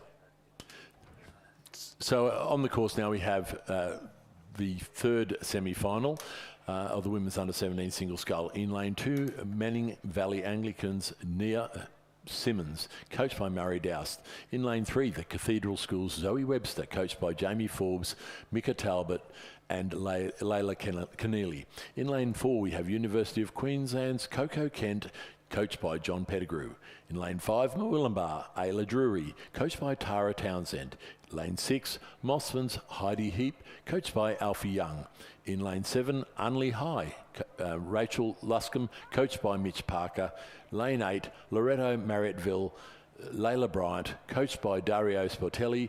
And in lane 9, Essendon's Emma Stevenson, coached by Barry Gardner and Glenn Bottrell. So through the 500 metres, it was the Murwillumbah sculler Ayla Drury who was leading. Heidi Heap, Coco Kent, Zoe Webster, Rachel Luscombe a couple of seconds behind, and then Nia Simmons, Emma Stevenson and Layla Bryant. So it's that's through the first 500 metres. They are coming up, or they're just about past the 1,000 metre mark. And again, unfortunately, we don't have that timing. You can see there from the footage from the BR rowboats, conditions are still very pleasant indeed. We're just having a look out at the flags near the finish tower.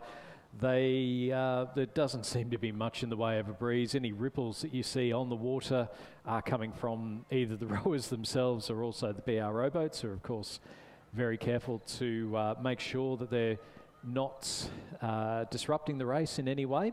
And also, I just want to give a big shout out, Rob. It's been a warm few days. The boat race officials, the volunteers, particularly the boat holders, sitting down there at the start line, making sure, lying down, making sure, and sometimes they've got to hold those boats for a while. When it rained yesterday, they would have been caught out in that weather as well. Rowing runs off volunteers. We need so many of them. We've got the people in the timing huts. We've got the people here at the finish line. And a big thank you to all the volunteers that have helped out throughout the course of the regatta. It just couldn't be done without them. Oh, absolutely, and we'd be surprised about how many volunteers it takes to run one of these events. You know, from number holders to back lake officials to umpires to timing huts to boat holders.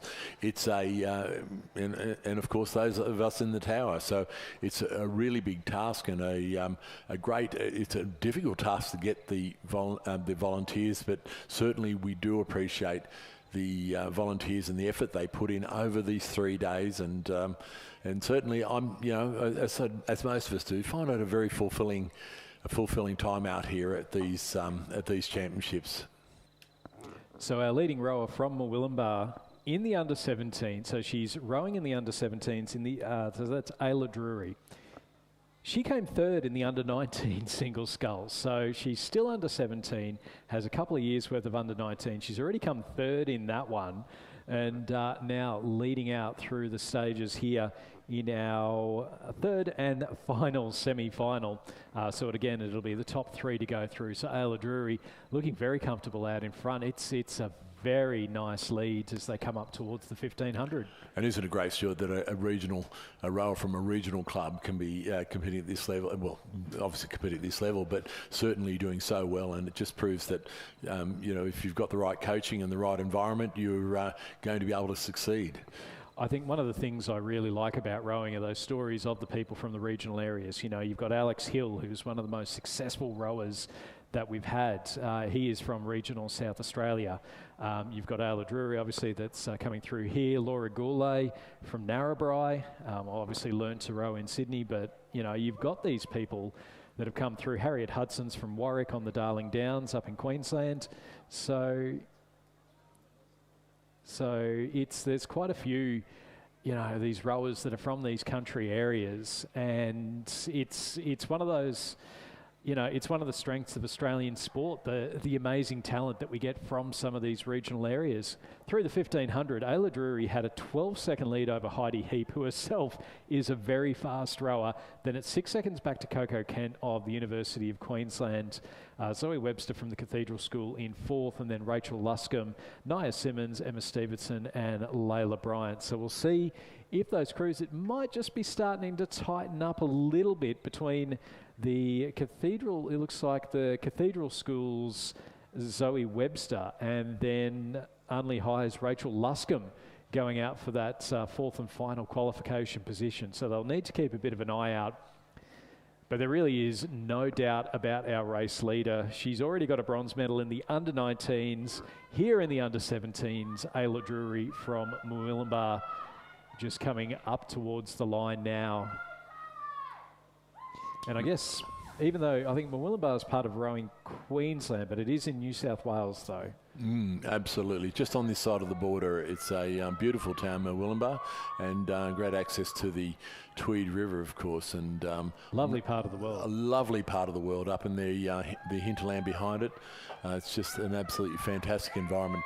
And Ayla Drury coming across the line now to take out first place.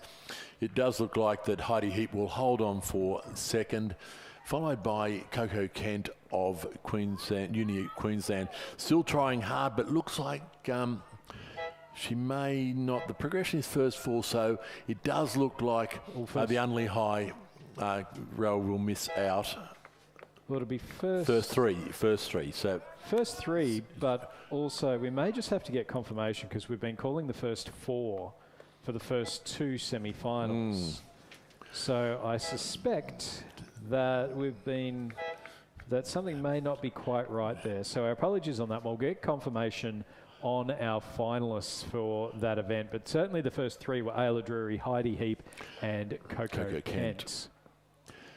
Yeah, so the time there was 8:34. Not that will have much bearing on what the final time will be, but we'll get a clarification on that because certainly our program's showing first 4, but with the Tremi-final system, it certainly should be the first 3. As we move on to the first heat of the under-19 women's quad sculls, it's first 4 through to the final. Yep, just the 2 heats in this one. So lane number 3 from Mossman and Newcastle, Roxana Brown, Amelia Darcy, Catherine Walsh, Isabel Armstrong, and they're coached by Peter Warren, Joshua Hewitt and Jack Hanley. Lane 4, it's a Mossman Redlands composite of Isabel Campbell, Alana Winder, Lottie Ravenstein and Frida Kirkham. They're coached by Alfie Young. Lane 5 from Sydney Rowing Club, Katia Retchell, Lara Petrosi, Mika Nato and Xenia Palmer, coached by Patrick Graham. In lane 6 from Gippsland Grammar, we have Alicia Turnbull, Maggie Sheridan, Tara Dyehood, Cecilia Anderson, coached by George Pearson. In lane 7 from the University of Queensland, Saskia Josipovic, Matilda Baxby, Sophia Preston and Genevieve Davies, coached by John Pettigrew. And lane 8 from Commercial Rowing Club, Anika Gunlak, Bethany Peaty, Chelsea skipper Sienna Becker, and they're coached by Jacinta Edmonds. Yeah, and through that first 500, the University of Queensland held quite a surprising lead, about 6 seconds over the Sydney crew, followed by Mossman, Newcastle, Commercial and Gippsland Grammar. So normally you would only get a couple of seconds going through that 500, but that's been a lightning start by the Queensland University crew, and certainly they look like they're going on with it. Potentially sets himself up nicely for the Youth 8s at the national titles. Queensland were first when it was held here in 2024 in the Women's Youth 8s. Finished second to New South Wales last year, and I know I had to catch them on the pontoon as they came back in at Barrington, and they were very disappointed. Queensland doesn't look like losing to New South Wales at the best of times, but certainly they thought they were a big chance of defending that title. So what, as New South Wales, you say don't mention the state of origin, please, Stuart. So. Oh no, I could sit there. I was at game 3 and I was not popular with the crowd. The University of Queensland, though, still holding on to that lead, looking very nice. The Mossman Redlands composite looking like they're in second place, just ahead of the Sydney crew. And then we are a little bit further back to the commercial crew closest to us on the grandstand, Gippsland Grammar and the Mossman Newcastle crew towards the back of the field. So it's top 4 to go through. 3 are looking relative, 2 are definitely looking comfortable. And then Sydney and the Mossman Newcastle composite potentially battling it out with Commercial for that final 2 qualification spots. The only crew that really looks a little ways off the pace at the moment, Rob, is the Gippsland Grammar crew in lane number 6.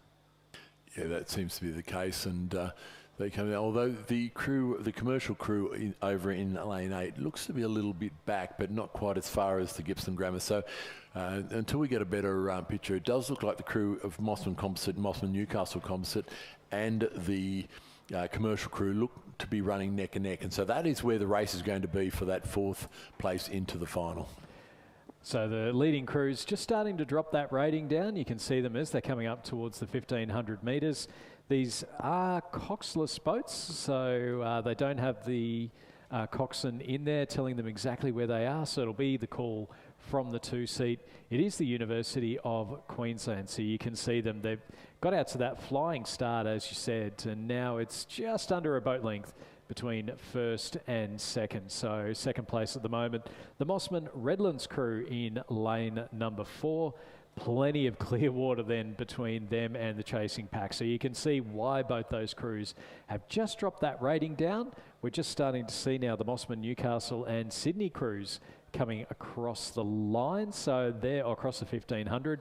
So they are a little ways ahead of that commercial crew, with Gippsland Grammar sitting back in 6th place, just crossing over the 1,500 metre timing point now. So the race fairly well spread out. It's the University of Queensland leading out Mossman and Redlands, and then Sydney and the Mossman Newcastle crews in the 3rd and 4th qualification positions in the final. So this is the women's under-19 quad sculls. Yes, and as we come in the last 250 metres, they've really set up a sizable gap between these crews, University in Queensland and Mossman Redlands, now holding probably about 5 lengths over the chasing pack, but a bit hard to say because the Sydney crew would know that they're fairly safe as long as they can just keep the momentum and keep an eye on the commercial crew over in lane 8. They should be good for the final. However, commercial have got a different idea. They think they're in with a chance here, and with about 300 metres for them to go, they are bringing it home like a train. It is certainly wound it up. The Queensland University crew just putting the bit more pressure on now to stay in front of that Mossman Redlands crew, and they will continue all the way to the line for a win in this 1st heat of the women's under-19 quad scull. So going across the line now, they will be followed by the Mossman Redlands composite. A little bit further back, still coming home hard, but running out of room is this commercial crew on this side of the field. But it will be the Mossman composite with Newcastle. They will come across the line for that 3rd position, and Sydney Rowing Club now coming across the line to take the 4th place into the final. So just missing out will be commercial, and then a little bit further back to the Gippsland Grammar crew. So the University of Queensland, Mossman Redlands composite, Mossman Newcastle composite, and Sydney Rowing Club to go through to the final of the women's under-19 quad sculls.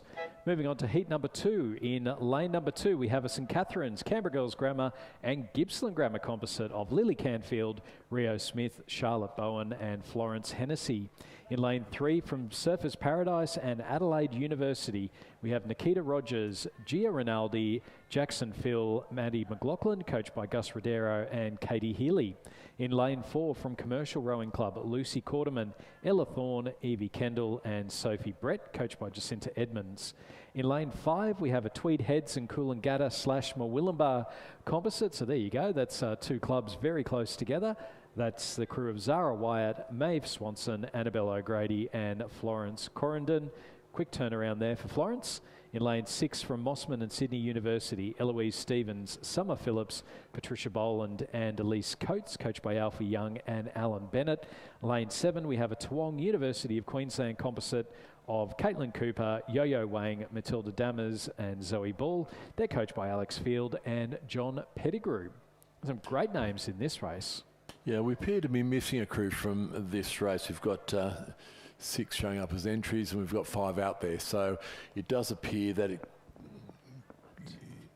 No, I think there's a couple in the middle of the course that are down a fair ways back. So it looks like the Mossman Sydney University crew are out in front.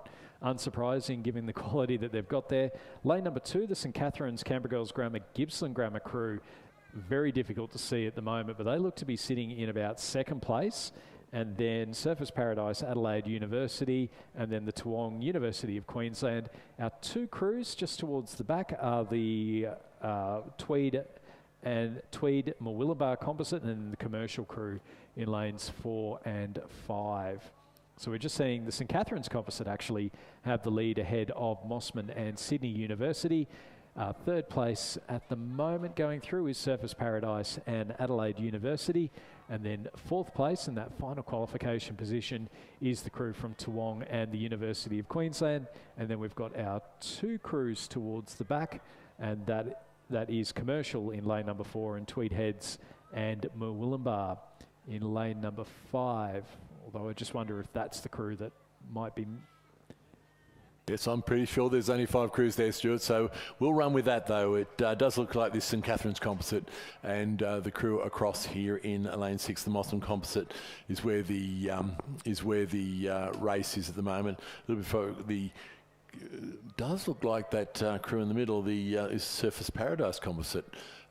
So we're just a bit confused with the lanes here at the moment. So we'll wait until we get a little bit closer to call it. So the St Catherine's, Canberra Girls Grammar and Gippsland Grammar, so not quite the full licorice all sorts, but certainly well up there. They're leading out Mossman and Sydney University, with the Surfers Paradise Adelaide University Composite in third place, and then back again to the crew from Toowong and the University of Queensland. There are 1, 2, 3 and 4. Commercial are in 5th place. They do have a bit too much ground to make up with 250 metres to go. And I think where I was getting confused, Rob, was that it looks like there's a boat at the front of that BRO boat. It kind of, from a distance.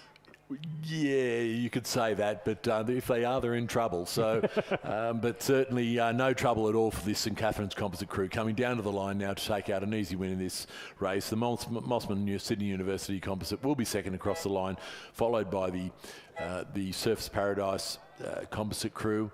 A little bit further back now to the Toowong Composite, Toowong University of Queensland, and then back a little bit further to the Commercial. So it was the second Tweed Composite crew that has not started in the race, or at least we hope they haven't started because we haven't found them. So crossing the line now is the Toowong Composite crew, and they will be the 4 crews going through to the final. Missing out will be Commercial Rowing Club. So we did have a couple of consolidated races in the men's under-19 quad sculls, but we were running about 10 minutes behind, so that perfectly brings us to heat number 1 of the club men's double. First 4 to go through to the final. Lane 3 from Essendon Rowing Club, Mitchell Jacker and Isaac Siritich. In lane 4 from Banks Rowing Club, Lachlan Zigada and Lockie Rose, coached by Joe O'Neill. Lane 5 from Hawthorn Rowing Club, Adam Chang and David Yudko. In lane 6 from the University of New South Wales, Iago Lambert and Will Sulicic, coached by Justin Quigley and Chris Burns. We have a scratching in lane 7, and then lane 8 from UTS, Sink Bosco and Skylube Davidson, coached by Matthias Ungermack and Jack Hargraves. Now what that means is that it's only the 1 crew to miss out on going through to the final. Who that crew will be, though, is anybody's guess, because UTS are in the lead, and then I'm looking down the field, Rob, and we've got the parallax error, but I don't know that I'd write any crew off just this moment. Yeah, now through the 500 metres, it was the University of New South Wales, which just was about a length down, but that's nothing over the next 500. So as they come through the 1,000 metre mark, it does look like they're just behind, but not a lot in it. It still looks to be very, very close. And University of New South Wales look like now they're up competing with the Essendon crew over in lane 2. So certainly it's they're all still in it as they come down with about 750 odd metres to go.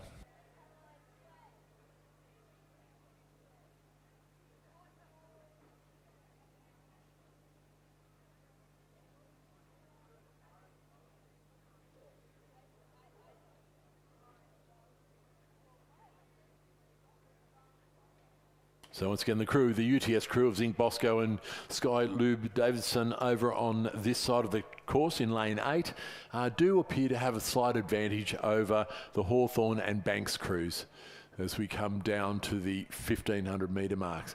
And as we scan across the vision on the race cam, we can see that is very much the case. So it does appear that the UTS crew of Zinc Bosco and Sky Lube Davison is just in front of the Banks crew of Lachlan Ziggiter and Lockie Rose. So they're going through the 1500 metre now, and indeed that's the case. So they've got a couple of lengths now over that Banks crew.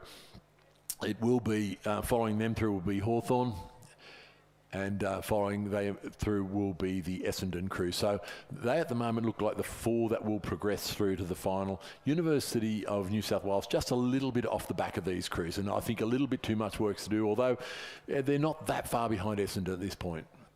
No, just under 5 seconds between 4th and 5th, so it's not completely insurmountable, but it will be a very good effort if they're able to do that. But we have seen sprints, and in these smaller boats, the opportunity is there. And what we have seen, Rob, a number of times is, particularly with the less experienced crews, if you're not paying attention to everything that is going on the course, we've seen crews rode through.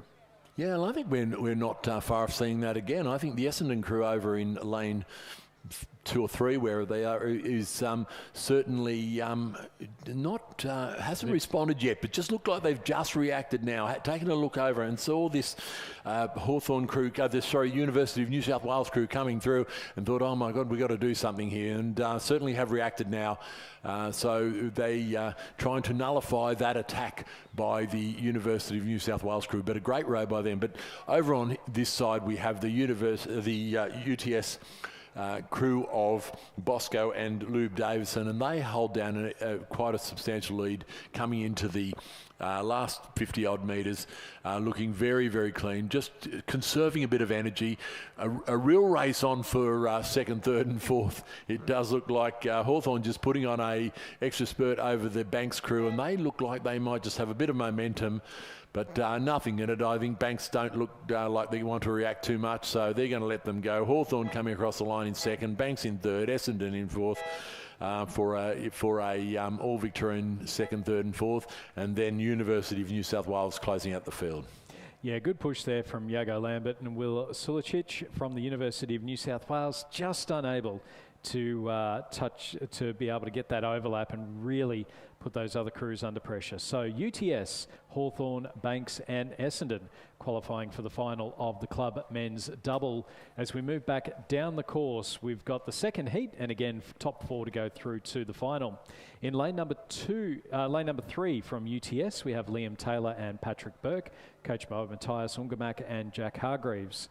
In lane 4 from Newcastle University, Odin McIntosh and Hayden Melmeth. In lane 5 from Sydney Rowing Club, Olivia Tisbury-Brown and Lachlan Savage, coached by Patrick Graham. Lane 6 from Adelaide Rowing Club, Ren Anderson and Tom O'Mahony. In lane 7 from St George, James Hunt and Kurt Armstrong, coached by Mark Featherstone. And lane 8 from Newcastle Rowing Club, Jack Hanley and Remy Keats. And certainly early on in the race, but it was the UTS with a slight advantage over Newcastle, St George and Adelaide, plus Sydney only less than a second behind. Newcastle also only a 0.2 of a sign going through the 500 metres. So as the race pans out, we're looking up at the course at the moment. It does look like a straight line across the course. We can't pick it. Unfortunately, we don't have that 1,000 metre timing hut to clarify that, or the picture from across the course. But we've got that wide sweep at the moment, and still, Stuart, it looks very, very close. Yeah, I don't think there's a single crew out of the 6 that we could definitively say is out of the running. The Newcastle crew of Hanley and Keats looking very nice, closest to us on the grandstand side, and then over on the far side of the course, Taylor and Burke from UTS. They're probably the 2 that I would be looking out for the most. And then across the middle, well, we've got the 6 crews. 2 of them are going to miss out. The question is, which 2 will it be? And that we cannot give you that information just yet. So they're coming up now towards the 1500 metre timing point. You can see here on the footage that we've got either side. So UTS looking like they're in the lead. They're just on the very far right of the screen.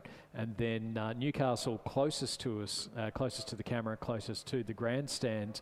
And then across the middle, Newcastle University, Sydney, Adelaide and St George. So a couple of clubs that we haven't seen a lot of. Newcastle University have only had a couple of entrants.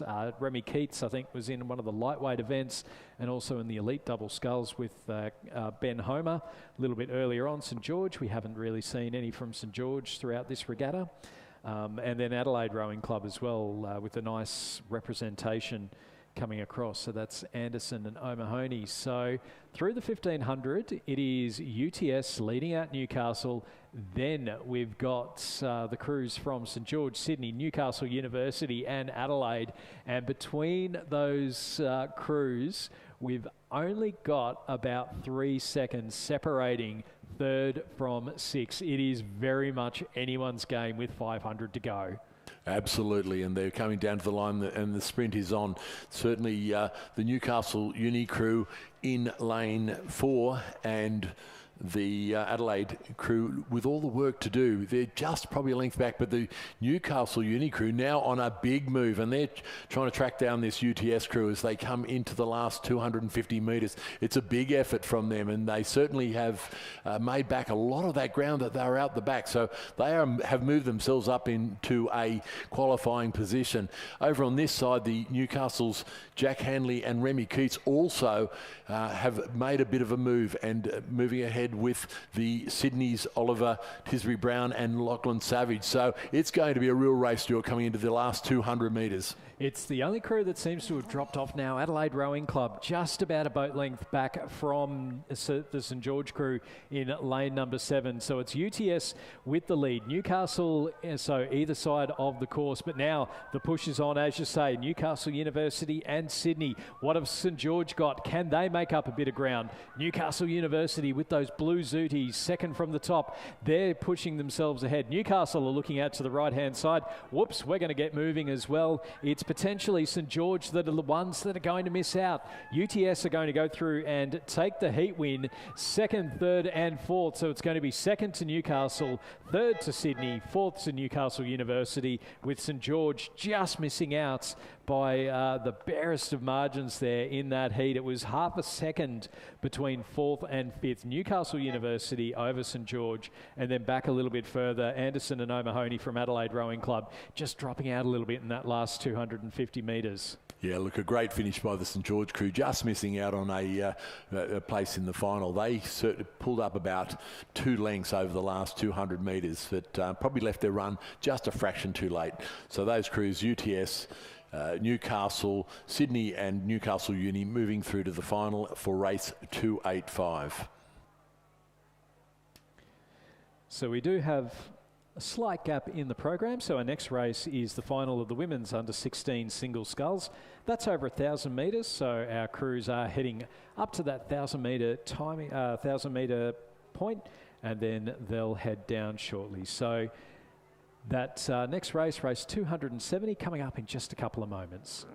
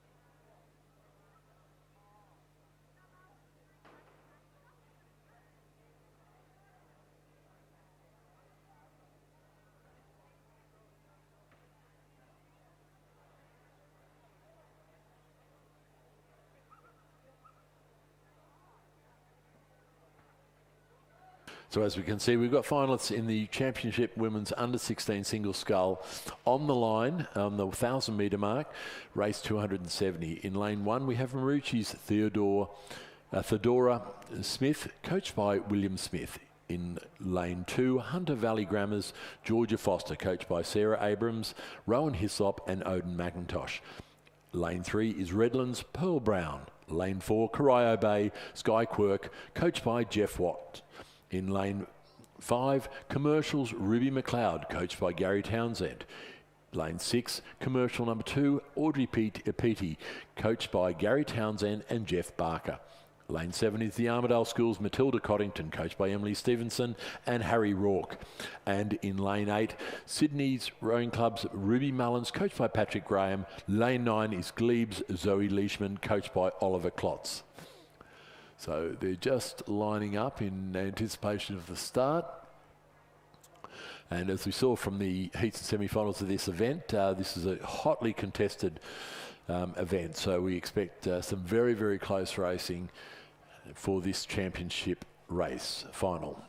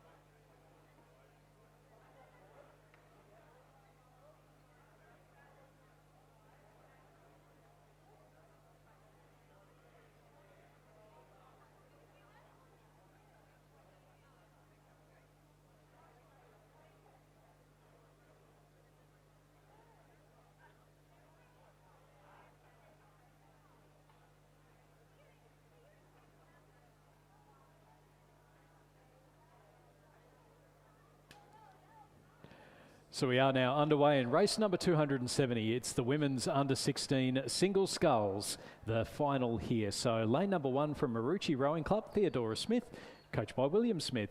Lane 2 from Hunter Valley Grammar, Georgia Foster, coached by Sarah Abrams, Rowan Hislop and Odin McIntosh. Lane 3, Pearl Brown from Redlands. Lane 4, Corio Bay's Sky Quirk, coached by Jeff Watt. Lane 5 from Commercial, Ruby McLeod, coached by Gary Townsend. Lane 6, Audrey Peaty from Commercial, coached by Gary Townsend and Jeff Barker. Lane 7 from the Armidale School, Matilda Coddington, coached by Emily Stevenson and Harry Rourke.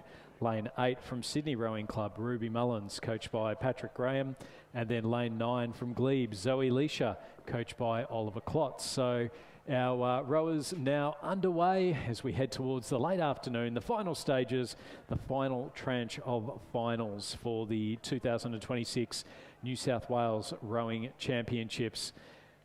And the women's under-16 singles, it's very even through the first 250 metres. As you'd expect, we're only on the 1,000, and it does look like the rower in the middle of the course, so Commercial Rowing Club, Ruby McLeod's with the early lead, although next to her, Corio Bay, Sky Quirk, and also Audrey Peaty also wanting to have a bit of a say in that one. So we'll keep an eye out as they go through the 500-metre timing point, Rob. Yeah, absolutely. As I said earlier, this will be a very tightly contested event, although it does look like both Corio Bay, Sky Quirk and Commercial's Ruby McLeod have got off to a slight advantage over the other crews, but there's nothing in it. We're looking at the 1,500 metre mark now, and as they come down to that, that's exactly how they will go through those marks. It will be Ruby McLeod going through with just a 0.81 advantage over Sky Quirk. It will be Matilda's, the Armidale School's Matilda Coddington coming through next, followed by Audrey Peaty, Pearl Brown, Georgia Foster, Theodora Smith, and Ruby Mullins and Zoe Leisha. So nothing, nothing between any of these scullers. It does look like the race is going to be between these two out the front, though. Obviously, Ruby McLeod and Sky Quirk, and they certainly appear to have moved ahead in the last 10 or so strokes. Going out with them, though, is the Redland sculler, Pearl Brown, and she's just a bit in our shadows here and a little bit hard to see, but certainly she's making good progress out there. Yeah, there's just a bit of cloud cover starting to come across now. It's not affecting Ruby McLeod from Commercial Rowing Club. She's out in front, but also the Armidale School's Matilda Coddington. We've already had one gold medal for the Armidale School earlier on today in the Schoolgirl Single Sculls. Can we see another gold medal? The push is on, though. Ruby McLeod from Commercial, Sky Quirk from Corio Bay right next to her, and then it's between Coddington from the Armidale School close to us here on the grandstand side, and then over on the far side we've got Pearl Brown from Redland. So a lovely chevron shape as they come now into the final 200 metres. This is the women's under 16 single sculls. We've got some dark clouds coming in from the west.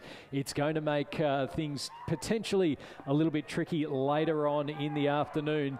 It's still Commercial holding on to that lead, though, half a boat length now over Corio Bay. Can she hold on the final stages? The push is coming from Coddington from the Armidale School. Corio Bay is trying to push hard. Sky Quirk, Pearl Brown from Redlands also up there. The top four now separating themselves. It is going to be a start to finish win for Ruby McLeod from Commercial Rowing Club up in Brisbane. She'll take out the under 16 women's single sculls. Second to Sky Quirk from Corio Bay. Third to Matilda Coddington from the Armidale School, finishing just ahead of Pearl Brown from Redlands. Then back to Audrey Peaty from Commercial. Sydney Rowing Club's Ruby Mullins finishing just ahead of Georgia Foster from Hunter Valley Grammar, and then back to Zoe Leisha from Glebe, ahead of Theodora Smith from Marucci Rowing Club. Great row there from the Commercial sculler. Got ahead, kept ahead. Sky Quirk, second place. Yes, looked very calm through that whole race. She had it under control. Certainly was not flustered at all. Kept it going right to the end to take out a great win in the Women's Under 16 Championship of New South Wales. As we move on to the men's under 16 single scull. So lane 1 from Gibson Grammar, Leo Cancides, coached by George Pearson. Lane 2 from Hunter Valley Grammar, Finn Carey, coached by Odin McIntosh and Rowan Hislop. Lane 3 from Shoalhaven, Hugo Golan, coached by Catherine McKeever and David Eddington. Lane 4 from Corio Bay, James Trott, coached by Dick Garrard.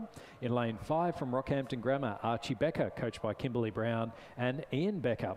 Lane 6 from Glebe Rowing Club, we have Zachariah Liu, coached by Robin Mackney. In lane 7 from Manning Valley Anglican, we have Jack Croker. Lane 8 from Kinross Rolleroy, Ruben Cleary, coached by Benjamin Watt. And lane 9 from Centenary, Ottavio De Florian, coached by Kerry Tickle and Peter Wadsworth. And again, a big regional representation here in the men's under 16 single sculls, and nice and even across the course. Yeah, it does appear that the Rockhampton Grammars, Archie Becker, Glebe's Zachariah Liu, and the Manning Valley's Jack Croker all have had great starts. A little bit further over here, the Kinross Rolleroy's Ruben Cleary also faring very, very well. So it's going to be very close. It does look to be between those scullers at this time. Shoalhaven's Hugo Golan not far out of it, though. As we come down towards the 500 metre mark, we'll get some accurate timing. But as we get to see, we can see coming down the 500 metre mark, there is absolutely nothing between these boats. Less than a length between the top 4 boats, and only about another half a length back to the trailing pack. So it's going to be a race for the line from this point. James Trott with the lead, hit 0.19 of a second ahead of Archie Becker. Jack Croker sitting in third place. Zachariah Liu, Ruben Cleary, Hugo Golan, Leo Cancides, Ottavio De Florian and Finn Carey as they come up now, heading into the final 300 metres or so. It is going to be another cracking race. It's James Trott from Corio Bay up against Rockhampton Grammar's Archie Becker. Can he go one step better? Can James Trott take the win for Corio Bay? We saw them with a silver in the women's under 16s. Can they hold on for the win here in the men's under 16s? And certainly it looks the way at the moment. There is, the sculler over here in Kinross Wallaroy's Ruben Cleary has certainly some momentum at the moment and is sprinting. He's decided to leave nothing to chance, and he's out after it too. And going with him now is Jack Croker from Manning Valley Anglican. But the race is really on in the middle between the Corio Bay and Rockhampton Grammar Scullers, and they are going head to head here. And it does appear that the Rockhampton Grammars, Archie Becker holding down a slight advantage, but not much at all over James Trott from Corio Bay as they come into the last 100 odd metres. And he now looks, so he's put the hammer down. The Rockhampton Grammar, Archie Becker has absolutely shredded. But over on this side, we have the Kinross Wallaroy's Ruben Cleary, and he is coming home like a train. He is sprinting. He's just caught a bit of a rough stroke there, but there'll be nothing in it at the finish if he keeps this going. He's down to about 5 strokes to go. Having a look across, he's going right to the line. It's Archie Becker, it is Ruben Cleary, it is going to be so close. It will be Archie Becker from Rockhampton takes out the win. A great row by Ruben Cleary to get in second. It will be another great row by Zachariah Liu to come in third place, followed by James Trott. So there's been some big sprints, Stuart, over this last 200 metres, and it's changed the complexion of that race from second, third, fourth and fifth. Yeah, some great racing there. Archie Becker with the win, Ruben Cleary in second, Zachariah Liu in third place with James Trott just missing out. Jack Croker from Manning Valley Anglican in fifth place, and then Hugo Golan from Shoalhaven in sixth. Finn Carey from Hunter Valley Grammar in seventh, Ottavio DeFlorian in eighth, and then Finn Carey from Hunter Valley Grammar in ninth spot. So that is our final for the men's under 16 single sculls. And they'll be heading back down towards the start line very soon. We just had the presentations for the women's under 16 single sculls. So it was third place to Matilda Coddington from the Armidale School, second to Sky Quirk from Corio Bay, and the winner and champion for 2026, Ruby McLeod from Commercial Rowing Club. We're just starting to see the wind pick up now from the west. The dark clouds are coming over, and hopefully they hold off towards the end. There is a bit of the visible humidity coming over the Blue Mountains at the moment, so I think conditions are very much about to change here. Certainly we can see that little bit of precipitation just coming across towards the course. It's not any more serious than that, and the winds come up a little bit, so we're just waiting for the next race. It's about a 10-minute break to the Championship Schoolgirl Double.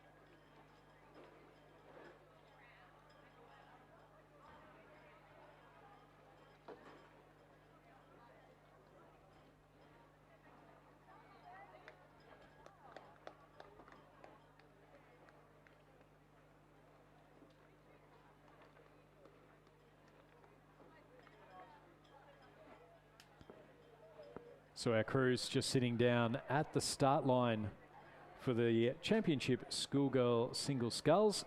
and they are now underway. So the Schoolgirl double sculls, So in lane number 2, we have Newcastle Grammar, Roxana Brown and Elliot Munro. Lane 3 from Trinity Lutheran College, we have Emily Dobbin and Sophie Clifford. In lane 4 from Mossman Rowing Club, Amelia Darcy and Isabel Armstrong. Lane 5 from Canberra Girls Grammar, Sophie Murphy and Camilla Griffin. Lane 6 from Radford College, Freya Teschendorf and Isabel Egan. In lane 7 from Commercial Rowing Club, Maggie Stafford and Olivia Ewan. Lane 8 from MLC, we have Eve Parker and Sophie Winnell. And lane 9 from Queenwood, Scout Ferguson and Isabella Kennedy. So they are now underway. You can see there the dark clouds are well and truly coming in overhead at the moment here at the Sydney International Regatta Centre. We'll keep an eye out. The officials are keeping an eye out on the weather.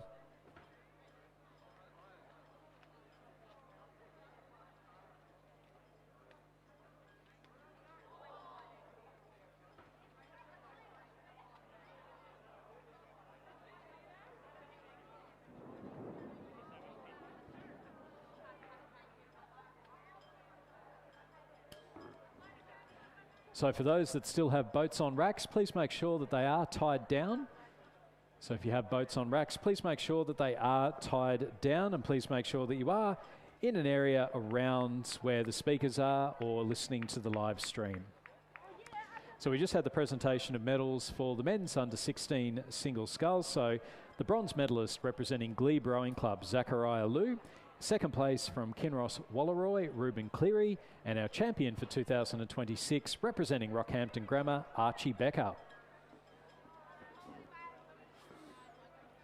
So our rowers now coming into the 500 metres of the Schoolgirls double scull. So our race leaders at the moment look to be Canberra Girls Grammar in lane number 5. We'll just wait for that confirmation to come through there, but they do have themselves a boat length lead. So, ladies and gentlemen, please listen in. As a precaution at the moment with storm approaching, we are going to put a pause on racing, effective as soon as possible. So anyone who's about to get on the water, we are going to pause racing from now. And we'll probably get this next race to come down, but anyone who is preparing to get on the water, we are going to put a pause on racing immediately. Please go and tie all boats down. Stay undercover if you can, and any boat that is not tied down needs to be tied down immediately. Loose trestles, loose oars, packed away somewhere where they're not going to damage anything, and pausing racing immediately. And please stay tuned for some further announcements. If you can't hear us well, get the live stream up and listen out for anything further. We are pausing racing effective immediately. So the Schoolgirl double sculls has been paused. So the Schoolgirl double scull has been paused. So rowers are asked to tie down all boats and make their way off the water.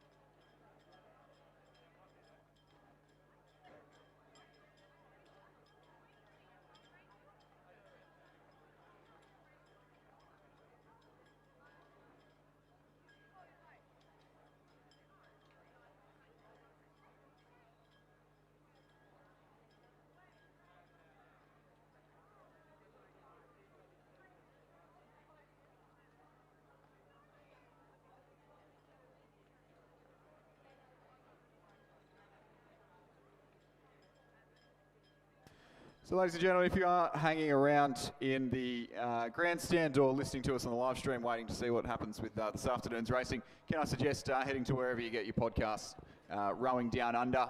Our episode recapping all of this morning and yesterday's racing is available. Myself with Stuart John and with Antonetta De Cosmo, who's now jetting down the Hume away from all these storms. So Rowing Down Under, wherever you get your podcasts, or you can head on to jrn.news and find it that way.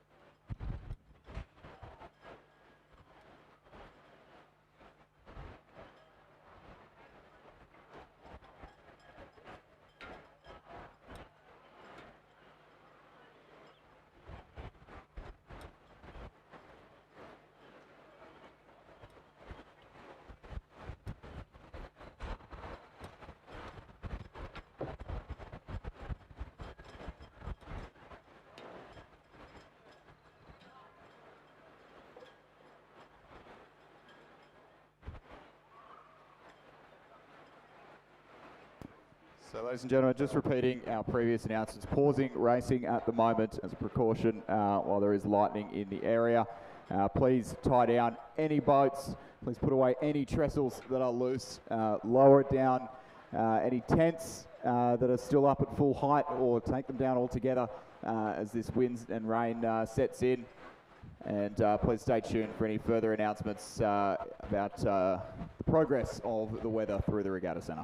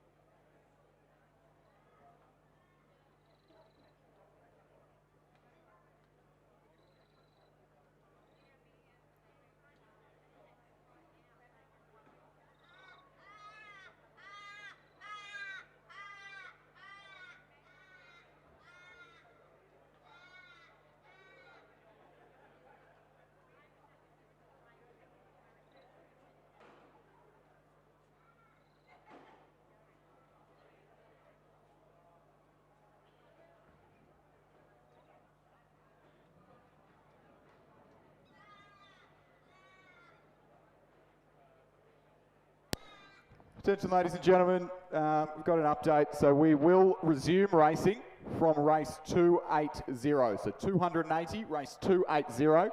It's the Championship Women's Under-19 Quad Scull Final at 5 p.m.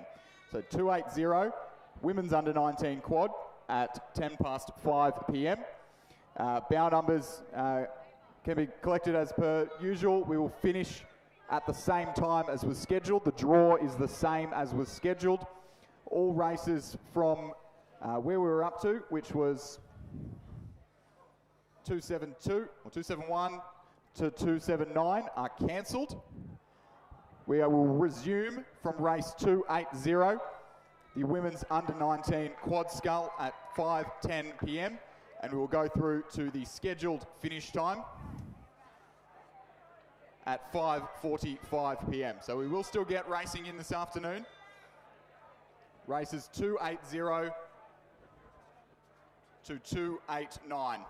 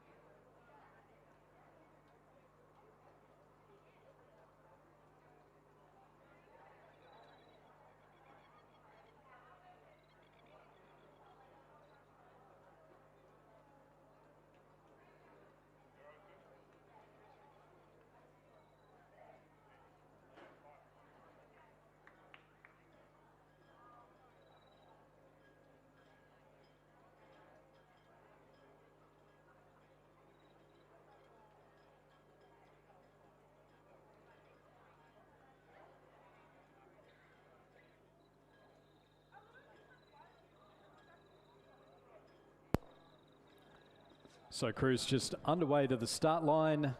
Just a reminder that our first race will be at 5:10, and that is the women's under-19 Quad Scull Final, followed up by the men's under-19 Quad Scull Final. So our racing will recommence with race 280.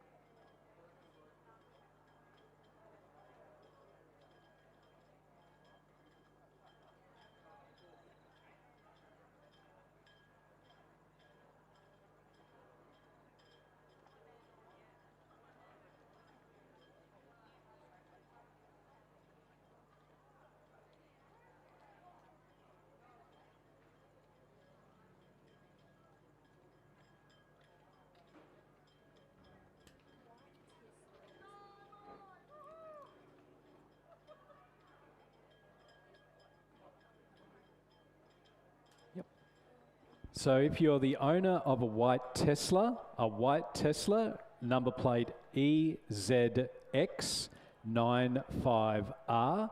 So a white Tesla EZX95R. If you're around, could you please just move your car? We need to get another car next to it jump started. So white Tesla EZX95R. If you're able to move your car, that would be fantastic so we can get some rowers out to the airport.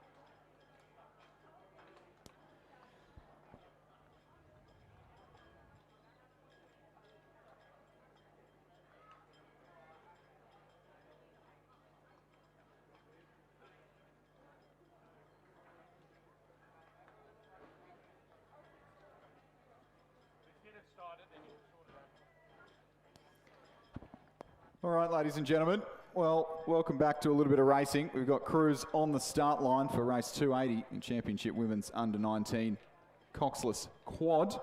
We're missing a couple at the moment. We'll confirm exactly. We've got one withdrawal here, the Mossman Newcastle crew in lane 3, but I think we've got just about everyone out on the course that's going to be racing.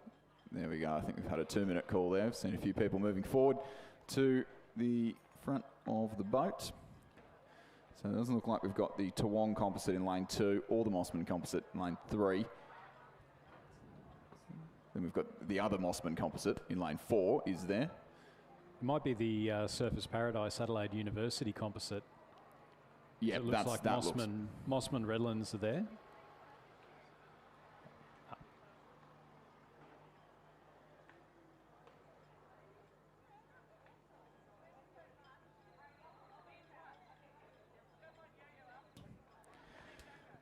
So, 5 boats, Stuart. We've got Mossman Sydney Uni in lane 4, University of Queensland in 5, St Catherine's Canberra Girls Grammar and Gippsland Grammar in lane 6. Plenty of Henley representation in that boat and international experience. The Mossman composite in lane 7 with Redlands is certainly there. Missing the Surface Paradise composite in lane 8. And then the All Sydney Rowing Club crew on the near side of the course. So still got probably our heaviest hitters in this event in the centre of the course. Still there, ready to race. Very much looking forward to seeing this crew on the far side. Eloise Stevens and Elise Coates from Mossman, who won the single, second in the single, first in the single, and won the double in the under-19s. Pairing up with Summer Phillips and Paddy Boland from Sydney University Boat Club, who were, I believe, second in the double scull earlier on today. So that is a very exciting prospect, as is the St Catherine's composite. Lily Canfield and Rio Smith from Gippsland Grammar School. Lily Canfield was in their Henley Quad last year. And Charlotte Bowen from Canberra Girls Grammar, who also went to Henley last year with her school. And Florence Hennessy from St Catherine's, who was in the Junior Women's 8 last year. And also went to Henley, I believe, the year before with St Catherine's. So a lot of international experience across this field. They've definitely all got their passports floating around, don't they? Yeah, for sure. And I'm sure there'll be some preliminary discussions that maybe trying to put together some composite crews to take to the junior team trials in a couple of months' time.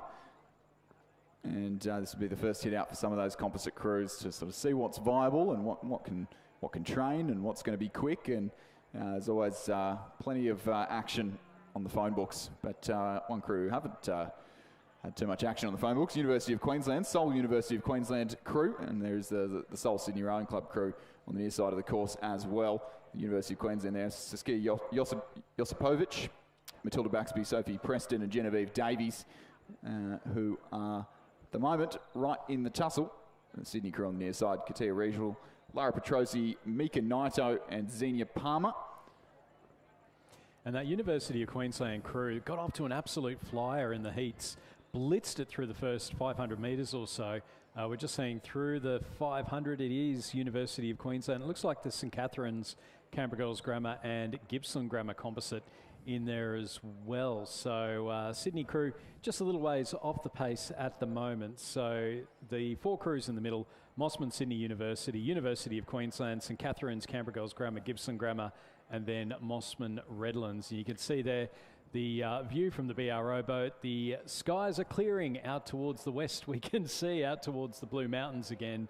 And conditions have settled back down again. Yeah, for sure. We had obviously that massive headwind roll through around the same time as the storms. And it looks like that wind has dropped, and it'd be a bit of a tail, if not a cross tail, in some parts of the course. So it might be a little bit easier going on the far side, but the cruising lanes 2 and 3 not there, so that actually makes it a bit fairer that most of our competition's happening from lane 4 onwards, that they're all exposed to any of that sort of cross tailwind. It's always probably the trickiest conditions to row in a cross tail. You'll be very technical at a tailwind, and then the crosswind just beats you up a little bit and tosses you around. It still looks like the University of Queensland crew in the centre of the course, second from the right-hand side of your picture.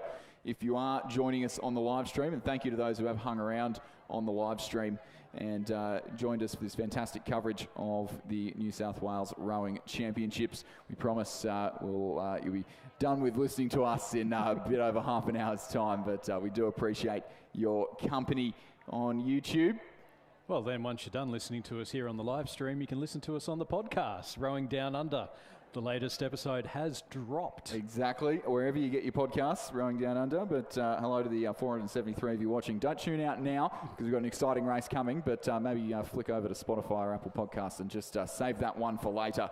But right now, the women's under-19 coxless quads. And I would say the crew on the far side of the course there has maybe just put on a little bit of a move through the centre of the race. We don't at the moment have our camera on the 1,000-metre timing hut. So we're doing our best from here, so we don't have timing from there either at this stage.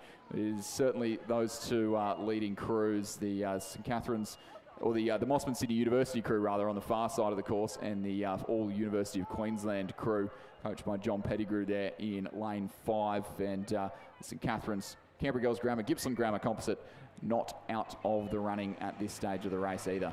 Yeah, that Mossman Sydney University crew, again, one of the ones that led early, and then right towards the end, they could see that they were going to qualify for the final, drop the rating right down. It did give that St Catherine's composite the chance to go through, win their heat, but we didn't feel like that they were you know, it wasn't a race right through to the line. Both crews conserving the energy. The weather has been quite warm. Temperature cooled down a bit now that we've had the storm race through outside and now heading out towards Eastern Creek. But as we're heading now to our leading crews coming up towards the 1,500 metres, it's still well and truly a battle between the Mossman Sydney University Composite and the University of Queensland. Just looks like the St Catherine's Composite and the Mossman Redlands Composite just having a nice little battle now for third place rather than going it out for first or second. But this Mossman Sydney University crew, as you say, Chris, with that international experience in particular, they are going to be exceptionally hard to beat if they're leading through the 500, and we're about to see that they've got just under a boat length ahead of the University of Queensland. Yeah, the experience there in the middle of the boat of Patricia Boland, who had a good weekend in Loreto Normanhurst colours as well as in Sydney University colours, so has a gold medal in the Schoolgirl 4, a silver medal, I believe, in the under-19 double with Summer Phillips there in that boat, and looking to add another gold to the collection here at the New South Wales Rowing Championships if the standings stay as they are through the 1,500 metre mark. They are almost a length clear of the University of Queensland there in the centre of the course, the UQ crew. Saskia Josipovic, Matilda Baxby, Sophia Preston, Genevieve Davies and John Pettigrew, the coach there. And I think that might have been another little move from the Sydney Uni Mossman combination. And these two Mossman girls, they've won the under-17s, they've won in the under-19s for 2 years now. They've been, these two, Elise Coates and Eloise Stevens, have been big names in under-19 rowing, and I'm sure Paddy Boland's looking to maybe go to another Junior World Championships, and maybe this is the crew that she wants to go with Summer Phillips from Pymble Ladies College as well. It'll be a tough crew to beat. It was almost as if at the 1,500 metre mark they just went, right, that's our marker. We're going to put the foot down, get that distance in over the University of Queensland. Looks as though University of Queensland might have some SRC oars in there. No, they'll be rowing with the sky blue. Sky blue oars are their colour. Matches the sky blue of the stripe on the Zooties of the University of Queensland. But they will run second. It is going to be the Mossman Sydney University Composite, who have just eked out a bit of a lead in the third 500 and stepped on it in the closing strokes, and they'll be your state champions in the under-19 Quad Scull. University of Queensland will take home the silver. It's actually a tight little race for the bronze, but the Gippsland St Caths and Canberra Girls Grammar Composite crew, they're running for the bronze medal, just ahead of the second Mossman and Redlands combination, who'll finish just off the podium, and the All Sydney Rowing Club crew here in the closest lane in lane 9 will run in 5th place in the under-19 Coxless Squad. We move to the men's under-19 Quad Sculls. In lane 1, Redlands, that's Anderson, Hooper, Morrison and Dobson. Lane 2, we have a Leichhardt Glebe composite of Spouse, Scales, Wilson and Simkovic. Lane 3, a Swan River St Augustine's composite of Parker, Schofield, Flavel, Morris, Luck. In lane 4, it's a Bundaberg Centenary composite of Lee, Bradbury, Becker and Hendry. In lane 5, from Corio Bay and Essendon, Burke, Fitzpatrick, Bailey and Bailey. That's Tad and Xander. Lane 6, a North Esk Launceston Grammar composite of Detmer, Nichols, Peach and Twitchett. Lane 7, we have a Mossman Canberra composite of Brathwaite, Elias, Soman and Humphreys. Lane 8, from Trinity, we have James, Morris, Johnson and Tulty. And then lane number 9, we have a UTS Sydney University composite of McInnes, Tyndall and O'Hara and Field. It's cut off at the bottom of our draws here, but that is the last two there, the two Joeys and Review boys, O'Hara and Field, I believe. And that is a crew from across the New South Wales GPS with McInnes, Tyndall, O'Hara and Field. And on the near side of the course, they look to be right up in the hunt. But they're coming through the 1,500 metre mark, which is our only opportunity for a bit of timing at this stage of the regatta amidst everything that's gone on. You can see that crew in the centre of the course with the bow number 6 on, or about 6, Is it? Yep, through the bout number 7 on, rather. The Mossman Canberra crew that'll excite my co-commentator here. Harrison Braithwaite from Canberra Rowing Club, and then the 3 Mossman boys, Floris Elias, Leighton Showman, and Ewan Humphreys, combining to lead this under-19 men's quad, but only narrowly over the Victorians here, the Corio Bay and Essendon composite. Xavier Burke, Tyler Fitzpatrick, Tyg Bailey, and Xander Bailey. So Tyg and Xander Bailey right up at the head of the field in the doubles earlier today, and looking to go one better and get a gold medal in the quad, but they will have to dispatch the Canberra Mossman crew on the near side of the course here. So that's our top 2.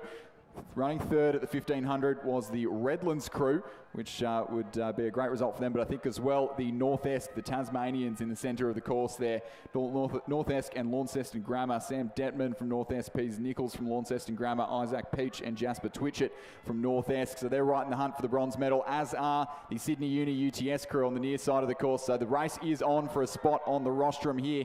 I think the Canberra and Mossman crew have just put on a bit of a move in front of the hill, in front of the grandstands. The crowds that are still here on their feet to cheer on these under-19 athletes in the quad. I think it'll be Mossman Canberra barring disaster over the Victorians, but who is going to get the bronze medal here? Sydney Uni and UTS with a really good showing here in the closing strokes of the race. They're going stroke for stroke with the Tasmanians, and then the crew to the inside of them from Trinity right in on the action too, but won't do enough. Redlands on the far side of the course could cause a bit of an upset here. They're right up in the bronze medal position as well. Mossman and Canberra take the gold medal in the under-19 quad. The Victorians, Corio Bay and Essendon for the silver, and it is Redlands for the bronze medal. A great row from Redlands in the Coxless quad, and then the Sydney Uni UTS crew for 4th, the Launceston and North Esk crew for 5th, Trinity for 6th place, St Augustine's and Swan River in 7th.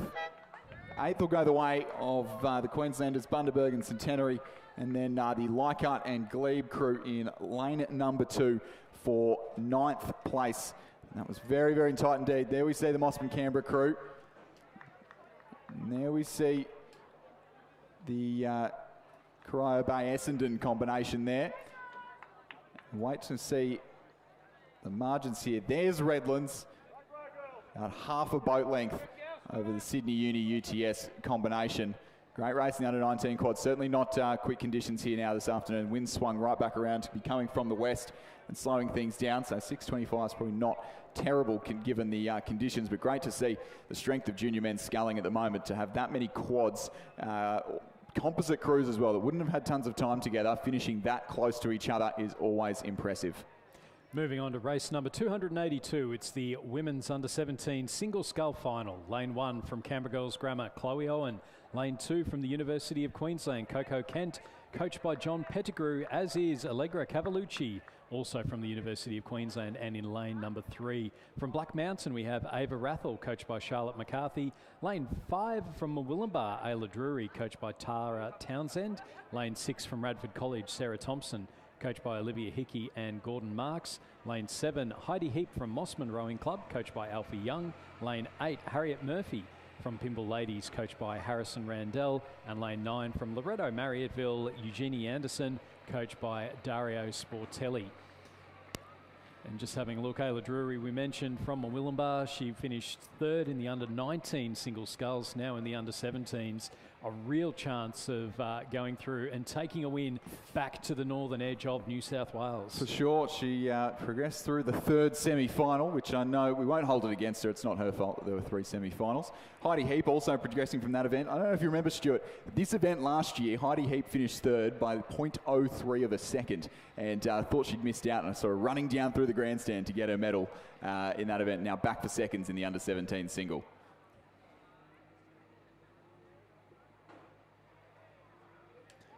As we just move to the presentation of medals for the women's under-19 quad sculls.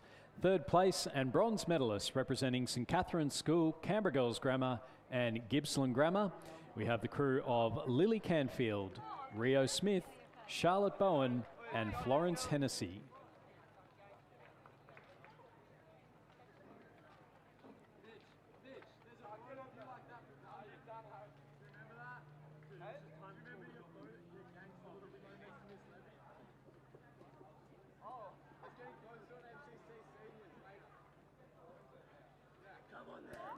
Second place and silver medalists representing the University of Queensland, Saskia Josipovic, Matilda Baxby, Sophia Preston and Genevieve Davies.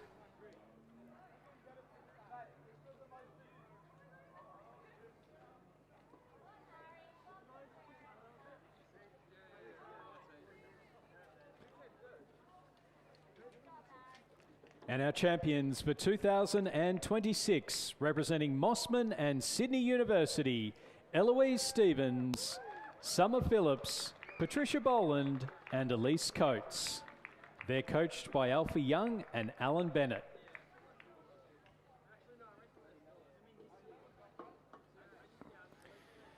Back down on the course now, and Stuart, predictions right. Ayla Drury from Murwillumbah Rowing Club, coached by Tara Townsend, leading by 5 seconds at the 1500 metre mark. Heidi Heap from Mossman running second at the moment, so looking to go one better than her result in this event last year. And then this, I think this, to my eye there, the sculler on the near side of the course. Well, I thought it was Harriet Murphy from Black Mountain, but I think it's Harriet Murphy from Pimble Ladies, rather. I think it is Black Mountain's Ava Rathel in the red Zooty there, who is currently running in third place, but might have just moved up to second, in fact, in the closing strokes of this one. We're about 250 metres left to row here, and keep in mind these girls have endured a heat and a semi-final in the blazing heat, and then managed to survive the storms rolling through and kept race ready, which should certainly be difficult when you don't even know if your race is going to run. And so it shows another tick towards the mental fortitude in this field. But it is at the moment, yes it is, Ayla Drury from Murwillumbah, who is approaching the red boys now. Heidi Heap from Mossman on the near side of the course, running second. I don't think she'll be challenged for the silver medal, as the Black Mountain sculler Ava Rathel in the red boat and the red Zooty from the red shed on the far side of the course there, currently running for the bronze. And I don't know if there's anyone who looks like they're going to challenge for these podium positions. It's close for the minor placings with the University of Queensland sculler and Pimble Ladies College Harriet Murphy there in a tight battle for fourth place. But it's all about Ayla Drury here from Murwillumbah. And she will take her final 2 or 3 strokes to add another medal to her collection. It was bronze in the under-19 single, and it's going to be gold in the under-17 single this afternoon at the New South Wales Rowing Championships. Heidi Heap from Mossman Rowing Club, she knows she's done enough. No need to sprint across the line for this one. She'll claim a silver medal in the under-19 women's single, and Ava Rathel from Black Mountain will complete the podium with a bronze. Harriet Murphy from Pimble Ladies just off the top 3 in 4th, and University of Queensland's Coco Kent in 5th place. Radford in 6th place from lane 6 there, Sarah Thompson.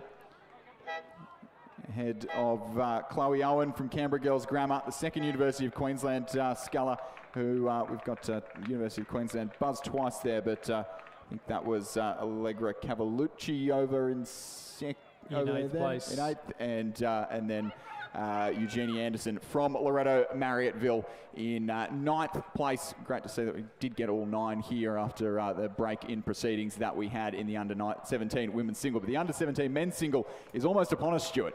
Yeah, we've got a scratching in lane number 1. Lane 2, Charlie Huggins from Sydney. Lane 3, Jay Owen from Radford. Lane 4, Banjo Kirkham from Mossman. Lane 5, William Fraser from Radford. Lane 6, Albert Park College's Jasper Jones. Lane 7, Luca Wilson from Leichhardt. Lane 8, Marcus Fox from Surfers Paradise. And lane 9, Owen Richardson from Townsville and James Cook University.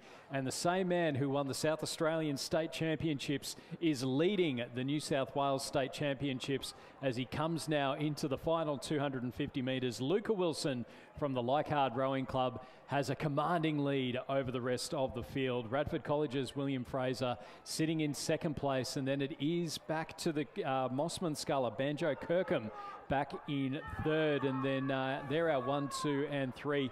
4th place at the moment looks to be Jasper Jones from Albert Park College. On the far side of the course, we've got Charlie Huggins from Sydney Rowing Club, and then Marcus Fox from Surfers Paradise, Jay Owen from Radford College, as well as Owen Richardson from Townsville JCU. But you don't often get the chance to win 2 state titles in the 1 year. Certainly not at the under-17 level as well. He dominated down on West Lakes in South Australia a couple of weeks ago, and he's going to dominate here. It might be an even bigger margin than he had down in South Australia. 14.5 seconds in South Oz. Let's see what he'll get here. I think it's going to be even bigger, if not very, very similar. But the sculler from Leica, Luca Wilson, coached by Isaac Shepherd and Arabella Barr, and his brand new Felipe Shell, is state champion in the under-17 men's single scull, not only in South Australia but also in New South Wales. Keeping an eye to see if he's entering the Victorian State Champs next weekend. And then we'll keep an eye on the margin. ACT next weekend as well. That's just down the road. Why not? Radford College, William Fraser, he'll finish in 2nd place, take the silver medal. The bronze will go to Banjo Kirkham from Mossman Rowing Club. That margin there, it was greater. It was 17.38 seconds between 1st and 2nd. Going through in 5th place will be the Albert Park College sculler Jasper Jones. He'll finish just ahead of Charlie Huggins from Sydney Rowing Club, and then back a little bit to the Surfers Paradise sculler Marcus Fox in 6th place. And then final couple of rowers coming across, Jay Owen from Radford College and Owen Richardson from Townsville and JCU. And just before we have our next presentation, we do have another race coming at us. They're coming at us thick and fast, but making up a little bit of time here. And as we approach the final 4 races of the afternoon's program, we've got the club women's double scull on the water at the moment. 3 crews from Sydney University, the first of which Isabella Stalley and Chloe Hitchens in lane 2, who I don't think got to row in her schoolgirl double earlier on, so this is a good consolation prize for her. Josephine Armstrong and Charlotte Steele in lane 3. Josie Armstrong is up here in the commentary box on Friday, does a great job with her previews on jrn.news, and I think was actually a fair bit more accurate than either you or I this weekend. Stuart does a great job with those. It's not hard. It's not hard. ANU in lane 4, Bonnie Andrews, Jacinta Essam. We've got a scratching from Swan River in lane 5. ANU in lane 6, Brooklyn Leslie and Brianna Murray. I think ANU have won this event at the national titles a couple of times. Is that right, Stuart? That was with Catherine Kahn, and I think it might have been Sophie Gerard-Petrides as well. I think that sounds about right, a few years ago. So we'll be looking to repeat in the first time that this event has run at the State Championships. Sydney Uni in lane 7, Grace McKinlay and Audrey Stigter. Sydney Rowing Club in lane 8, Neve Tierney and Nicole Vance, and then Grace Woodward and Helen Alexander from UTS. We're just having the presentations for the men's under-19 quad sculls. So our bronze medalists representing Redlands, Toby Anderson, Thomas Hooper, Connor Morrison and Henry Dobson. Our silver medalists representing Corio Bay and Essendon rowing clubs, Xavier Burke, Tyler Fitzpatrick, Tad Bailey and Xander Bailey. And then our champions for 2026 representing Mossman and Canberra rowing clubs, Harrison Brathwaite, Floris Elias, Leighton Showman and Ewan Humphreys. So Stuart, I don't know to your eye, it looks like we've only got 4 crews out in the club women's double at the moment. It is Neve Tierney and Nicole Vance who are leading the charge.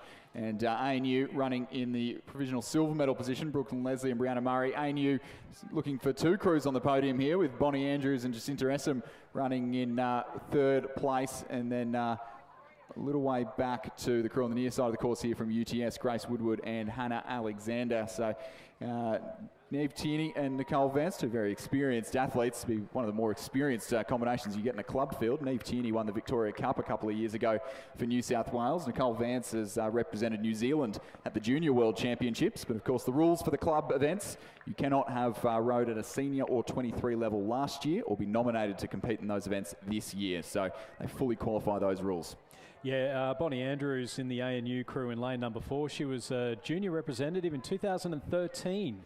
Had done a lot of work in equestrian. That's what the club. Well, that's what the club events are for, I think. That is what it's for. So she's rowing with Jacinta Essam, who's a former swimmer.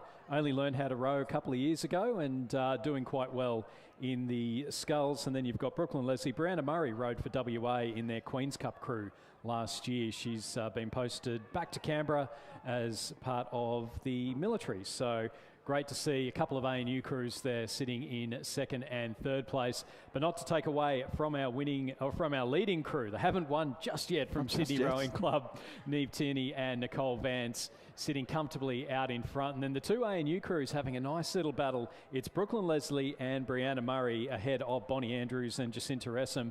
Both crews coached by Nigel Harding. Looking forward to seeing the ANU women's quad come out in just a couple of races' time. Good one. They've always got a great record in this, but it is going to be a win for Sydney Rowing Club, and I reckon that'll just about tee up the medal championship. Sydney Rowing Club, Neve Tierney and Nicole Vance take the win in the club women's double. Second place will go to the crew from ANU. It's Brooklyn Leslie and Brianna Murray. And then they'll finish just a little bit over a boat length ahead of Bonnie Andrews and Jacinta Essam in third place, with fourth place going to the crew from UTS, Grace Woodward and Hannah Alexander. And these races are coming at us thick and fast, Stuart, so we'll quickly do a presentation of medals for race 282, the Championship Women's Under-17 Single Scull. Third place and bronze medalist from Black Mountain Rowing Club, Ava Rathel, coached by Charlotte McCarthy. Second place and silver medalist from Mossman Rowing Club, Heidi Heap, coached by Alfie Young.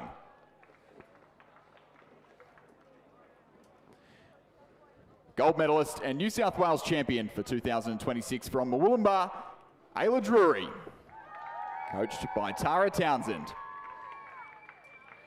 And our next race coming down is the club men's double. They've got 500 metres to go. Newcastle Uni, Oda McIntosh and Hayden Melmoth, lane 2. Banks, Lachlan Ziggler and Lockie Rose in lane 3. Lane 4, Newcastle, Jack Hanley and Remy Keats.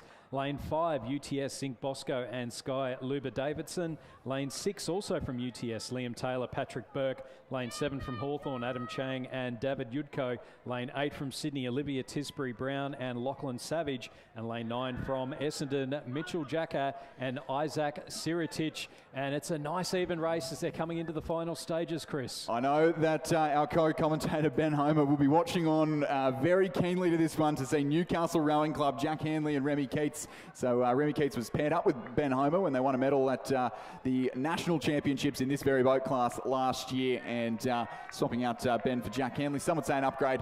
I would beg to differ, but it certainly is making all the difference here in the club men's double scull as they lead the combination from Banks, Lachlan Ziggler and Lockie Rose. And I know that our other co-commentator, Anta Cosmo, is watching in the car, and being a Banks Rowing Club member, is sending me messages saying go the Vicks. But UTS on the near side of the course, that's there's two UTS combinations, and the UTS leading one is Liam Taylor and Patrick Burke. And Patrick Burke was in the winning club men's double scull at the National Championships last year, and they are challenging for the bronze medal at this stage. It is all about Newcastle Rowing Club in lane 4 there, who are leading this race and leading it comfortably. They've responded to a late push from the Banks Rowing Club boys, Lachlan Ziggler and Lockie Rose, who I don't think are going to do enough. It is going to be a state title for Newcastle Rowing Club.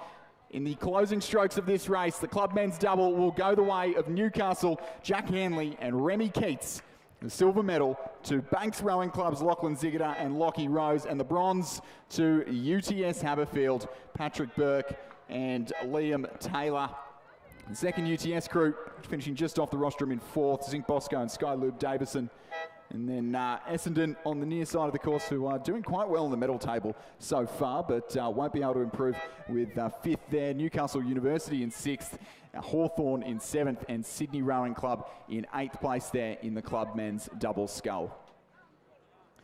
So our next race is underway. That is the women's lightweight quad sculls, and then the women's quad sculls. So in lane number 2, we have a Melbourne University Essendon composite, Azara Mason, Rachel Hatherley, Francesca Spano and Emily Anthony. In lane 3 from UTS, also a lightweight crew, Phoebe Herdman, Charlotte Rogers, Annabelle McKenzie, Sarah Berritry.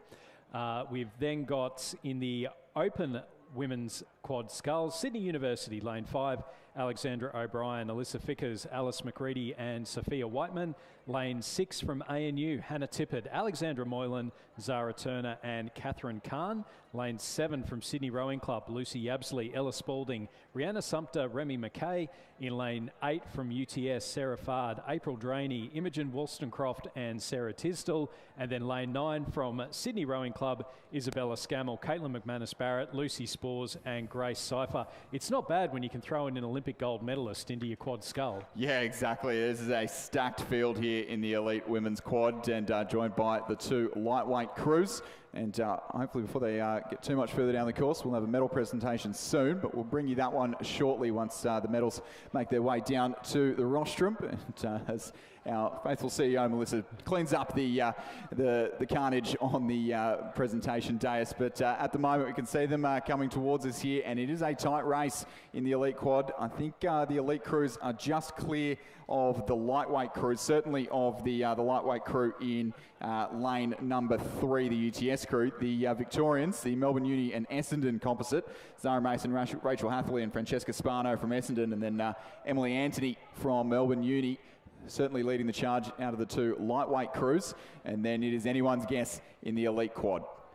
As we move to the presentation of medals for the men's under-17 single sculls, 3rd place and bronze medalist representing Mossman Rowing Club, Banjo Kirkham. Silver medalist representing Radford College, William Fraser.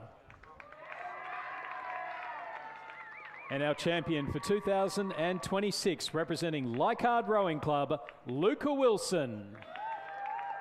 Ladies and gentlemen, please congratulate our champion and medalist in the men's under-17 single sculls. And we've got the men's elite quad already underway. It started perfectly on time at 5:45 p.m. So even all this way, after all this weekend of racing, we've got the last race of the day starting perfectly on time. But the elite women's quad is coming at us through the 1,500 metre mark. And you can see the crew on the near side of the course from Sydney Rowing Club there. Bella Scammell, Caitlin McManus-Barrett, Lucy Spores and Grace Cypher, who are leading the charge here in this event. They've made this event somewhat their own the last few years, or a number of times over the last decade. There's often been some carnage in this race between Sydney Uni and Sydney Rowing Club. I've seen crabs, I've seen broken oars, there's often a big tailwind, but some beautiful conditions here this afternoon. You know what else you see? ANU on the podium. For the last few years, I've had Catherine Kahn reminding me of that particular fact, and they are sitting in 2nd place with 500 metres to go ahead of the crew from UTS, then Melbourne University, Essendon, Sydney University, and then we've got back again, well, I don't think there's... Oh, the 2nd Sydney crew are sitting in 5th place, and then 6th place, sorry, and then we go back to the UTS lightweight crew. So Sydney, ANU, UTS in the open women's quad sculls, and then Melbourne University, Essendon, and UTS in the lightweight ones. But there's no doubting the skill of this Sydney Rowing Club crew. In lane number 9. ANU still sitting in 2nd place, but UTS starting to make a charge over the final 250 metres. And also on the far side of the course, Melbourne University, Essendon are starting to really put the afterburners on in the last 250 as well. It's Sydney, ANU, UTS. Here come the lighties in lane number 2. Here comes the Sydney Rowing Club crew. Grace Cypher in the bow, Caitlin McManus-Barrett, Isabella Scammell, Lucy Spores, Olympic champion in the double scull for New Zealand in the stroke seat, winding her crew home, and they will take the gold medal. ANU will finish with the silver. The lightweights are here showing the heavyweights what's going on in the closing strokes of the race. Having a good knock on the door of the heavyweight podium. ANU will take the silver on the podium of the women's elite quad here at the New South Wales Championships. Once again, UTS Haberfield for the bronze medal.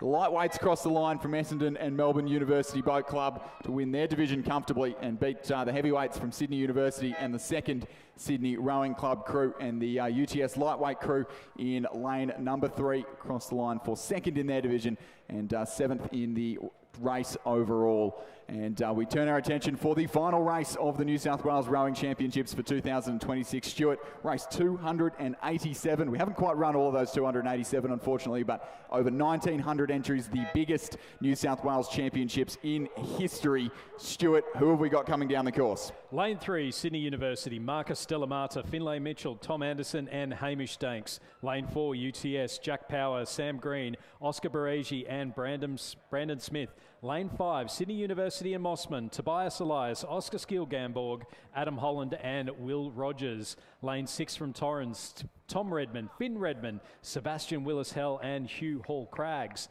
Lane 7 from Canberra and ANU, Jesse Rosen, James Robson, Cameron Schmidt and Darcy James. And Lane 8 from Hawthorn and Sydney, Charlie Hine, Nick Whalen, Miles Harold and Max Curry. As we just move to the presentation of medals for the club women's double sculls.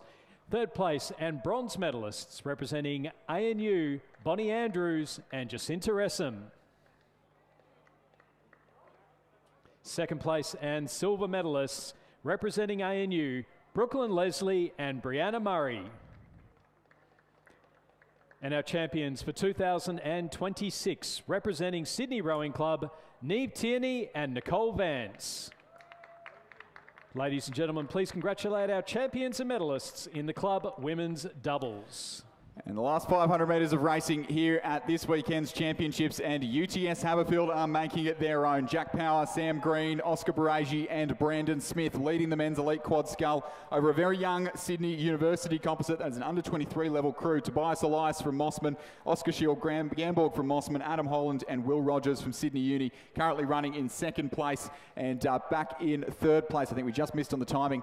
Might have been the Canberra composite on the near side to Sydney University on the far side. And I will just make a point of Marcus Delamata in the Sydney University crew there, the only National Training Centre athlete to come up here and race this weekend, and we're very grateful for him to come up and join us on top of his duties helping out in the Rowing New South Wales office remotely. So good on Marcus for being up here, currently running in fourth place to the Canberra crew. UTS making this race their own. See the Torrens crew running out the back of the field at the moment, who had a great row, won the under-19 quad, or the under-21 quad rather, just before the lunch break this morning. But UTS, I think most of these boys, or a number of these boys, were in the Gold Cup winning 8 last weekend. Came second to Sydney Rowing Club in the Elite 8 today, and getting redemption in the quad, or that's the plan at least, but that won't be the plan for the Sydney Uni Mossman composite, who are coming home like a freight train, ladies and gentlemen, in the red boys. The last 100 metres of racing here at the 2026 New South Wales Rowing Championships. I think UTS Haberfield have done enough. The last race will go teal here for UTS in the men's elite quad. The race is on for the bronze medal though, so it'll be UTS for gold, Sydney Uni Mossman for silver. Bronze is anyone's guess. It is still the Canberra and ANU composite, so there'll be ANU on both podiums in the elite quads. Canberra ANU for the bronze, just ahead of Sydney University. Sydney Rowing Club and Hawthorn finished just off the podium in fourth place, and then the Torrens crew there in the striped colours that almost look like Mossman, but the South Australians there, the under-19 sort of level crew, who have plans to head overseas in that combination later on in the year, and finishing back in sixth place. 6:02.39. Stuart, every single year this event comes so close to going under 6 minutes, and every single year it just misses out. So we'll have to wait until next year to see if we can do it, but I'd say, given that's pretty dead conditions for the last race of the day, it's just about the quickest we've seen in the men's elite quad. Move to the presentation of medals for the club men's double sculls. Third place and bronze medalists representing UTS, Liam Taylor and Patrick Burke.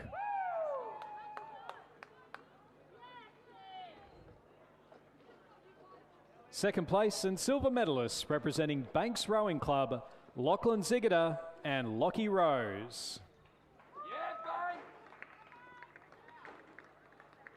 And our champions for 2026 representing Newcastle Rowing Club, Jack Hanley and Remy Keats. Ladies and gentlemen, please congratulate our champions and medalists in the club men's double.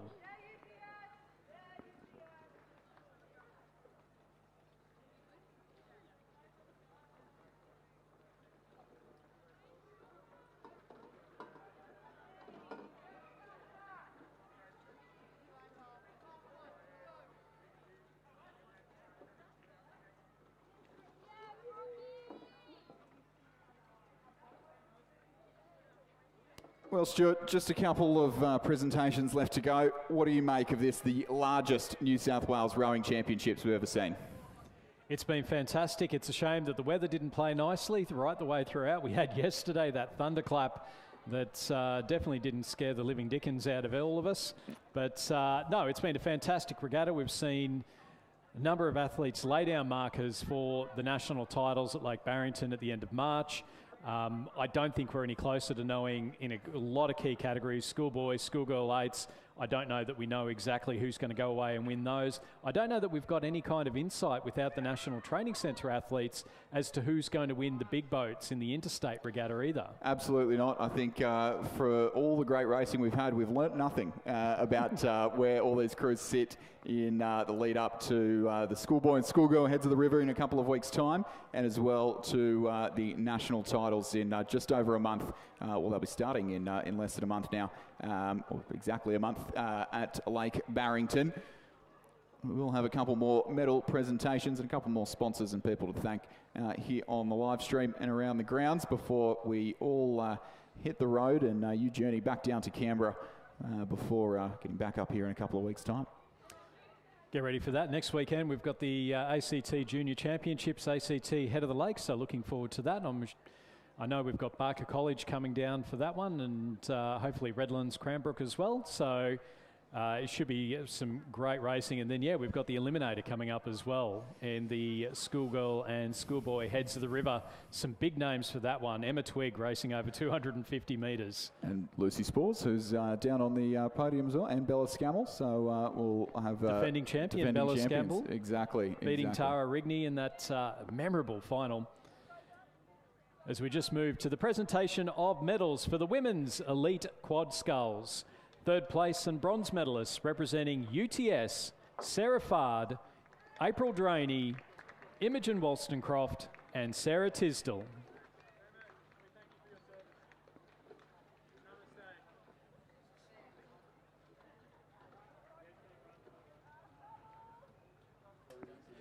Second place and silver medalist representing the Australian National University, Hannah Tippett, Alexandra Moylan, Zara Turner and Catherine Kahn.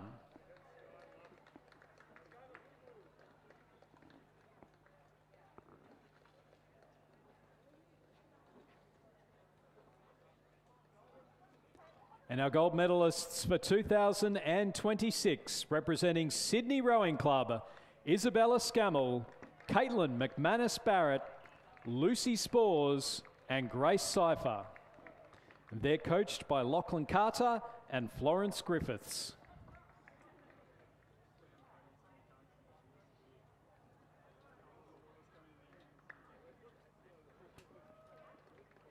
Ladies and gentlemen, please congratulate our 2026 champions and medalists in the women's quad sculls.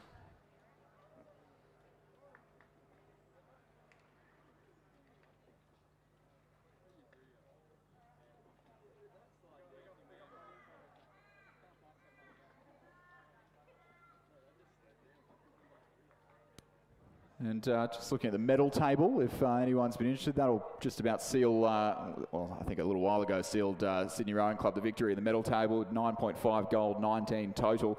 Second, Essendon Rowing Club, their lightweights really putting the club on their backs there with 4.25 golds, 5.5 total. That's the second place. Sydney University in third on the medal tally. Mossman, Adelaide, Melbourne University, UTS, Kinross, Banks and St Ignatius College are the top 10 on the medal table. And in terms of the athlete medal table, it is Tyler Fitzpatrick from Essendon Rowing Club with gold, 3 golds in the under-21 lightweight single, in the elite lightweight pair and the elite lightweight 8, and then a silver in the under-19 quad to bring his total to 4 medals. No one else in the regatta has won 4 medals here this weekend. Caitlin McManus Barrett from Sydney Rowing Club was second on that medal tally with 3 golds, as was a number of other athletes: Elise Coates, Isabella Scammell, Matthias Maloney, Grace Barrera and Tamara Bates, all on 3 gold medals for the weekend.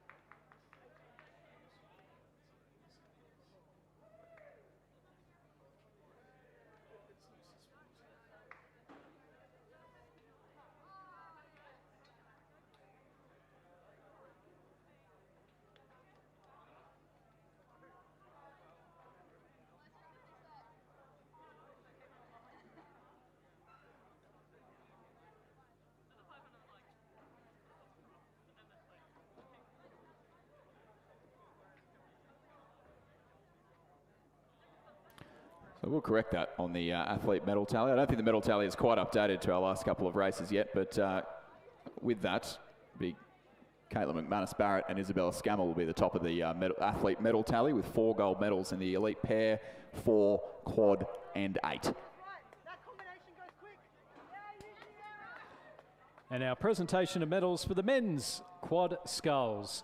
3rd place and bronze medalists representing Canberra and ANU, Jesse Rosen, James Robson, Cameron Schmidt and Darcy James.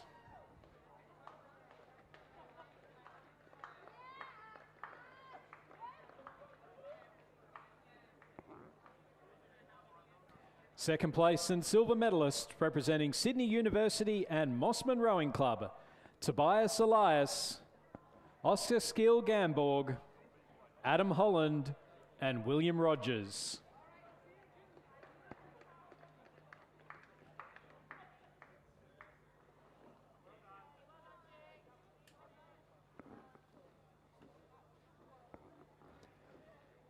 And our winners and champions for 2026, UTS, the crew of Jack Power, Sam Green, Oscar Barigi, and Brandon Smith. They're coached by Matthias Ungemak and Jack Hargreaves.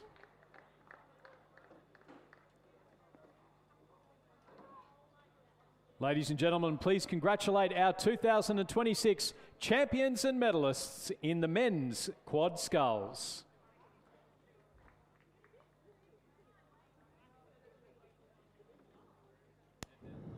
Well, that's about it from us, Stuart. We will quickly just give a couple of thank yous. Firstly, to all of our sponsors, Quest, to the Regatta Shop, V Insurance Group, Pontoon, Web Urban, Gotcha for Life, Zyke, Race Clocker and Billigence. We'll give a quick thank you to all of the, most importantly, to all of the volunteers who spent their time making sure this regatta ran smoothly. So everyone who manned a timing hut, a start line, an umpire's boat, a safety boat, our rescue volunteers, and of course the staff at Rowing New South Wales for making this event happen. I know there are some very late nights, blood, sweat and tears to put this event together, such a massive event in such a short space of time. And it's, barring the weather, gone off without a hitch. So, and as well, thank you to my team in the commentary box who are all here as volunteers as well. And you as well, Stuart. Not you as well, you as part of that, Stuart. You've done a great job, as have Rob, Michael, Ant, Lizzie, and Henry yesterday as well, and Josie very briefly on Friday. I don't think I've forgotten anyone there. Yeah, it's been a fantastic weekend, so thank you very much, Stuart. Thank you for everyone attending, and safe travels home.